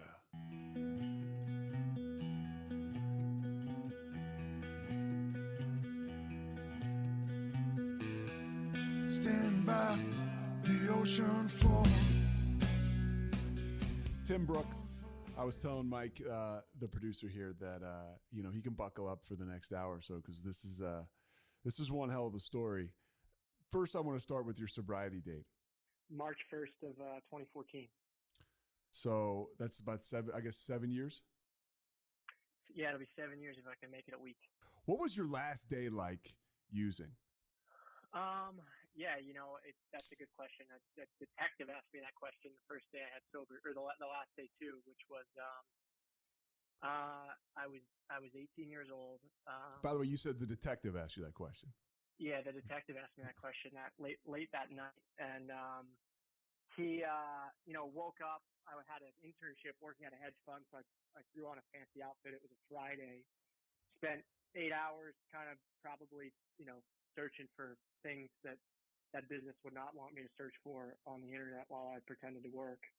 And then I went to like a parking lot and I got high with one of my buddies, and I remember like being in this parking lot, and I grew up right outside Philadelphia in an affluent area, and we were on a college campus, and this minivan that was like green with a white door like rolled into the parking lot, and it just like didn't look right.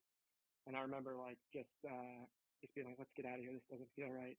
Anyway, 9 p.m. rolls around. I got 5 detectives in my kitchen, and the party's over, right? I get totally busted for selling a bunch of weed, and parents exposed. And I remember a family friend had a friend that was a lawyer, came over, and he walks in the living room after this was like a 2-hour stalemate of no conversations. And the lawyer, like, he's like shaking hands with these detectives, like he already knows who they are, calling them by name, asking about the kids. And he pulls me into like the side room, and he's like, Timmy, these detectives are the kind of guys that I usually see down at the port in Philly busting like multi-million-dollar heroin deals. It really doesn't make sense why they are in your living room. You should probably just get honest. And that was really the beginning of it all. You obviously started your sobriety abruptly, started that day. But take us, you mentioned the detectives, you mentioned the investigation. We'll get to your addiction and your sobriety, but just take people through exactly what you're talking about there, exactly what happened. Yeah, I mean, I was selling a lot of weed, right, and big fat for sale sign on it, but I was doing it in a really kind of secretive way. I had early that was in last day of February, right? So that fall of I guess 2013, 2014. I basically dropped out of college. I went to Richmond. You went to Richmond. You were an outstanding lacrosse player. Yeah, some would say. I had some good days. You went to the Haverford School, a real high-profile lacrosse program there, a high-profile school to begin with, outside of Philadelphia. You achieved great success there, and then you're going to Richmond. I went to Richmond too, so this was going to be their first class, right? Yeah, I was their first recruit for Division I, and yeah, lacrosse was my life, right? It still is a part of my life, but back then it was my identity, and success in it, and having things to point at, and being that guy and coaching little kids. It was everything to me. And so I went off to Richmond and quickly dropped out, which was nothing more than just a symptom of being a total booze hound and not being able to balance the responsibilities of being a Division I athlete, but really pointing the finger at injury and depression and all of these things that weren't addiction, really, right? That a lot of us end up doing. And people buy into that because you've built up credibility through your athletic career and just being a student. I would guess that's my experience. Yeah, I mean, certainly. I was motivated not to do the right thing, but I was motivated to make people think I was a person that was doing the right thing. And I achieved that by having material things that I could point to, and by lying about who I was. And examples could be good grades, internship opportunities, college scholarships, girlfriends, friends, parents of fifth graders wanting me to babysit their kids. And then behind the scenes, I pushed really hard to get tuned up with my buddies and have what I thought was fun that quickly turned into this chase that never ended in anything other than feeling like it wasn't enough. And so the chase for the police ends that day in your living room, or you call it a somewhat chase. They've been following you for a short period of time. You come back from Richmond in the fall of 2017. You start to deal drugs, and it didn't last that long. I mean, for those of you who don't know, which is probably a lot of people if you're listening around the country, to refresh your memory or just to let you in on something. Tim, I remember you and I had been sober a little bit, and we were kind of in the same circle. And I'm down in Charlotte, North Carolina, where I'm living at the time, and you pop up on Good Morning America doing a perp walk. Yeah, I did. So I left Richmond in September of 2013, and then in February of 2014, I got arrested, and like a couple weeks later, I was all over every news station you could think of. It was pretty wild, right? It was like Dr. Phil and Oprah leaving answering machines on my phone, asking for interviews, and it was rough, right? News cameras at the end of my street. At the time, I had already been a part of a structured recovery program for a couple weeks, and I was trying to take direction. And those two worlds I had been living, like the person I actually was, and the perception I had created for other people to believe, like they they clashed in an instant through the media outlet. And how the hell did you manage that? You're 19 years old, or 18 or 19 years old. I had like 42 days of sobriety. And this hits. And this hits, yeah. So I got a group of people in my life saying, like, go to a meeting every day, be open and honest, like, don't manipulate, don't lie, don't hang out with your old friends, like, get a job, go exercise. I get all this direction, which is counterintuitive, which is exactly what I don't want to do.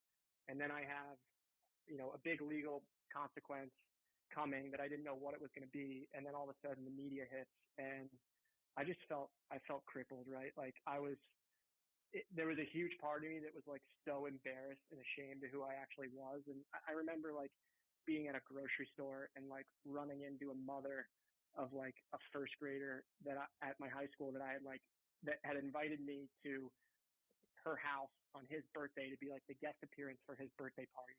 And I couldn't even look at her. Like I couldn't look at her. And that was what, and I knew that like as badly as I wanted to drink and get high, I knew I couldn't. I knew that if I did that, it would make my legal consequences so bad. So I kind of just did everything else. Like I was not humble. I was not friendly. I was not happy. Like I took computers and threw them through windows. I beat the hell out of my bedroom with like my dad's favorite golf club when he wanted me to do yard work. Like I was an angry person in early recovery. But you didn't drink and you didn't use. I didn't. Yeah. I don't know how that didn't happen, but I didn't. How were you able to find that gear, or when were you able to find that gear where you were able to articulate what you were feeling emotionally? Because for me, I was talking to another alcoholic and addict just yesterday, a guy who was, getting sober. And I said, the moment that you actually are vulnerable with another dude in AA, right, which is counterintuitive, like you said, the moment you can reveal that, that's when the magic starts to happen. How long did it take for you? You mentioned 42 days, this media circus is outside of your house.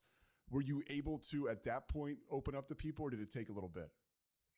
I was pretty open off the rip, right?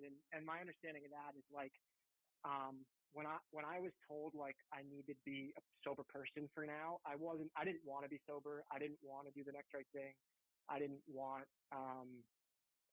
any of it, but I knew that really like not so much my drinking and drugging, but the way I was treating people, the lying and the manipulating I looked at that as the root of the consequences I was facing. And I honestly wanted to try to work away from that. I was never committed to a life of sobriety. I just kind of approached it like, hey, this is something I have to do now. When I get through my legal stuff, I'll revisit.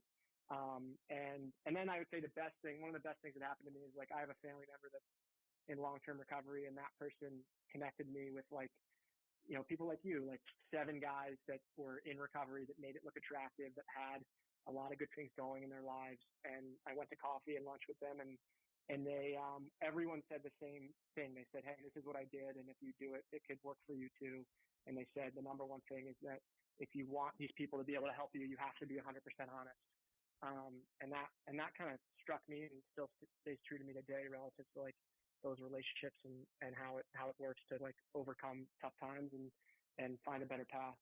And it is tough. You got sober at a young age, and you work with young guys that get sober at a young age, or a lot of whom are trying to get sober at a young age. And it's difficult. And I remember being around some of your experiences. I remember myself and Peter F., who I've talked about on this podcast before, he got sober when he was like 18. I remember we went with you to Campus Corner by Villanova, and then we went to see a movie, some action movie that wasn't that bad. And I think, you were just kind of hanging on. I felt good hanging out with you, and I was hoping like, hopefully he's getting something out of this. And apparently maybe you kind of were, because now I see you give it away freely. Like it's natural to you.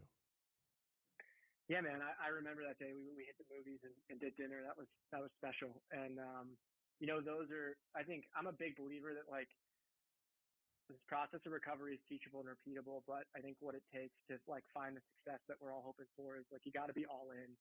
And if you're not all in, then we find ourselves in the same miserable place we came from. And like those little things, and putting yourself out there and doing the right thing and not letting a bad day turn into a bad week, turning into a big mistake. Like those are the difference makers. And I certainly make a lot of mistakes, and there are periods in my last 7 years where I certainly have not been all in. But I'm lucky to have like guys like you in my life that are willing to call me out on that shit and help get going in the right direction. you're dealing with this media storm, and now the court process starts, but you're staying sober. Take me through that whole situation, how that works out.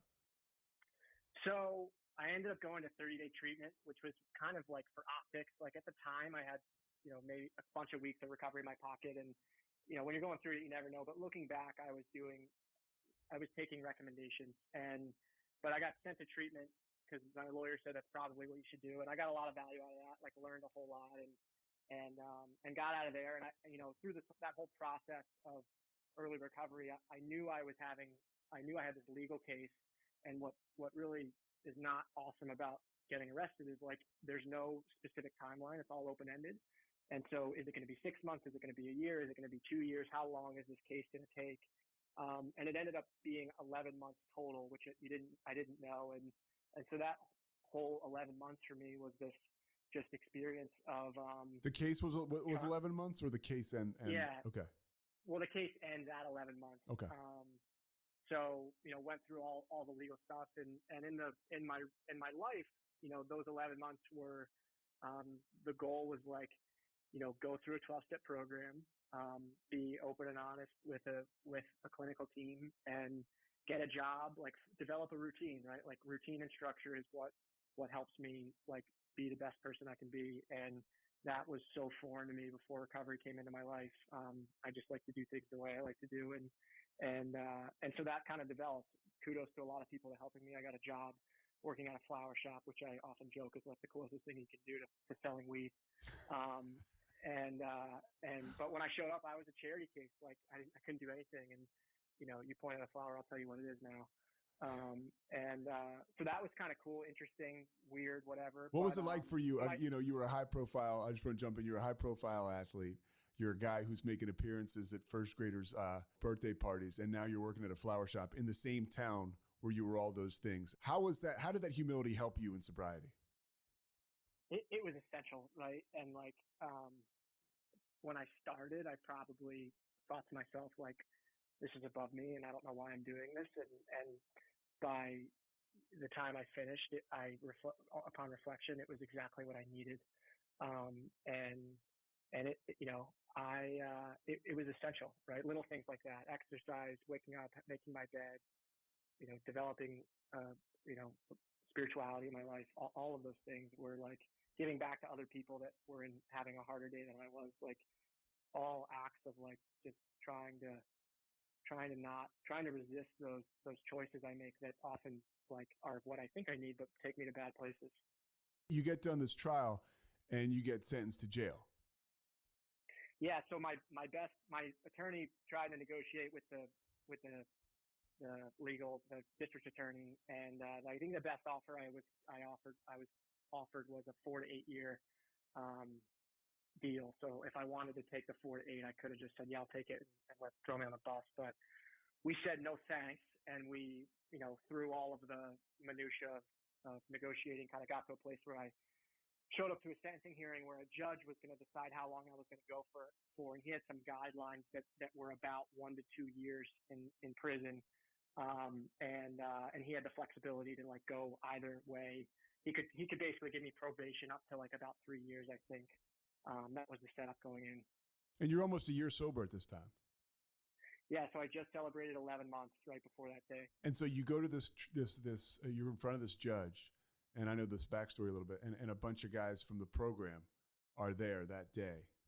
Yeah, I mean, so I showed up, big courtroom, probably like 100 seats. And it's a sentencing hearing pretty much, right? Sentencing hearing, yeah. And there were over 100 people from the recovery community came to support me, right? And I can't talk about what I've been through without giving that statement, because that's like just kudos to people showing up. And I what I often say is like, when I was getting tuned up, I had 30 friends that I thought were going to be like my boys for life. And, we did everything together, school, athletics, hung out together. And, I went to a sentencing hearing and 100 strangers that I had known for only a year came to support me. And 2 of those 30 friends came. So it was unbelievable. Before I say, how did it make you feel? So what happens with the sentence? So a bunch of people go up and talk about the change I've been through, and the whole strategy was like, don't take a guy that's doing the right thing and put him in an environment where it's hard to do the right thing. That environment being jail. And the judge, because of the media and the politics, I don't think there was really ever an opportunity, even if he did think I was a unicorn, to let me get off. So they ended up sentencing me to just about the guidelines, which were 9 to 23 months in jail, which was kind of a victory because it was below the threshold of being sent to state prison. So I was going to stay like within the county. So do you go right to county jail from that sentencing hearing? Yeah. So I remember, my lawyer goes like, can he say goodbye to his family? And the judge is like, during visitation, and they slap the jewelry on me, and everyone's like, good luck, Timmy. And I'm like, thank you. And I'm just kind of like, game on. Where's your attitude at that point, like from a recovery standpoint? Like, are you feeling like, okay, if I continue to work the program, I will be okay? Yeah, I knew I was going to go, and I had accepted mentally that I was going to go for 2 years, and I had done coffees and lunches with like people that did time that were in recovery and tried to learn a lot about it. By the way, that's what we do, right? I mean, if you ask your sponsor, or if I ask my sponsor, hey, I need help with this, he may not have the answer and experience himself, but he'll find you somebody who does. Absolutely. That's right on. And so I had done that, and I was, my sponsor said something like, he said, Timmy, this experience is going to change you. And that kind of freaked me out. And I was like, I don't really want it to change me. And I was certainly like very committed to recovery and staying sober through that experience. And I knew I was going to have like a 5-year probation after, which means like if I went in and was a total nightmare, I wouldn't have gotten out with what they call good time, which is basically like if you behave, which is a really low bar. Naturally, you get out a little early. So I was still in this mode of like, I got to get through this thing sober, but I want to do it in like the best way possible. What kind of recovery did you find when you were incarcerated? Very, very little, which is, I'm laughing because it's like, it's actually really sad, right? Like, there's this whole pot, what I found honestly was like, if I had to put a number to it, I think like 80% of the people I met in jail were struggling with some form of mental health or addiction. And related to recovery, like for me personally, I had routine, I had prayer, I had a telephone that I paid for, and like a payphone, and then probably twice a week there was a 12-step meeting, where occasionally folks like you that were active in the community would like come in and I'd get to run into them. But those meetings were not really real meetings because in the jail I was in, if you think of a jail like a classroom and a school, and different classrooms don't get to interact with each other. When they host imagine they host a 12-step meeting like in the library, folks from different pods could go out. So really they used like, ironically, the 12-step meeting as a place to like sell and distribute contraband between blocks. So it was a little bit of a little bit of an oxymoron. And that's unbelievable. So that's going on, but you managed to get through. And while you're finishing up this stint, you eventually find your lacrosse career again, or you start to work on going to school and re-engaging lacrosse. Yeah. So my last couple months, I was on work release, where they open up the door in the morning and they let you out and go to work, and then you come back at night, and they give you an option to like either drive yourself, or if you have a car, or take public transportation. And I opted for public transport because you get double travel time. And I was, I'm a fortunate, lucky kid that came from a family where I had never been on public transportation really. And that was my first exposure. And there was an advertisement on the bus for a college that was local called Cabrini University. And my last, maybe in like late August, I threw in an application, and the next day while I'm at work, I get a call from the woman at admissions, and she says, is this Timmy Brooks? I say, yeah. She goes, did you accidentally need to check the box that says you're a felon? And I'm like, no, ma'am, that's not an accident. That is me. And anyway, I went through a long process with them, and they were willing to give me a shot. So, I went into jail the day after Malcolm Butler picked off Tom Brady when the Patriots beat the Seahawks in the Super Bowl, and I got out of jail the Wednesday before Thursday Night Football. So I was there the entire NFL offseason of 2014, which sucks actually, because there's apparently it's like a good, jail's not a bad place to watch football. And I've heard Michael Vick actually say that interview. Yeah, that's good. Nice. I have. He says there's a lot of know-it-alls though. Yeah. And so, so the day I got out, I ended up, I missed like the first week of class because I was still behind bars, and got out. And the next day, I was sitting in an accounting class. Now, how much do you think that helped you? I mean, you help, and we'll get into what you're doing now with the recovery community and having recovery homes. For me, I'm a product of long-term recovery, right? I went to a treatment center. I went to a halfway house, and I remember a guy told me, and I was hedging on going to this halfway house for another 5 months. And a guy was like, dude, it's a couple months for the rest of your life.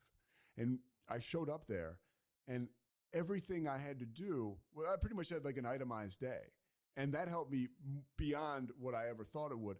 For you, how much did it help that you leave jail, you leave being incarcerated, and you go right to a schedule? And I think college sports is really good for a kid like me, or maybe a kid like you. You got to be somewhere all the time.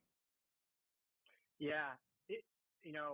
In the moment, it was hard to transition out of that environment and go back into like real life. And going into jail, like I was really worried that I was going to have to live a manipulative, deceptive life in order to get by, to survive, and that was going to take over all of this work I had done to try to exit that way of living. Was there a lot of fear around that?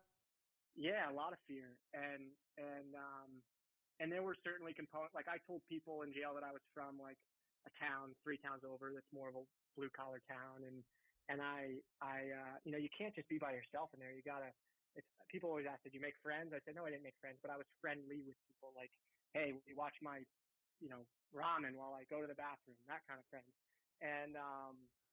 And so getting out, like there was I remember like walking into the bathroom at this accounting class and just totally crying, like just overwhelmed with emotion of this whole experience, and kind of feeling like I got through it. It's okay. But also like, now what? Cause for me, it had, recovery to that point had always been like suck up early recovery and get through this miserable legal experience in jail.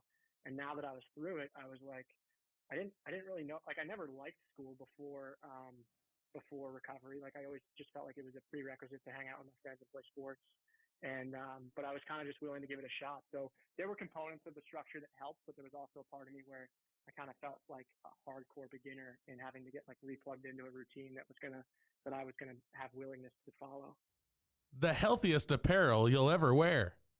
Discover the world's first apparel that supports your immune system and fertility. Lambs created the only scientifically proven technology that blocks EMFs.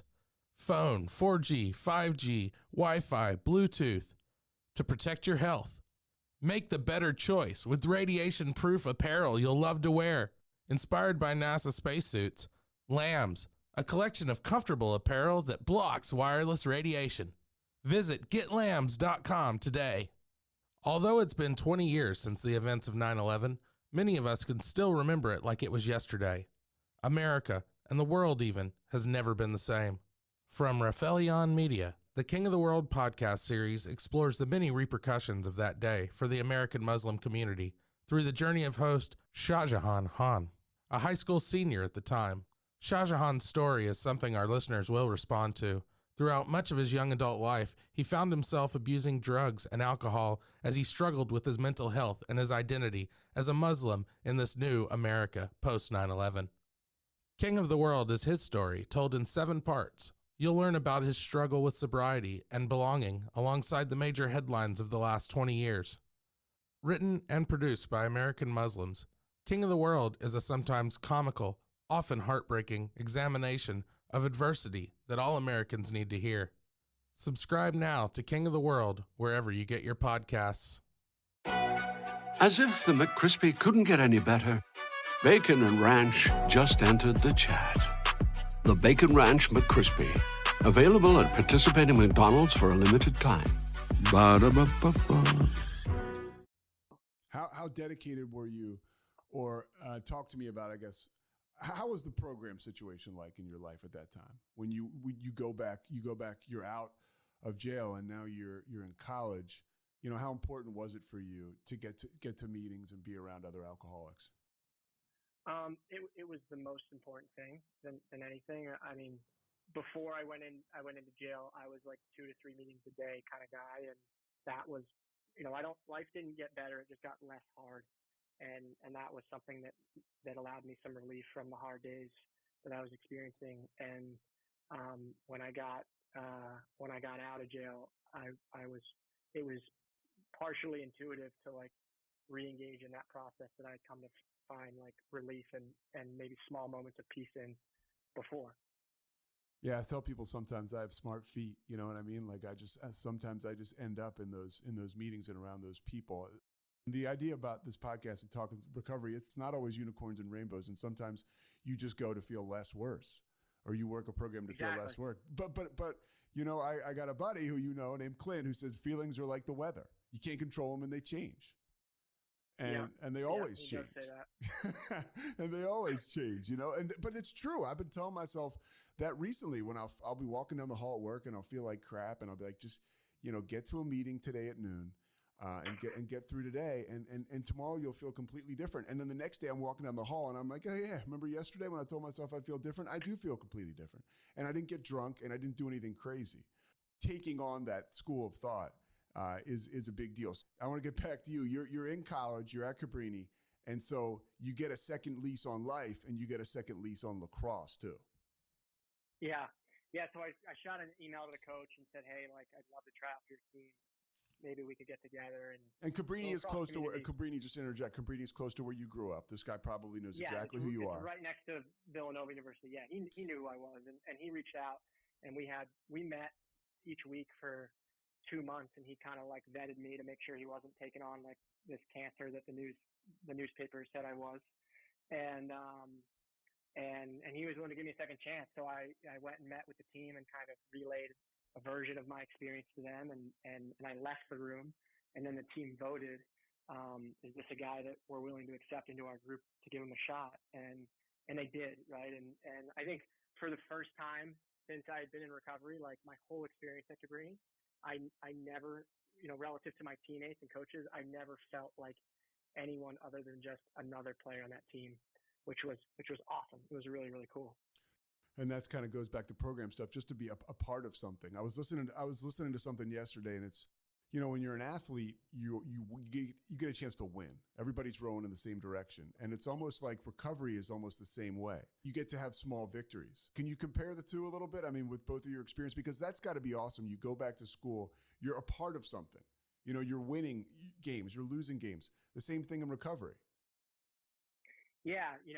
I think part of like, even my personality, like when I was in high school, the concept of like putting in hard work for 2 or 3 opportunities to score a goal, like it wasn't foreign to me, right? Like you play a season of games, there's maybe 15 games, you're going to get to take 50 shots and you got to make them count. And all the practice you do is to prepare for those moments. And in recovery, there's a lot of similarities. You go to meetings, you get grounded, you develop relationships, you go through a proven process. And then there come these moments where the only thing between the difference between you picking up and not picking up is your relationship with spirituality or your peers or your sponsor, your support system. And in those moments, you got to be strong. So I tried to channel like some of that logic of thinking into the recovery experience for me. And I think in as a result, like, because I felt like my life was getting better through recovery, it made it easier to also channel that experience that I had in recovery into my new experience in school and my new experience in lacrosse and all the above. How were you when you got back out? How did you integrate into society from a standpoint of what were you feeling people were thinking or saying about you? Again, not that it's any of your business, but was there a feeling that, hey, this is rough, people are looking at me like I'm a convict? Or was it the opposite? Did you feel like, oh, everybody's giving me a second chance? To this day, I still get told no because of my past. Like, banks don't want to do business with me. Organizations say you're not welcome here. And so that, I think that'll always be a part of just because of the mistakes I made. And in many ways, like, those are clear reminders that when I drink and drug, that's the way I treat people. And it's good for me to hear that stuff. But there've also been folks in my life that like are willing to give second chances. And I never gave it. I didn't give a crap about any of those people prior.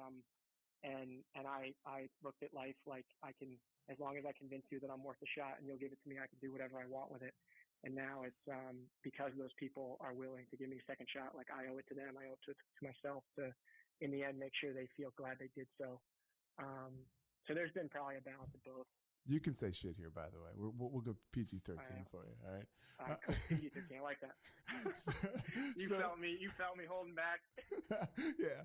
So you're in college, and then you get to succeed in sobriety. Like I mentioned, kind of there's a winning feeling sometimes that can happen in sobriety when you engage recovery, and then you start to feel good inside the rooms, and then you also start to feel good about success and small victories outside of it. You don't win every day, but sometimes you do. You experienced winning on the field.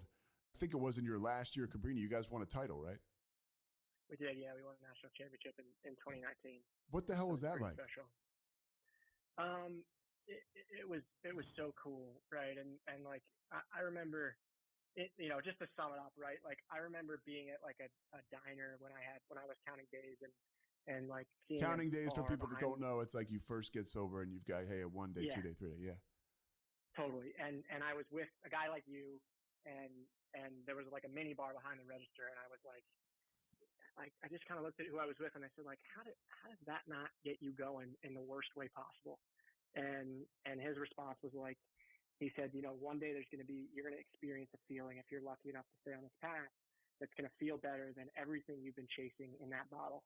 And the whole lacrosse experience that I had at Cabrini, on the good days was direct. It was that, right? It was like I had successes, but they were never genuine or authentic.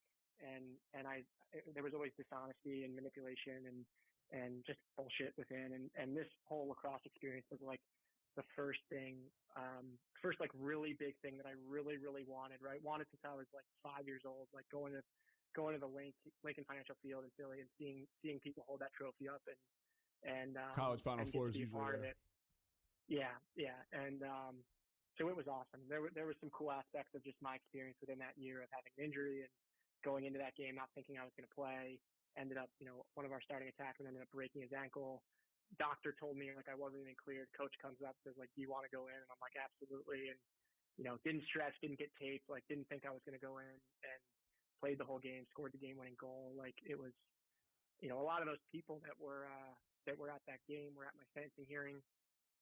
So it was a really cool collection of just like all of the people in my life that had been there, from the good, the bad, the ugly, to the recovery, getting to share this really cool moment. I got to ask this question. Has anybody ever contacted you about taking your story and making it a movie or a documentary or anything like that? Yeah, I've gotten quite a few inquiries to do all sorts of crazy stuff. And, I often go to my network of people and say, hey, what do you think? And most of the feedback is like, story's not over yet. Like maybe there's a right time to do that. But for now, like my mindset on like the current stuff we have going on and providing experiences for guys to get better and building a family and trying to be a good husband and all the above. What was it like getting sober at that young age? I mean, a lot of people, I tried when I was 27. I didn't try very hard. And I wasn't ready. It just wasn't my time. And by the grace of God, eventually it was. It doesn't work out that way for everybody. You're, at 19 years old, you're faced with this pretty much, you've got to get sober or else. How was that? I mean, so in my work, like we help a lot of young guys that in many ways were right where I was, 17, 18, 19, 20. And, first I'll say like, I have nothing to compare my experience to. So there's a lot of older guys that say like, you guys are so lucky. Like, I wish I had done it when I was that age. And in the back of my head, I'm kind of like, I'm hurting just as bad as you're hurting now. Like, I need this. And so I don't have much to compare it to, but like you said, like I didn't really look at it like I had a choice. And what I tell or try to help people grab onto is like, for me, I didn't want sobriety, recovery. I didn't want this life that I've been lucky to experience, but I did want to not go to jail. And through not wanting to go to jail, I was willing to do things that led to this amazing life. So conversations I have with younger guys is like, all right, what do you want? Like some people say, I want to go back to college in 16 months. Some people say, I just want my parents off my back. Some people say, I just want to not, come from this miserable place of putting stuff in my body that I know I shouldn't. And I look to try to channel like, well, let's get motivated, behind that and maybe try this process for 8, 9, 10, 11, 12 months. And if you get tricked the way I do, I guarantee you'll be happy. And if you try it and you give it your all and it's not for you, then go out and try another way. No one's going to try to stop you. People might say it's a bad idea, but we can't control anybody. We'll refund your misery. If you want to go back out there, you can knock yourself out. And you don't say it like, hey, like, shame on you. It's like, look, that's what, in my experience personally and seeing guys go in and out, I mean, that's what waits out there for you is, if you are in fact an alcoholic or an addict, it's kind of miserable when you're being active. How did this experience affect your family? You mentioned one day you're throwing a computer through a window. Yeah. And the next day you're winning the national championship. That's quite a ride for your parents. There was many days between that had a whole lot of substance, but you're spot on. Like I put my parents and my brothers through a lot of stuff that I hope no one ever has to experience. And like some people say, like, do you have any regrets? And I say, no, I don't have regrets because I love my life today. But what's really hard is that, like, the choices I made, they hurt the people I love the most. And, mom didn't sleep for a year. Dad basically put his career on pause. Younger brother, showed up as a freshman at the high school that I graduated from, where the day before I got arrested, it was pretty cool to be Timmy's older brother. And the day I got arrested, it became the last thing you want to be. And he was kind of right in a period of his life where he was beginning to, like, find his own identity. Older brother was in college and wanted nothing to do with me. And so I've actually learned more in the last couple of years about the impact it had on my family than I did when while I was going through the recovery process and all the above. And so I certainly did a lot to them that wasn't fair to them, wasn't what they deserved. Took time away from my brothers that they deserved from my parents when my parents were focusing on my chaos and everything. I'll stop you right there though, because I can say and I'm just thinking about this as you go, I have gotten to know your dad a little bit, and I do remember that experience, hearing him. He was open about what he was going through, the stuff you just said. But now when I hear your dad say, you'll get over it, and he says it in a completely serene tone, and I can tell, and I know the guy's genuine. I know what he's been through, and he seems like he's wearing life like a loose shirt today. That helps me sometimes when I'm like, well, obviously he got through this rough situation. I can get through it too. I've literally witnessed it. So it's weird how in recovery, right, the hands just extend everywhere. Yeah, it's special. It's really special. So I'm lucky to be in a better place with everyone in my family today, and relationships are just super cool. Well, dude, and now you're giving back. Yeah. So when I graduated college in 2019, I kind of took a look at the treatment world, and which is composed of, like, huge 30-day treatment centers. A lot of people call them rehabs, and this whole world of transitional housing, of recovery houses, sober house, structured sober living. It seems like every town has a different name for what it is. And all of these outpatient providers, and kind of honed in on recovery housing, transitional living, and kind of came up with this perspective that I think it's a really cottaged industry. I think a lot of people set out to do a lot of good, but despite good intentions, I hope they find themselves in positions where, in order to make ends meet, they stop making choices for the people that live inside, and they stop making choices for their business. And it's created an industry where people that are in their most vulnerable places in life, like where I was when I was leaving treatment, they get a 30-minute phone call with a guy that runs a house and a counselor saying, I think it's a good place. And that's a huge problem, a big enough problem that I went out and found 5 guys in long-term recovery that were committed to solving that problem with me, and we put a couple bucks together, and we started a business called Synergy Houses that offers safe, structured, sober living homes. One house that's really, really cool for young adults, 18 to 35, 24 beds, 12,000 square feet, full-time staff. Like, it is a sober fraternity house with guys, like, right around young adult age, kind of average age is 24, and we come in, we go through the 12 steps. We have a lot of structure and routine within our day. We learn how to budget. We learn how to manage our lives and get jobs and get through this first year chaos. And we get to do it while having a lot of fun throughout the way. So I'm lucky to have a really awesome team of people in recovery that work alongside with me, and we've got some cool plans to try to get our foot in the door with some collegiate recovery stuff and really keep expanding opportunities for young guys that are looking to change their life. So it's good. Live in a safe place. It's called Synergy Recovery, and you actually came to I have experience. Synergy houses, yeah. Synergy houses, okay. Synergy houses. Yeah. I remember being in those shoes. I remember getting done at Cairn Treatment Center, and I've been there for 30 days. And it was really my first moment where there were maybe a couple moments before that, but I started to follow suggestions. They were like, dude, you need to go somewhere else. At the time, I didn't have a job. I had somebody who I was dating who I definitely shouldn't have been dating. And I remember being like, you know what? You're right. Like, this thing's working. Let me continue on this pathway. But it was followed by a 30-minute phone call from a guy. I mean, it happened really fast, dude. And the next thing you know, a check is being written and you're sitting down in a conference room at the new place you're going to live. And for me, luckily, that experience worked out. Now, the place I lived is since shut down. And I think there was reportedly there was some stuff going on there, whatever. But you mentioned you and 5 guys are putting in for the right reasons. How is your system different? I think, no one has to reinvent the wheel, right? Like, there's a process out there, and I think it can be communicated in many different ways. One thing that I like about our process is that, time can help, but it has not a whole lot to do with like where we are along our process, right? But it's all about what we're doing with that time. So within our house, we have a structured system where progression through doesn't come as a result of time in the house or time in recovery. It comes as a result of the positive action we do. So what we get in is which is huge, by the way, because you get into one of those places. This is my experience, and you're on the clock, dude. It's like, okay, I got 60 days down. Yeah. I got, you know what I mean? I got 90 days down. I'm almost out of here.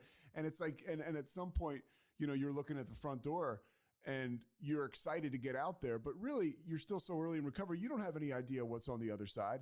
And the people around you, right? Your sponsor, counselors, usually, or hopefully the house manager, they really know where you are and what you're ready for. And if you're in the right place, you continue to take their suggestions, which apparently you guys kind of work that way. You're able to figure out where somebody is.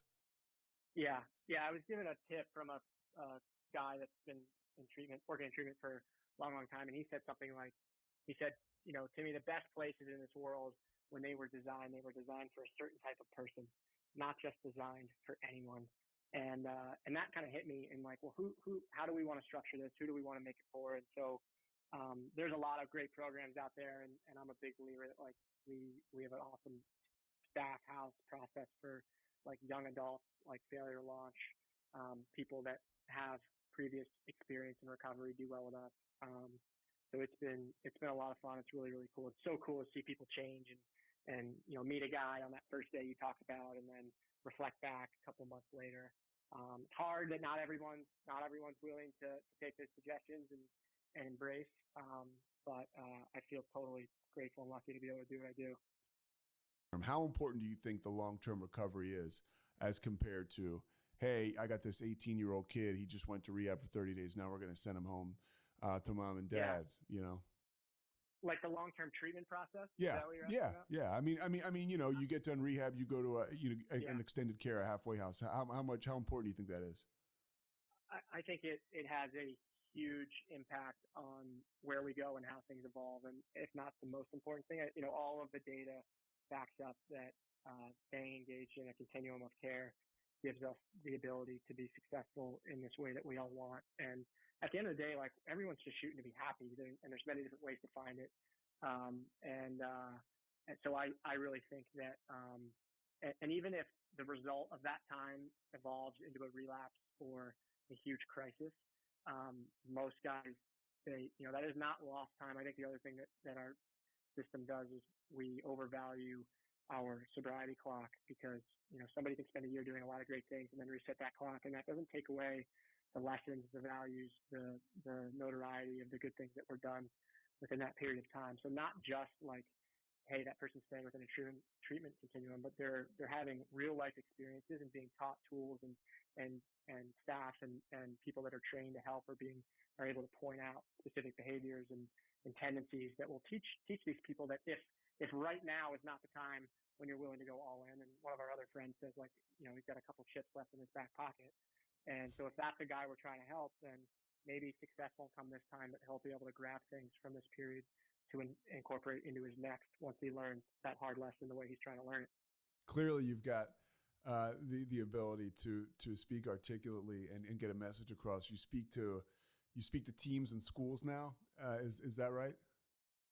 Yeah. So I haven't been able to do it since COVID, but my before it, it kind of falls in this like prevention education bucket of going around and traveling to schools and presenting what's essentially kind of a story that the experiences I've been through, kind of riddled with a lot of lessons that I've learned throughout the way. I love it. It's so fun. It's so cool to like talk to kids, and I've had some really cool friendships and relationships come of it. Every school you go to, the guidance counselor is always like, you got to talk to this kid, and some of those kids are like now my buddies, and so it's a whole lot of fun. What's the number one thing you want to get across to them? Because you're not necessarily talking to a room of addicts. You're talking to a room where, maybe 10 kids are addicts. So what's a broad message that can still get the recovery message across? Yeah, that's the golden question, right? And in the end of my spiel, I kind of talk about that, which is like, if you're a person that can identify with what I've been through or feel like you think the way I think, then, you're not alone. And what's awesome about schools is that most schools, they do a really good job of providing different types of personalities within their staff and administration to connect with every student. So athletic teachers connect with athletic students, arts and science teachers connect with arts and science teachers. And I had those people in my life, and I did not lean on them for guidance and support. But I could have. And so that's kind of my challenge to folks. And then for folks that don't think the way I think and will never struggle the way I struggle, then there's no reason we can't try to be better people. And there's an exercise that I went through that I talk about in making a commitment to a single task and performing it each day and allowing that to break habits and be a better person. And so I kind of throw that challenge at the group too. And so overall, I think the message is just like, regardless of where people are, what they struggle with, where they've been to, what the future looks like, everyone wants to be happy. And my pathway has been a proven process of recovery. And there's components of that don't need to work, that can work for folks that have no experience with that. And it's just honesty, integrity, and committing to something, being accountable, responsibility. And despite all that said, then mistakes still get made by me and everyone in the world. Taking it easy on yourself, I think, in life for anybody is such a huge deal to have to bring that perspective into your everyday life, which is the ultimate gift, right? I mean, that's sometimes the hardest part of life in general, is to not take yourself too seriously and enjoy the ride. Yeah, 100%. I certainly can get caught up in that. So one thing I want to ask you before I let you go, we're winding down here. What is it like for you as somebody who got sober at a young age, and now you're helping and watching these young kids get sober? I mean, what do you get from that? It's a lot of fun, right? Like I'm so lucky to be able to blend like something I'm passionate in, which is recovery, into a career. And so I love that aspect of my life, and it's fulfilling, right? It's cool it coincides with the principles of our process of giving back and doing the right thing. I think, for me, it's important to separate my own personal recovery from the work stuff I do, in looking at them as very different buckets and still prioritizing mine over work. Because there's a huge part of the treatment industry where folks relapse or fail because they kind of look at their job as how they stay sober. I was talking with a guy about that last week or 2 weeks ago. Like you hear about that, drug and alcohol counselors or people who live in and work in the recovery field, how, it's just as important for them.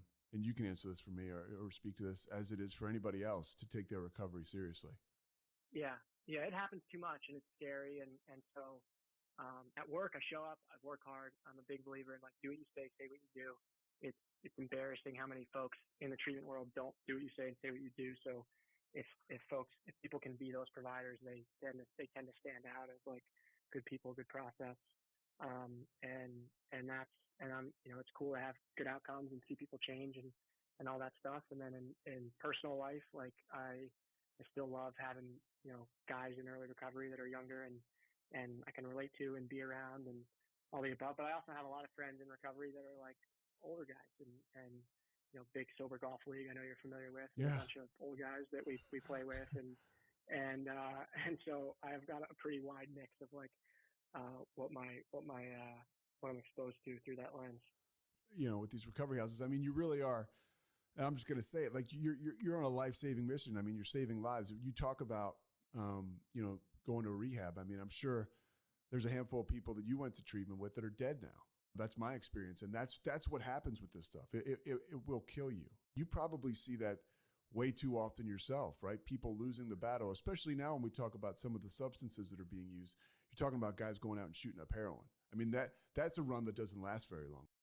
Yeah, I've been to too many funerals, and unfortunately, it's just going to keep growing. And every couple months, I Google, I look up the Facebook pages of the guys I was in treatment with, and there's no activity for the last 2 years. And then you Google it with the word obituary at the end, and there it is. And so, people I lived with, people I went to meetings with, right? And so it's the nature of what we're dealing with, and it takes a whole system. It takes a family. It takes the willingness. It takes the individual. It takes a good process. I think 12-step recovery does an unbelievable job of like welcoming in people and making it possible for groups that we're a part of to help new folks. But I think there's a big part of the treatment world that is falling short of their responsibility to do right and provide a service that they say they're providing. So hoping that can improve. Dude, I'm so happy that you didn't ever talk to Dr. Phil and you gave me the exclusive. I mean, that means that. He said apparently he said he would be really nice. But Tim, so it's Synergy Houses. Anything else people need to know about you? No, man, that's it. I mean, I appreciate the time and super stoked for you and everything you have going on in the podcast, and this is really cool, man. Tim, dude, I appreciate it. You taking the time so much. And, the idea is to help people. That's what you're doing every day. And so coming on here, hopefully we can do a little more of that, man. I appreciate it. Awesome. Thanks, Pete. Thanks so much for listening to The Payoff with Pete. Once again, I'm Pete Souza. And of course, we are part of the Rogue Media Network. All kinds of good podcasts you can find at RogueMediaNetwork.com. And of course, you can find this podcast and all those other ones wherever you get your podcasts, iTunes, Spotify, other spots like that.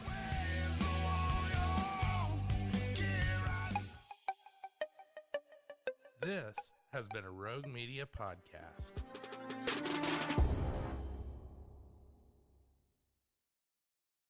Start your countdown to the most delicious Sunday of the year at Whole Foods Market. The Easter in Bloom event is on. Experience it in stores from March 29th through April 11th with irresistible deals and delights store-wide. Save on feast-worthy animal welfare certified meats like spiral cut ham and boneless ribeye. Then add a flash of green to the scene with savings on organic asparagus. Too busy to cook? Don't sleep on their crowd favorite catering. Find all of that plus source for good floral bouquets and more at your local Whole Foods Market. Coming up on The Payoff, Lee Steinberg is probably one of the most notable agents in sports history.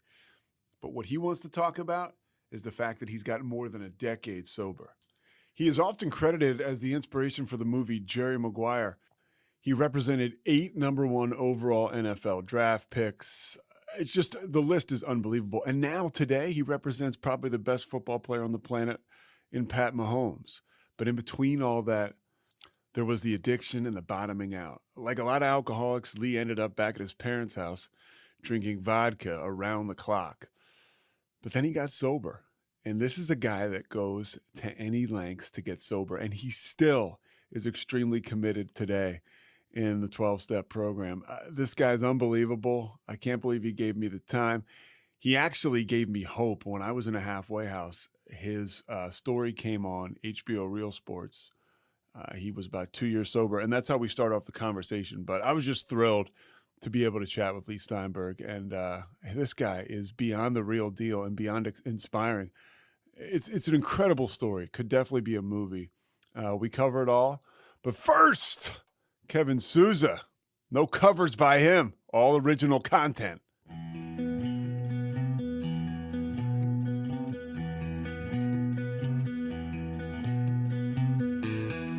Stand by the ocean floor. I want to start by when I'd hit bottom, and I was living literally in a halfway house, in a recovery house. So I was sober about a month, and your story with Armin Katayan came on the HBO Real Sports story. And for me at that time, your sobriety and the fact you put yourself out there really charged me up. And, so I want to thank you for that. The point of this podcast is talking about sobriety and people like you putting yourself out there, breaking the stigma and making people like me feel like, hey, I can do, if Lee Steinberg was there, I can do it. I'm happy that helped you. I just have always felt like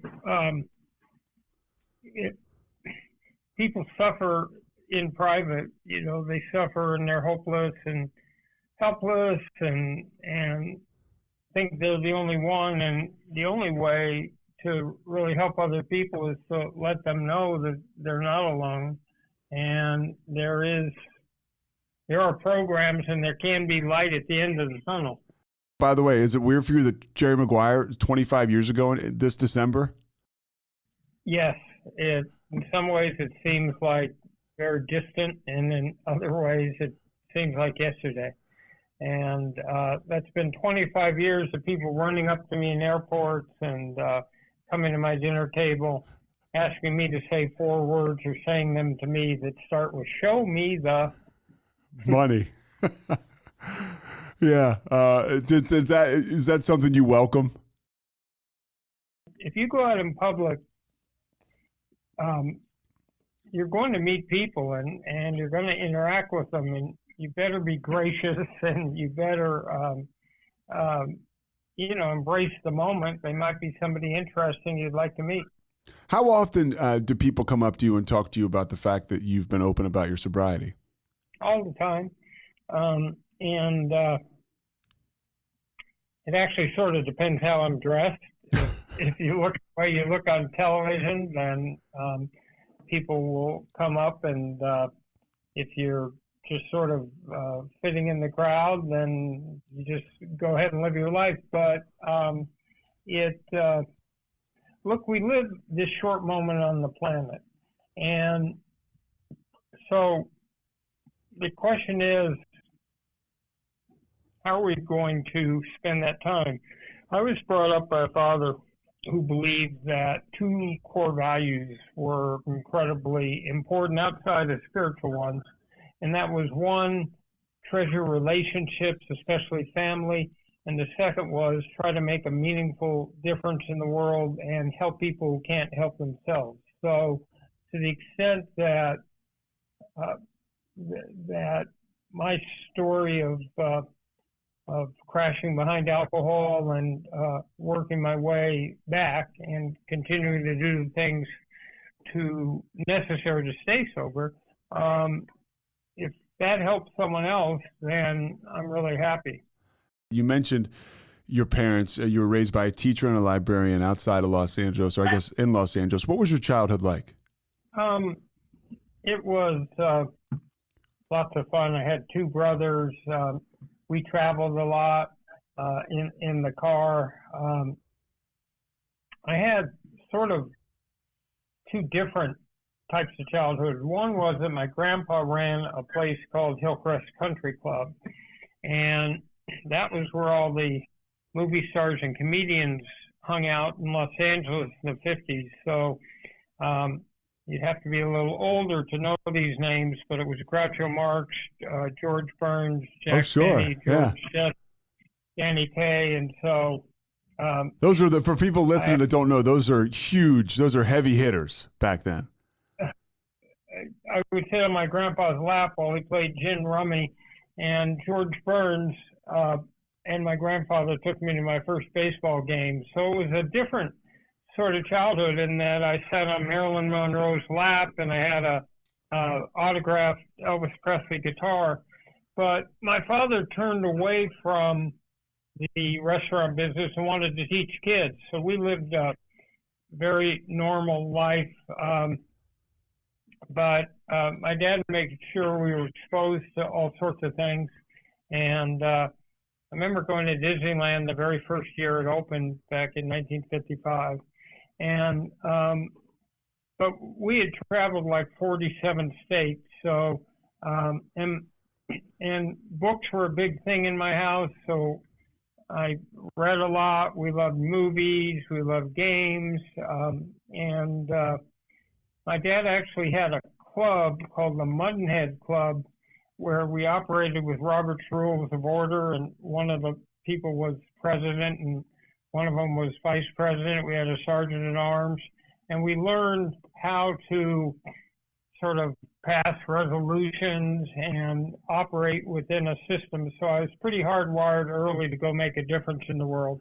You were hardwired to make a difference. By the way, that's unbelievable. That's the first time, even the research I've done about you, I had no idea about your grandfather. What was it like to be exposed to stars like that at such a young age? Well, it's only in retrospect that I really got the whole thing. It was just, George Burns was just a friend of my father. We actually cut a record, Groucho Marx and his granddaughter, Melinda, and my grandpa and myself, to Annie, get your gun, anything you can do, I can do better. But that, and I was on things like Art Linkletter's house party as one of the kids. So there was that part, but then there was very normal growing up in Los Angeles in the 50s. And it sounds to me like here you are, you're a guy that's kind of being, maybe, you know, obviously you probably didn't know it or not, but you're being kind of nurtured and brought up to not only make a difference in the world, but also you talk about learning to pass resolutions. And that is, I would guess, maybe some of those skills you use now or used back then and now, doing contracts and things like that. That's a double-edged sword, I think, of skills. What I learned was that the most important skill in life is listening. It's being able to draw out another human being and cut below the surface with their understanding their unique value system, their unique priorities, and getting below surface responses so that you can ultimately understand someone's deepest anxieties and fears and their greatest hopes and dreams. And doing that allows you to see the world the way another person can see it and through their eyes, and then you can navigate your way through life gracefully. And for you, as you were navigating life early on, was there drinking, like as a kid or in high school? No, I had, there wasn't really alcohol in our house, so I had no exposure at all until I got to college. And you went to college. Where'd you go? To UCLA for a year, and then you transferred to Berkeley, and you start to really make it. You start to really make a difference. The things that your parents instilled in you, now you're starting to be a part of a lot of causes on campus and sort of a transformational force. Well, I'm student body president at Berkeley when Ronald Reagan's governor and the war in Vietnam is going on. So all the counterculture, long hair and tie-dye and rock music and herbal substances and every other change that occurred in the late 60s, we were sort of at the vortex of it. And I learned everything I needed to learn by being student body president and then president of the law school and the rest of it. It was all political skills. It was all how to get along with people and find consensus and the rest of it. And everything I needed to learn about negotiating, I learned from interacting with Governor Reagan, because he would crack down on the campus and I would have to defend it. So you would have interaction with Ronald Reagan? I did. We had sort of a showdown in front of the Board of Regents one day where he said to me, "Weren't you the same Mr. Steinberg who was sitting in front of troop trains in Oakland in 1960, and I said, well, Governor, I was close to 10 years old, so I was much closer to playing with toy trains and sitting in front of troop trains, but that shows your usual adherence to veracity and fact. So that got it going, and it was funny. Later on, he gave me a commendation in the White House, but it wasn't all that funny when we were demonstrating. You know, you became a real attractive person on campus, I think. Is it true that you had Steve Bartkowski was on your hall, a quarterback? So I was going to law school, and I was an undergraduate. I was a dorm counselor in an undergraduate dorm. And law schools real quick, law schools at Berkeley? Yes. Okay. It was called Gold Hall then. It was Berkeley's law school. And so I'm living in a dorm sort of as the RA or dorm counselor. And they moved the freshman football team into the dorm. And one of the students is the quarterback, Steve Bartkowski. I mean, we had other interesting people. It was only 150 guys, but we had a young guy named Steve who went down to Apple and Steve Wozniak. Put together. Steve Wozniak was in our dorm. We had Brian Maxwell, who went out and developed and created the company Power Bar. We had Rob Swenson, who was another all-pro football player. But anyway, 4 years later, I'm out of law school. Bartkowski's become the first pick in the first round of the draft, and he asked me to represent him. So he'd already been taken first? Yes. Okay, and then he said, "Hey, will you negotiate my contract?" Yes. And you got him what, the biggest deal? Well, there had been at that point, and but remember how rudimentary and different those days were. Someone could say, "We don't deal with agents," and a franchise or a general manager could just slam the phone down, and there was no guaranteed right of representation.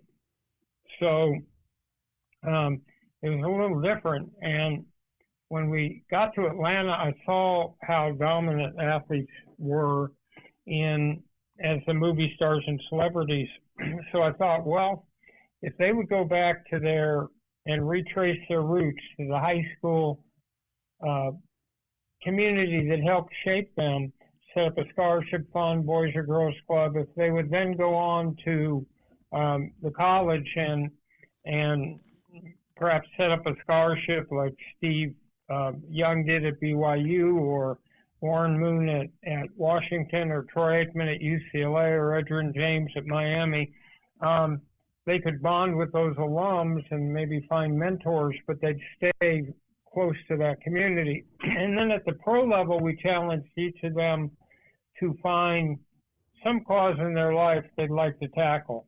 And so we would set up a charitable foundation with the leading political figures, business figures, and community leaders in that city.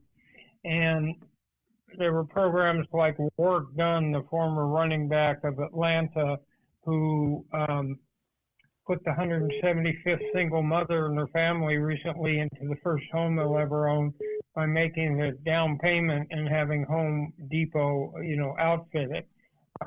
So it's athletes changing lives. And so that's been the fundamental hallmark of the practice in the last 46 years. Do you think that's what made you so attractive to clients? I mean, young guys like a guy like Drew Bledsoe, or somebody who is from a small town and they come to the big city and they meet you, and you're sort of disarming. You were California cool, you were laid back, and you had different values probably than the other agents. I think, again, listening is so important, so that instead of staying on the surface, I have always taken the time to not so much talk, but to try to draw out. Men don't share quite as easily. I'm sure some of your female listeners will attest to that. They're deep emotional feelings, right? So you have to draw it out and put together, represent a player holistically, where you really get him or her and lay out something that stretches from being a role model to path to the draft to a first contract to a long career, hopefully to the Hall of Fame, and then on into second career. So preparing them for whether it's business or coaching or media, but it's dealing with the whole person and seeing all the ways you can enhance their life. Well, your life starts to get enhanced because you really kind of explode as an agent when you get Steve Young and you get him a huge deal in the USFL. Was that heady stuff for you as a young man? You were what, in your late 20s, early 30s? Well, it's having been student vice president of Berkeley was about as public and high profile. It's hard to relate to those times. Walter Cronkite used to start the evening news from Berkeley, California, from Ann Arbor, Michigan, from Madison, Wisconsin, from Columbia, New York. The campuses are aflame. So I had sort of had that exposure, and I knew how to bifurcate my life so that there was the internal part of it, which was about friendship and real relationships, and then everything public. I had the perspective that it was not real to a certain extent because newspaper clippings and fame and fortune and all that was really sort of fleeting and transient, and it's not your real life. And you were able to hang on to what was real. And then as your career progressed, I guess alcohol started to come into play. I guess it was down the road, really.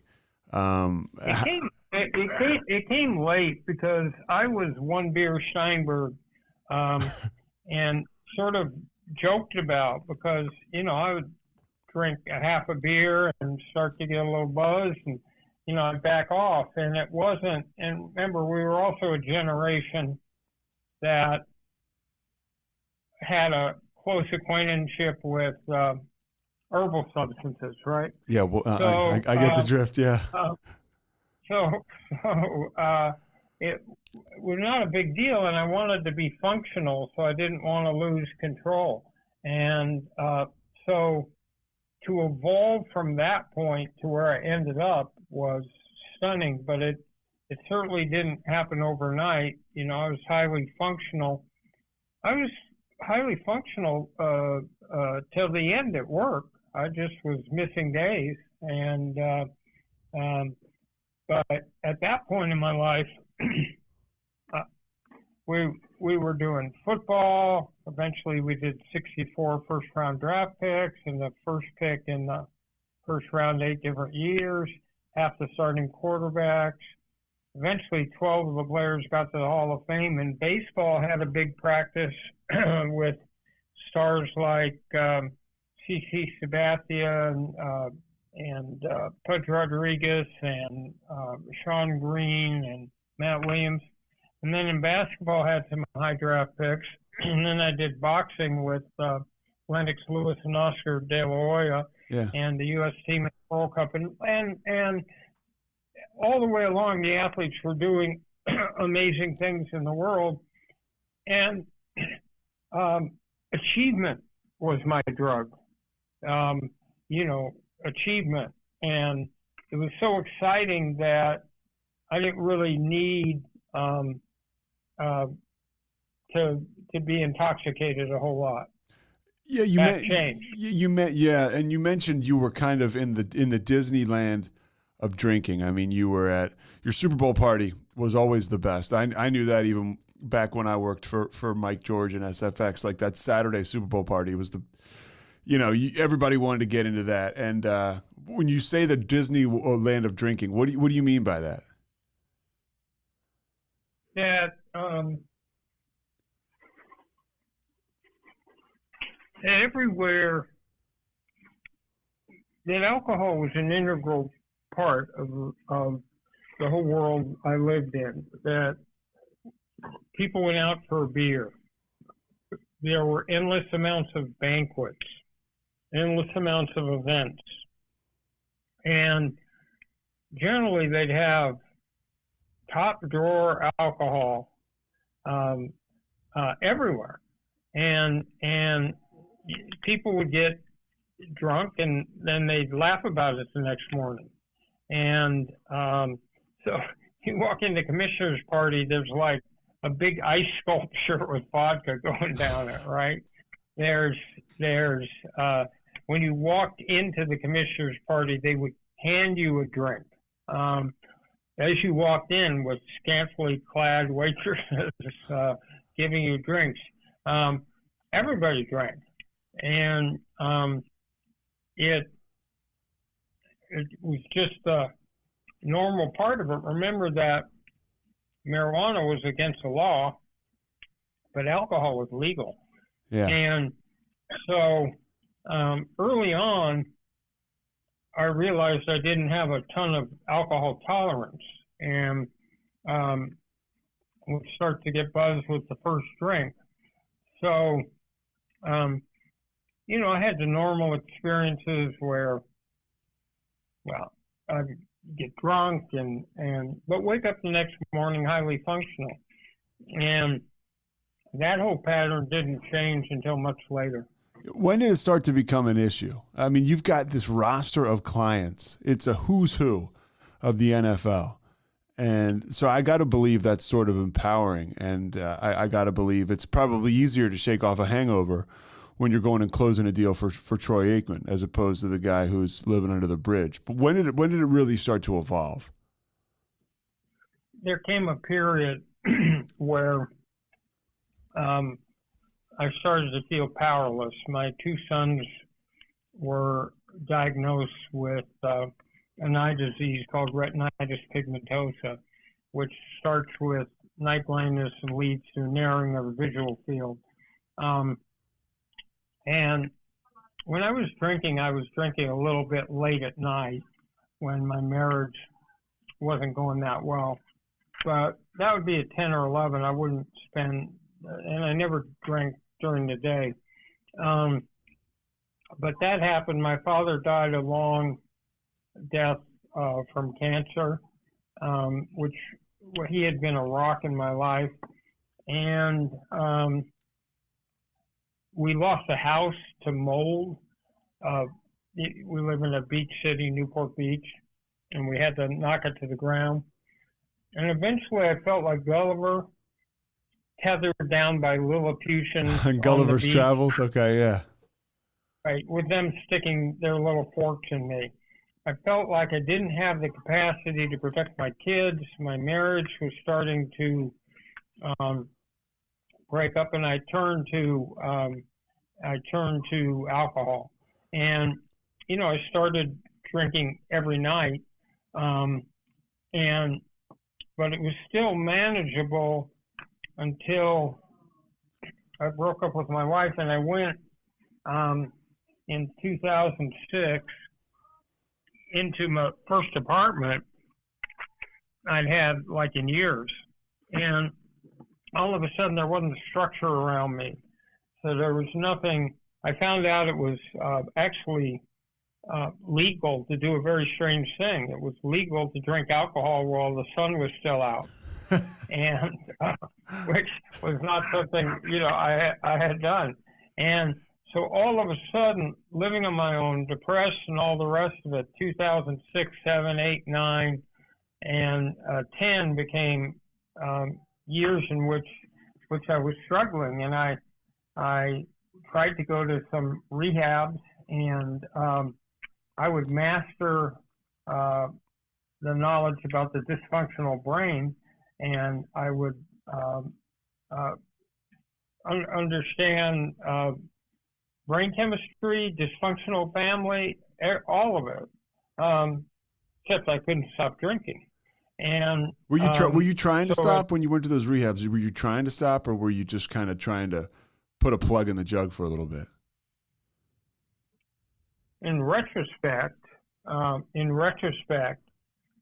I was a really good student and very enthusiastic, when I was in rehab. But whatever my internal problem was, I just wasn't getting the fact that I was actually an alcoholic. I wasn't getting the fact that my brain had changed in a way that made me unable to stop after I had the first drink, and that I was in the control of alcohol. When you just back up with me a little bit, you have this rough court case with David Dunn, right? He takes a lot of your clients. Was that part? I mean, was there drinking behind that too? I mean, because it's very public how successful you were. You can't say it enough. The funny thing is, when my pattern was different, when times were tough, like when people left our firm and the rest of it, then I toughened up. But it was in the aftermath of that. I had these core values, and I tried to run a business like that, and all of a sudden, I'm involved with betrayal and with things that sort of broke my heart. I just couldn't believe people would actually act that way. It's like, and that resentment starts. Right. And so, of course, there was woe is me, but we still had a great practice. All through this, we're having athletes raise money for charity. I'm doing the Secretary of State, Madeleine Albright, and I put together a program to take minefields out of in Cambodia and Angola and Mozambique. I trained 10,000 young people in the fight against hate, but there start to be days on miss where I start drinking early in the day, and all of a sudden I can get an alcohol content up that was much different than having a few drinks late at night, and much higher. And we're clever as alcoholics, and so there were people who tried to help me. I mean, they would take my wallet away, they would take my keys to my car away, and I'd be alone in my condo. But that didn't stop me from drinking. I mean, I would go down to the grocery store, and I'd say, "You know me, I'm in here all the time. I forgot my wallet at home." And all of a sudden, they allow me to leave with a big bottle of vodka. And so our cleverness and stealthiness, is the undoing, right? So one that people didn't try to help me, they did. The world looks different behind the handlebars of a rad electric bike. Grabbing takeout looks less like greasy styrofoam boxes and more like a cross-town adventure. Ride shares look less like piling into the back of a car and more like grabbing fresh air with your friends. And commuting can even start to look like the best part of your day. That's because with Rad, the world is what you make of it, not what it makes of you. See for yourself with a 14-day free trial. Find your fun at radpowerbikes.com. Start your countdown to the most delicious Sunday of the year at Whole Foods Market. The Easter in Bloom event is on. Experience it in stores from March 29th through April 11th with irresistible deals and delights store-wide. Save on feast-worthy animal welfare certified meats like spiral cut ham and boneless ribeye. Then add a flash of green to the scene with savings on organic asparagus. Too busy to cook? Don't sleep on their crowd favorite catering. Find all of that plus Source for Good floral bouquets and more at your local Whole Foods Market. When you you had so many players that you represented in so many different sports and walks of life, did you ever have, and I'm not asking for names, but I got to assume there were people who bottomed out due to drugs and alcohol, and there had to be a plan that I would think you would probably institute because you were probably as close to these guys or girls as anybody. Did you ever think about that when you were kind of bottoming out? Like, man, like I remember when such and such was having problems and we tried to, did you have a better understanding for addiction? I understood it, but it was like I didn't understand how transformed my own brain had become. So yes, I understood it. Look, I went to some of the best rehabs in the country. I went to one that was $10,000 a day and was near Harvard and was the most sophisticated deal there was.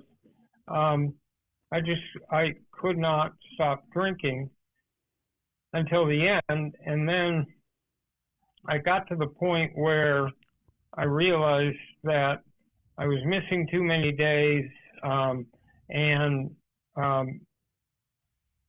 I finally broke denial, shut down my business, gave it to the younger agents, shut down my condo, and went back in 2010 to live with my parents.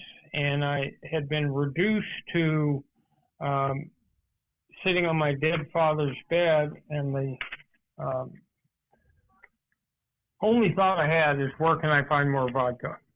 And my life had been reduced to that point. And you got. I mean, you've been open about this. I'm not breaking any news, but you got, a DUI in 1996, which was okay. Whatever. But then, you get a public intoxication in L.A. or I guess somewhere in Southern California as the bottom is dropping out. And again, for me, just following, I'm like, man, Lee Steinberg's walking around drunk. And were the police, were people like, wow, like it must have been a tough time. Yeah, I mean, those, but I wasn't doing a lot of walking around. I had the misfortune of being pretty visible. I was mostly an isolator, so I'd be drinking by myself in my situation. But anyway, I'm at my parents' house, and finally I had an epiphany that I wasn't a starving peasant in Darfur. I wasn't, didn't have the last name Steinberg in Nazi Germany. I didn't have cancer. So what excuse did I really have not to live up to the admonitions of my dad and mom? And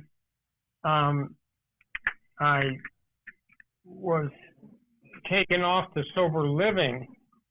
There was an indigent rehab place in Orange County, and they didn't have a bed. So I had the ignominious distinction of not being able to get into an indigent rehab. Yes, indigent rehab. But anyway, I went off to a sober living house in Orange County. So when you got sober, you went. You didn't go like the time it worked, which is just interesting, right? Like it takes what it takes. But you ended up going to a sober living, not a posh rehab. You were at a nuts and bolts sober. No, I went straight into a sober living house, and what I said to myself was this: I'm gonna not do anything in the world but be a good father and be sober. But I'm going to put sobriety first and being a good parent first. And there's all those times where you will say to people while I was drinking, I've got it this time. This time's different. This time I really, this time I mean it, and all the rest of it. And it never amounted to anything. So you weren't intentionally lying. That was your belief at that point. But alcohol was convincing me that distorted thinking. So I went there and I said, I'm not going to say a thing to anybody about the state of my sobriety. I'm just going to stack up days and do the work. So, I found a home group. I started working at 12-step. I got a sponsor, and I just did whatever they told me. What made it? Because that's what happened to me too. I mean, I was willing to go to any lengths. What do you think brought you to that? Because that's a spiritual decision. Whatever you consider a God or whatever else. What do you think brought you to that move, to that decision? every time I thought I hit a bottom, there was a lower bottom, right? And I was so productive in work and everything that a lot of people were not intentionally, but enabling me to not confront it.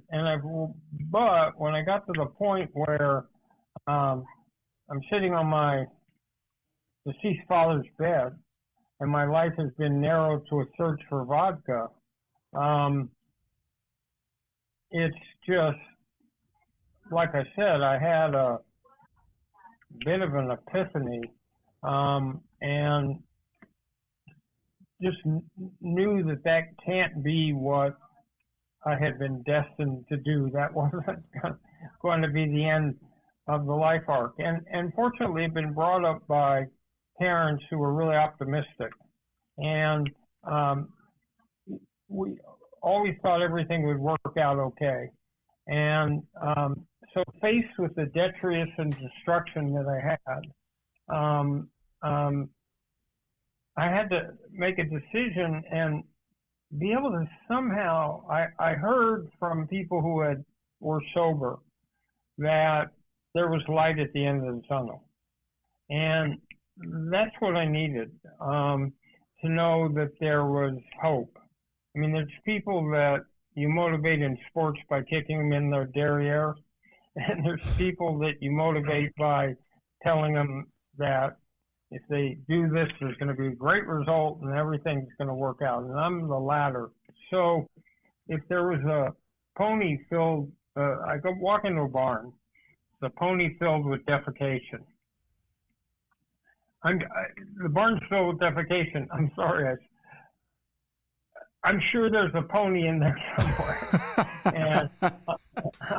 And I'm sure, and that was the hardest thing, because it wasn't like I wasn't aware of how I'd self-destructed, but the point was, could I find hope? And I found hope through a unique fellowship, and they were very basic, which was surrender, find a higher power, get a sponsor, find a home group, work the steps in order, and then be of service to other people. And so, read a very special book. And so, what started to happen to you when you started to go to those meetings? What kind of feeling did you get? Describe that for people.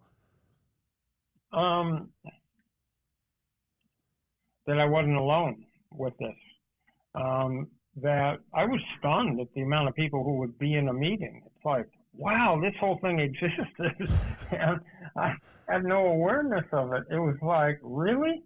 So once you got over the novelty of the fact there are all these people in a room, then I started to get support, and people reached out, and I started to listen to things people shared from the podium, and things like HALT. If you're hungry, angry, lonely, tired, that doesn't, the logical response to those things isn't drinking.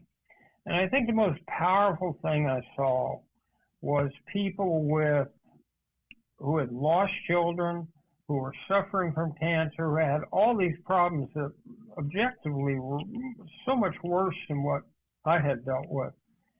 And they didn't drink over it.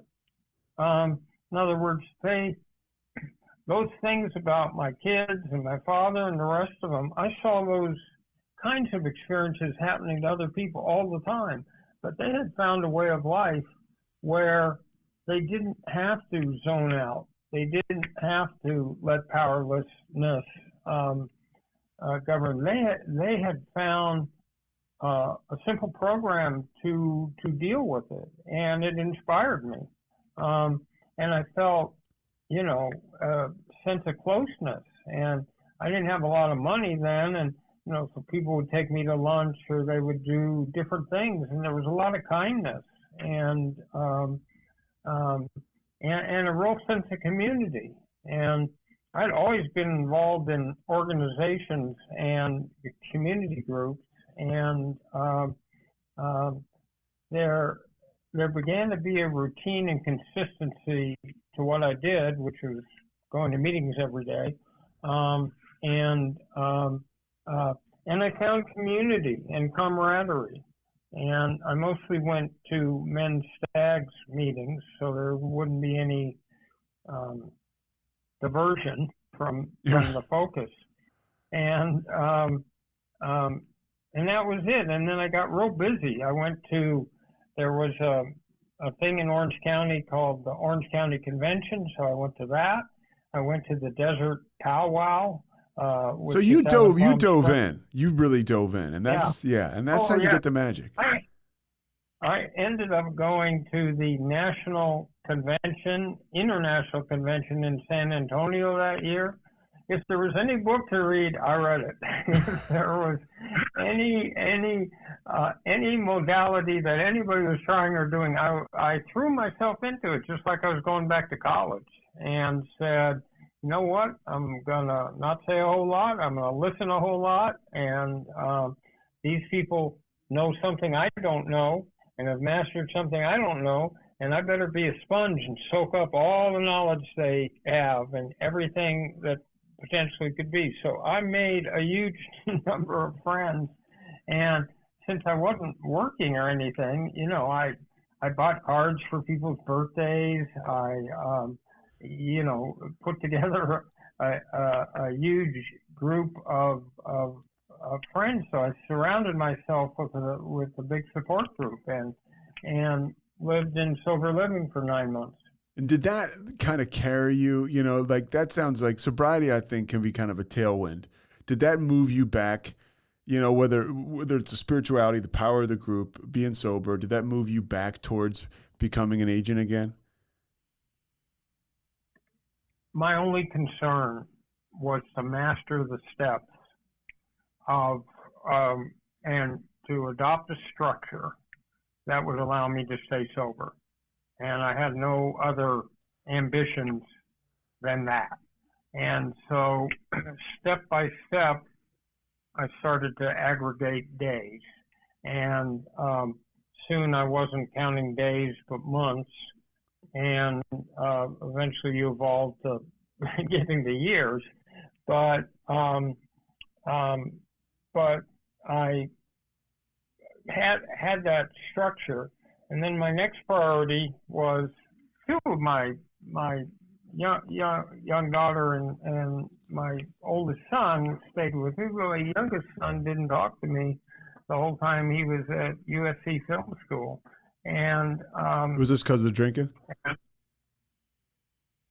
Yes, because he didn't know that father, and he knew a father who was an expert, always knew the answer, was steady, was consistent, and then I wasn't. And so, I felt a lot of guilt over that. And so that was really key to me. So I just worked on that. And then when I got 2 or 3 years into it, I started thinking, and I didn't want to go back in the world and fail again. I didn't want to start to build relationships and do those things if I didn't have a firm handle on, I always think of myself as a bun in the oven. I'm cooking. I'll probably be cooking till I die.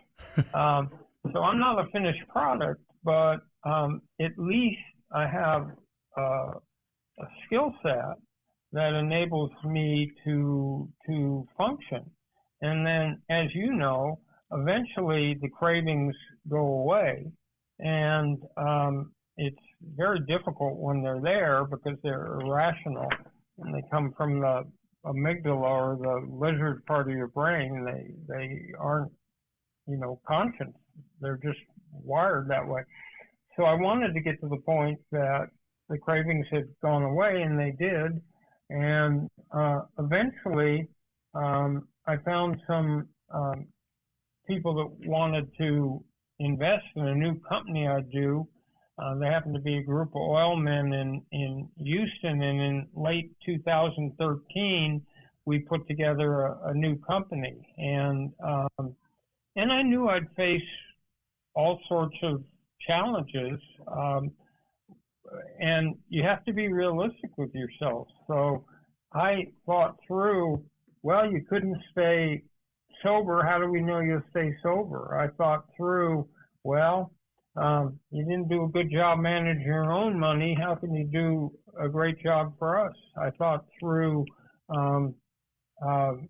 you've been out of this for 5 or 6 years as an active agent. How do we know you still have contacts and all the rest of it? You're still relevant, or you're fairly old. You're 61 when you got sober, right? 60. I was 61 when I got sober. Yeah. So if we count the years until that my son would play, if we had 12 years, you're going to be old. You'd be sitting on a park bench with drool coming out of your mouth. Anyway, because I don't have a divine right to represent players, I just have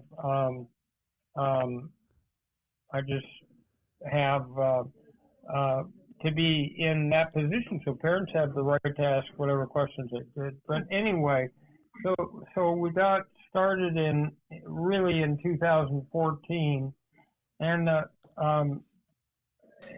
got an office and I got some staff, and eventually I was joined by a younger lawyer named Chris Cabot, and then my son joined on. And the big breakthrough was in 2016, where we signed a first-round quarterback from Memphis named Paxton Lynch, who was the pick of the Denver Broncos. And I read about that. I read about that, Lee, and he talks about he was so open about you and the connection he had with you, and how you presented to him, hey, here's my backstory, here's the deal. And did you find that that work in 12 steps kind of enables you to do that to people?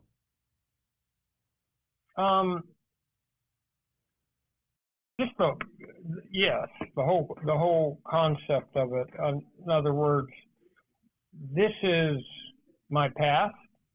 This is what I did to myself. This is, and then again, only talked about the years. Didn't make any representations as to the fact I can guarantee you that I'll stay sober or anything. It just, all I thought was important was action. It wasn't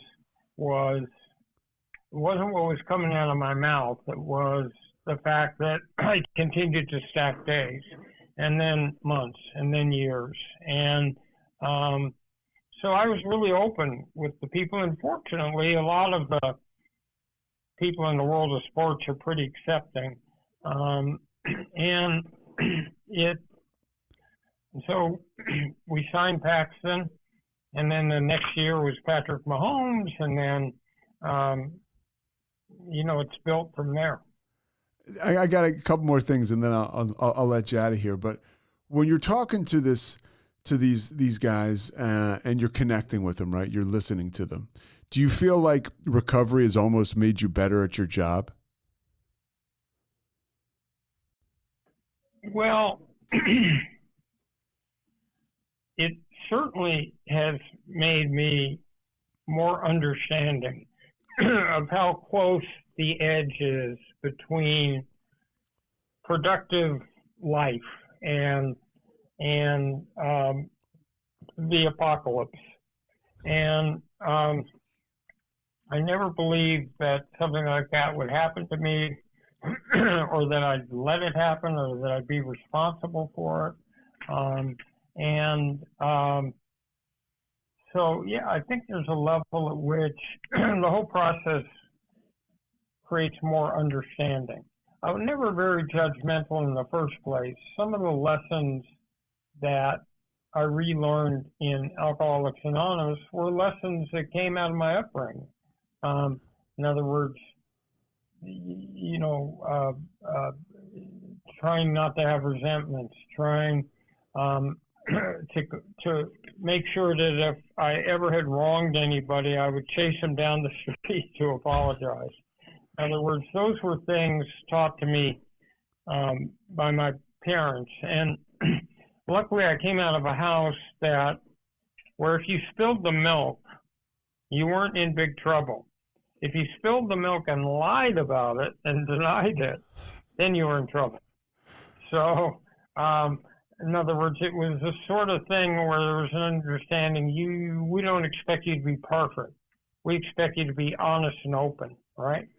So I had a lot of that, but it was, I had just lost my bearings and was so far away from, I was so self-absorbed and so far away from that yes, working steps help put that connection together with what I already knew. How active are you today? I mean, Pat Mahomes, you humbly mentioned about Pat Mahomes. That's a $450 million plus deal that you had a huge hand in putting together for this guy. And he's probably the best football player in the world. How do you stay grounded in sobriety? Are you still active in 12 steps? Oh, absolutely. So I just came back from a spiritual retreat that I've done for 12 years. And at that, we go through the 12 steps and we go away to a mission for 3 days. And all you're thinking about is the group and the rest of it. I go to regular meetings and I keep in touch with the whole group.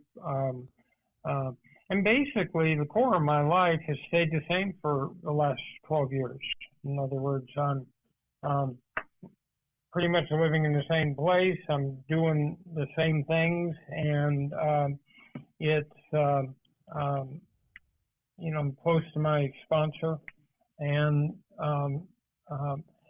what that does, think about it this way: if you would dedicate like an hour a day to maintaining sobriety, you would have complete freedom for the other 23 hours, right? Yeah. So it's a pretty good trade. It's a really good trade. When you were divorced when you got sober. I always find this interesting. How does Lee Steinberg start to date again in sobriety, or does he? What's that like? Well, I didn't do anything for the first few years. I had random experiences, but I had a wonderful girlfriend who I thought I was going to marry right before it, but she broke up with me, which was another stimulant.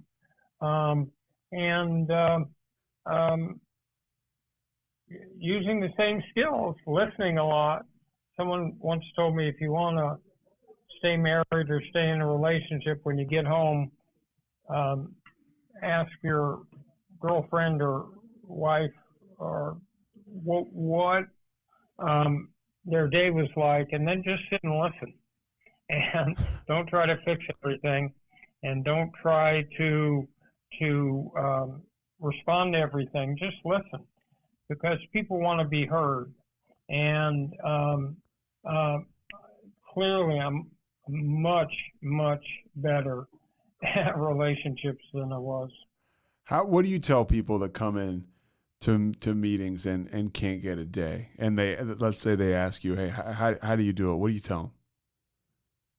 I told them that I set the Guinness Book of Records for most relapses, and so I understand, and that every day is a new day, and you have a chance to get it right or get better every day. So don't, focus on the failures or put them together that you are a failure. You have a changed brain, and you are not in control of that anymore. But there is a solution. And so just a lot of love and compassion and, understanding that all of us who have this disease have a commonality.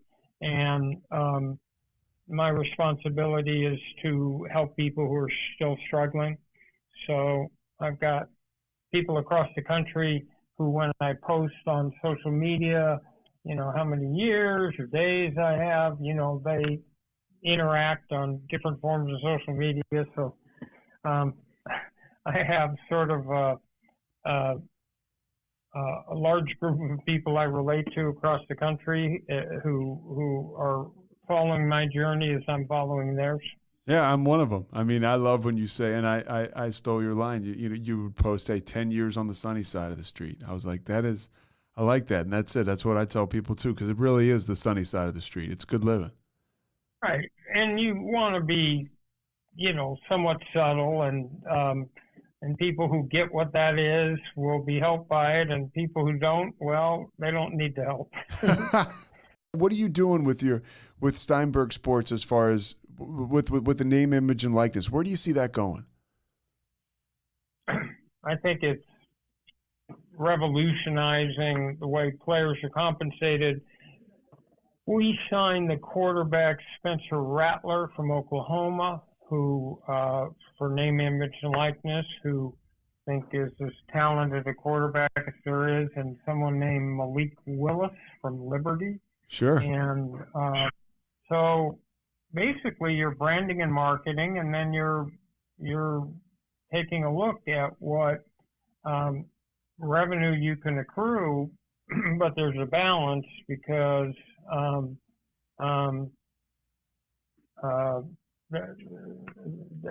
there's a balance to not creating so much pressure on a young man. Like the quarterback at Alabama has not even played it down yet, and he's already got $1 million worth of deals. Yeah, that's a lot of pressure if you go out and you flop in a couple games. Now the first time you throw an interception, are people going to boo? So, you have to make sure that the engine that pulls the train is success, as a student and on the athletic field, so you don't expose someone to ridicule. How much? What's the most you think a kid can get out of this stuff financially? Oh, we could get up into the millions. It's the primary beneficiaries are college quarterbacks from high-profile programs with big alum bases. But you could also see women. If it had started earlier, all the women in the gymnastics would have been big beneficiaries. But, there are programs that play football is the most popular sport now, and there's programs that play on national TV all the time. And there's quarterbacks who succeed or other players who succeed earlier. And, I think it's a big enhancement and long overdue. Where do you think it all goes? Are we still working with an NCAA 10 years from now, 20 years from now?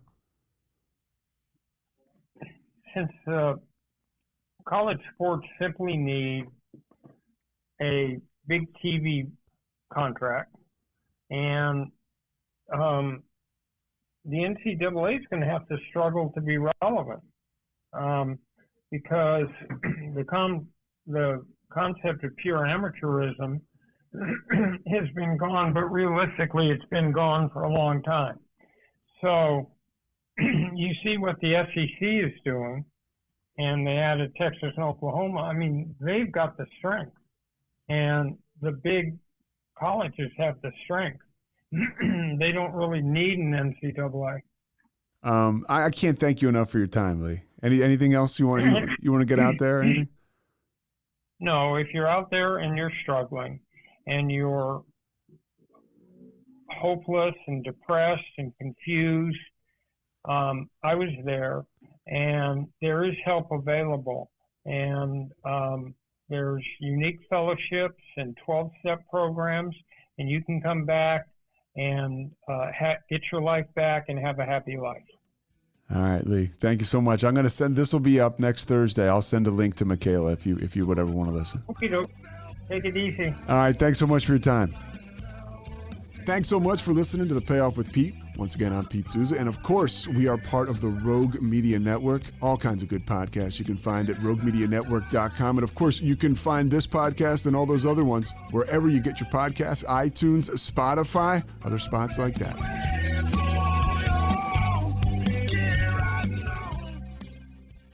If you have a quick second, I want you to go ahead and give back a little bit to what has so freely given to you.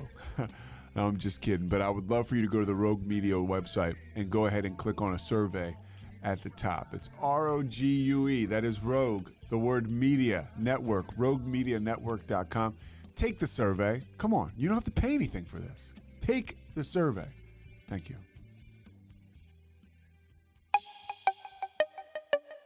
This has been a Rogue Media podcast.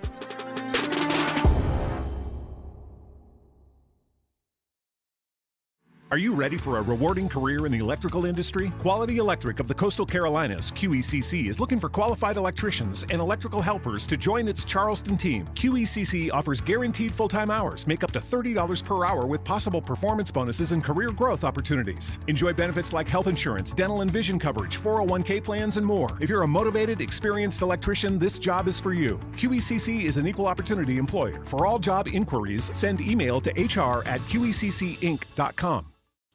Coming up on The Payoff, Deborah Olson spent more than 25 years working as a hairdresser in the film industry. So it is no surprise her story is ripped from a Hollywood script. She moved to LA as a teen and the party was just getting started. Her run in movies and TV was legendary in and out of the studio, and her collapse was just as epic.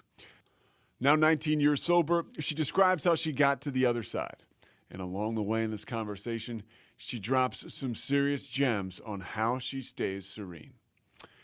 Speaking of serenity, this guy was on CBS, CBS National this week, and also had a piece done on him on KTLA in Los Angeles. Guy does some great work with the Jimmy Miller Fund out there, teaching guys and girls with PTSD how to surf. I'm talking about Kevin Souza.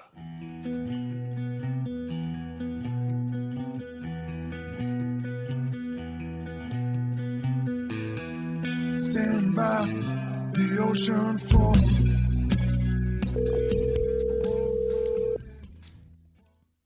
Good morning, Deborah. Peter. All right. How's it going? Oh, gosh. Got home from LA safe and sound. It was an easy drive and got my house all cleaned this morning and I'm ready to chit-chat, had my coffee. Oh, you're in Monterey and you went down to LA. I went to LA because I worked there for 40 years and I drive back every 6 weeks to see clients. And you live, so what are you looking at right now? I mean, are you like if you were to go outside? I'm looking at the Pacific Ocean. I'm looking at the bay, the Monterey Bay. I'm above, do you know Monterey, Carmel, San Francisco? I'm an amateur. I saw Big Little Lies, so I think I know Monterey, but I don't know Monterey. You saw Big Little Lies. It's so funny, but he asked me about that. I'm like, I've never seen it, so I don't know. Yeah. The Monterey, Carmel, Pacific Grove, it's all this little isolated peninsula. There's no freeways, and San Francisco's about 100 miles from here, north. And you can take the coast up either way, but it's a lot longer. You make you make that drive every 6 weeks? Every 6 weeks I do that. I got out of LA because, LA's not a place to get old in, and I went there in my early 20s. And I just drove like a bat out of hell till the wheels fell off. And then I got sober when I was 42. And I'm just now turning 61 in August. So you'll have 20 years coming up here. Yeah, in February. Wow. So I want to get into your story because it's fascinating. The way we got together is sort of cosmic. Yeah, I did, what's her name? Julie Hayes. Yeah, I did her hair. The great Julie Hayes. Yeah, I did her hair. We got to chatting and I said that I'd moved up from LA, I'd worked in Beverly Hills and film business and blah, blah, blah. I said until I couldn't do it anymore and the wheels fell off and everybody ended up in rehab. So yeah, you and she gave me a call and said, I got the perfect guest for you. And then we called you, we got to talking. Yeah, that's what it was. And she goes, and I told her about, all the movies and film and the cocaine and the alcohol. And it was madness. It was mad fun in the 80s and 90s. Fun. It was Just so you know, we've already started, okay? And because this is too good, I can't take this stuff out. Okay. And I want to back up a little. What did you do in the movie and film industry? Okay, I started my little life up in Northern California in a place called Sacramento, and then Roseville, little tiny suburb. And I got my hairdressing license when I was 17 because my mom said, "You're a piece of shit. You're not going to be anything. You may as well just, do hair and makeup because all you think about is, making everybody pretty." I thought, okay, sounds good. So I did. Thank God she was a bitch and told me to do that because it was a very lucrative career. But right away, I wanted out of that little small community. So I thought, where am I going to go? LA. So I was really young. That's my early 20s, and I hit the road. Were you drinking a lot as a kid? Oh, God, yeah. I started drinking when I was about 4 years old. I was a toddler. My mom and dad both were alcoholics. They were divorced. My mom had gin and tonic on the table. She had cough medicine. She had all kind of. I took anything that said causes drowsiness, even though I couldn't read. Anything with a stick figure, right? That was like falling over. I was like, okay, give me that, right? That logo. You know what? I remember I grew up in this really affluent neighborhood, and we all had horses, and it all looked real pretty on the outside. And here's me in the 7th grade. Anybody got any weed? Messed up. They were giving me freaking oregano to smoke, and out of the garbage can, whatever would get me out of me. I was arrested. My first arrest, I was 12 years old. All my friends were a little bit older than me. I wanted to be mature and grown up. So my friends are all 15, and then their friends are 18. We're driving around in the middle of the night. We had Benny's, if anybody remembers Benny's beans, upper speed. Yes, okay, Benny's like greenies almost. Yeah, that's right. Well, we were eating those to lose weight, me and my girlfriend. So I'm 12, she's 15. Police pull us over in our private little neighborhood. Police took me home. They're like, "How old are you?" And I'm like, 12. And they're like, "Oh, geez, little girl." And they took me home. My parents beat the shit out of me, my mom and my stepdad. My stepdad was molesting me, and I wanted out. So you're home getting abused by this guy. I'm home getting abused and molested, and they're drinking and showing me, and he's showing me off. Look at my little stepdaughter, and she hot, and they're all talking about it. It was awful. And then the next door neighbor got his, after that guy died, the next door neighbor got his hands on me, and I was 15, babysitting, and they were best friends. I mean, I had a screwed up start to this whole journey. Screwed up life. So by the time I was 15, I was being kicked out. I was running away. I was high. I was drunk. I was teaching my friends how to drink. I get my hairdressing license, thank God, and I bought a car and I blew out of there. Some people get the double whammy, right, Deborah? Like you have a dysfunctional, like an extremely dysfunctional upbringing, and it sounds like you had the alcoholism in your blood. That's a rough start. I had a double whammy. I wasn't wanted. Most parents fight to have the kids. They fought who wasn't going to get me. And I had a twin sister who my mom pitted against me. She went on her journey. We don't talk to this day. I went one way, she went the other, and she's my twin sister. And then I had an older brother, and he escaped and went in the military right away. So my only rock disappeared. He was gone, and my disease took flight. I was around 11 or 12. When did you get involved in hairdressing? When did you know that's something you wanted to do? I was always just kind of playing in my bedroom with my girlfriend, doing hair and makeup, and it was just something I liked doing. Made me feel pretty because I was such a mess inside. So I was so OCD. I was cleaning my bedroom and putting makeup on, and a ton of makeup and doing hair. I just wanted to be anybody but me. And so my mom said, you're a piece of shit. Go to hairdressing school. You may as well learn how it's all you do anyway. You're not smart. You're stupid. And little did she know that was a real good move. And so what happens when you're 17 and you move out of there? Oh God, I know I was 17, still living at home, going to beauty school. Oh God, I was blowing the instructor. He was 33. I was going deer hunting, drinking whiskey, and blowing the instructor. The hairdressing. So it's a mess. It's a mess. It is somehow I managed to graduate beauty school, go to San Francisco, get my license right away, went to a salon and made a little bit of money, And I think I ended up at my sister's first. It's also, if you held my life up, it's like Swiss cheese. Yeah. I don't remember a lot of it. I don't remember the sequences. But I think I ended up at my sister's house in Monterey area because she had left. She got married at 18 and moved back. Then met some guy, moved to Monterey area. You know, she was doing her own drugs and alcohol situation, and she was abusing me. And anyway, I met this guy who, I'm a raging drug addict and alcoholic, out of control, immature maniac. And I meet a guy who had gone to West Point. So he's a stellar human being. Yeah. Stellar, smart, you know, in the Army, flying helicopters. He's a captain. Where'd you meet him? Well, pardon me? Where did you meet him? I met him doing hair in Monterey Gotcha. when I was 21 years old, I think I was. And moved in with him right away. And he was having none of it in short order. Okay. You know, he was conservative from Michigan, and he figured out right away that, you know, I was young, I was cute. These guys were falling in love with me. And shortly thereafter, they're like, oh, this little girl's a mess. Well, it's funny though. And I can similar stories. At least at times in the beginning of my addiction, I was kind of always attracted to solid people. I guess you would say people. I don't know if I was looking for them to fix me or whatever, but I definitely. I never was turned off by people like that, like people that had it together. You know, but I didn't last very long in those circles at all. I didn't either. I mean, I had a guy from West Point fall in love with me, a guy from Annapolis. I had some stellar human beings. Do you think that had anything to do with your brother going into the service? Like that made those guys attractive? Zero. No, nothing.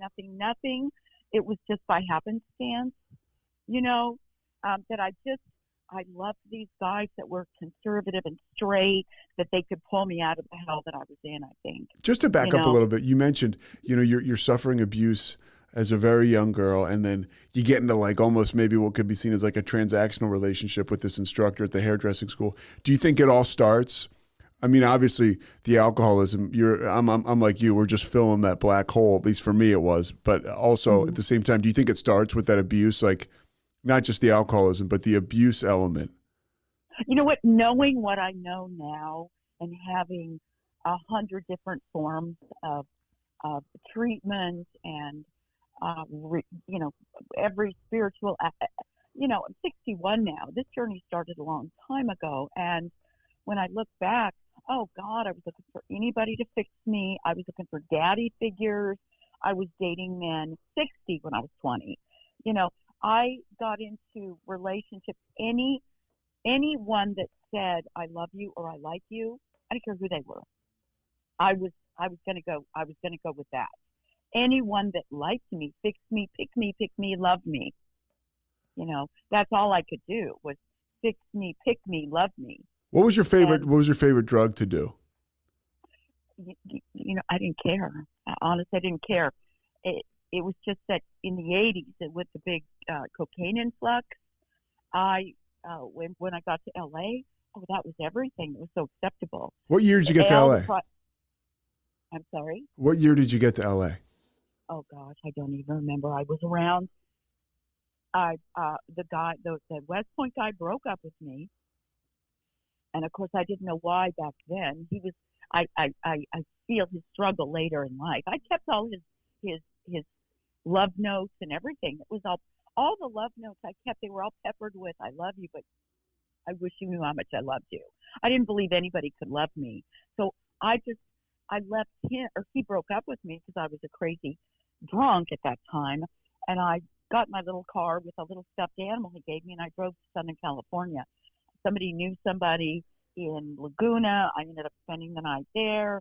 I went to ABC television. Somebody gave me the name of the guy at the head of makeup. I called and called till they hated me, and they gave me a job. So what's that like? How did you get your foot in the? I mean, obviously we know how you get your foot in the door at ABC, but was that your big break?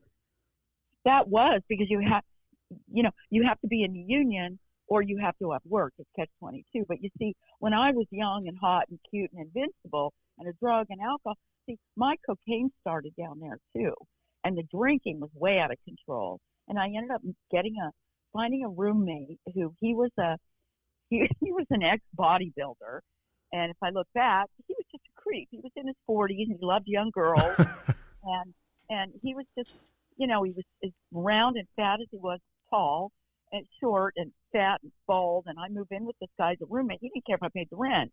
Because you're an attractive younger woman. Because I was just, he took me to the Bahamas. He drove me to ABC television. I just happened to have gotten a name from a guy, or somebody gave me the name of the guy, the head of the department. And I called every day. I said, I'm calling for Rudy. This is Deborah.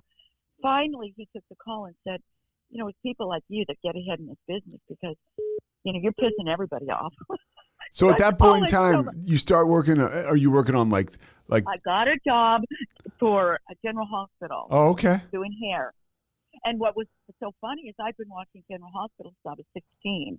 So all these people that I know, they're coming in the green room and I'm doing their hair. Luke and Laura. I mean, that's it. That's. Oh yeah, all of it. Yeah. So, they're all coming in and I don't have all the girls that worked there were like, oh, are you in the union? I'm like, no. I was dumb as stuff. Well, in short order, they wanted me gone. These girls did not want me there because, all the people liked me, the stars, because I'm sitting in a green room talking and flirting with all the actors and the guys and the girls, everybody. And all the actors came out from New York because we did this all-star thing. They're wearing my earrings, and we're all chatting. I don't know who's doing drugs. I don't know who's not. I'm just doing my deal. I don't know what's going on. I didn't know what's going on. I was just this little girl from the stick. How did it evolve your drug use like on a daily basis? I know I listened to Demi Moore interviewed once. She I think she had to turn on that show and she talked about getting involved with whoever the actor was. It was Luke, which I'm sure you know. Yeah, I don't want to name. I won't name sure. any names, of Sure. course. But I ended up seeing a lot of people. Fast forward when I got sober when I was 42. Some of those. I remember going up to one of the actresses and saying, remember me? I was on the show and I was doing hair. She's like, no. And I'm like, yeah, I don't know, And she was still a train wreck. So I had gotten even some time, and she still couldn't get sober. So there's a lot of. I just say everybody ended up in rehab at some stage. I actually never did go to rehab. I didn't have the money. I wasn't a famous person. The wheels had fallen off. I was blackballed, basically.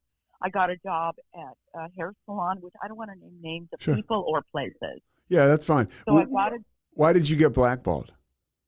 Because I was a drunk and a drug addict. And I didn't know it at that time. But because I didn't know why nobody would hire me after a while. So I started freelancing. I would meet photographers and I would freelance and I would there was always drugs and alcohol everywhere. And when the druggies and the drunk kick you out, you're screwed. Yeah, it's always like the Steven Adler getting kicked out of Guns N' Roses. It's like, okay. Exactly. But I still didn't know I had a problem.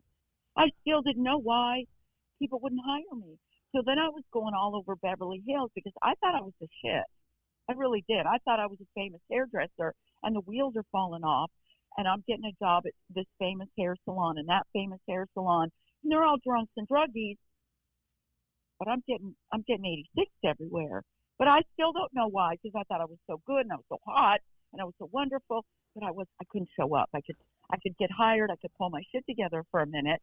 They'd hire me and then I wouldn't show up. I always say that, like the alcohol, if you have alcoholism or drug addiction, like it's sooner or later, the drug addict is showing up. You can do great for an interview. You can do great for the first month. But at some point, for me, the junkie was walking through those doors. Oh, no, exactly. So it got to the point where I thought everybody was doing blow on their station. They weren't. I was, because I thought I was that cool, And guys are asking owners of the salon if they can do me, shit like that. Yeah. I didn't think I had a part in any of this. I didn't think I had a part in any of it. I had a part in all of it. I was men and alcohol and drugs. It was all one and the same. It all came together, right? It all was one and the same. Yeah, you were giving me drugs. I was screwing you. I was accused of things, however, that I wasn't doing. but it sure looked like it. I'm in the dressing room with guys. They're giving me blow. I'm not blowing them or screwing them. Eventually, maybe I was, but I was doing their drugs, and drinking. What was the culture like on those television sets, without naming names? But was it open? Because I've read and heard, everybody, people sometimes on the staff would supply actors with cocaine. I mean, was it that Oh rampant? God, yeah. Oh yeah. And what was even more, I started taking an acting class, an improv class, and I started going to parties with people and actors and producers and all this stuff. And I can tell you that whatever crazy shit you see on TV, the movie Shampoo, it is 100,000% accurate. Okay. I remember moving in with, I don't even remember, I was renting a room or something, or I could have been a nanny even, for this. It just came to me. I was hired as a nanny for a druggie, for a cocaine addict. They had this big, huge, fat house out in the valley, and she was doing blow all the time. She had a Jaguar, so she gives me the Jag so I can look like the shit. Was she an actress? No, Okay. I don't remember. She may have been in the film business. I don't remember. But I had a boyfriend that was supplying us with the blow, and he would come, and I remember taking her car, and I went to this party.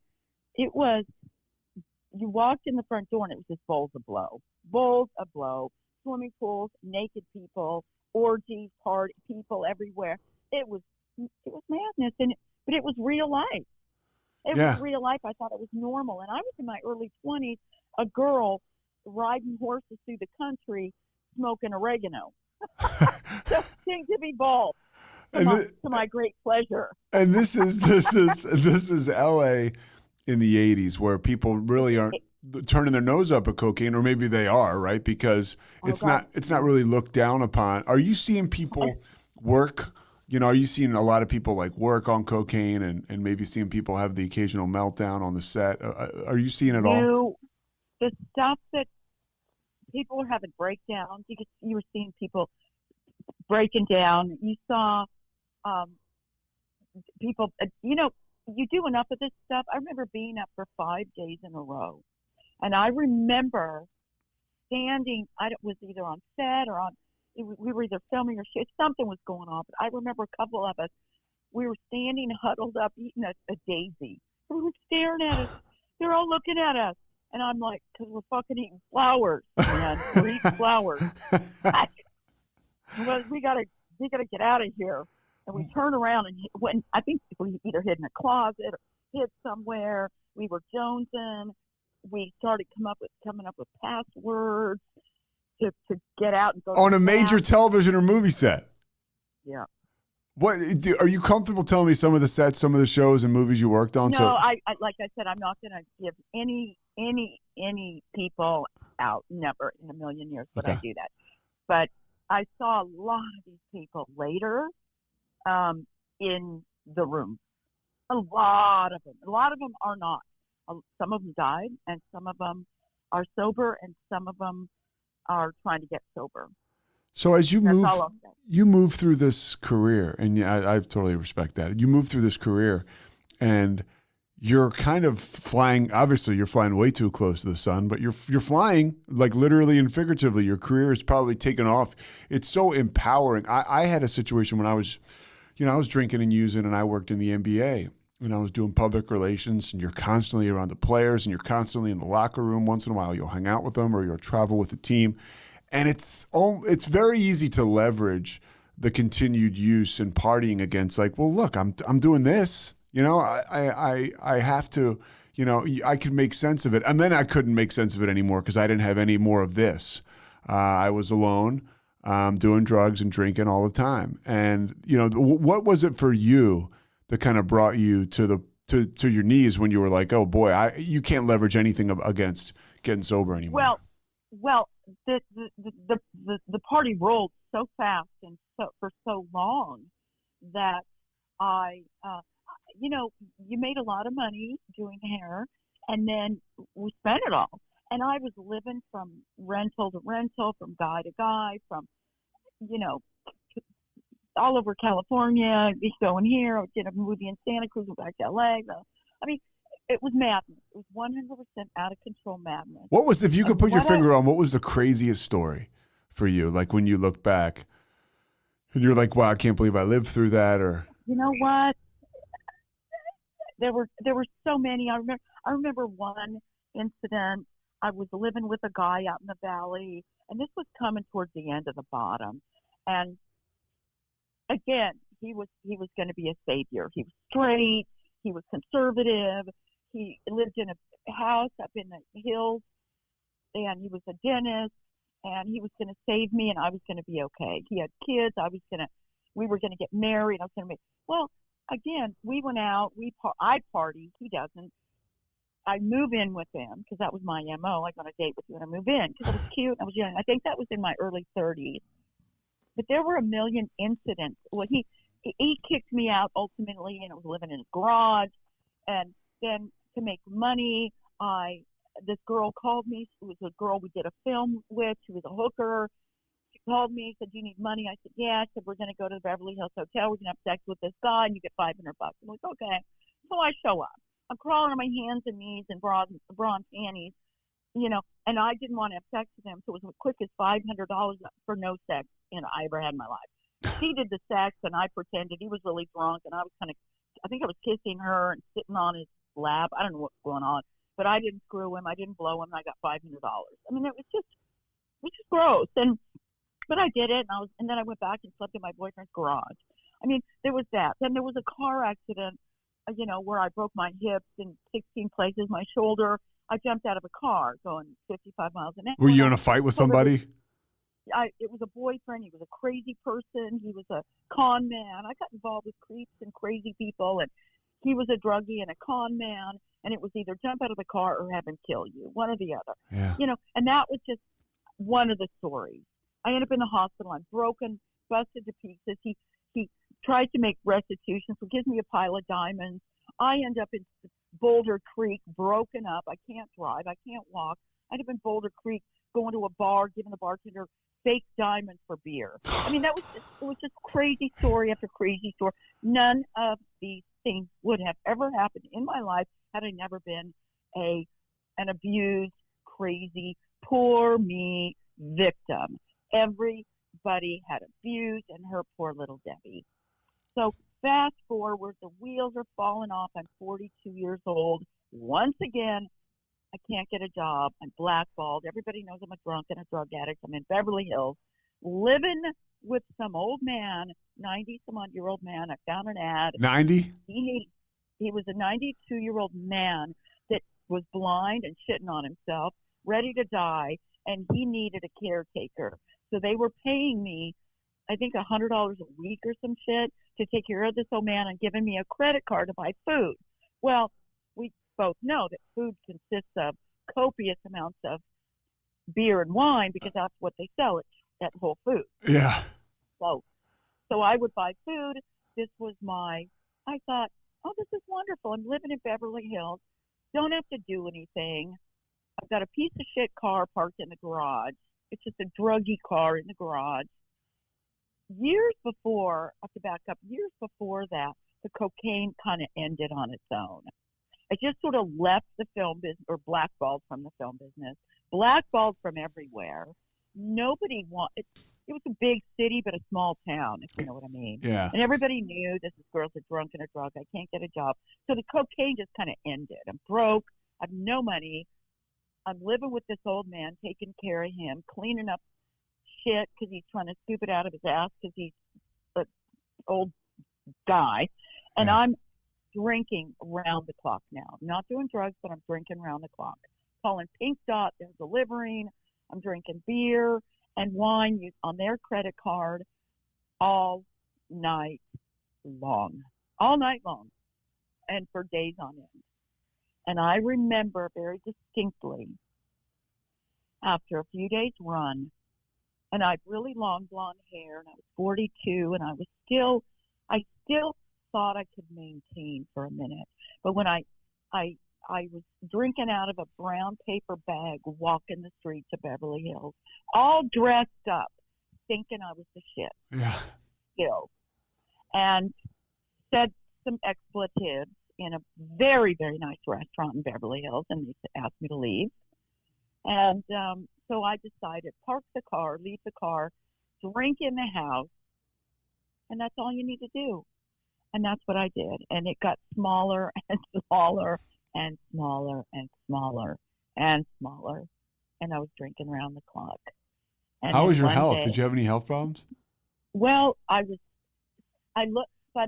42. I had cut all my hair off because I got really drunk and decided I need to bleach my hair with Clorox bleach. I'm a hairdresser, by the way, you know that. Yeah. And I bleached my hair with Clorox bleach, and I cut it all off because I think I'm going to be a punk now. I can change my identity. I'm going to be a punk. Well, I woke up and I was crawling on the floor. My beautiful skin had turned to spots. I was 100 pounds, and I looked like a 70-year-old man. And I looked in the mirror, I remember, and I went, "You are so fucked." And by this time, Peter, I wasn't having fun anymore. It had been years and years since I had had fun. So now it was just a suicide run. For years, it had just been, you're just going to die. You're a piece of shit. You've never been worth anything anyway. And now it's just time to die. Your life's over. You know, and it was years I've been trying to just kill myself. And so I remember waking up on the floor, beer bottles and wine everywhere. I don't know where the old man was. I think they had taken the old man out, or he died or something. I don't remember. But I was alone. Alone. I think it was after the stuffed animal Thanksgiving. I had a stuffed animal Thanksgiving. Just you and the stuffed animal. Me and stuffed animals. It was Thanksgiving. I didn't have a friend in sight. I didn't have any friends. And what year is this around? This was around 19. I got sober 2002. So this was probably around 2001. Maybe. Okay. And I'm in the house. The guy had moved out. It's Thanksgiving. I have no friends. I have no family. Nothing to do. My brother was still alive, but I wasn't really seeing him. He was still nice to me and talked to me because he enabled me as much as he could. And then, I didn't want to go to his house for Thanksgiving. I couldn't drink. You know, Isn't that crazy? I wouldn't go anywhere where I couldn't get drunk. Yeah, I was just down the rabbit hole. I just didn't want to be around anybody. I didn't want to drive all the way to Monterey where he lived, so the last Thanksgiving was just me and a bunch of stuffed animals, and it was real for me. I dressed them all up. I set them around the dining table, and I made food, and I put a long Glinda the Good Witch dress on and a tiara, and I had a party. I was hammered, and I bought champagne with their credit card. So, oh God, it was bad. Well, when at 42 years old, and it was February 2002, I was on my knees, and I remember many times over the years, I had looked at Dr. Wayne Dyer, I looked at Marianne Williamson, I had looked at the Krishnas and the Buddhists, and I thought I was this spiritual person via all these avenues, but I never picked one. I never had an awareness of any kind. And when I was fast backwards, when I was 15, I had been molested by the neighbor. That was in the church, the Christian church. So the Christians were all fucked up assholes as far as I was concerned. Mm-hmm. And I didn't want any part of any organized religion at all. I didn't trust a soul. I'm sober. I get sober at 42. I don't trust a soul, not a man, not a woman. I don't trust anybody. My own family hates me, except my brother. I didn't have any frame of reference for love or self-respect, or the wheels had fallen off. I crashed and burned, and I called Alcoholics Anonymous, and somebody on the phone, I even screamed at the guy and said, "I don't want to talk to you. I want to talk to a woman." And this really nice lady called me. We talked for a long time, and I told her, if you had my life, you'd be fucked up too.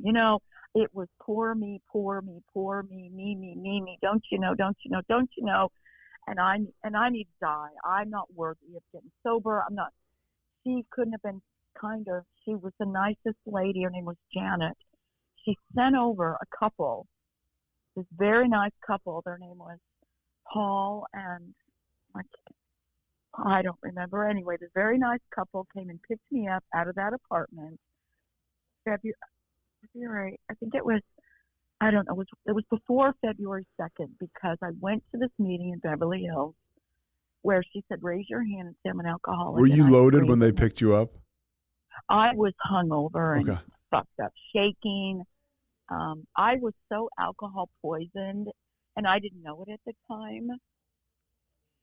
So when she said, could you raise your hand, say I'm new, I'm an alcoholic, and I screamed at her and I said, go fuck yourself. And I equated myself at that time as a feral cat you picked up in the alley. You know, I was angry. I don't want some drunk telling me how to run my life. But there was only one problem with that statement. I had not done a very good job. And I remembered something I heard from Dr. Wayne Dyer, and he wrote something about what you say when you talk to yourself. And it was about affirmations. And I knew that the wheels fell off. I'm screwed. This is the last stop. I've got no money, got no hair. I look like an old man. I look like shit. I have no friends. I have no family. I have no money. I got nowhere to go. I have nowhere to go but up, because I'm flattened. I have nowhere to go. Nowhere to live. No car. It's a piece of shit. Barely runs. Sitting in a garage. I've got nowhere to go. And my brother had even said at one stage, I can't have you in my home where we don't know who you're going to be. Mm-hmm. And my brother is the kindest, sweetest, most amazing person in the world, and never turned me away, ever. And that was the part where I cried, because ultimately I was 11 years sober and he died at 61 of a heart attack. And I stayed sober. I stayed sober through that. And I remember getting sober thinking, if I get trapped in an elevator or my brother dies, I'm going to have to get drunk. I trapped in an elevator, my brother died, and I didn't get drunk. And my cat died, and I stayed sober. And, I ended up in AA, pummeled to the ground, loathing my very existence. And I started to hear my story in meetings, and I hated the meetings, and I hated the people. It wasn't my story to get sober. And Why'd you keep going back? Because I had nowhere else to go, and everybody said, if you just come here, we'll help you. And so I did. I went to meetings, and everybody said, if you just raise your hand and share, you'll be okay. And I raised. I don't know that it was that I hated them. It was that I didn't trust them. Everybody, they had their groups of people. They had friends. They were going for coffee. They were having lives. They were working. They were getting married. They were having children. And when the women, I would go to women's meetings, and I hated women. My mother's vernacular was hideous and heinous regarding women. My mother may or may not be a latent lesbian, but she wanted to have boys, and she got 2 girls and a gay guy. And my mother verbiage towards me was, I hated my own vagina. I hated my own boobs. I hated the fact that I was a girl. If I wore a dress, she called me a slut. If I put makeup on, she called me a slut. And I ended up in a business of, but looking I got good. sober, and I just didn't trust anybody. I didn't trust you. I didn't, I had to have women say that it's okay to be a girl. It's okay. I started mutilating myself when I was 6 years old. And I was a mess. And so now I'm in these meetings, and people are telling me how to live, and it's going to be okay, and you don't have to drink and use. And I thought, how in God's name am I going to stay sober and apologize? Make the biggest amends that I ever had to make was to myself. My birth control method was abortion. I'm not proud of that. I'm sick over it. I had to gutturally, I cried at the deepest level of some of the things that I had done to myself, and the men that I had hurt, and the people that I hurt. And they talked about in AA being a liar and a thief, and I'm like, no, I wasn't. And I had people say, did you Did you steal people's time? Yeah, I sure did. Did you steal their hearts? Oh, yeah. Mm. I didn't steal your money. I stole your time and your heart. And I stepped on you because I just knew you didn't like me, And Peter, I'll tell you, it was the hardest. It wasn't so. The hardest part of this whole journey was having to look at the wreckage, what I had done to myself more than anything, and how am I going to learn to love this little girl? I was diagnosed with personality disorder and bipolar and all this crap, and the truth was, I had situational depression. It was easy for me to call myself Zelda when I was drunk because then I wouldn't have to take responsibility. So I called myself Zelda after Zelda Fitzgerald. She was drunk and it was glamorous. And it's an alternate personality. Exactly. And then poor little Debbie, well, she was just a wounded little girl. We can't get upset with her. So I created all these personas. And then little by little by little by little by little, and I'm still, I can honestly say after I'll be 20 years sober, February 2002, I got sober. I relapsed once. I got sober just before that. I went to that meeting in Beverly Hills, and I went and I drank, and then this girl came over, an actress's daughter actually, came over. She became my first friend, and we dumped the alcohol and the men down the dumpster. And this was February 2nd, 2002. I said, there go the men, there go the alcohol. And AA doesn't like to hear this, but it's the truth, which is all these years later, it was Dr. Wayne Dyer was very instrumental in my verbiage, which was, I don't drink alcohol. Alcohol is poison. And if I've got a little girl inside of me that never grew up, I'm going to love and hug her and not poison her with alcohol. I'm going to allow her to be loved. And that was the verbiage I started using. Yeah, because Dr. Dyer, I don't, was he a 12-step guy? I know he stopped drinking. Actually, I believe he was sober and he did speak at some meetings. But he had his own sort of spiritual journey, which clearly was working for him and many and millions of other people. Well, it's true. It was, and so I sort of took AA and I took what I needed and I left the rest. I'm a huge, to this day, firm believer in affirmations, and when people ask me to sponsor them, I have a real hard time with raising your hand and saying, hi, I'm Deborah and I'm an alcoholic.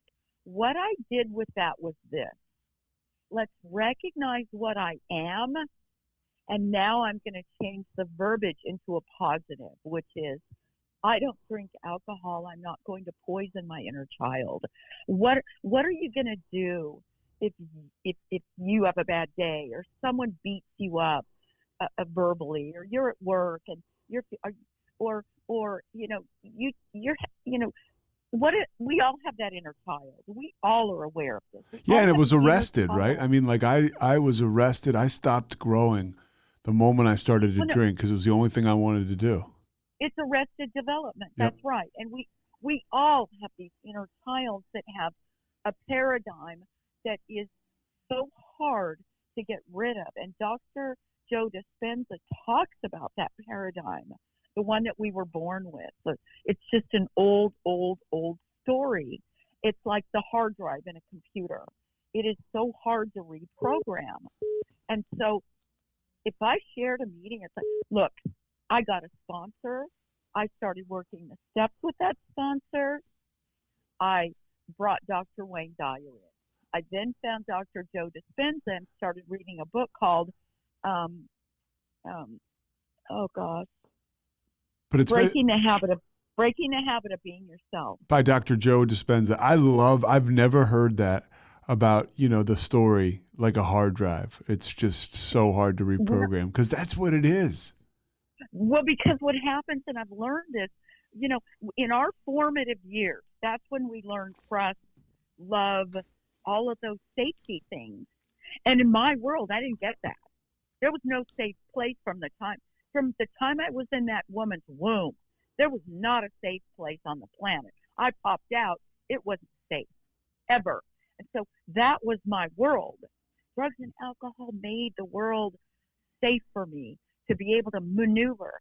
I even had a therapist once say, well, thank God for alcohol, or you wouldn't have gotten anywhere. Yeah. Kind of, you know. That's how I And looked it's at kind it for a while. Well, it's kind of true. But then as time went on, I became to realize that I can change the story. I can change my story. And I will go and visit the story like I have today, but I'll get out of there right away. Because I can honestly tell you, Peter, when I look in the mirror at 61 and the boobs are a little lower and the things are different, and I'm not looking at that beautiful 30-year-old girl that walked in a room and everybody wanted to meet her and like her, you know, and I go out now and everybody's not jumping up and down to meet me. I am in such acceptance and in love with myself that I can wake up so tired, out of my mind, like, how am I going to get through this day? And I want to go to work and go, oh, be nice to me today because I'm really tired and well. And you know what? That choice changes to this. Hey, I know you worked late last night. How you doing? Can I get you a cup of coffee? And then all of a sudden, guess what happens? I'm having a better day and I'm not so tired and I just worked 8 hours. You know what I mean? And so things change drastically when I recognize beyond a shadow of a doubt that number one, and this is a whole different show, which was the day that I was walking down the street in Santa Monica. My brother had died. Again, I'm sober. Everything's coming undone. I'm getting older in LA. I'm having a hard time. You know, I wanted to get a job in a salon again, and I started another business in the interior design world. And it's really hard to recreate yourself in LA as an older person. LA is very prejudiced against anybody over the age of 40. Growing old in LA is not an ego boost. It's not. No matter how strong I think I am, to maneuver in that city very difficult as you get older, which is part of the reason, a big reason I left, you know, and I moved to Monterey. It's quieter, there's less traffic, there's less stress. I did get a job. I have a couple places that I work that just love me, and my age is not an issue. Well, hold on, I want to take you back because you mentioned, okay, so you're 11 years sober. You're walking down the street in Santa Monica. So Your I'm brother in Santa passed Monica. away. Yeah. My brother had died. Oh, by the way, I had gotten married a couple of years after I got sober, but I don't want to get into that story. But it was a marriage of convenience, and I was desperate. I'd never been married, and I wanted a companion, so I married someone much younger than me because I thought he was my friend, and I wanted security, and I was only sober 2 years, and looking back, I was still a newcomer, acting on alcoholic impulses. Mm-hmm. You know, because it doesn't take 40 years or 42 years of getting high, and then all of a sudden you're sober a year or two, and your life is great. It doesn't work that way. No, I learned the hard way. It takes a long time. So at 2 years sober, I made a choice to do something that I thought was going to give me security for the rest of my life. Well, that was just stupid. So anyway, our friendship was falling apart, and Stephen was dead, and I was just really struggling financially, and I just didn't, and so I was walking down the street, and I was just crying. I was crying every single day, and I was sober a long time, and I just, I'm too sober to be this sad. And I remember I sat down. It was hot, and it was in this August, I think July, August, in Santa Monica. I sat down on the steps of a church, and it was a non-denominational church, and it was 6 p.m, and they were just starting their service, and this woman invited me in, and I was in my workout clothes. I had a little booted T-shirt on, and I said, "Were you going to judge me because I'm wearing a booted T-shirt?" She said, "God, no." And I walked in, and something happened to me that day where I just started to float. I could cry talking about it. I just did a whole new surrender in sobriety, a whole new surrender. And I felt as though I had floated to the front of this church, and this band was playing, and there were these blue lights, and I just started singing to a song that I didn't know, and I started to pray, and I just was bawling and bawling and bawling and bawling. And the pastor was this woman, and I asked if I could talk to her, and I basically told her my life story. You know what she said to me? She said, "You know what? Exact same thing. I have a twin sister. We're estranged. I was molested in the church when I was young." And she said, "I'm going to pray with you, and we're going to ask God to relieve you from all of this resentment and anger." And can I just tell you, boys and girls, it was gone. It was gone. And that was right during the Me Too movement. I started getting really angry, and I had realized I hadn't addressed some of my childhood issues, because I had never considered myself to be angry in that regard. I was always sad and poor me, but I never had an anger issue. I'd never had anger issues, but this anger was welling up inside of me that I didn't understand. And the complete surrender will show us that. Like that's what happened. More will be revealed, right? Yeah, and it was this complete on my knees surrender. So I started going to that church every Sunday at 6:00, and I got a whole new awareness of a God that had been taking care of me through the car accident, through the alcoholism, through the drug, So I attribute my sanity, and I must tell you that I feel sane. I spent this last year, everybody says, "I cannot believe you just up and moved to a place you don't know anybody." You just moved. And I did. I just packed up everything. I found an apartment in Monterey overlooking the ocean. How long ago? This was just during COVID last year. Okay. And I had manifested, I believe, 100% in changing our story, in changing our thinking, in manifesting our destiny. Thank you, Dr. Dyer. Thank you, Joe Dispenza, for giving me all of this meditation and tools. And thank you, AA, for giving me that leap into a new life, that we as drug addicts and alcoholics 100,000% are our own worst enemy. When my ego gets involved, I will crash the car. But if I take my ego and I set it aside and I become the dot on a butterfly and I go through my life not that important, because I'm not at all, the world will survive without Deborah. Yeah. And I'm if you not sit afraid of- back and for somebody, it's kind of ironic, you worked in TV and film. Life is a movie, and it's going to play out in front of you the way it's going to play out, regardless. It's going to play no matter what's going on. In fact, I remember thinking when all this COVID stuff started and all the political nonsense, I thought, Deborah, you've got your choice. You've got choices here. You're either going to be fearful and buy into all of it, or I don't want to be right. I don't want to be right. I want to be peaceful.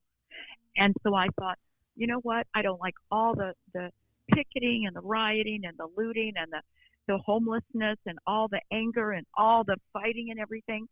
Where's somewhere peaceful? And I literally threw the cards up into the air, and I thought, I'm going to go to Tennessee or Texas or Carolinas, and I investigate all these places. I'm like, let's see, I don't like heat and humidity and bugs.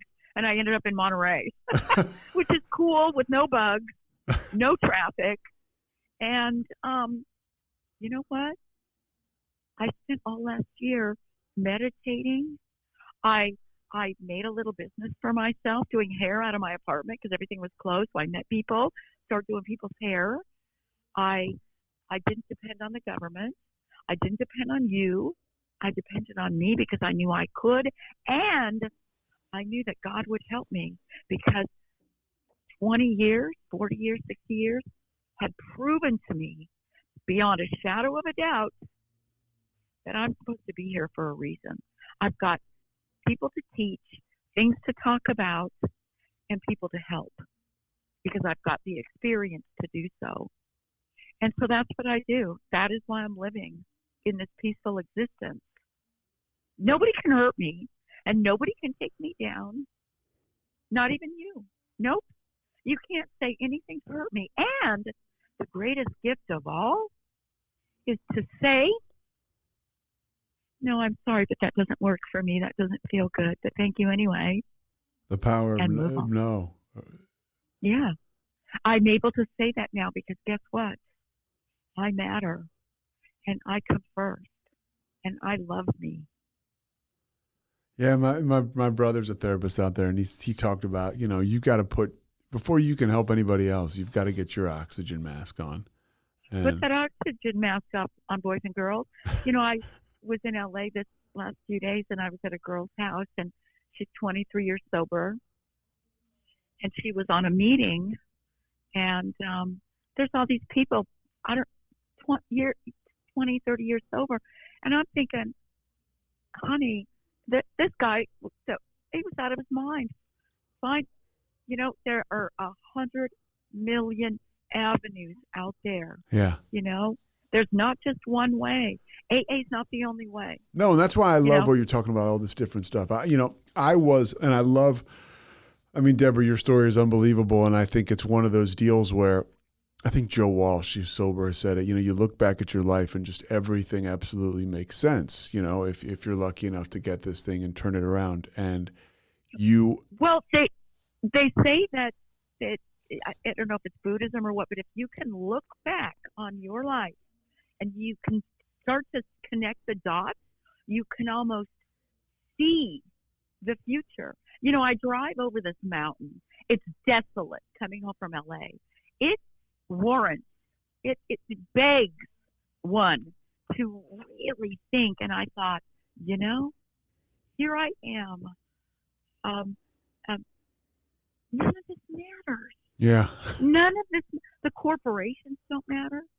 All of this anger and civil unrest and all of this, none of this matters. We're going to be born. We're going to die. The only thing I know for sure ever is I'm going to die. I just don't know when. And you know what? It's my job to love you and do the best I can. Do the best I can. Because I don't know what's going on in between. My brother died of a heart attack at 61, and that's playing on me a little bit right now in terms of he was as healthy as I am. Yeah. I gotta ask you though, how good did it feel, or did it feel? What did it feel like? I guess to have 11 years sober. I'm guessing you shared some time with him after you got sober. That had to feel good. Let me tell you, when I got sober, my brother came. This is the part where it's way too emotional for me, even to this day, and it's been 6 years. As of August 15th, he died August 15th at 2 p.m, and I will never forget it. I went into such a denial and sadness for a long time. I had to see a therapist because I shared at a meeting. I said, my brother died and I can't get over it. It had been like 2 years. He said, you're in Arrested Development. The event is still happening every single day for you. And it was. So he helped me. And then I found Dr. Dispenza. So Stephen and I, thank God, I was sober. He drove from Monterey to Southern California. It's a 5.5 hour drive to give me my 1 year cake. Oh, man. And then my 2 year cake. And then he had a son. They got a son. And they moved to Palm Springs. And this is the man who said to me when I lived with him, I have to ask you to leave because I don't know who you're going to be and we're afraid. Do you know, I was sober a long time before I realized how hard that must have been for him. Yeah. And then they moved to Palm Springs. Guess what the conversation was now? Oh, why don't you move to Palm Springs? We'd love to have you here. Then, and I used to go almost every weekend. It was my home away from home. I had a bedroom there. They left me for a week with my nephew while they went back to Monterey, cleaned up the house, got more stuff, went back. I designed and organized everything. I took care of my nephew. They trusted me implicitly with their home and with their child.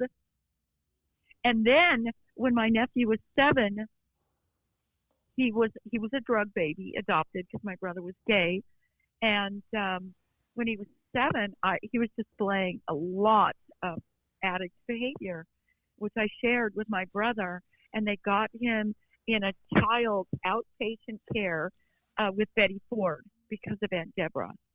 And Tyler went into little weekly classes because my brother listened to me in regards to my nephews. So, you know, when we were on the phone every day, we were sharing every single day. He was my person, Peter, my person. Never occurred to me that he would die so quickly, out of nowhere. Did that make you more grateful for relationships in the present day? And it definitely let me tell you something. Or does it breed fear? It changed the game. It changed the game. It changed the game, 100,000%. But not for what happened was I have a twin sister. I told you that, and I always wanted to be her. She's ugly as a mud fence. She was always unattractive and homely. She was always really, really smart and always let me know that.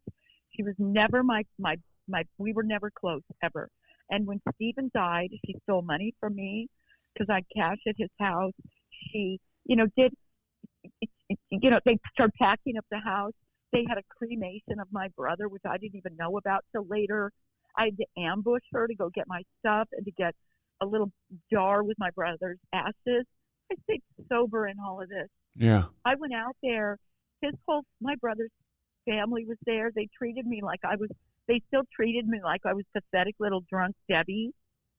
I had to call my sponsor and I had to ask her if I was dead or alive because I was in some weird world and there was alcohol everywhere and everyone's drinking and taking Xanax and I was the only sober person. And it's the most justifiable thing as an alcoholic or drug addict. Like if you're ever going to get fucked up, like this is where you can give yourself the pass. But you call your sponsor instead. I called my sponsor. I'm 11 years sober. And this is really bizarre. I knew their neighbors because they'd come over and I'd been out there and I knew they had all this acres, like 5 acres between, like you had to drive to the next property. So I asked my brother's husband, can I borrow your truck? And I drove over to the neighbor's house because I knew them and I knew their little farm and I just wanted to be with their horses. And they were the ones that called me and said, you need to get here.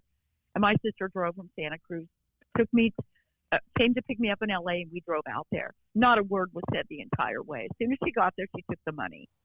Only her and Chuck knew where it was. And so I was 11 years sober, thank God. Had it been any sooner, I don't know that I would have stayed sober. The way I was treated, all of it. I called my sponsor. It was 112 degrees. My money's gone. I called my sponsor. I drove over to the neighbors. They had been sober over 20 years. I didn't know this. Both of them. Wow. And so they let me stay at their house. I spent the night there, and I went out in 112-degree weather, and I sat with the horses. And I didn't know which end was up. It never occurred to me for 1 second to take a drink or a drug. Didn't occur to me. Didn't even occur to me because I knew my brother had gone on vacation. I was really fucked up. I went headlong into it. Then I got home and I couldn't. I'd only stayed one night. I called a girlfriend and she came and picked me up because it was that unbearable at my brother's house. Here's what I knew. Here's me in the middle of these people drinking.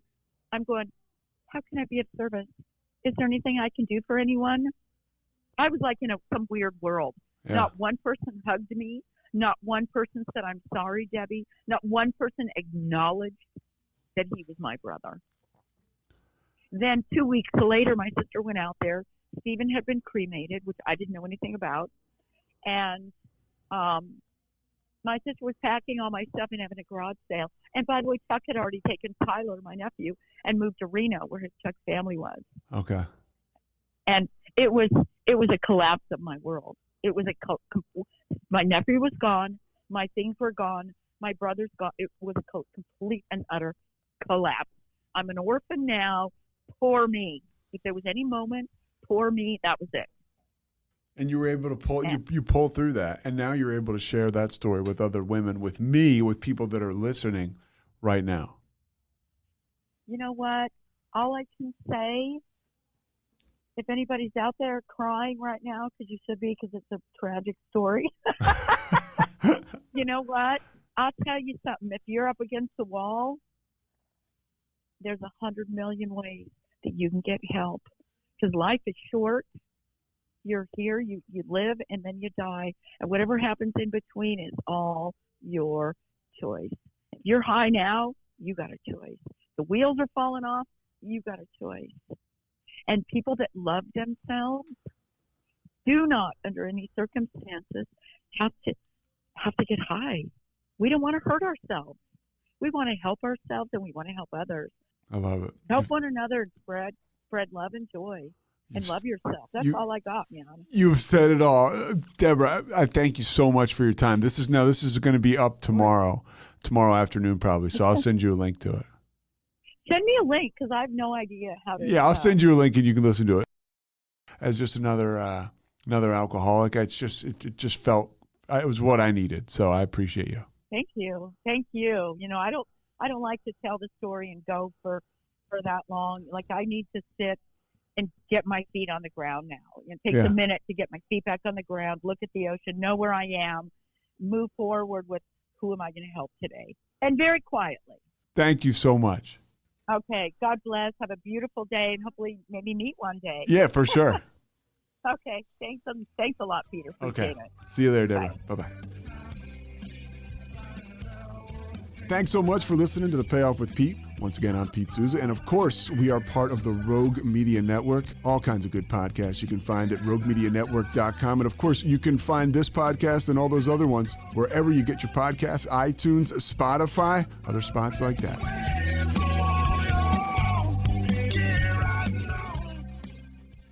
If you have a quick second, I want you to go ahead and give back a little bit to what has so freely given to you. No, I'm just kidding, but I would love for you to go to the Rogue Media website and go ahead and click on a survey at the top. It's ROGUE, that is Rogue, the word Media Network, RogueMediaNetwork.com. Take the survey. Come on, you don't have to pay anything for this. Take the survey. Thank you.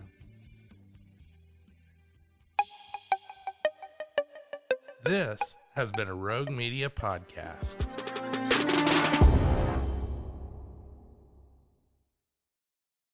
Amy Liz Harrison is not your typical alcoholic, but I guess really what is your typical alcoholic? I guess she's one of the people you just, wouldn't expect. She's a mom of 4.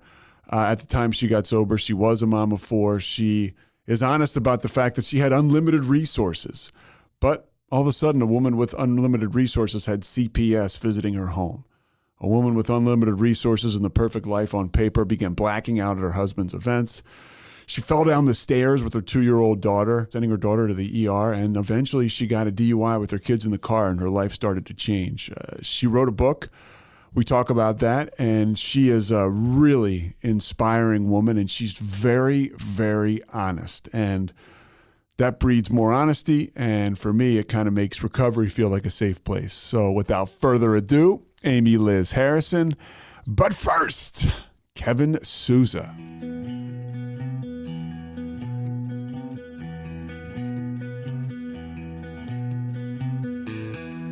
Stand by the ocean floor. Hi, this is Pete. Amy, hey, it's Pete Souza. How you doing?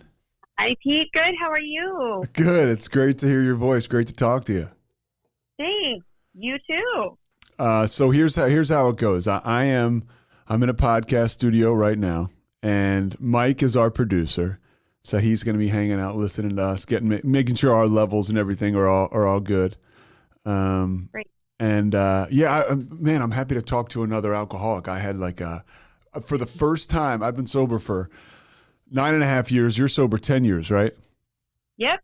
Yeah, for the first time in 6 years, I do a morning show here in Texas, and I overslept for the first time ever. And I just feel like I'm kind of out of control, you know? Yes, I totally get that. And yeah, it's happened to me too. And you just feel totally discombobulated. Totally discombobulated. People are worried, and I have no children and a dog. You have 8 kids, and I would imagine that when that you actually have a reason for that to go down. Yeah. Well, I mean, you'd think I'd be kind of like having a good routine down and I'd be sort of dialed in, but I still just have these moments where I'm like, I can't believe I'm responsible for all these lives. Like, I hope it goes well.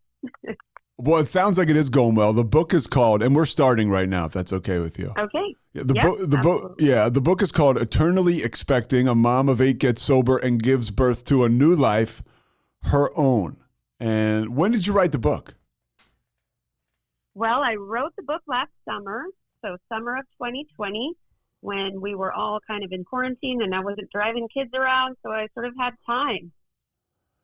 Okay, I want to go backwards with you. And I don't. We're not going to give away the whole book, but your story is so interesting, just from what I've read about your life. But a couple things, just as a fellow alcoholic, I get curious about is when did you have your first drink? Yeah, absolutely. So, my first drink was pretty uneventful, so much so that I don't remember it. I had some sips of beer and stuff growing up as a kid. And then in college, I had the proverbial Bartles and James wine cooler every now and again. But the first drink that I remember where I really felt that sense of ease and comfort was at a Thanksgiving dinner. And it was actually the Thanksgiving right after I turned 21. And I guess my mom was like, okay, you're an adult now and you can have champagne at dinner. And I just remember that feeling of, oh man, I have the best family ever. We're so connected. And, just that sort of false connective tissue with other people that I didn't normally feel with my extended family. So I knew something was different. That's the time when I took a drink and I knew something had changed. I really liked the way it made me feel. Did you feel different growing up? Oh, yes. I totally suffered from that, comparing my insides to everybody else's outsides and just having that sense of, gosh, everybody else got the manual to life except for me. I'm left here trying to figure it out on my own and just felt like I was extra sensitive. Things, that would roll off of other people's backs really bothered me. Things hurt my feelings more than they seemed to from my perspective. And I just didn't get that, that was my perspective and my perception, and it wasn't necessarily true. So when you grew up, first of all, where did you grow up? Sure. So I was born in LA and I was raised in the Silicon Valley in Mountain View. So Facebook, Google that town, and let me tell you, it was not cool back then. Did you go to a public school or private school? Yeah, I went to public school. Okay. And where'd you go to college? I went to college at Azusa Pacific University. Probably never heard of it. It's East LA, basically, east of Pasadena. So you go to school back in LA.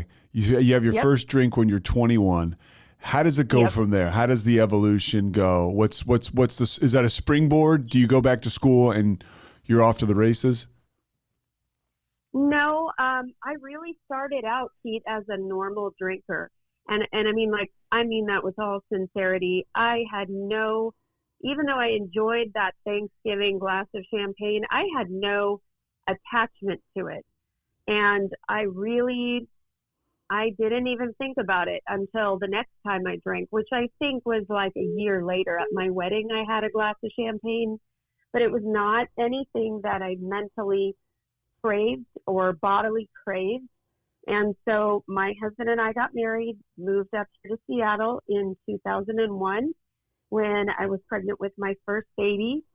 And to meet people, I tried hanging out with neighbors, going to book clubs and that sort of thing, where I'd have a social glass of wine or two and really didn't even think about it until the next month would roll along. And so I had this belief as I watched my disease progress after I had my my fourth baby. I mean, I was off to the races then for sure, and really just had that sense of emptiness in my soul, and felt like I just wanted to escape it, and realized that alcohol was helping me to do that. And so then at that point, when I started feeling like, oh my goodness, I'm not sure anymore that I'm controlling this. I think the alcohol is controlling me. And I didn't tell anybody because I was terrified that someone was going to ask me to give it up. And thought it was my treat, and thought it was something that was making my life better, although I was secretly terrified that it wasn't making my life better, and that I couldn't really stop when I wanted to. But of course, that was my tagline for everybody. So in my head, I lived every day picking up a drink, thinking, well, I can stop when I want to, but I'm just not ready. Yeah. And it stood to reason in my mind that I could get back to being a normal drinker because I started out that way, and I had no understanding of the disease. And so, it was this endless pursuit of trying to control it. Then, of course, feeling guilt and shame when I realized that I couldn't, and then getting sort of back on that treadmill the next day and trying again. And it's such an exhausting cycle. You had an incredible life on paper, and you talk about the fact that, that just wasn't what was going on inside of you. When you have 4 kids and you're up on this like pedestal, it's got to feel. Did you feel like you were a fraud with the drinking and with what you were portraying? Oh, 100%. And even to amplify that a little bit, I not only felt like a fraud, but I felt like, what is wrong with me? Why am I feeling so horrific inside? This makes no sense why I would feel the need to escape this life that I have. And so I would sort of mentally beat myself up about that, and that would make it worse, right? So then I would drink over that. So, just like it talks about in the big book, I mean, it was like that cycle just would start again. And I'd find myself, just caught on this merry-go-round that I couldn't get off. And every time I'd look at my kids in the morning and overcompensate for what I knew I was doing to them, and look at my face in the mirror, puffy, bloated face, I just would get that feeling of like, oh my God, like I hate you, and just that feeling alone, knowing that I was hurting people and hurting myself, was just enough to I just wanted to escape it immediately. I had to have the TV on at all times. I had to have people over all the time so I could just kind of fake my way around my life and just make it look like, I had my stuff together when I really didn't. And I think everybody kind of saw that, at least towards the end, they definitely did, but I was all about impression management. And as long as I thought that you thought that I was okay, then I felt okay.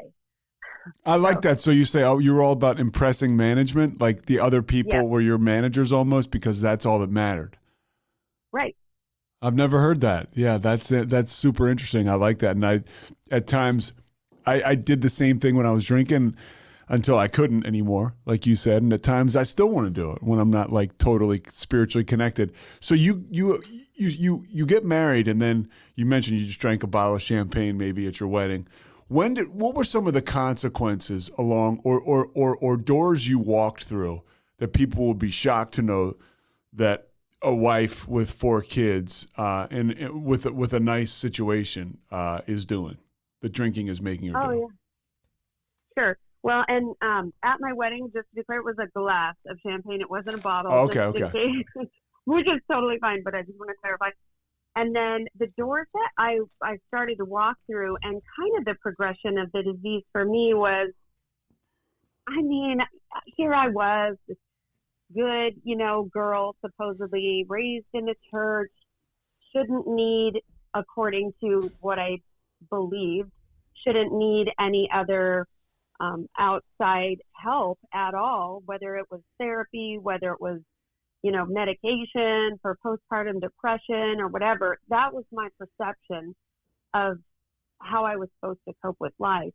And so as I sort of had missed my 20s in the proverbial sense of I was married, I was having babies. When did you get married? Sorry? When did you get married? How old were you? I just turned 22. Okay. All right. So you got married early. Okay, go ahead. Sorry to cut you off. I was just curious. No, you're fine. So I, started getting some other mom friends. We were doing things like going to Vegas and, hanging out super late. I had this one friend who, we were shutting down dive bars all around town. Just stuff that, you know what, it's kind of cute at one point in time when you're young and whatever. But, married mothers of children, and there gets to be a point where, the liquid courage makes me, or made me feel like I was looking pretty good and I was pretty cool. But from the outside perspective, it definitely was not that way. And just hitting those markers of like, oh my gosh, now I took a drink in the morning. Oh my gosh, now I'm starting to drive with regularity after I've been drinking. Oh my gosh, now I can't even go to a parent-teacher conference without a coffee cup that has Chardonnay in it, And so just these like things that these almost mile markers of like, well, cross that bridge, cross that one. And, the last drink I had, the last drink before my DUI, my last day of drinking, I should specify, I'm sitting in the parking lot, okay, of this Chevron station. And, at the time where we lived in Seattle, you couldn't buy beer or wine before 6 o'clock. What kind of car are you sitting in? Suburban. Okay. And you can't buy, Mommobile, and you can't buy alcohol before 6 o'clock in Seattle. Yeah, that was the deal back then. Now you can buy it anywhere, anytime, basically. But I'm sitting in it. I'm just like super hungover, and I just 2 weeks earlier was at rehab, and here it's like I could not believe I was just right back in the same spot that I was before I left. And I'm sitting in this parking lot, and I had told my husband, I totally lied, that I was going to a meeting, an early morning meeting. And here I am sitting in this parking lot. I'm like, oh my gosh, it's 5 minutes to 6. I'm feeling super nauseous and sick. And it was this kind of, a watershed moment of like, you know what, look at your life. Like, this is the sum total of your life right now. And it just seemed so pathetic to me at that moment.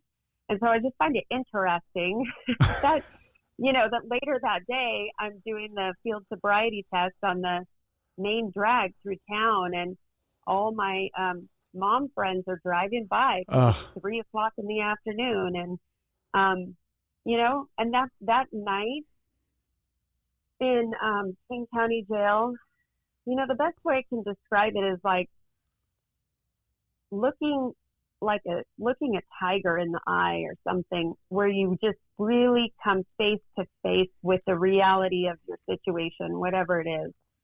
And that night for me was, it was so powerful. It was a turning point that, that just really affected me deeply, and just really was this, just heart shattering, night where I just was kind of realizing I was on the precipice of something else, and I wasn't sure what that was. Well, it's that jumping off point, right? You can't live with it, and it's like you can't live without it. What are you going to do? You have to stop. 100%, yeah, yep. How did you end up going to rehab the first time? So I had gone to a psychiatrist, and basically my life was unmanageable by this point. I was drinking around the clock, but I went to the psychiatrist. Of course, did not tell him how much I was drinking. Yeah. And I told him I was having panic attacks, which was true. I was having these kind of alcohol-induced panic attacks. And so he gave me Xanax, and that was pretty much my demise. I was just in bed by that point. Didn't know if it was 6 a.m., 6 p.m. My mom had to move in, help take care of the kids. I kept saying I was depressed, and I'm not saying I wasn't to a certain degree, but I definitely was throwing gasoline on that fire with alcohol. And finally, my husband came to me and just said, "You know what? I can't see this. I can't see this anymore. I can't watch you every day go through this. And we're going to go ahead and get you hooked up with a counselor, and you'll be able to get out of here, and you'll go to Orange County, and you'll be able to kind of work on your depression issues." And he promised me that it was not rehab. And it was, huh? And it was. And I was pissed. I was so pissed. I mean, yeah, I got there and I just was like, I can't believe he did this to me, and totally lied. And I was so mad. And I just didn't see myself as one of them. I'm Sure. sitting in these groups and I'm like, oh my God, I didn't realize that I had a pride and ego problem that was so thick that I couldn't even see that I had a problem. I mean, I thought literally, all those people in there, it was like, oh man, you guys have legal problems. You guys have been kicked out of the house. You guys, your husband's left you, whatever. I still have all that stuff. So at that point, I had this real spirit of arrogance. And that got quickly knocked down. And then you get the gift that you get the gift of desperation. I want to just go back to the therapist thing. I had a similar experience where I was mired in this addiction. My life was totally unmanageable, and I got sent to a therapist, and it was like, geez, I can't understand why, because of course I'm not being honest about my drinking. He's like, I just can't understand why you can't get it together. Here's this guy. I'm like, yeah, I don't know either. Yeah. And it's amazing. And you just, cause for me, and those poor therapists, because we're not honest with them, so they're not able to do their jobs, and they're not detectives. Right. And I would say, hey, I'm not drinking, and I would fight tooth and nail to admit that I was, because I would let nothing get in the way of me and my alcohol. And so you're wasting so many people's time, so much time of everyone's, and that's part of the masquerade, is. Yep. And it's exhausting, and it sounds like you did the same thing, and the same thing happened to me too. For whatever reason, you've got to go. I had to go all the way down, and I had to have that gift of desperation. So talk to me about and I want to get into your recovery after this, but that last day, you mentioned it starts in a parking lot before 6 in your Suburban, and gosh, that is quite the ribbon to put on it, if that's for lack of a better term. That later on that day, you're getting arrested for a DUI. Walk me through that last day. We started with the morning. What happens? How do you end up getting that DUI? Yeah. So I had got my very classy couple of bottles of Cook's Extra Dry champagne. Okay. So, I dumped those into my coffee cup, and I had to go to the school that morning and watch some performance. And so, the whole exhausting, concept of trying to hide the fact that I was drinking at school in the morning. And somebody, of course, had told me somewhere along the way, or I had maybe learned it from the internet. I can't even remember now, but if you eat peanut butter, nobody can smell that you've been drinking. Yeah. All these little things that people say, right?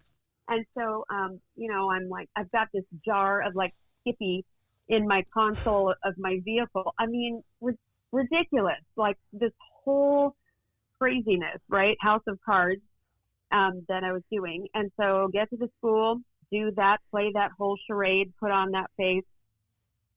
And then I just kept drinking, and at one point, I guess I had called a friend, and she was gonna come pick me up. She didn't pick me up, You called a I friend don't because know you what were happened. because you were drunk, or Yeah, she could tell I was drinking. okay, so she was like, And I'm this going is to come like get my you.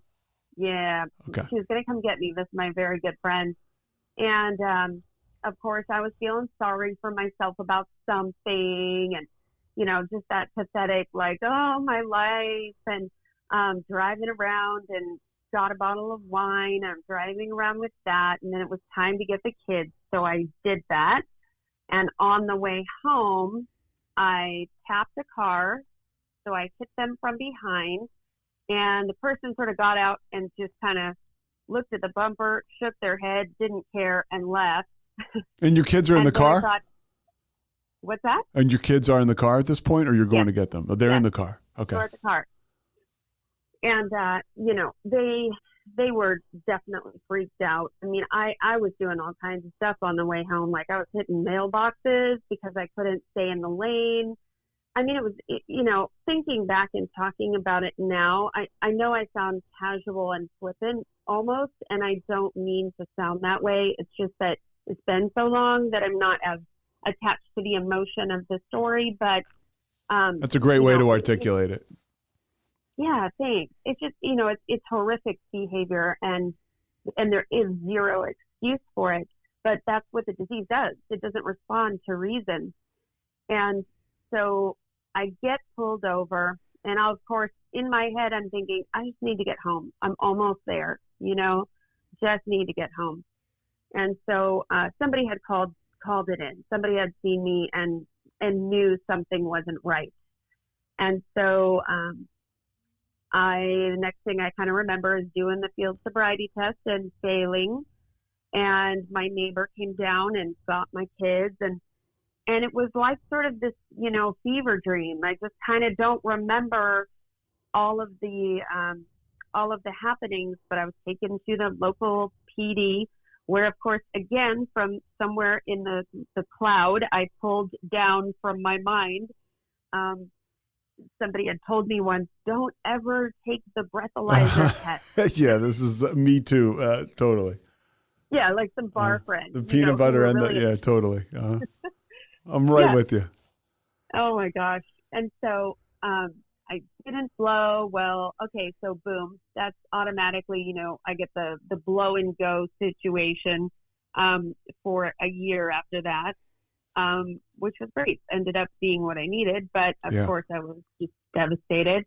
And boom. So that was your last drink, the drink you had before you get this DUI? I wish it were. Okay. Nope. Keep going. Okay. Yep. So they take me to get my blood drawn over here at the big trauma hospital, Harborview, the county, and then they took me to jail for the night. And that's when I was like, you know what, I'm terrified that I will not be able to stay sober, but I guess I better try, because if I don't try, I definitely have lost my family and my kids. What was your blood alcohol level? I have no idea to this day. Yeah. It's actually something I've wanted to look into, so maybe I will at some point. This, for me, by the way, the part you're talking about became the scariest part, when I wanted to stop and I couldn't. And it sounds like that's what happened for you. Yeah. Well, and actually, I wouldn't even say that I wanted to stop. I wanted to manage it again.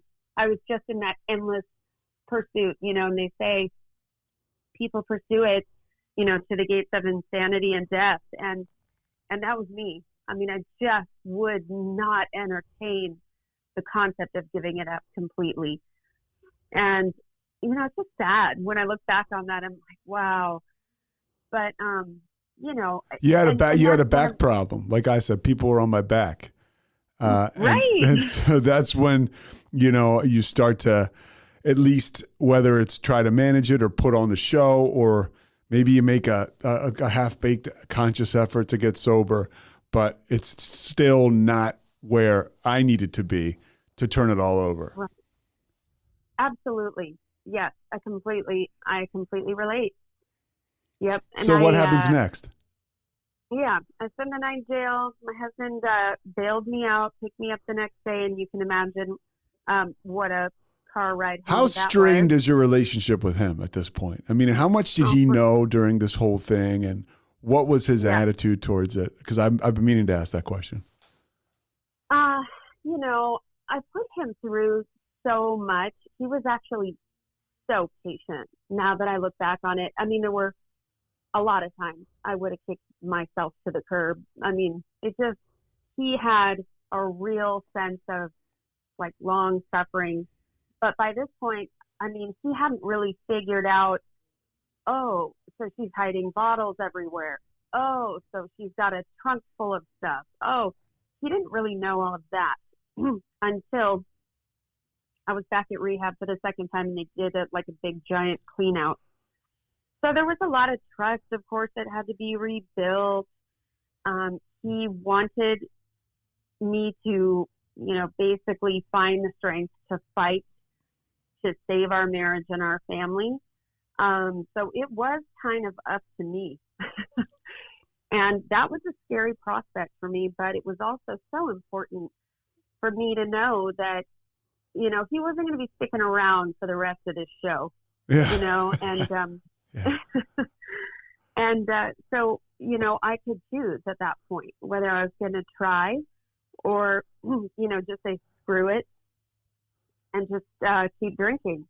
So I knew I had to try because I did want my life, and I wanted my kids, and I was super broken and all of that, but I was also terrified of failing.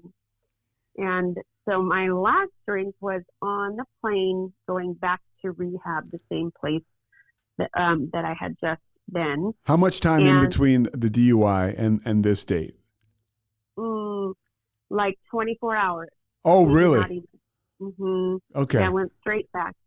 And that was basically because my case manager, we had called her after I got out of jail, and she said, yeah, it's going to look better to a judge if you get right back into treatment. So off I went. What was the date? Okay, so that was April 22nd of 2011, because I say that my sobriety birth date is the 23rd. Sure. Because my last drink was on the 22nd. Uh-huh. Yeah. So anyway, yeah. So my husband had taken all my credit cards and everything, and sitting there on the plane, and somehow I'd bummed a couple Chardonnays off of the guy next to me. He bought me a couple drinks. I think he felt sorry for me. Yeah, I'm going to rehab. This is it. Oh, and I looked like crap. You could tell I was super sad and just, the whole thing. And so that was it. And what was really telling was, here I am. I stuck those 2 Chardonnays down. I felt nothing. I mean, I couldn't even get a hint of a buzz. My tolerance was way high. And so it did nothing for me. And I just thought, yep, this is the end of the line, really. I mean, this is it. So you show up at treatment, and then what happens? Yeah, I walk in the door, and they basically said, "Are you done yet?" Same place? So, same place. Okay. Yeah. And I said, yeah, I'm done, and I hope I can make it. And that was the big deal, was that I just, I didn't know if I could do it. And they said, well, you just need to be willing to follow directions. And so that commenced the journey of my sobriety. And, I'll tell you, that was hard to do. I didn't realize how much control, the illusion of control, I thought I had over my life. And so giving all of that up was just foreign to me. And it all just took practice, really self-evaluating and learning how to do that, and learning to say, I'm an alcoholic. I mean, that was a massive deal for me at the beginning. And, now I say it all the time. Yeah. It's second nature. But, what was your family, your parents, your brothers? I guess one thing I want to ask is there alcoholism in your family? They would say no. Gotcha. Okay. That's all you have to say.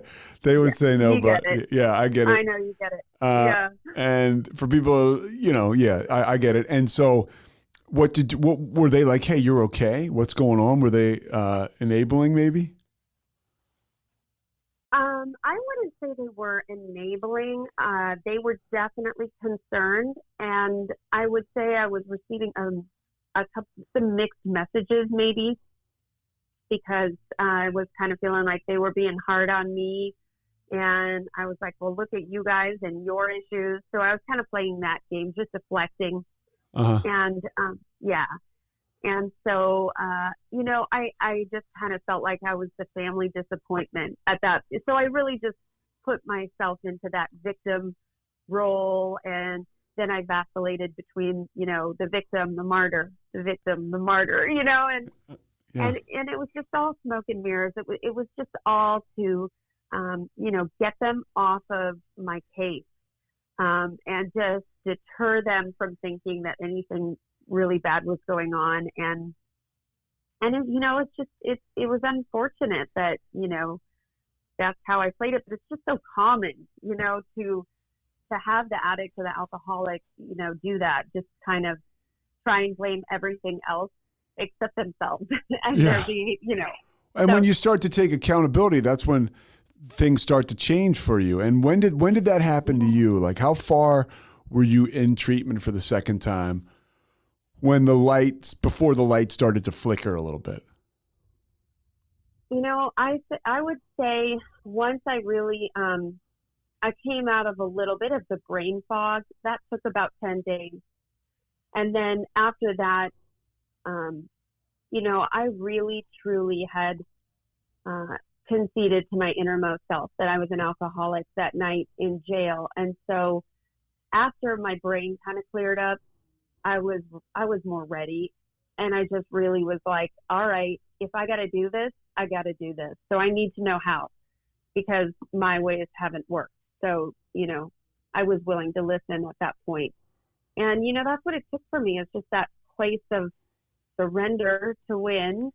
And I just had to continually keep practicing that whole idea of, okay, my best thinking got me here. So I don't know what's best for me. And I'm just going to have to just put myself in their care. And I did. Yeah. And that's a magical moment. It's, yeah. It really is. What would you say? It's got to be so hard. This is, we can relate to so much, right? Being alcoholics, but I can't relate to what it's like being, like you said, on paper with this successful family life, being, a mom of 4. How hard is it? I guess the question is, what would you tell other women who might be listening to this now, who are in similar predicaments? I mean, that's got to be one of the most impossible things to break through. I'm an alcoholic. I have a problem. When your whole life has been putting together this, because you have the children too that you're kind of doing it for. They're putting together this idea of a perfect life. What do you tell women that come behind you? So my biggest message is that I don't know, obviously, I can't turn back time, but I feel like if somebody had said to me, the life waiting for you on the other side of this will be beyond what you could ever imagine, and you just have to trust that. But I just never heard that from anybody. I never understood that. I didn't know anybody in 12-step fellowships. I didn't, I just thought all of that was for losers who were under the bridge with a brown bag. And if somebody had just said to me, no, you're actually just prolonging your misery, and you will not believe how this thing unfolds if you just give it a chance. I think that would have made a big difference. I think I might have tried a little bit sooner. When did you hear that message? Oh, no, go ahead. You said, Yeah. Yeah, no, I was just going to say that it takes what it takes. And I totally believe that my story had to unfold the way it did. I had to get the DUI. I really needed legal problems to prove to myself that I was an alcoholic. To get to that point, where I could admit that I had lost the power of choice in drink. And I had to listen to those victims panels and all the things that you have to do when you get a DUI. I mean, those things were so important in solidifying to my own innermost self that I was an alcoholic and that this was, you know, a life that had to be completely reworked from the ground up. You start to rework it in 12-step meetings. And, you know, as you write and as I saw, what starts to happen in those meetings? Like when do you start to hear that message that you just talked about, and or maybe see it in other people? Like, wow, because you're living in Seattle, right? Yeah. So you start to plug into meetings there, I'm guessing. Yeah. Yep. Plugged in. We're over here on the east side, and so I'm guessing there's some good meetings and people that you probably didn't expect to see in those meetings, right? Because we all, like you said, have our idea. Yeah. Yeah. And I think that that's really when I started to see a real ray of hope. Like, oh, so these folks look like, I mean, they've gotten their lives together, you know? They're not driving these drunk mobiles in the parking lot, you know, that have like half the bumper missing. And, you know, it just seemed like, I don't know how they got here and why they're still going to meetings after, you know, 18, 19 years of doing this, but they seem like very happy, and I did not have that. So, you know, it was a curiosity for sure. And, you know, the only way I can describe it is like, I felt like I just, you know, jumped into a river and just clung on to, like, you know, here's a bunch of 12-step folks in inner tubes, right? Just floating down the river, and I just kind of grabbed onto them because I didn't know how else to do it, and it worked out well because, you know, after some time, I really enjoyed. I mean, I loved sitting in the meetings and hearing what they said and how much their lives had changed, and then, you know, as a result, it was weird because at first I was still way craving alcohol. Oh my goodness. I would leave meetings and I would just be salivating because, you know, somebody would have mentioned booze at some level, like, oh, I used to love this, that, and the other drink. And I'd be like, oh my God, I did too. You know, so I had that. How did you get over those cravings? You know, I called my sponsor one night, my temporary sponsor from rehab, and I said, you know, I don't think I can do this because I am literally like, I can't even go to these meetings without thinking about drinking. I'm thinking about drinking all day. And she said, have you prayed for the obsession to be removed? And I said, nope. And so she suggested that I start doing that. And that was the beginning of, it was like somebody just let the air out of the balloon, and it started to dissipate. So I could then go to meetings and I could, you know, listen for the solution and the similarities and not focus on the differences. And it started to come together, you know, and then I sort of realized after like 6 months or so, I was like, dang, you know what? I kind of want this thing. Yeah. And I kind of want to be here. Isn't it awesome? That's the best feeling in the world. But what I want to touch on is, you know, you mentioned, you write in your book, blackouts at your husband's work events. You know, you have to take your daughter to the ER after you fall down the stairs, your 2-year-old daughter, ransacking mini bars, you know, all the stuff that alcoholics do. When did you start to tell people in AA about that stuff that you speak freely about now? And you mentioned you don't mean to be laissez-faire, but you're not as connected to that, the emotions anymore. It's still so serious. But when did you start to open up to people about that stuff, and how did it feel when you put that stuff out there?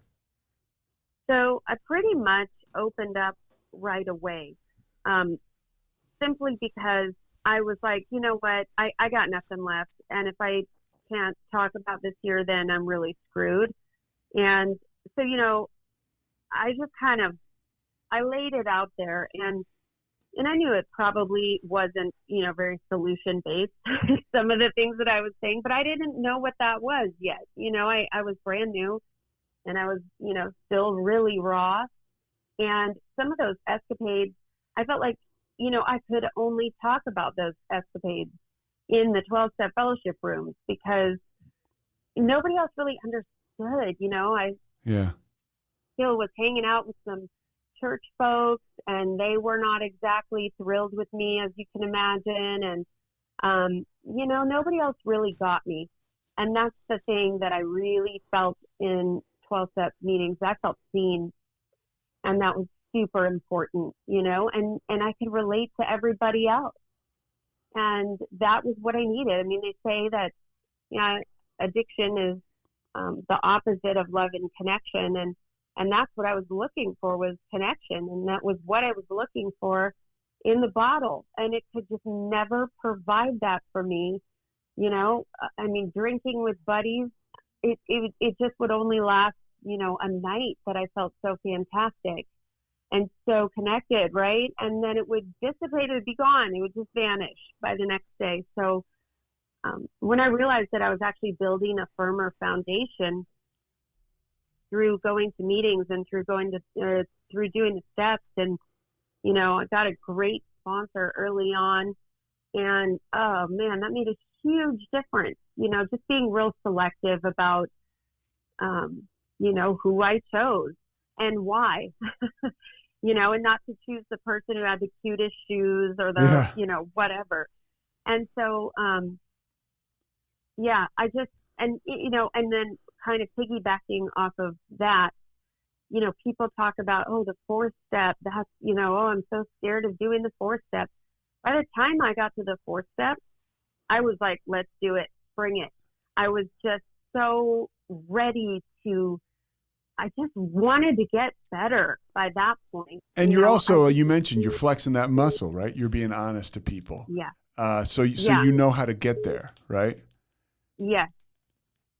Yeah. And so I love the 4th step, especially the 4th column, where I was like, oh, okay, so now I see my part. I see, how I had a role in all these things where I thought, I was the victim. And that was massively helpful to me. And I just learned so much about myself and, my different fears and my roots of, insecurities and all of that stuff. And it just felt like so many floating pieces had really come together to create a solid ground. And it was helpful. Like, it was massively helpful. As we mentioned off the top, you have 8 kids now, right? Yeah. So we got like 15 minutes left. There's a couple more things I want to get to. Sure. How was your relationship with your husband when you get back from treatment? You're going to meetings, and we talk about, the family after in the rooms of AA and 12-step meetings. How did that work for you? Well, I'm going to sound like a big book thumper, and I'm not one, but my favorite part recently of the book has been on page 124 in that very chapter, The Family Afterward, and it talks about, that our past can become our greatest asset when shared. And so, my husband, of course, it took us a while for us to, rebuild that trust. I mean, he had to believe that I was really going to meetings, and it helped that I had to get a court split signed, because I did have proof that, I guess, people write them in themselves all the time and whatnot, but, he could see a change in me over time. He was kind of like, she's really actually kind of doing this. He could see that I was trying. He could see that I wanted it, and he saw that struggle. And so, I mean, I don't really know how I got, sort of lucky enough that I got somebody who was willing to stick it out with me and willing to give me a chance. But here's the key, is that I had to do it for myself. Like, I ultimately had to decide, even though I didn't feel like I was worth getting sober for, I knew that was going to be the key, is that I had to do it for me ultimately. And you know what? If my family and my kids stayed, great. Like that was kind of the pipe dream, right? But if I did it for them, it wouldn't last. I knew that. And so I just kind of decided that I was going to do it for me. And I chose to believe that somewhere down the road, it was going to be a better life. And I kind of just walked that way, and it unfolded. And so, yeah, I mean, he and I, the best thing I'll say that he did for me, and this may not be true for, everybody, but my legal battles, he basically made me deal with those on my own 100%. And that was really important for me.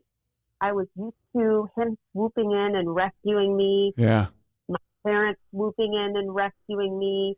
Everybody cleaning up the messes that I had made. And he just kind of lovingly refused to do that. And he detached himself from my legal issues. And that was so brilliant on his part. And I don't know if he got that from Al-Anon or Well, and it's the beauty of AA, because for us, if we don't know how to do that stuff, there's somebody we can go ask, and they'll tell us how to do it, or they'll help us do it. And that's how you get better, because you, again, flex that muscle and you practice asking people for help. I want to go on and find out, what were the major moments in your recovery where you really felt like, man, not only can I do this, but this is making me feel incredible. And you mentioned the 4-step, but stuff out there in the real world. I love how you mentioned, by the way, that you're the only PTA president in the history of your kid's school that's had a mugshot.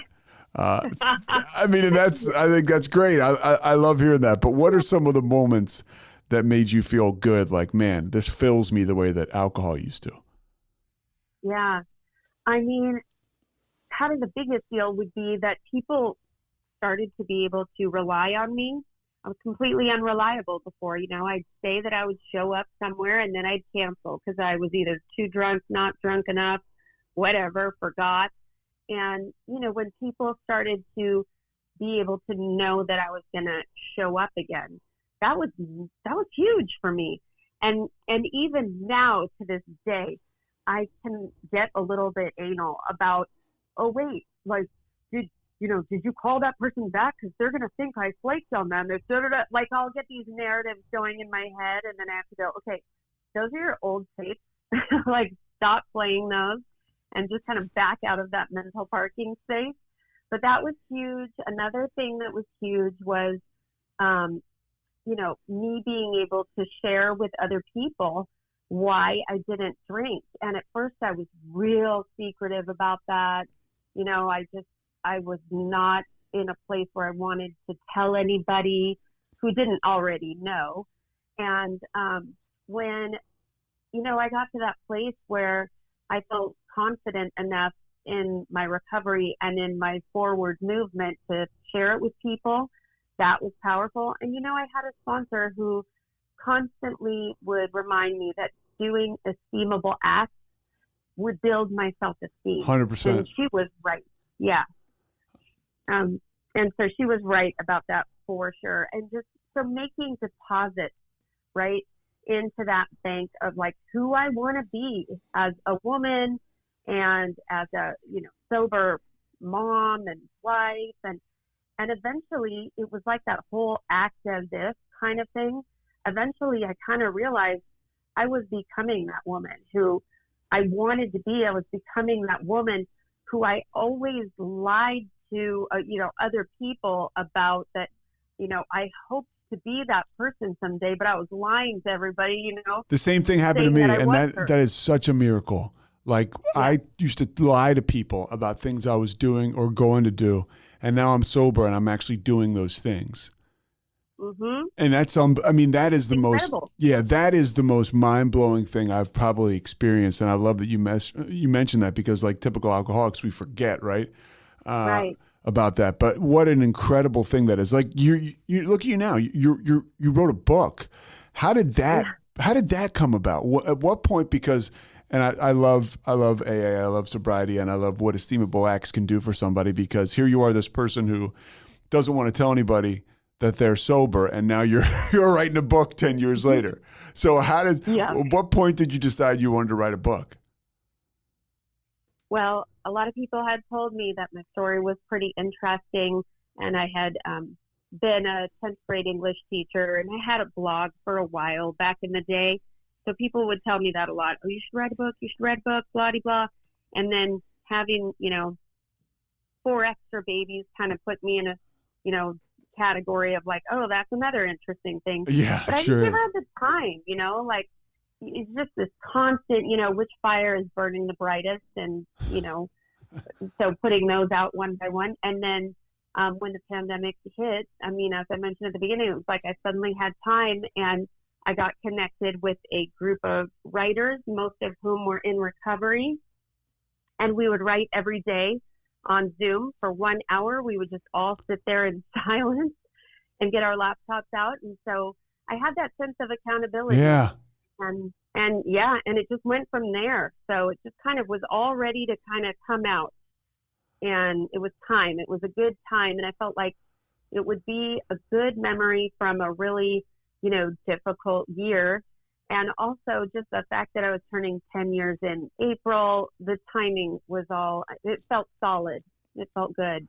Well, tough question. What do you had 4 kids when you were drinking, and they were, I guess, in the car when you got that DUI. And then you have 4 children who do not know drunk mom, drunk Amy. Like, what's the difference between those 2 children? I guess, what do you tell your old, the 4 children you had before you stopped drinking and the ones you did after? Yeah, it's such a weird dichotomy. It's like bizarre, but basically my first 4, they got to see me recover out loud, which of course I did not want them to have to see at the time. I just wanted to hit pause, and then I just wanted to go recover and get all fixed up and then come back and resume my life. And that would have done them a real disservice. They got to see the struggle, and they got to see me, basically run off into a closet and start calling my sponsor and making some phone calls when I was, dealing with some feelings. And they got to see all of that stuff. They got to see me go to meetings and make that a priority.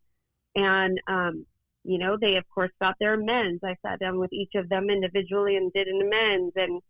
And so we talk about alcohol in our house super openly. And so then as a result, my younger 4, they know that I don't drink. They know that I used to drink too much. And, as time goes on and they're age appropriate, for sure I'll share with them the entire story. And it's written now, so they can read it. Yeah. But, it is very strange because, they're reaping some of the benefits, I guess, of, the results of 12-step work. And, and everything in my life today should be stamped like property of, 12-step. Yeah, me too. Property, whatever you want to say, 12-step AA, 100%. Well, how did you reintegrate into, the PTA society? How did you reintegrate? Because a lot of those moms, look, it's like anything, right? Whether you could be on a pro basketball team. There's a rumor mill there. With moms, there's a rumor mill. People love to, gossip. For unfortunately, and I can fall into that category too. How do you come clean out of that? I had to get all new playgrounds and playmates. I could not stay in that neighborhood where I was drinking every afternoon with my neighbors. I just couldn't do it. So we actually moved, and not far, but just down the freeway a little bit, to a different city, and then put my kids in school out there or here. And, and I started fresh. And for me, that's what it took. That sounds incredible. You have the resources to do that. Obviously, not everybody can. But that was, for me, as a single dude, it was easy. But just to go somewhere different, restart your life clean, go to meetings, plug in. That is so huge. Yeah. I had to pour all into it because, I was just afraid and terrified I wouldn't be able to make it unless I made some really significant changes. So tell us, as we wrap up here, talk to us a little bit about the book. Who is it for, and what are you trying to accomplish with it? Well, I attempted to make it evergreen, even though it does tie together, the parallels between pregnancy and birth and getting sober. But chiefly, the themes are like pain is the touchstone to growth. And that's, what I experienced both in pregnancy and, delivery. It's like the result is fabulous, but the process is difficult. And so the same thing, obviously, with my sobriety, there were just some really difficult moments getting to, have the freedom I have today came at a price. It's not like I snapped my fingers and got here. So just tried to make it real evergreen in that sense with the themes. So it's really for anybody who feels like they might be drinking too much, but mostly it's for that person who really doesn't want to tell anybody that they suspect that they might have a drinking problem, because I know what that's like to hide it and to fear that someone's going to, catch you and, then you're going to have to get sober. And what does that mean? And what does that look like? And all the fears associated with that. So yeah, I mean, it's obviously for any, moms, but chiefly I tried to make it evergreen enough so that it would be relatable to lots of folks. Where can people find you on social media if they want to track you down? Thanks. Yeah, I'm on Instagram at Amy Liz Harrison, and my website is amylizharrison.com, and I'm pretty much Amy Liz Harrison on all the platforms. Okay. I can't thank you enough. The book is Eternally Expecting. A Mom of 8 Gets Sober and Gives Birth to a New Life, her own. You've given birth to some more hope, and we're putting it out there, and that's kind of what the whole deal is about. So I cannot thank you enough for your time. It's really important. And I kind of needed to talk to another alcoholic this morning, so it's great. It worked out well for both of us. It sure did. And Pete, thank you so much for having me on. It's been a pleasure. Yeah, Amy, you got it. And this will come up next Thursday, so I will send you a link so you can send it out or whatever you want to do with it. Wonderful. Okay, thank you so much. Thanks, Amy. I appreciate you. You bet. Have Bye-bye. a great day. You too. Thanks. Bye. Thanks so much for listening to The Payoff with Pete. Once again, I'm Pete Souza. And of course, we are part of the Rogue Media Network. All kinds of good podcasts you can find at RogueMediaNetwork.com. And of course, you can find this podcast and all those other ones wherever you get your podcasts, iTunes, Spotify, other spots like that.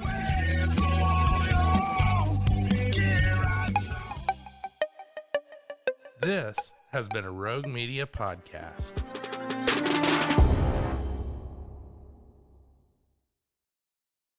Coming up on The Payoff, this has been a long time coming for me.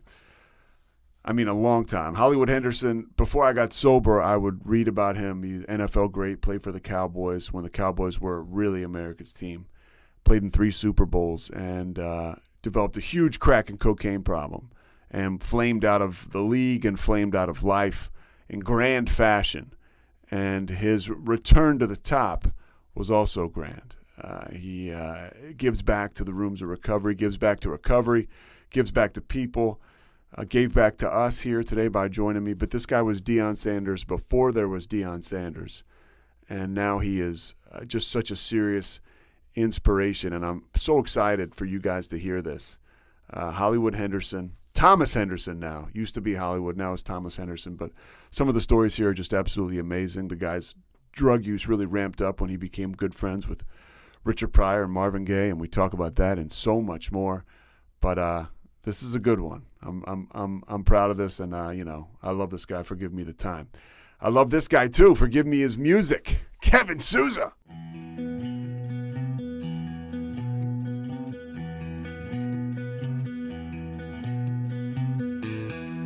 Stand by the ocean floor. Thomas, you've proven to be a very patient alcoholic. I apologize. So where are you right now? Are you in Boca Raton? Yes. Okay. My home is here, and I have a home in Austin, but I spend most of my time in Florida. Okay. You grew up in Austin, Texas? I was born and raised in Austin, Texas. And you end up moving to Oklahoma City. I guess you played your first 2 years of high school in Austin, right? Yes. I went to elementary, middle school, and 1 year at Anderson High School in East Austin. And so you ended up moving to Oklahoma City. What were some of the reasons behind the move? We were poor. There were 7 of us in a 2-bedroom, and 2 little brothers slept with me, and so I was wet on and crapped on, and you know, at around 15, I just knew that I had to leave that place. And lucky for me, I had a grandmother in Oklahoma City who adored me.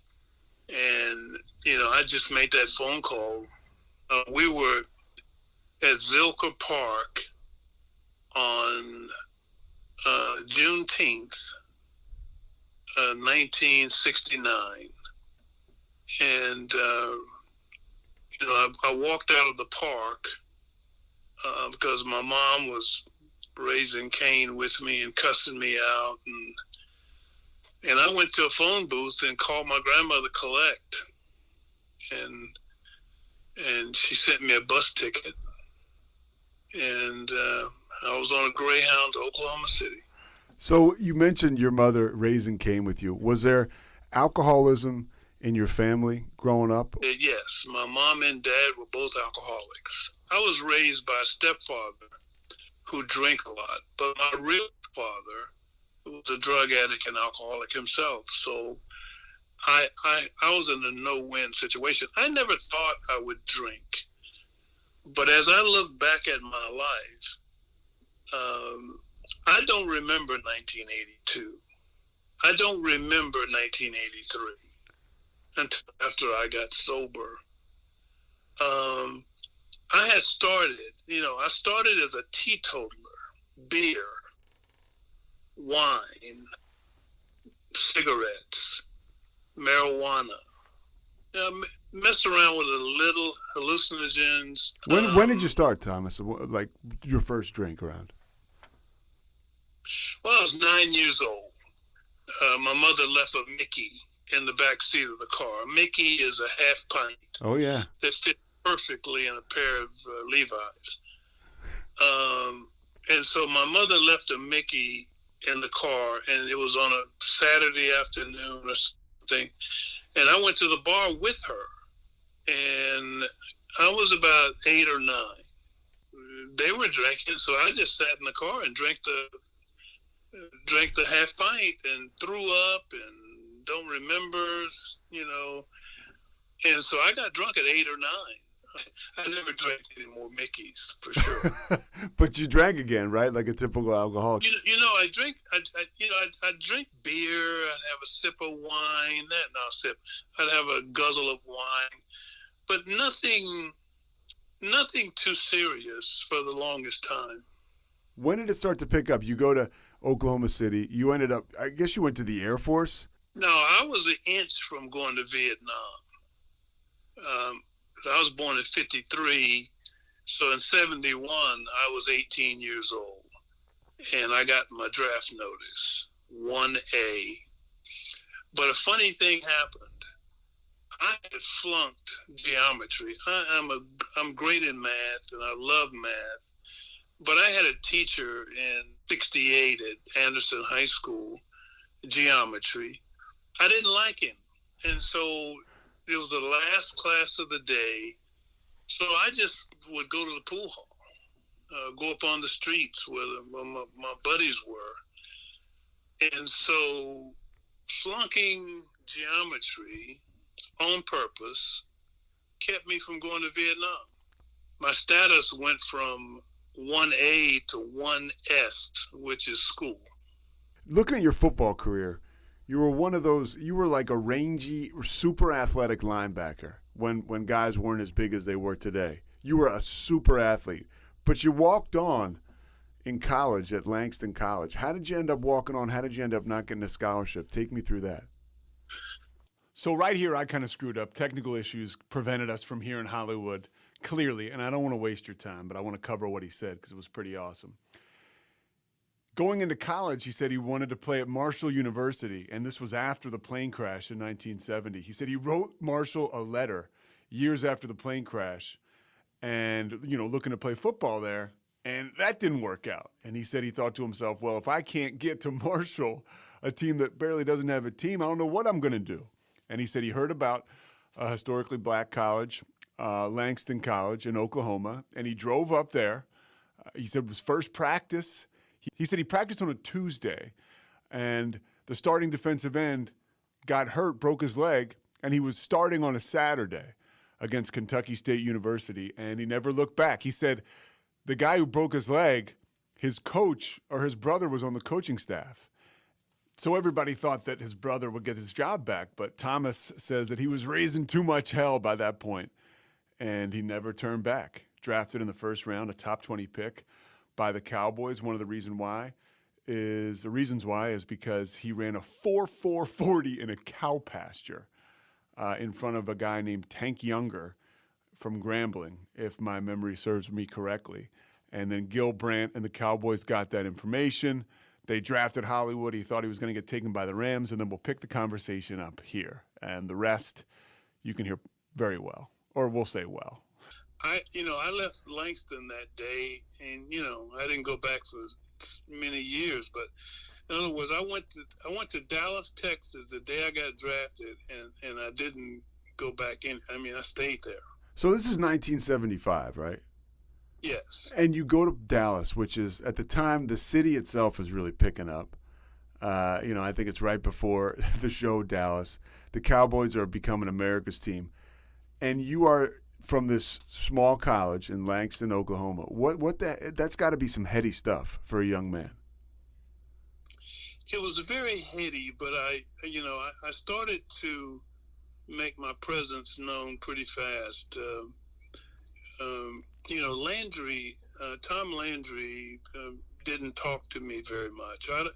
I can't claim that we had 5 conversations. And if we did have 5 conversations, 4 of them were negative. Like, there was something I was doing something, but I remember one time that I'm a rookie. I'm in rookie camp, and here comes all the veterans. Blaine Nye and John Nyland and Ralph Neely and Rayfield Wright and Billy Joe Dupree and Roger Staubach. I mean, these, I'm looking at these men because, I know who they are. And we line up one day, and so the veterans had come in. I had already obliterated the rookie camp. Everybody knew that I was going to be on this football team. And so one day, Landry came over to the defensive side because he's got all of his boys in. Because before that, there was like 100 rookies in Thousand Oaks trying to make that roster. And that year, 12 rookies made that team called the Dirty Dozen. But on one particular day, Tom Landry came over to defense. He said, "Henderson, come here." He said, and he put me in a 2 backers on a goal line. He said, the play goes that way, and he started demonstrating. I want you to go through this hole. If the play goes that way, I want you to loop around, and do this. And I said, yes, sir. And so they lined up. The first team, the fullback was named Young, and Robert Newhouse and Young. And boy, the play started. I ran through a hole, helmet to helmet with the fullback, and he had the ball, and the ball flew one way, and he flew the other, and I got up and I ran over to Landry, and I said, "Like that?" He said, "Yeah, just like that." The only time he ever coached me in my 5 years there. And so you start off that first year, I guess the first couple years you're playing special teams, that's on the field, but you're definitely turning heads. What's going on off the field, Thomas, in those first few years in Dallas? You mentioned you were a weed guy at Langston College. What's happening with the alcohol and the drugs off the field? I'm still a teetotaler. 2 cans of beer, I'm done. I've never drank whiskey. I've never drank bourbon. I've never drank scotch, Cavassier. I've never, vodka, and so I was still a couple of beers and marijuana, just a lot of marijuana. And then when did it ratchet up? You started that third year, right? You start all 14 games, and the team is real good. Well, let's back up. Okay. So we go to Miami to play Super Bowl 10 Against the Steelers, right? against the Steelers, and I go to a concert like on Wednesday or Thursday. It was the Temptations and the Pointer Sisters. I'm sitting on the front row, and one of the Pointer Sisters started looking at me, and I started winking at her, and just before you know it, I was in our hotel room, and we started a relationship. Her name is Anita Pointer of the Pointer Sisters, and that off season, which would have been January of '76, I went to Los Angeles to hang out with her. Actually, I went to Sausalito, which is outside of San Francisco. But in that relationship, I met Richard Pryor and Marvin Gaye. Okay. And so, in the middle of the day, Marvin would be in the studio, Richard would be at home, and I'm staying with Dennis Edwards, the lead singer for the Temptation, is letting me stay with him. So between Richard Pryor and Marvin Gaye, I got a taste of cocaine, and I liked it. Do you remember what you thought the first time you did a line? I thought, I was hyper guy anyway, upbeat guy. It just took me to another level. And I liked the way it tastes. I liked the cleanliness of it. It just rang my bell, the snorting of cocaine. And so that whole off season, you're out there in Los Angeles, but you're getting ready to, your career's getting ready to take off too. Break that down for somebody, because that doesn't make sense, right? Here's a guy who now is starting to use cocaine, I guess recreationally at the time, but you really your play on the field starts to take off on the best team in the world. Yes. So my second year, we didn't make the playoffs, and I went to Los Angeles pretty quickly. And so this would be 76, 77. And so we win Super Bowl 12 in 1977. And I got on a jet and went straight to Los Angeles to see Anita, hang out with Marvin and Richard Pryor. And so one night I'm at Richard's house, and he's in the kitchen, and he's doing something with the cocaine. He's using ether, and he's creating this freebase. Freebase is before crack. Yeah, and it's like a clean version of crack, right? Like a high-end version almost. Well, I didn't like the way it tastes. So, God put these... Listen, I didn't like a freebase. I didn't like the smell. I didn't like the taste. And Richard was crazy about me not smoking. I've been smoking cigarettes. I don't smoke anymore, but I had been smoking cigarettes since I was a kid. And so, I'm chain smoking, cigarettes, because I'm snorting the coke and he's smoking the coke. and I don't like the taste. He's putting this cocaine on a plate. He's pouring the ether on it. It's drying. Then he takes a razor blade and brings it all to the middle in a little pile of powder. And it's got this glass pipe with the screens on it. And I try it, and I just can't stand the vapor, the taste in the vapor. It was awful. It wasn't clean.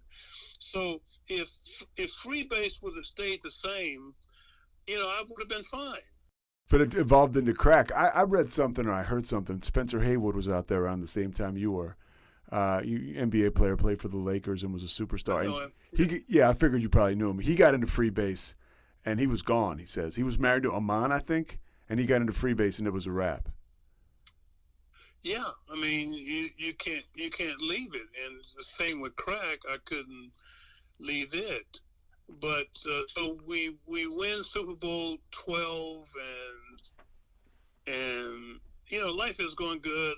78, I make the Pro Bowl, and so, but then I really started to ramp up my recreational use of cocaine.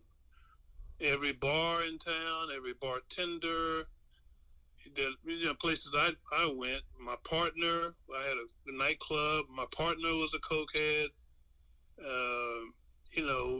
Not many Cowboys were doing cocaine. Later there were some players who started doing cocaine, but I didn't have any cocaine buddies on Dallas Cowboys team. Do you think that's because you were sort of ahead of the curve with the LA scene, and these are guys who just weren't exposed to the type of things you were? I think that's correct. Yes. And so in November of 1979, we're playing the Washington Redskins. Preston Pearson comes to me before the game and gives me a handkerchief. It's got a Cowboy logo on it, and he says, I'm making these and I'm selling these. If you get a chance, show it to the TV camera. They always put the camera on you. I said, okay, Preston. So I just stuck the towel in the front of my pants, and I played the whole game with the towel on. And I come to the sideline, and here comes the camera. And I go, I pull on the flag for Preston. I'm doing this for Preston. And Tom Landry fired me for that. You guys I'm guessing you guys were losing the game. We were losing the game. Yeah. And he fired me, and I didn't have the opportunity to tell him why I had the flag in the first place. That meeting went awful. After the game, you met with him. I read this. After the game, you met with him, and you did a bunch of coke, right, before you go to meet with him. Yes. That morning, Monday morning before Thanksgiving, I filled up both nostrils with about a half a gram of cocaine. I was, my feet wasn't touching the ground nowhere. Yeah, and you go to meet with him, and obviously that was the end of your career with the Cowboys, because he. One of the things I want to touch on you, and I think it might just be a way that you term it, or it may just be an accountability thing with you being in recovery. You always say he fired you. You don't say you were cut by the Cowboys. You say Tom Landry fired you. Is there a reason why you use that word fired? Yes, because I was a great player. I was an asset to the football team. I ran down on punts as a starter. I ran down on kickoffs as a starter. I intercepted passes. I sacked quarterbacks. I covered O.J. Simpson and Wilbert Montgomery one-on-one. I was an asset to the football team. So, you get cut in training camp. You get fired during the regular season. I figured there was a reason behind that. A couple more things. I just want to go backwards. A couple things I want to touch on. Were you using cocaine in that Super Bowl 13, the one in Miami with the nasal spray?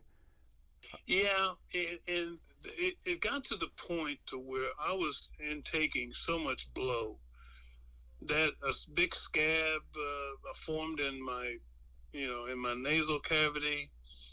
And, I had an awful headache, and I knew my day was going to be bad if I didn't take care of my nose. Yeah. And so, I carried it, and I regret it. And when an addict is providing his treatment, self-medication, what could go wrong? We're the worst chemists in the world. What could go wrong? So I could have went to the 49ers. Bill Walsh had claim me on waivers. And I just, I just quit. I said, I'm not going to the 49ers. I'm going home. I eventually went to the 49ers. Okay. Because they had my waiver rights. And so I went out to play for Bill Walsh and did about 4 games, hurt my neck. But he came to work one day and saw me in my locker, and I'm like in space, I'm snorting and smoking and I'm crazy. And he lets me go, but he doesn't tell anybody that I'm a drug addict. I cried to the team doctor about the cocaine habit I had. And so at this point, just you know what's going off the tracks, and you literally can't control it. It's no more fun. It's no more Hollywood Henderson. This is like a monkey on your back. That's right, and I don't know what to do with the monkey.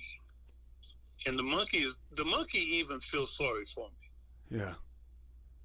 The monkey is looking at me and says, "Boy, now look." And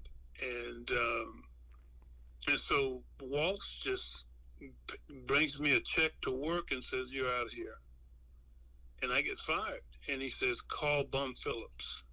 In Houston, the Oilers coach. Yeah. And so I said, okay. So I called Bum, and Bum says, how much can I get you for? I said, 150. Well, I don't know that Robert Brazil is making 45,000 because he's still on his first contract. And I come in there, I'm probably the third highest paid player on the team, behind Earl and Stabler. Earl Campbell and Kenny Stabler. And so they, word got out how much I was making, and boy, the locker rooms turned on me. But I still played well, and I put the Oilers in the playoffs. I intercepted the pass from the Minnesota Vikings to end the game, and because they were close to marching in. And but they said they didn't want me back in Houston. Was it personal stuff? They didn't want you back? No, they know I was a drug addict. Yeah, that's what I mean. Like they thought your personal life was a mess. Yeah, and teammates were snitching on me, and I had knocked one of the offensive linemen out in practice. He called me the N-word, and I knocked him out. I was loaded. And so, like my addiction was so bad that I couldn't take you where I lived in Houston. I couldn't take you to the house I lived in because I was so discombobulated. Is that a word? Yeah, that's a word. So you wouldn't be able to find the house? No. Yeah. No, because I went there, loaded, and I left loaded. So everything in between there is a mystery. And people that don't know, like addicts, and I was a junkie, and you end up messed up at work all the time, which is unfortunate. For me at least, I was like, oh, I'll control it, and then guess what happens? You're at work. For you, you're at the facility, right? And you're on drugs. Yeah. So after Houston, I go to treatment. John Wooten pulled me to the side, called me to a meeting, said, "Hey, man, everybody knows what's going on with you." Now, who's John Wooten? John Wooten blocked for Jim Brown. Okay. With the Cleveland Browns. Okay. He was an offensive lineman. He's Okay. a good brother.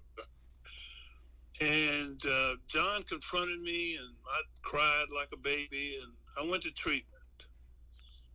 And I went to treatment in Arizona,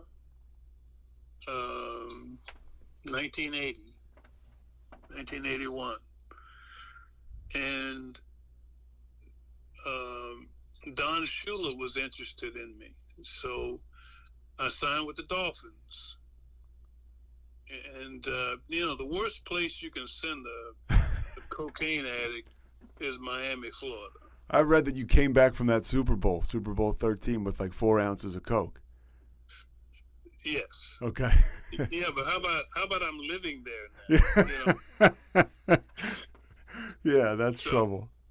But God has a great sense of humor, and I broke my neck. and fractured C1, which is the very top of the spinal cord. But he blessed me that he didn't paralyze me. And I went back to Dallas, and I smoked up $150,000 worth of crack that year. Every time my check came, you know, you get paid by the game, so I was getting about $7,000 a week from the Dolphins, and there was no direct deposit at the time, so I'd be out there looking for the mailman, and so, you know, life got pretty dark, and so now I'm smoking crack, and I'm lighting it with 151 rum, and I'm drinking the 151 rum after I smoke so I can come down from the moon. Who are you hanging out with while you're doing this? Are you isolating, or are you still just... I'm isolating with a family, but, you know, they give me my own part of the house, and they see me, you know, 1 or 2 days a week. And so, you know, and with my last 3 or 4 checks, I saved up and I moved to California. And this is the story that it's difficult to tell, but I'm going to tell you.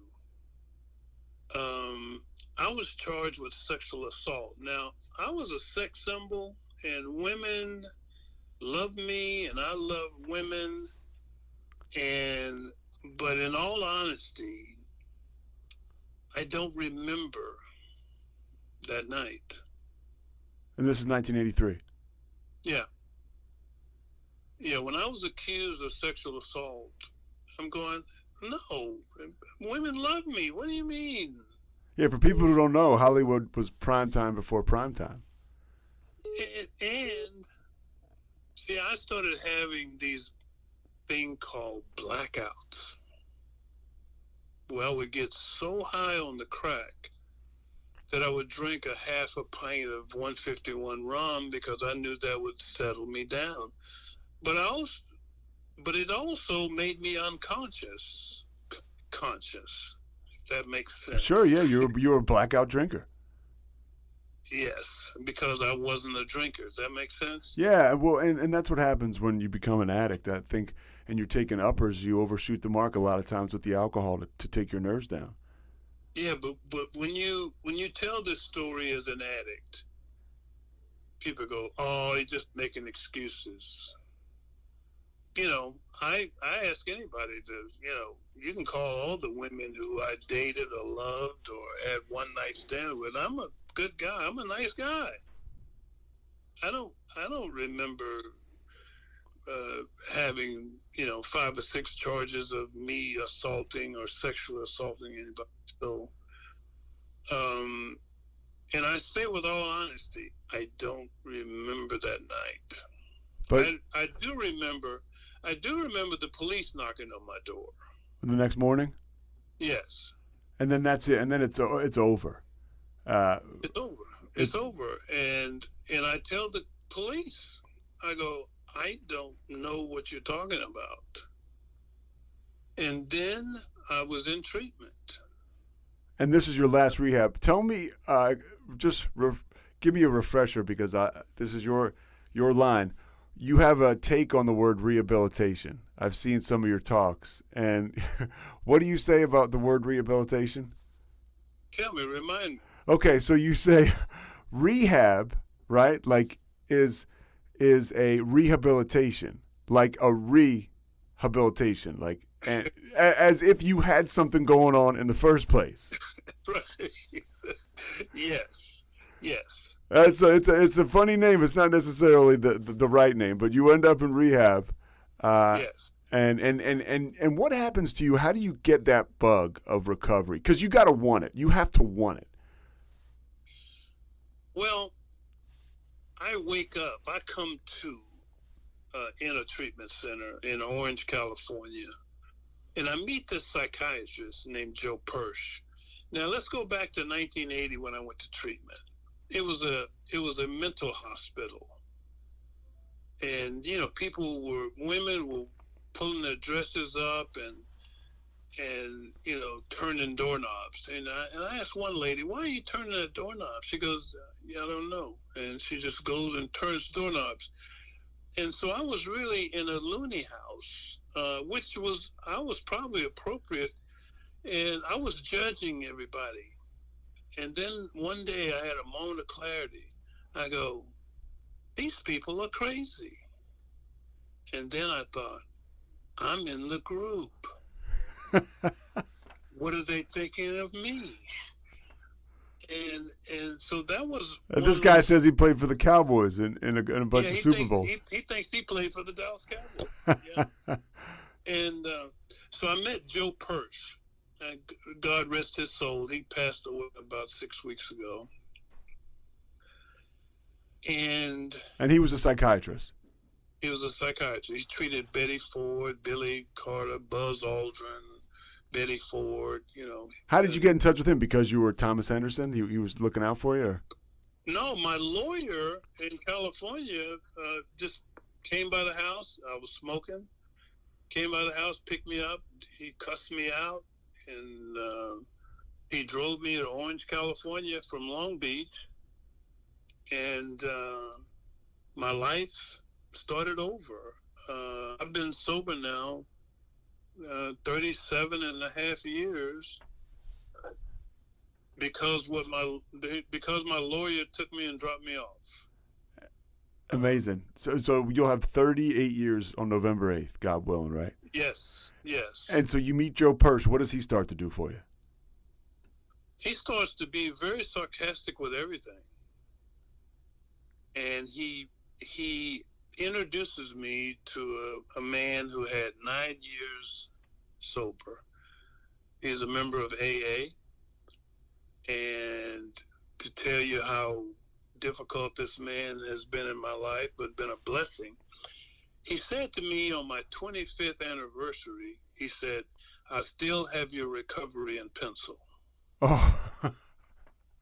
He said, "I might think about taking it and writing it in ink when you turn 40. So he's a bastard, but I love him. He has been the best thing that's ever happened to me. He helped me become a man. He helped me become an honest man. He's helped me walk a day at a time. He took me through 12 steps and 12 reasons why I could live a different life. He restored that young boy in me that didn't like it and didn't want it, but it was around. And, one day at a time, I've been able to do this 37 and a half years. And the time is irrelevant. It's the quality of your life, your conscience, your family, your bills, your friends, your life, that you are the truth to you.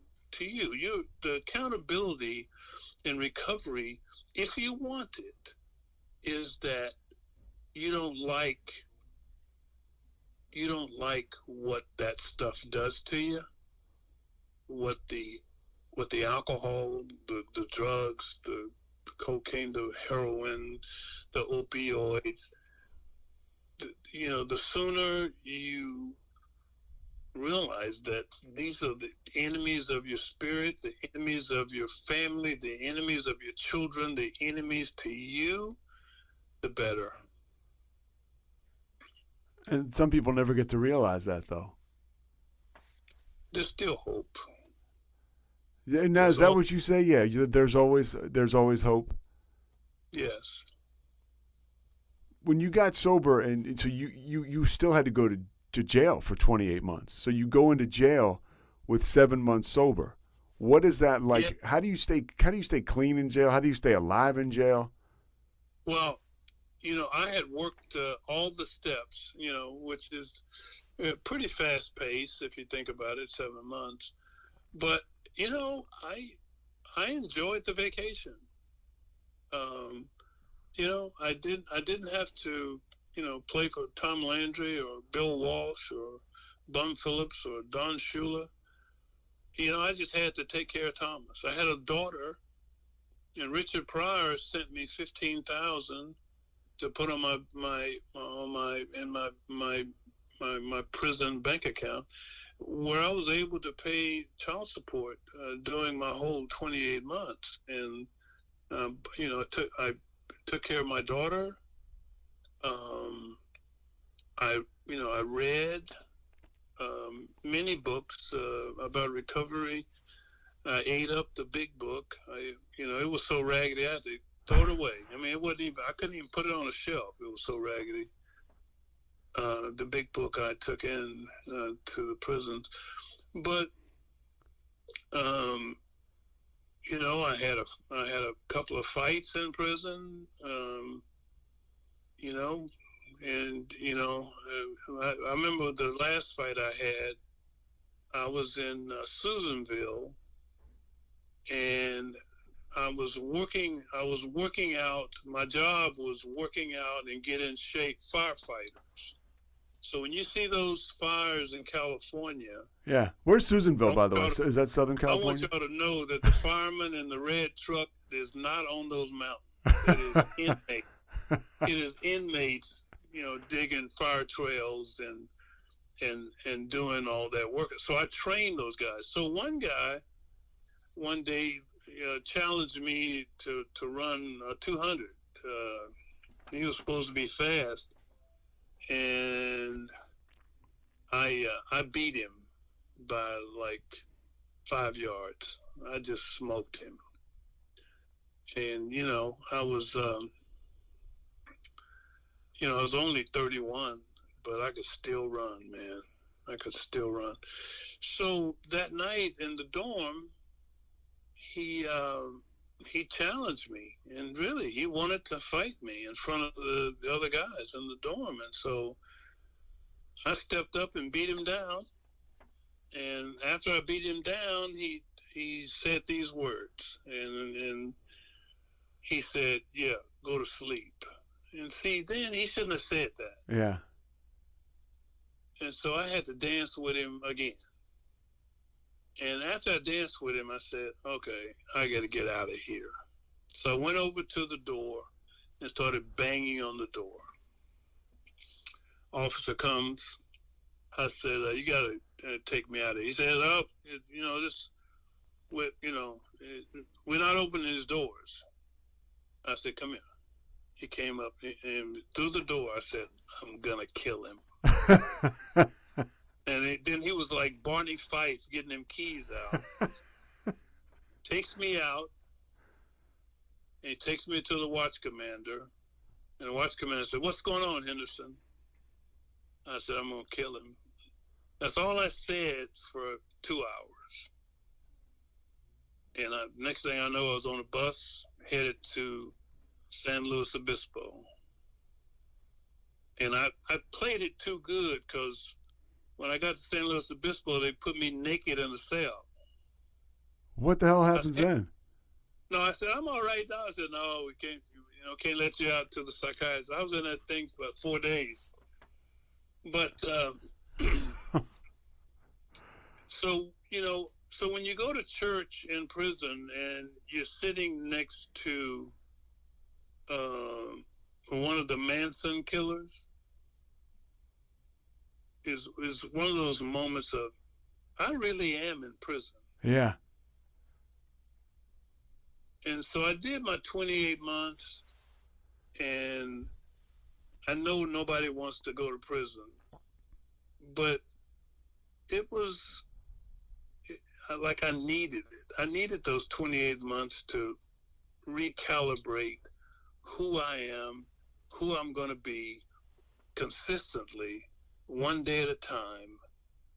And again, I was charged with a sex crime, but I have no memory of that, and that has not been anything that's been a habit or something I do. If I hurt someone, I am deeply sorry. I've worked my steps on that, and I'd do something about it if I could. but there's nothing I can do but lay words on it. How did you reintegrate into society? Because here you are, you were this guy who people saw as having it all. You know, I mentioned it. You were like the king of self-promotion before there was self-promotion among athletes, especially young black guys like Deion Sanders. Everybody wanted to talk to like the white skill players, and now you come along and you kind of change that. And then of course you have this amazing fall from grace. And there's got to be a time as an alcoholic, right, where you're ready to make amends, or certain people come into your life where, like you said, you do those esteemable acts, and that's how you get that self-esteem back. How did that happen for you? Well, I came out and I just started taking care of Thomas's business. I had to deal with the Internal Revenue Service. I got married. I bought me one of the first Dell computers that came off the assembly line. I made amends where amends need to be made. I paid the IRS back. I moved back to Texas. I started 12-step groups in my office. I built a football stadium for the community and a track In Austin. right now in Austin. I raised money to do that, and then I got out there with a shovel and did the hard work of digging and cutting and digging and then on March 22nd, on my mother's birthday, I win the $28 million Texas lottery. I took the cash option at the time, and so I got $14 million. The 39% taxes on it, so I got $8.9 million.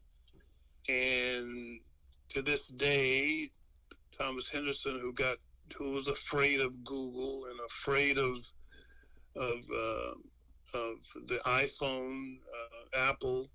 I was too afraid to invest, and so I have been in very conservative things, and so I got 8.9 million, and 21 years later, I'm worth about half that. That ain't bad. Yeah, and because I was too afraid to, expose it. I have an NFL pension. I have Social Security. I have 2 NFL pensions, actually. I'm on Medicare, and the NFL pays my premium for my supplemental. So I'm doing pretty good. And by the way, you get your 1993 is your 10-year sober birthday, and Tom Landry comes back and shows up.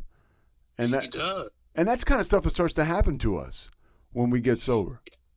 Yes. I mean, that was huge because he would not answer my text or my emails, but I gave him the invitation, and there he walks in with that red leather jacket and khakis, and he didn't bring his wife, but he came and he got up on stage and talked about me, because he heard some stories from my college coaches, and he got up and his first thing he said was, "Boy, if I'd have known that, I would have never drafted him."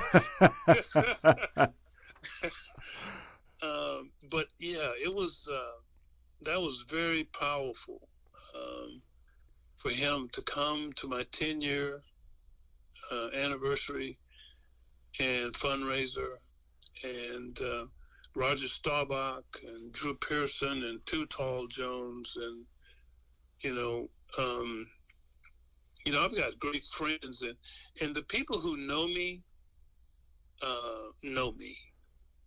and so they've never seen me hurt a woman or force a woman to do anything. So the people who know me, and I still don't know what happened in '83, but if I look back at it, probably the best thing in the world to happen to me, although I wouldn't wish that on anyone. But for me in particular, This boy who didn't know his father until he was 22. This boy whose mother shot her stepfather right in front of him. This boy who drank his first drink, Mickey, and threw up and didn't remember stuff. And so it all went full circle with the 151 rum. I mean, I'm a teetotaler. I'm a beer drinker. But for about a year, getting this from Richard Pryor, I'm starting to drink this 151 rum, and I'm also lighting my pipe with the 151 rum. Yeah, which is quite a scene, Yeah, in other words, you tell somebody it's flammable. Well, why are you drinking it if it's flammable? Well, it brings me from the moon, back to the earth, but I don't know that I'm in blackout. I don't know that I don't know what I'm doing. I don't know that I'm meeting people. I don't know. I just don't know. And that's addiction for you. Yeah, but it's scary. How about I could have killed people? It's terrifying. It's terrifying. I got a couple more things for you before I let you go. This has been incredible.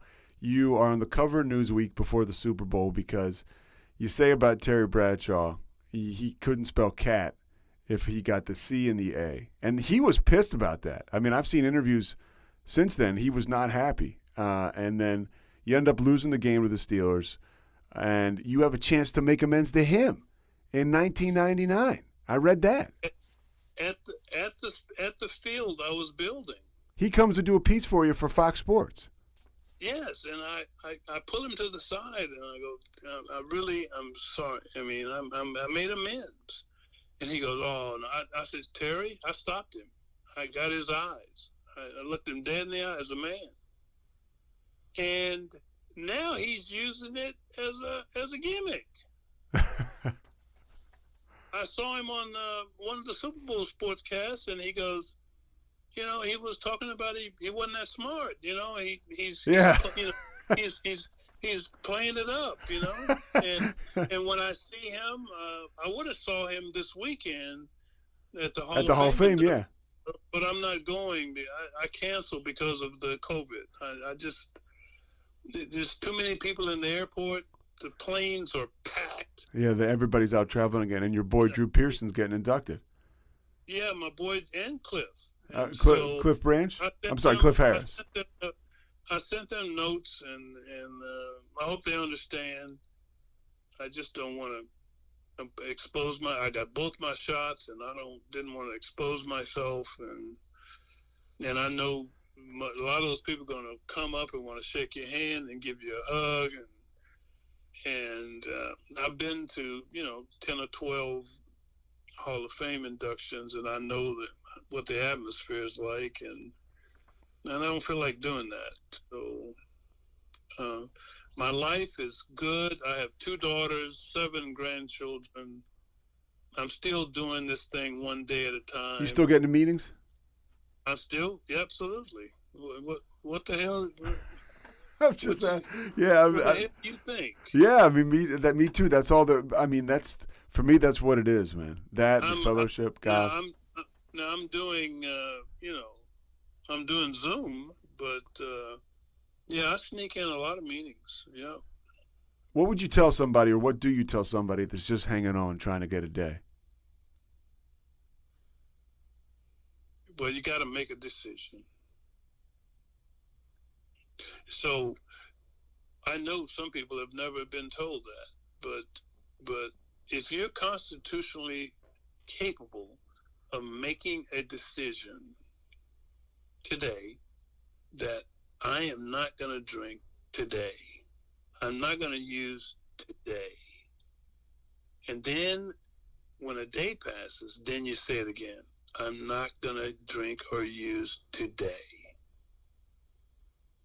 And if you start your day out, even if you have no time, and if you start out and say, I'm not going to drink today, and before you know it, you'll have 37 years, if you can do that every day. Unbelievable. And that is a lot of hope. Anything you're working on now? I saw something recently that said you were working on a documentary. Is that true? I'll be looking for that. Yes. If that's true. What's the story with that? Under My Bed is the film and transcript of the Thomas Henderson story. And I have not been able to find a broadcaster, Netflix or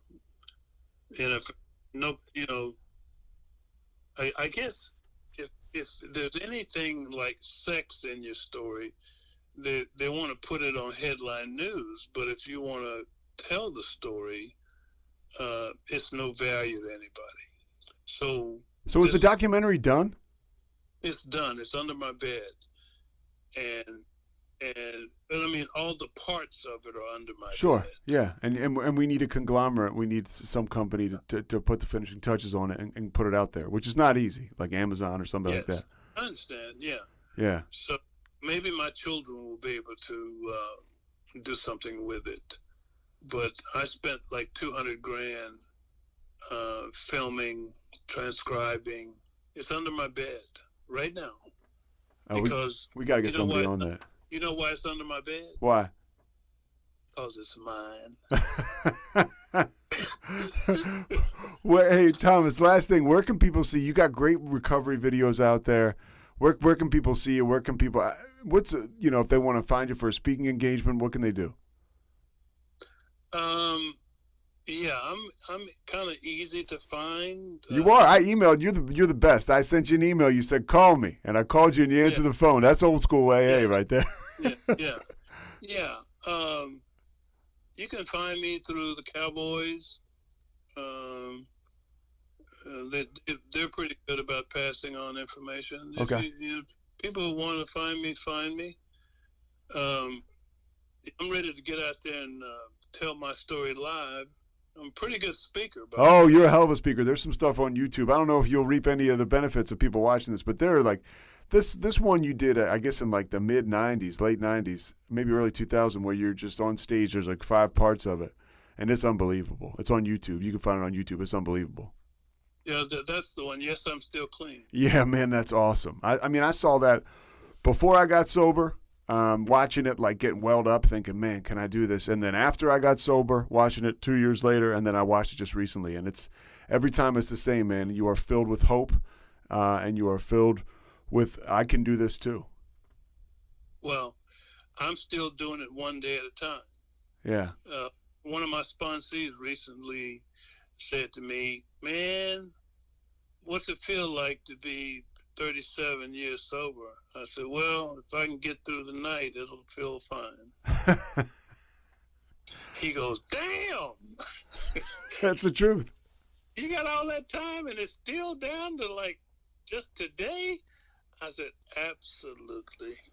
I got one last question for you, because and this is just something I see. I'm a white dude, but you don't see as many black people in AA meetings. What do you say to the black folks that to try to get them out there, or to break the stigma? It's a stigma to break, I feel like.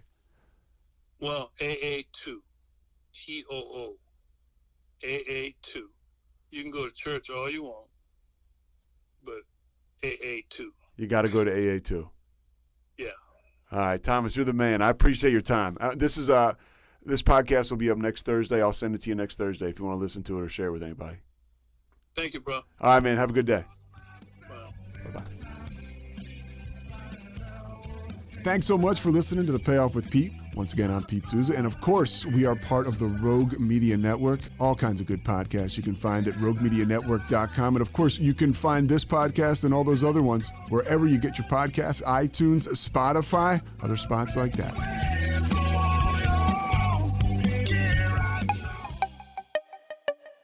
This has been a Rogue Media podcast.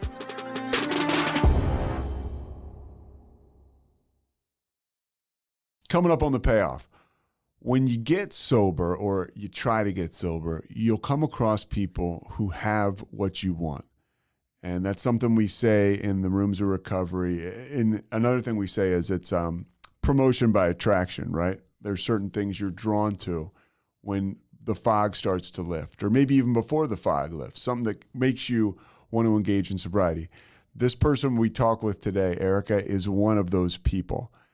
but it really is for anyone out there. There are so many life gems sprinkled throughout this conversation that anyone can use. I mean, this podcast is for people that are struggling with addiction or are in sobriety, or maybe people who are struggling with people who are drinking and using. But this conversation really covers it all. And even my man Mike Hamilton, the producer, said she's full of hope. So without further ado, let's get it over to Erica. But first, Kevin Souza.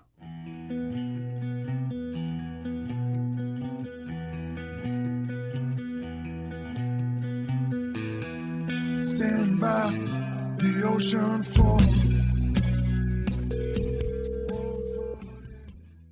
Hello there. Erica, what's going on? Just trying to make a nickel. Trying to make $1 out of 15 cents, right? Exactly. Mike is the guy you can hear chuckling, the creepy guy in the background. He's he's our producer. So nice. You were on a work meeting just now?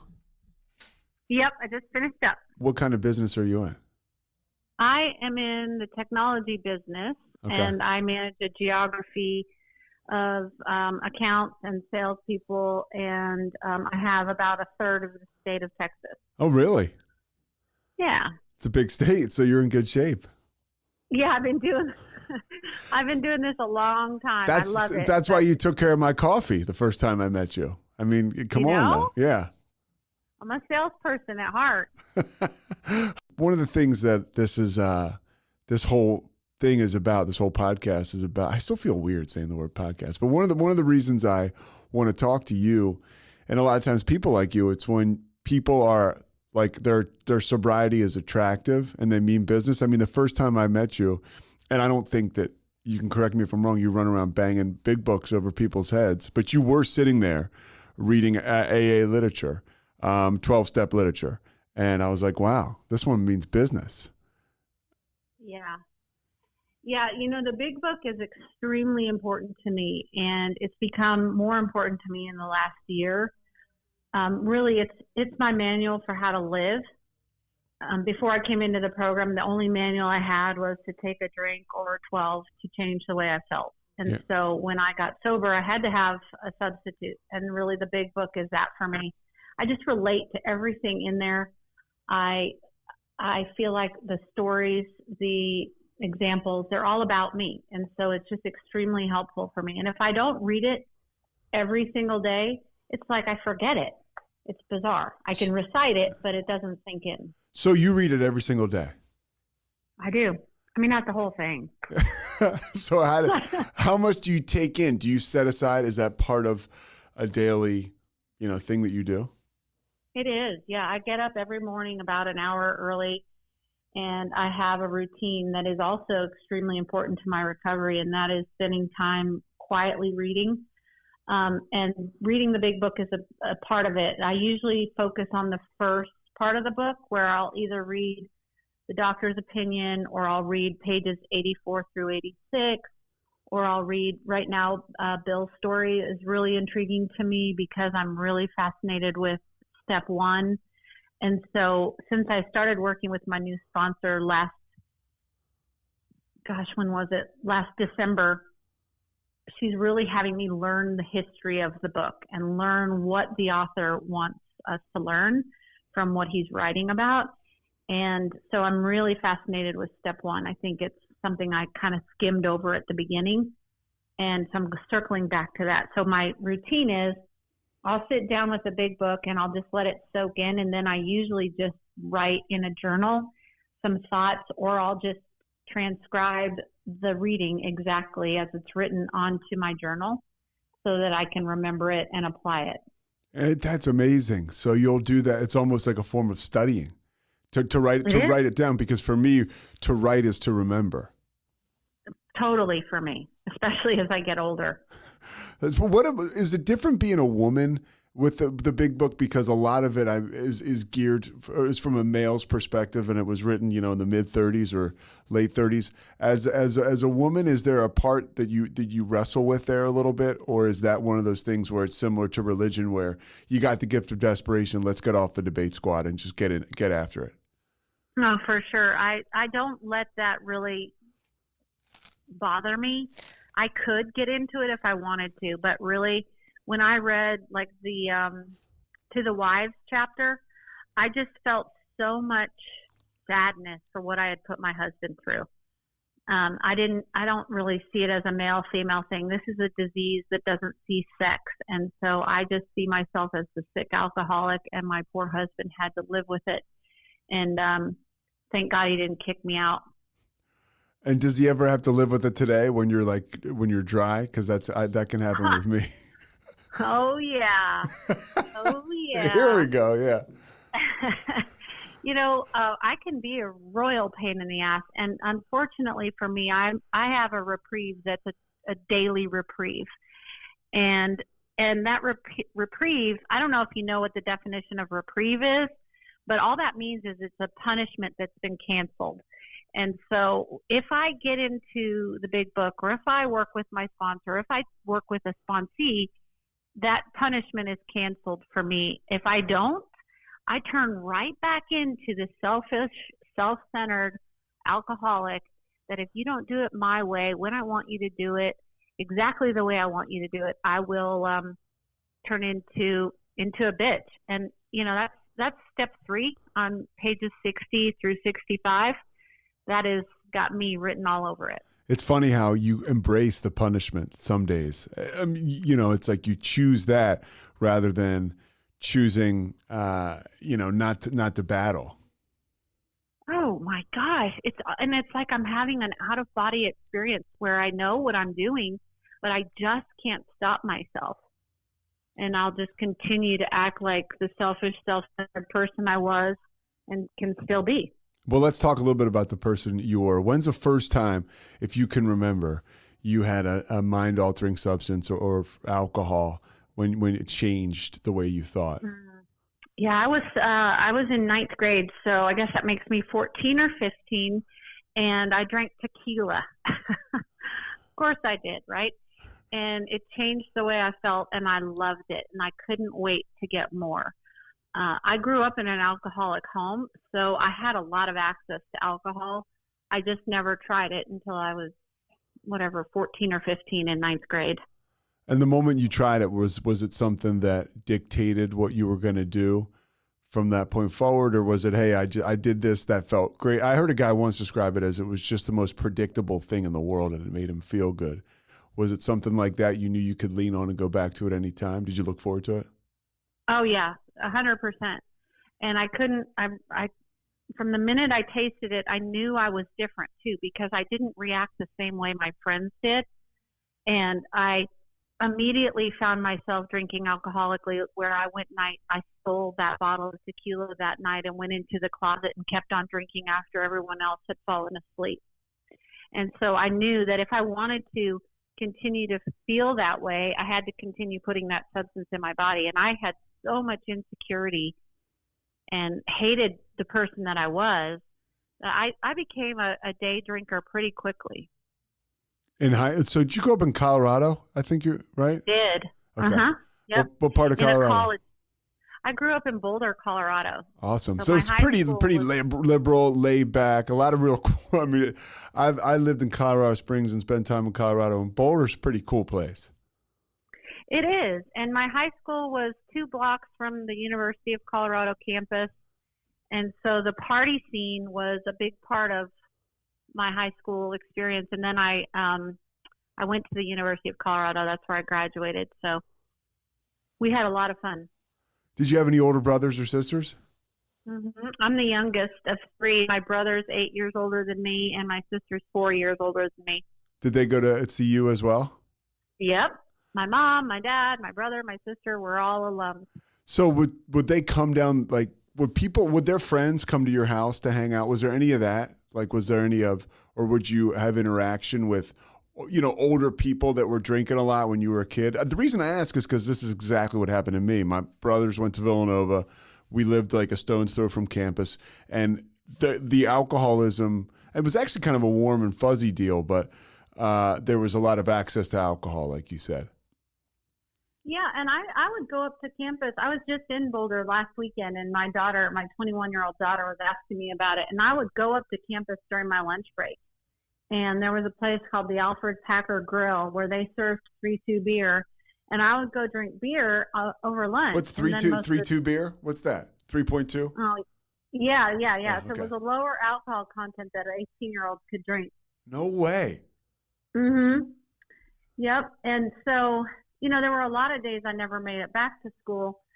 But, yeah, I mean, having the college kids right up the street made a huge difference. And I was an insecure girl that wanted attention from boys. And so to get attention from college-aged boys was even more exciting. So you were going up there, you're hanging out, and you're in high school. What happens? How does the alcoholism progress throughout high school? Well, it became a daily thing, and then it changed to different substances with drugs. And like I told you before, I was never a normal drinker, and my friends were always telling me to settle down, and I could never be the designated driver. I was always off the hook. And then I started stealing alcohol from my parents. And it wasn't even stealing because it was so available. I just took a 12-pack into my closet so I could have it at the ready if I ever needed it, which I did. And to kind of sum it up, Pete, in high school they would give these awards like class clown or class couple or most athletic. Yeah. The award that I got was still partying at 50. which 50 was like 100 back then. Yeah, exactly. Yeah. I'm the one that everybody thought was just the crazy party girl. And you go to CU. Would you call it? I mean, it's a good school, but it's a big school. I mean, people have a lot of fun at that school. I balk at calling it a party school, but that school's a lot of fun. Mhm. Yeah, I barely got by. I passed all my classes. That was not my focus. My focus was to drink, to get drunk, to party, to have friends, and I couldn't wait to get out into the world so that I could work and move out from underneath my parents' thumb. Did you live at home when you were going to CU, or did you live on campus? No, I lived on campus and in a house. I didn't really have a lot of parental control. I just felt like I did. Mm-hmm. And so, I'm the type of person, and I think this is a characteristic of my alcoholism, is I'm always really racing to the next thing. And I couldn't just sit and enjoy where my feet were at the moment in my college age years. I was just, I gotta get out. I gotta get a job. I can't wait to have an apartment. I just always was racing to the next thing. And alcohol was my best friend. Was your behavior as a result of alcohol and other stuff? Was that like something your parents noticed being right up the road, or was it? Did you live in a household where things were kind of loose and relaxed, where nobody noticed? Oh no, they noticed, and I would always get subtly shamed by my parents. I would fall out of the car when my friends would drop me off, and my dad would just look at me and shake his head, and my mom would give me the silent treatment and a guilt treatment. And finally, my brother, who was actually a big part of me getting into recovery, was like, look, you have a serious problem. And I didn't disagree with them. I just had no idea how I was going to stop, and I wasn't interested. It hadn't gotten bad enough. But my family all knew that I had a problem. They all drank alcoholically too, but just not as crazily as I did. We always say, my brother Mike and I always say, because he's sober too, that the guy Steven Adler, the drummer, got thrown out of Guns N' Roses, and it's like when I had a bunch of alcoholic friends. I came from an alcoholic family, and they were done with me. I mean, like, that's how bad. It's like, geez, that's pretty crazy when you really look back and think about it now through that clear lens, like how bad it was. Mhm. Yeah, it didn't get to that point for me. My parents probably could have really used Al-Anon to learn how to set boundaries with me, but I finally did. I got sober soon enough where I didn't lose all of those relationships. How about that part you mentioned where when I first drank, it was like a gift. It was it was my first spiritual experience when I first drank, and I couldn't imagine going through life without it. And like you said, it had to get really bad. It just wasn't it was never, it's scary to think that I had consequences early in my life, and it was never even an option to stop. Yeah. I remember very, very clearly a day when every time I took that first drink, and now I'm talking about when I was in my 30s before I got sober. So I've been drinking 16, 17 years. And every time I took the first drink, my shoulders went down and I could feel, my breath settled down. And I was like, oh God, there it is, finally. But then I'll never forget it. The second through 12th beer, I remember panicking because it wasn't working anymore. And I was getting more upset and more anxious. And that calming feeling flipped on me. It turned on me. When did this happen? Did this happen early in life, or did this happen like down the stretch? No, this was right before I got sober. Gotcha. Like in my 30s. And so I remember being really panicked, like, oh shit, now this is stopping working. The first drink, until I quit that first drink, I felt my shoulders go down. But then the others were more anxiety causing than anything else. How was alcohol affecting your relationships, like with your family, with your friends, with guys? Well, I think what alcohol did to my relationships was make my relationships non-existent. Never did I have a relationship that was real and honest and healthy. It wasn't until I got sober and really a few years into my sobriety that I learned how to have a relationship. My husband, I was married the time I got sober, and my husband wrote me a letter that told me, and I read it every time I get my annual birthday chip, and he lines out everything. By the way, you just had 15 years, right? I did. Yeah. Yep, Congratulations. 14. Yeah. So, and I was lucky enough to see you read that letter. Yeah. You talk a little bit about that. Yeah. So he wrote out everything that I did when I was drinking, and then he wrote out everything that he wanted me to do. And they're all things that, as an alcoholic, are just laughable. Things like drink beer, not hard alcohol, stop drinking after 4 drinks. Like, these are things in the book that we just kind of laugh at in the meetings, because as an alcoholic, I drink until I can't drink anymore. And then he said at the end that if I refuse to get better, that something has to change, and will it be me or will it be something that he has to do, which was essentially, it was an ultimatum. He was going to leave if I didn't get my shit straight. And so my relationship, to go back to your question, with him was very strained because of my behavior, but at the same time, I was great at hiding my alcohol. I'll tell him things that I used to do, and he was like, really? You did that? I never knew you were drinking then. I would hide my alcohol with food coloring, and it looked like facial toner. I would put my alcohol in little cups around the bushes around our house so I could go out and drink while the kids were out on their bikes. I mean, little things that were my coping mechanisms to make sure I could get enough to drink. And that was really my only relationship that I had was with alcohol. Everything else was just an impediment to me getting enough to drink.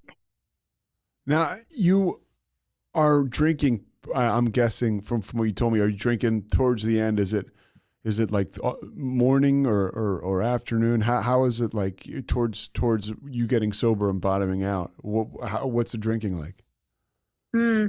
So I work in my industry. I work with a bunch of guys, and we would start drinking at 2 p.m, and we would go to a bar and start drinking, and we would have customers come meet us, and then I would start figuring out how I was going to stay out, and I started convincing the people I was drinking with to stay out with me. And I would get home, I would call my husband and say I had to be with a customer or else I was going to lose a deal. And all of that was not true. And then I would stay out until 3 or 4 in the morning at other people's houses, at who knows where. I passed out in cars. I passed out in taxis, all sorts of things that helped me race to the bottom. And then I got so sick because my body was shutting down that, I was drinking 18 beers a day and I was stick thin. You would think with all those calories, I would be pretty overweight. Was there any eating stuff like going on there? Or were you eating or were you not eating? I don't remember. I don't remember that really. Honestly, no one's ever asked me that. I don't really know. I think I was eating, but I was just so sick. Like it was coming out. Everything was just coming out of me. Yeah. So, yeah, that was the end of my drinking. It started around 2 in the afternoon, and I blacked out every time at the end, where I would wake up and I wouldn't know how I got there. I would pray that maybe my car wasn't damaged or that I hadn't hit someone. I mean, it was not pretty. It was ugly.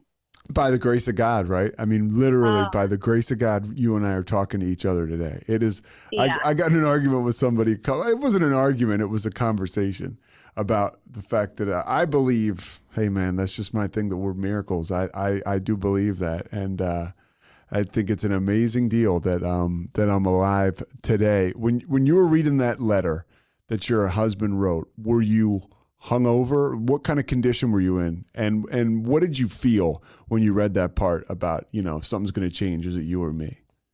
Mm-hmm. I felt, I'm kind of embarrassed to say this, but I was kind of like, blah, blah, blah. Here we go again. Here we go. And then when I looked at his eyes and he was waiting for me to make my next lie, I just got this fear like, oh my gosh, I think I'm going to lose everything. And so, he had complained about my drinking before, but this was the only time, thank God, that it had gotten to the point that it had. There was a different level of seriousness to this letter, and I knew he meant business. And so I went to a therapist because I thought that would appease him. So was AA even on your or 12-step programs? Wasn't even on your not even on your radar? No, I had been to a couple AA meetings earlier in my life, and I just was like, these people are weird. Yeah.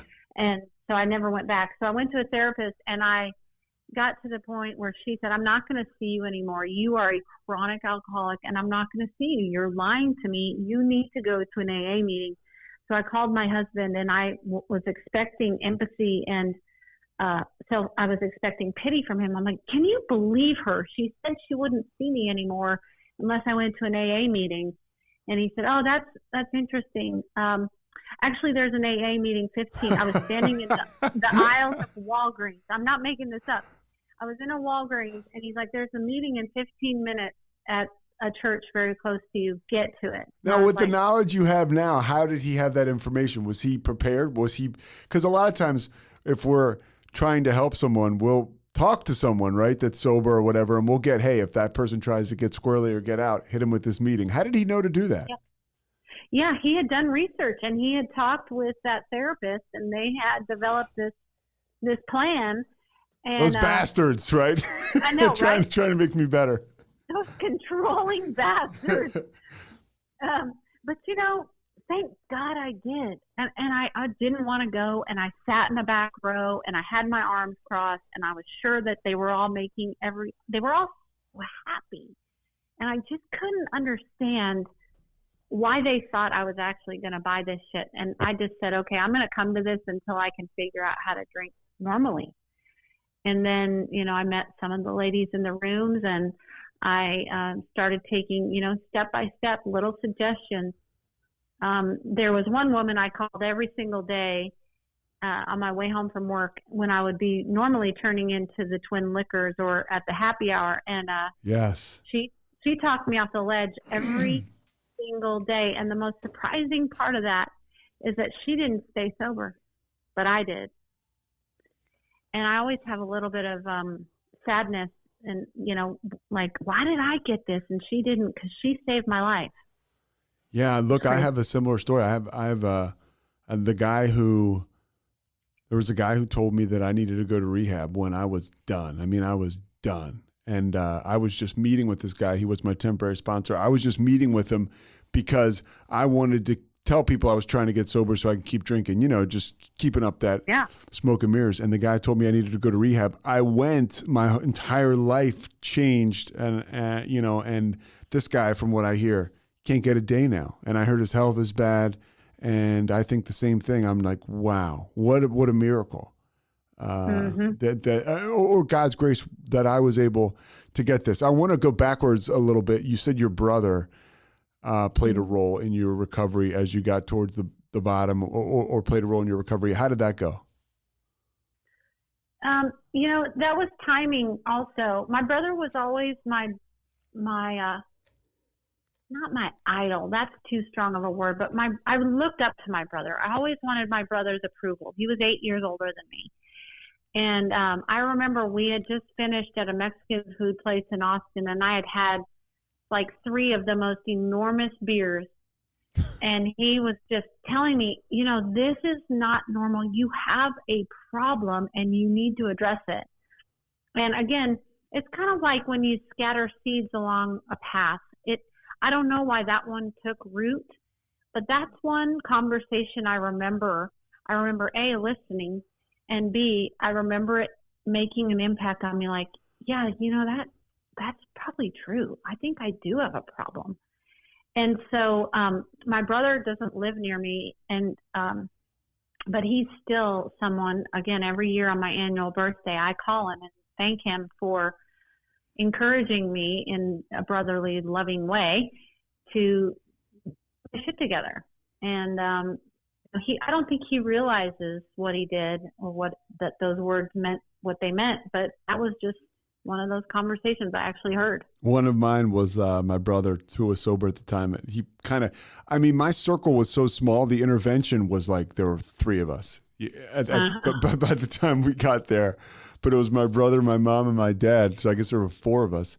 And he said, I don't want you to see, his stepson. He didn't even like his stepson at the time. He was having like such a hard time with him. And that hit me like a thunderbolt. I remember he didn't even like this kid. And he doesn't want me to see him. And that was whatever gets you there. So you mentioned you started to go to meetings. You're hanging out with some of the ladies there. What's happening to you in those early stages of recovery? Well, I had and the book talks about this, Bill, who was the founder of AA, had what's called a burning bush spiritual experience. And I had one of those where God made himself known to me and forever changed my life. And so that was the biggest thing that happened. But if I wouldn't have gotten to AA, I wouldn't have had that burning bush. I firmly believe that.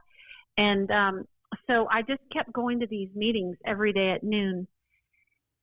And these ladies, they were just like me. It wasn't like we were cut from any different cloth. I could relate to them. We had similar interests. And I just hung around with them. And I almost kind of like wanted to sit next to them so I could catch some of what they had. And then, I went to coffee with one, and then she invited me to a big book study, and then we went to hear a speaker at a rehab. And those things, coupled with the spiritual experience that I had, is how my recovery really took off. How did you end up going, you may not remember this, but going to coffee with one of them? Because, did you ask, or did they ask you to go with them? So, for some reason, I was teachable and I would take suggestions. And this one girl, the one I told you I called every day, kept telling me I needed a sponsor. And I didn't want a sponsor. I wanted the steps. And I really didn't trust these women because I had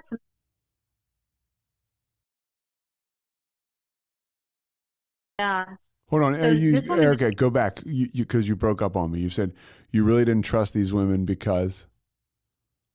Well, I knew I was going to have to kind of tell my life story to them if I worked the steps. And I didn't want to reveal some of the things that I had done and some of the things that had happened to me to anyone, let alone a woman in an AA meeting. So I was very reticent to get a sponsor. And so this woman kept saying, just get somebody temporarily. And I think it should be this lady. And so she recommended this woman. And so after a Sunday night meeting, I went up to her and begrudgingly said, hey, can we get coffee? I think I want to start the steps. And she was my sponsor for 15 years. Wow. How long did it take for you from when you walked in to when you asked her? About a month. And see, that's the reason I asked that question is because like this, that speaks, it's a microcosm of like the process that this is. Like if you could just go and put your ass in a seat every day at noon for 30 days because your life is on fire in a bad way before you get there, it really is. It all takes time. And it's like, all the cliches, don't quit before the miracle happens or stick around long enough, somebody will tell your story. That stuff's real. In my life, it has been. It is real, but I would also make it very clear that just going to meetings wasn't going to keep me sober. It does take time, but I would never want someone to think that meeting makers make it, because I just don't think that's enough action. And some of the other, well, actually, before we get into some of the other action, I've been thinking about asking you this. What are you telling people at work while this is going on? Because you mentioned your job was at 2:00. Yeah. We're at the bar. It's kind of like client maintenance. How did that play out? You know, I don't remember all of it. I remember I just lied and said I couldn't go, and they all knew that I was leaving from 12 to 1:30 every day. So I think people kind of caught on, and then they quit asking me. I never told anyone I was in AA because I was very nervous about the backlash.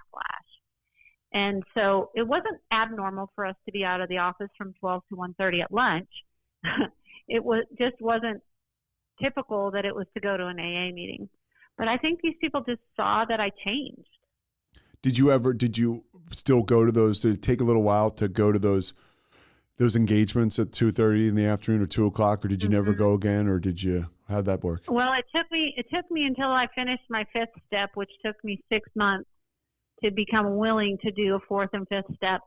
And that was about 6 months. So I didn't go back to any sort of social happy hour or any work function where there was alcohol until 7 months sober. And that is huge. I mean, for me, I was institutionalized. I went to rehab, and then I went to an extended care, AKA like halfway house took up 6 months of my life, which looking back is fine with me. At the time, it was like, what's going on? And then I kind of caught this bug we're talking about here and started to really love recovery. And I don't know that I would have gotten sober had I been, out in the world. As certainly if I was going to, because I know I wouldn't, because I tried to get sober when I was young and then still hang out with people and go out where I just wasn't, that's not my story. And other people, I know it's their story, and it's kind of kick ass that they can do it that way. I wasn't like that. And it sounds like maybe you weren't either as far as socially going out. Now we can go, I can go anywhere. There's no place I can't go if I'm spiritually fit. It says it in the book, and I have lived and breathed that. Now it's singleness of purpose, right? Why am I there?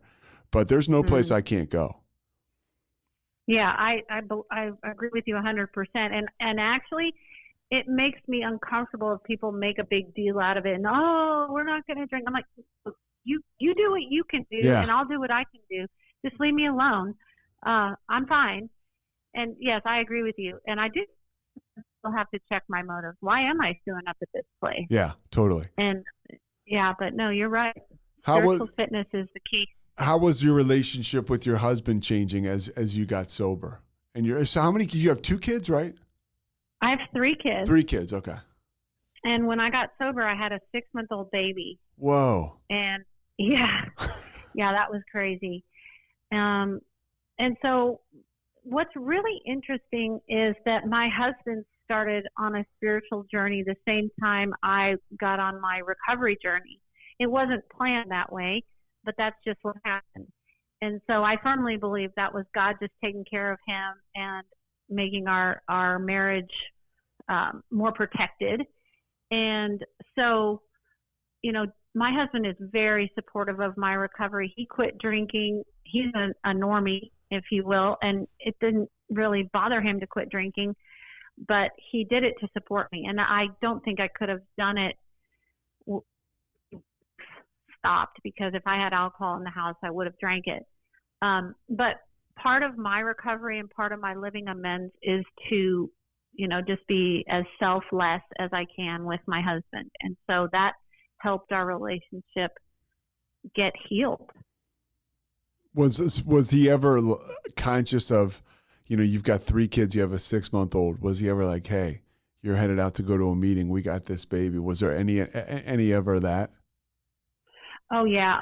At the beginning, I was very, very irritable, and the chaos of having 3 little kids under the age of 6 was really hard for me to be around. So I went to meetings every single day, sometimes twice a day, and he was very supportive of that, because the alternative was for me to go back to the drink, and that made me very unavailable. Do you think that everybody has to get on board with the recovery? Everybody in the household for it to work? No, I don't. I think it's an individual story, and it works differently for different people. How was it when, as you came down the bottom of the rabbit hole? How the hell did you manage 3 kids and a 6-month-old when you were completely? I don't know that you would call yourself functional, or I don't know what you would call it, but I mean, how the hell did you pull that off? It's funny. I wore it as a badge of courage. I was like, oh yeah, I'm a high functioning alcoholic. I knew I had a drinking problem, but I was really proud of myself for how I could manage everything. I was very, very creative and regimented. And so I couldn't wait to put them to bed and then I could really start my drinking, keeping in mind I had been drinking since early in the afternoon. I don't know how I pulled it off. I just did. When you talked about action when you got sober, what was some of the action that you took and that you still do today that you feel like I've heard somebody describe it once as recovery is like a spider web, and it all comes together, it all kind of weaves through. What did you do? I mean, obviously I love meetings, but you said meeting makers make it. But what did you do all together? Well, I had a formula or a recipe. I would get up, I would get ready for work, and then I would read something from a daily devotional that was recovery based from Hazelden. And then, that was kind of how I started my day. That was my little insurance to get through till lunch, when I went to an AA meeting from 12 to 1. And then I always called my sponsor once a day to check in with her. That was a requirement. And then I would call it Sister in Sobriety, which was that woman I told you about. And then I worked the steps of Alcoholics Anonymous. I prayed the 3rd step prayer every day. I worked steps 4 and 5. And then once I got through that, I got to work on my character defects. And so, my character defects are very glaring when they're flared up. So then I got to call my sponsor and work on how to get rid of those. What I love about the big book of Alcoholics Anonymous is if you just do what's suggested, the shit works. And I just became teachable enough to do that. Now, I'm not perfect at it, but when I was new in sobriety, I was so desperate that I just did what they told me to do. I like when you said the character defects. I got a buddy, Doug, in our rooms that said he still has all his character defects. He just doesn't use them as much. Right. Yep.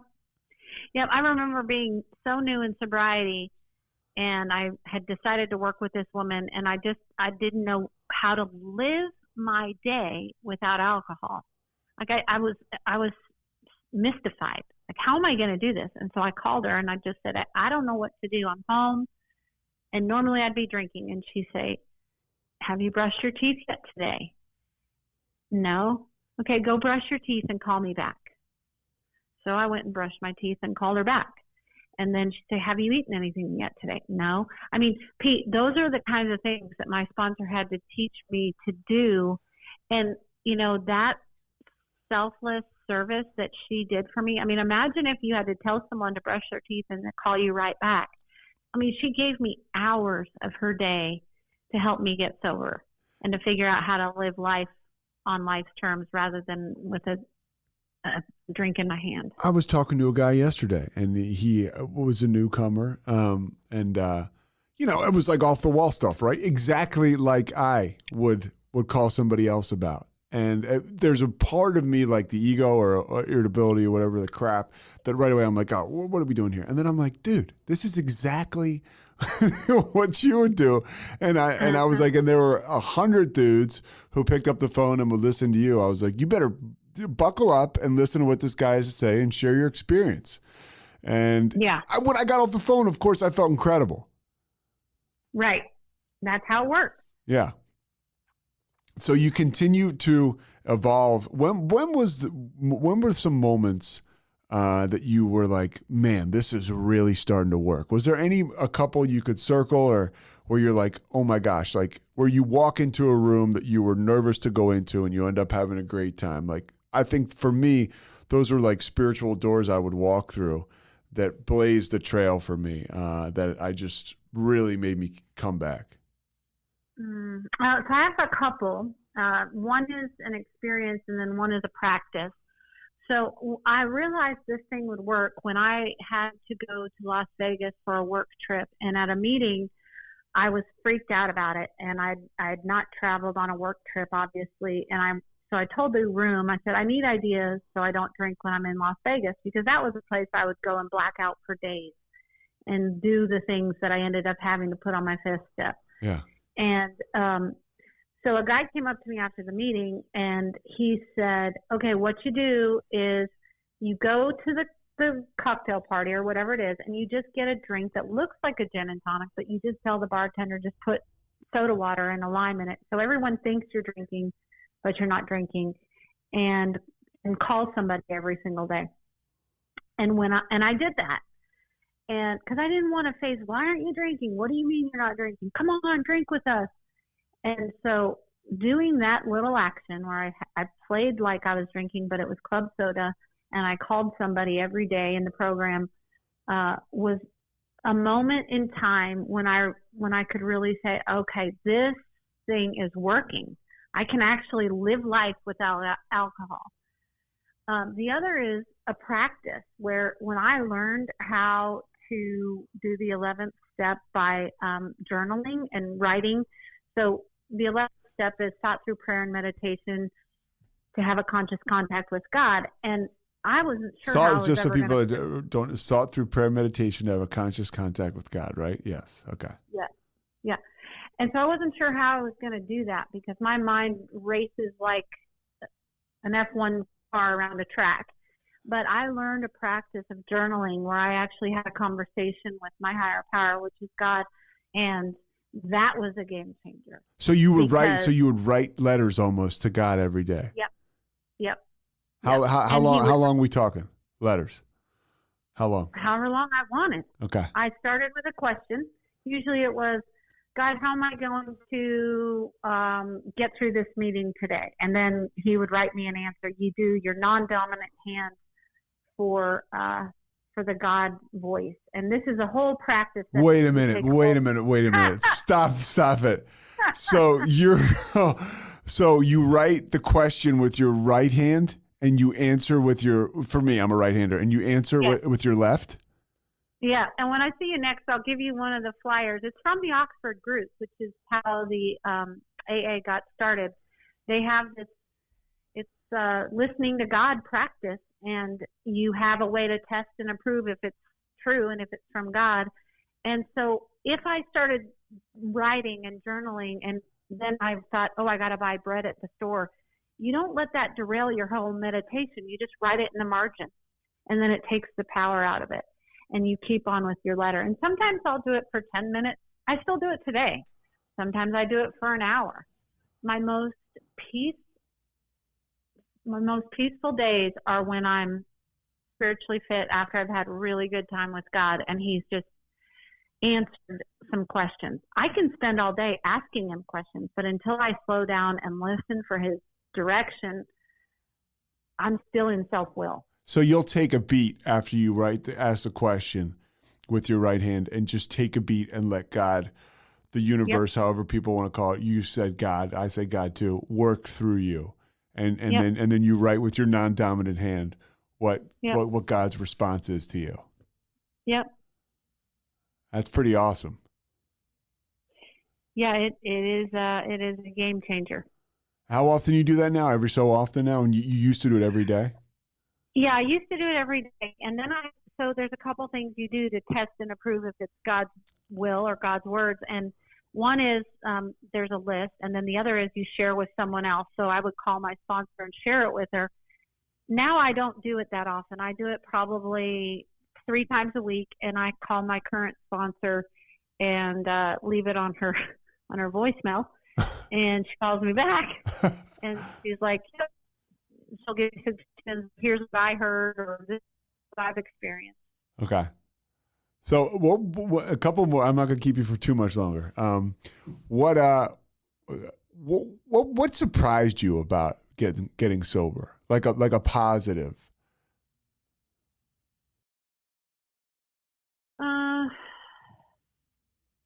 You know what surprised me is that life continued to happen, but I didn't have to drink over it.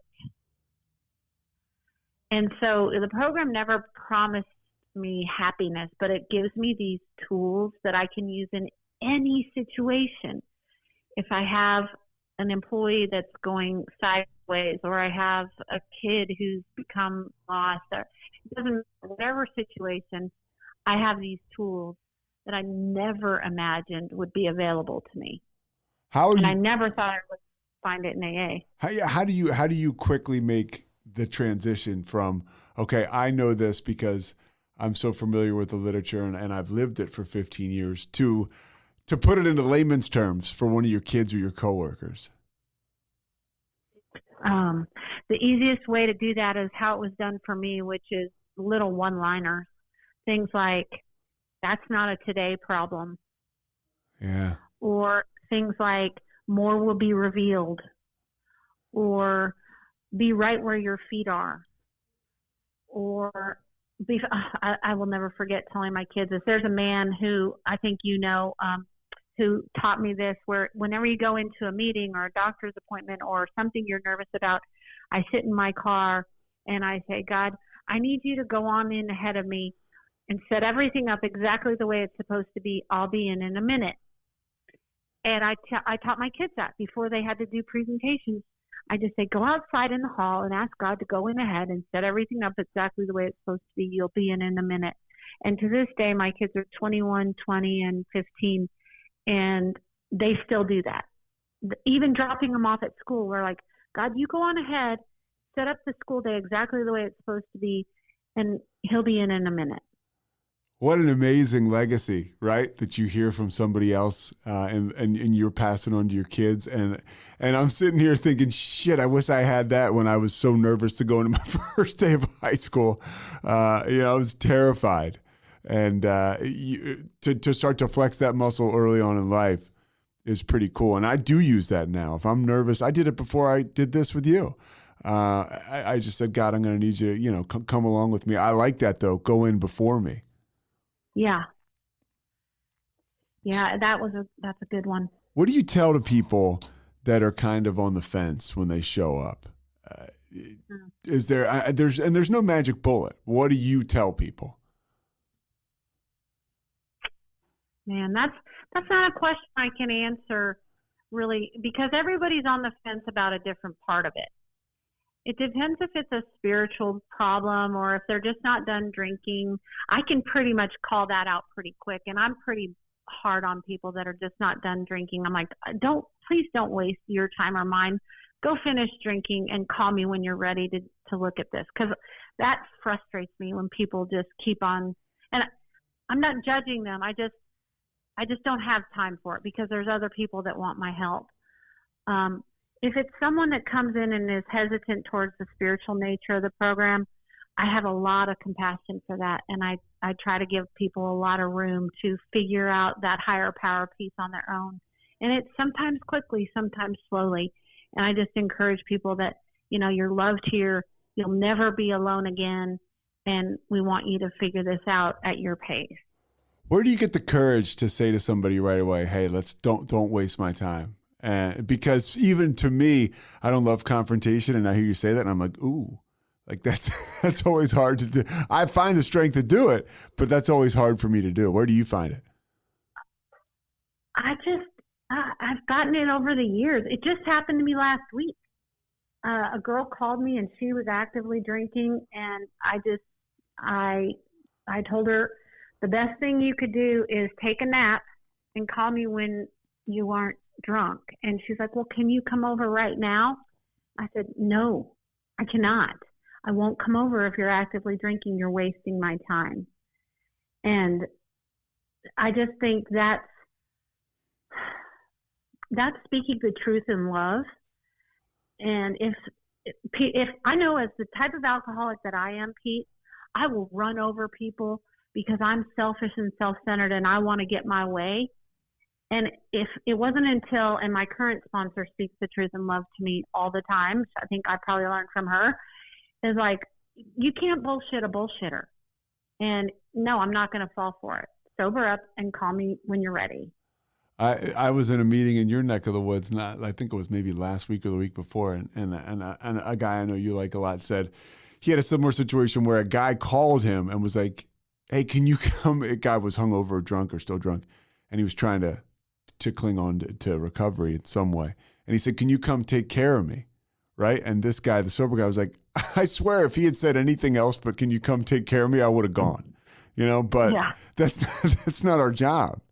And when somebody means business, the program is always there for them.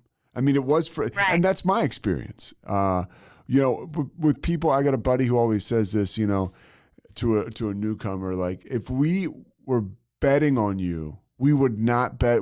There's no way in hell we bet on you if you continue to drink. And he says, we would bet the farm on you if you stay sober and work a program. I mean, literally, let it ride on the person who is going to embrace 12 steps in recovery and stay sober, or just somebody, again, there's a lot of different ways to do this, but my experience is the 12 steps, working it, and it changes lives. Mm-hmm. It does. And it changes lives for generations, which is one of the things that I love and that I've seen in my own family.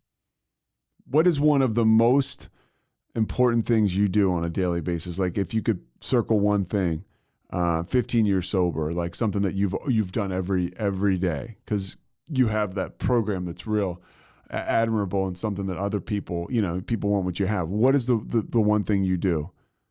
Well, other than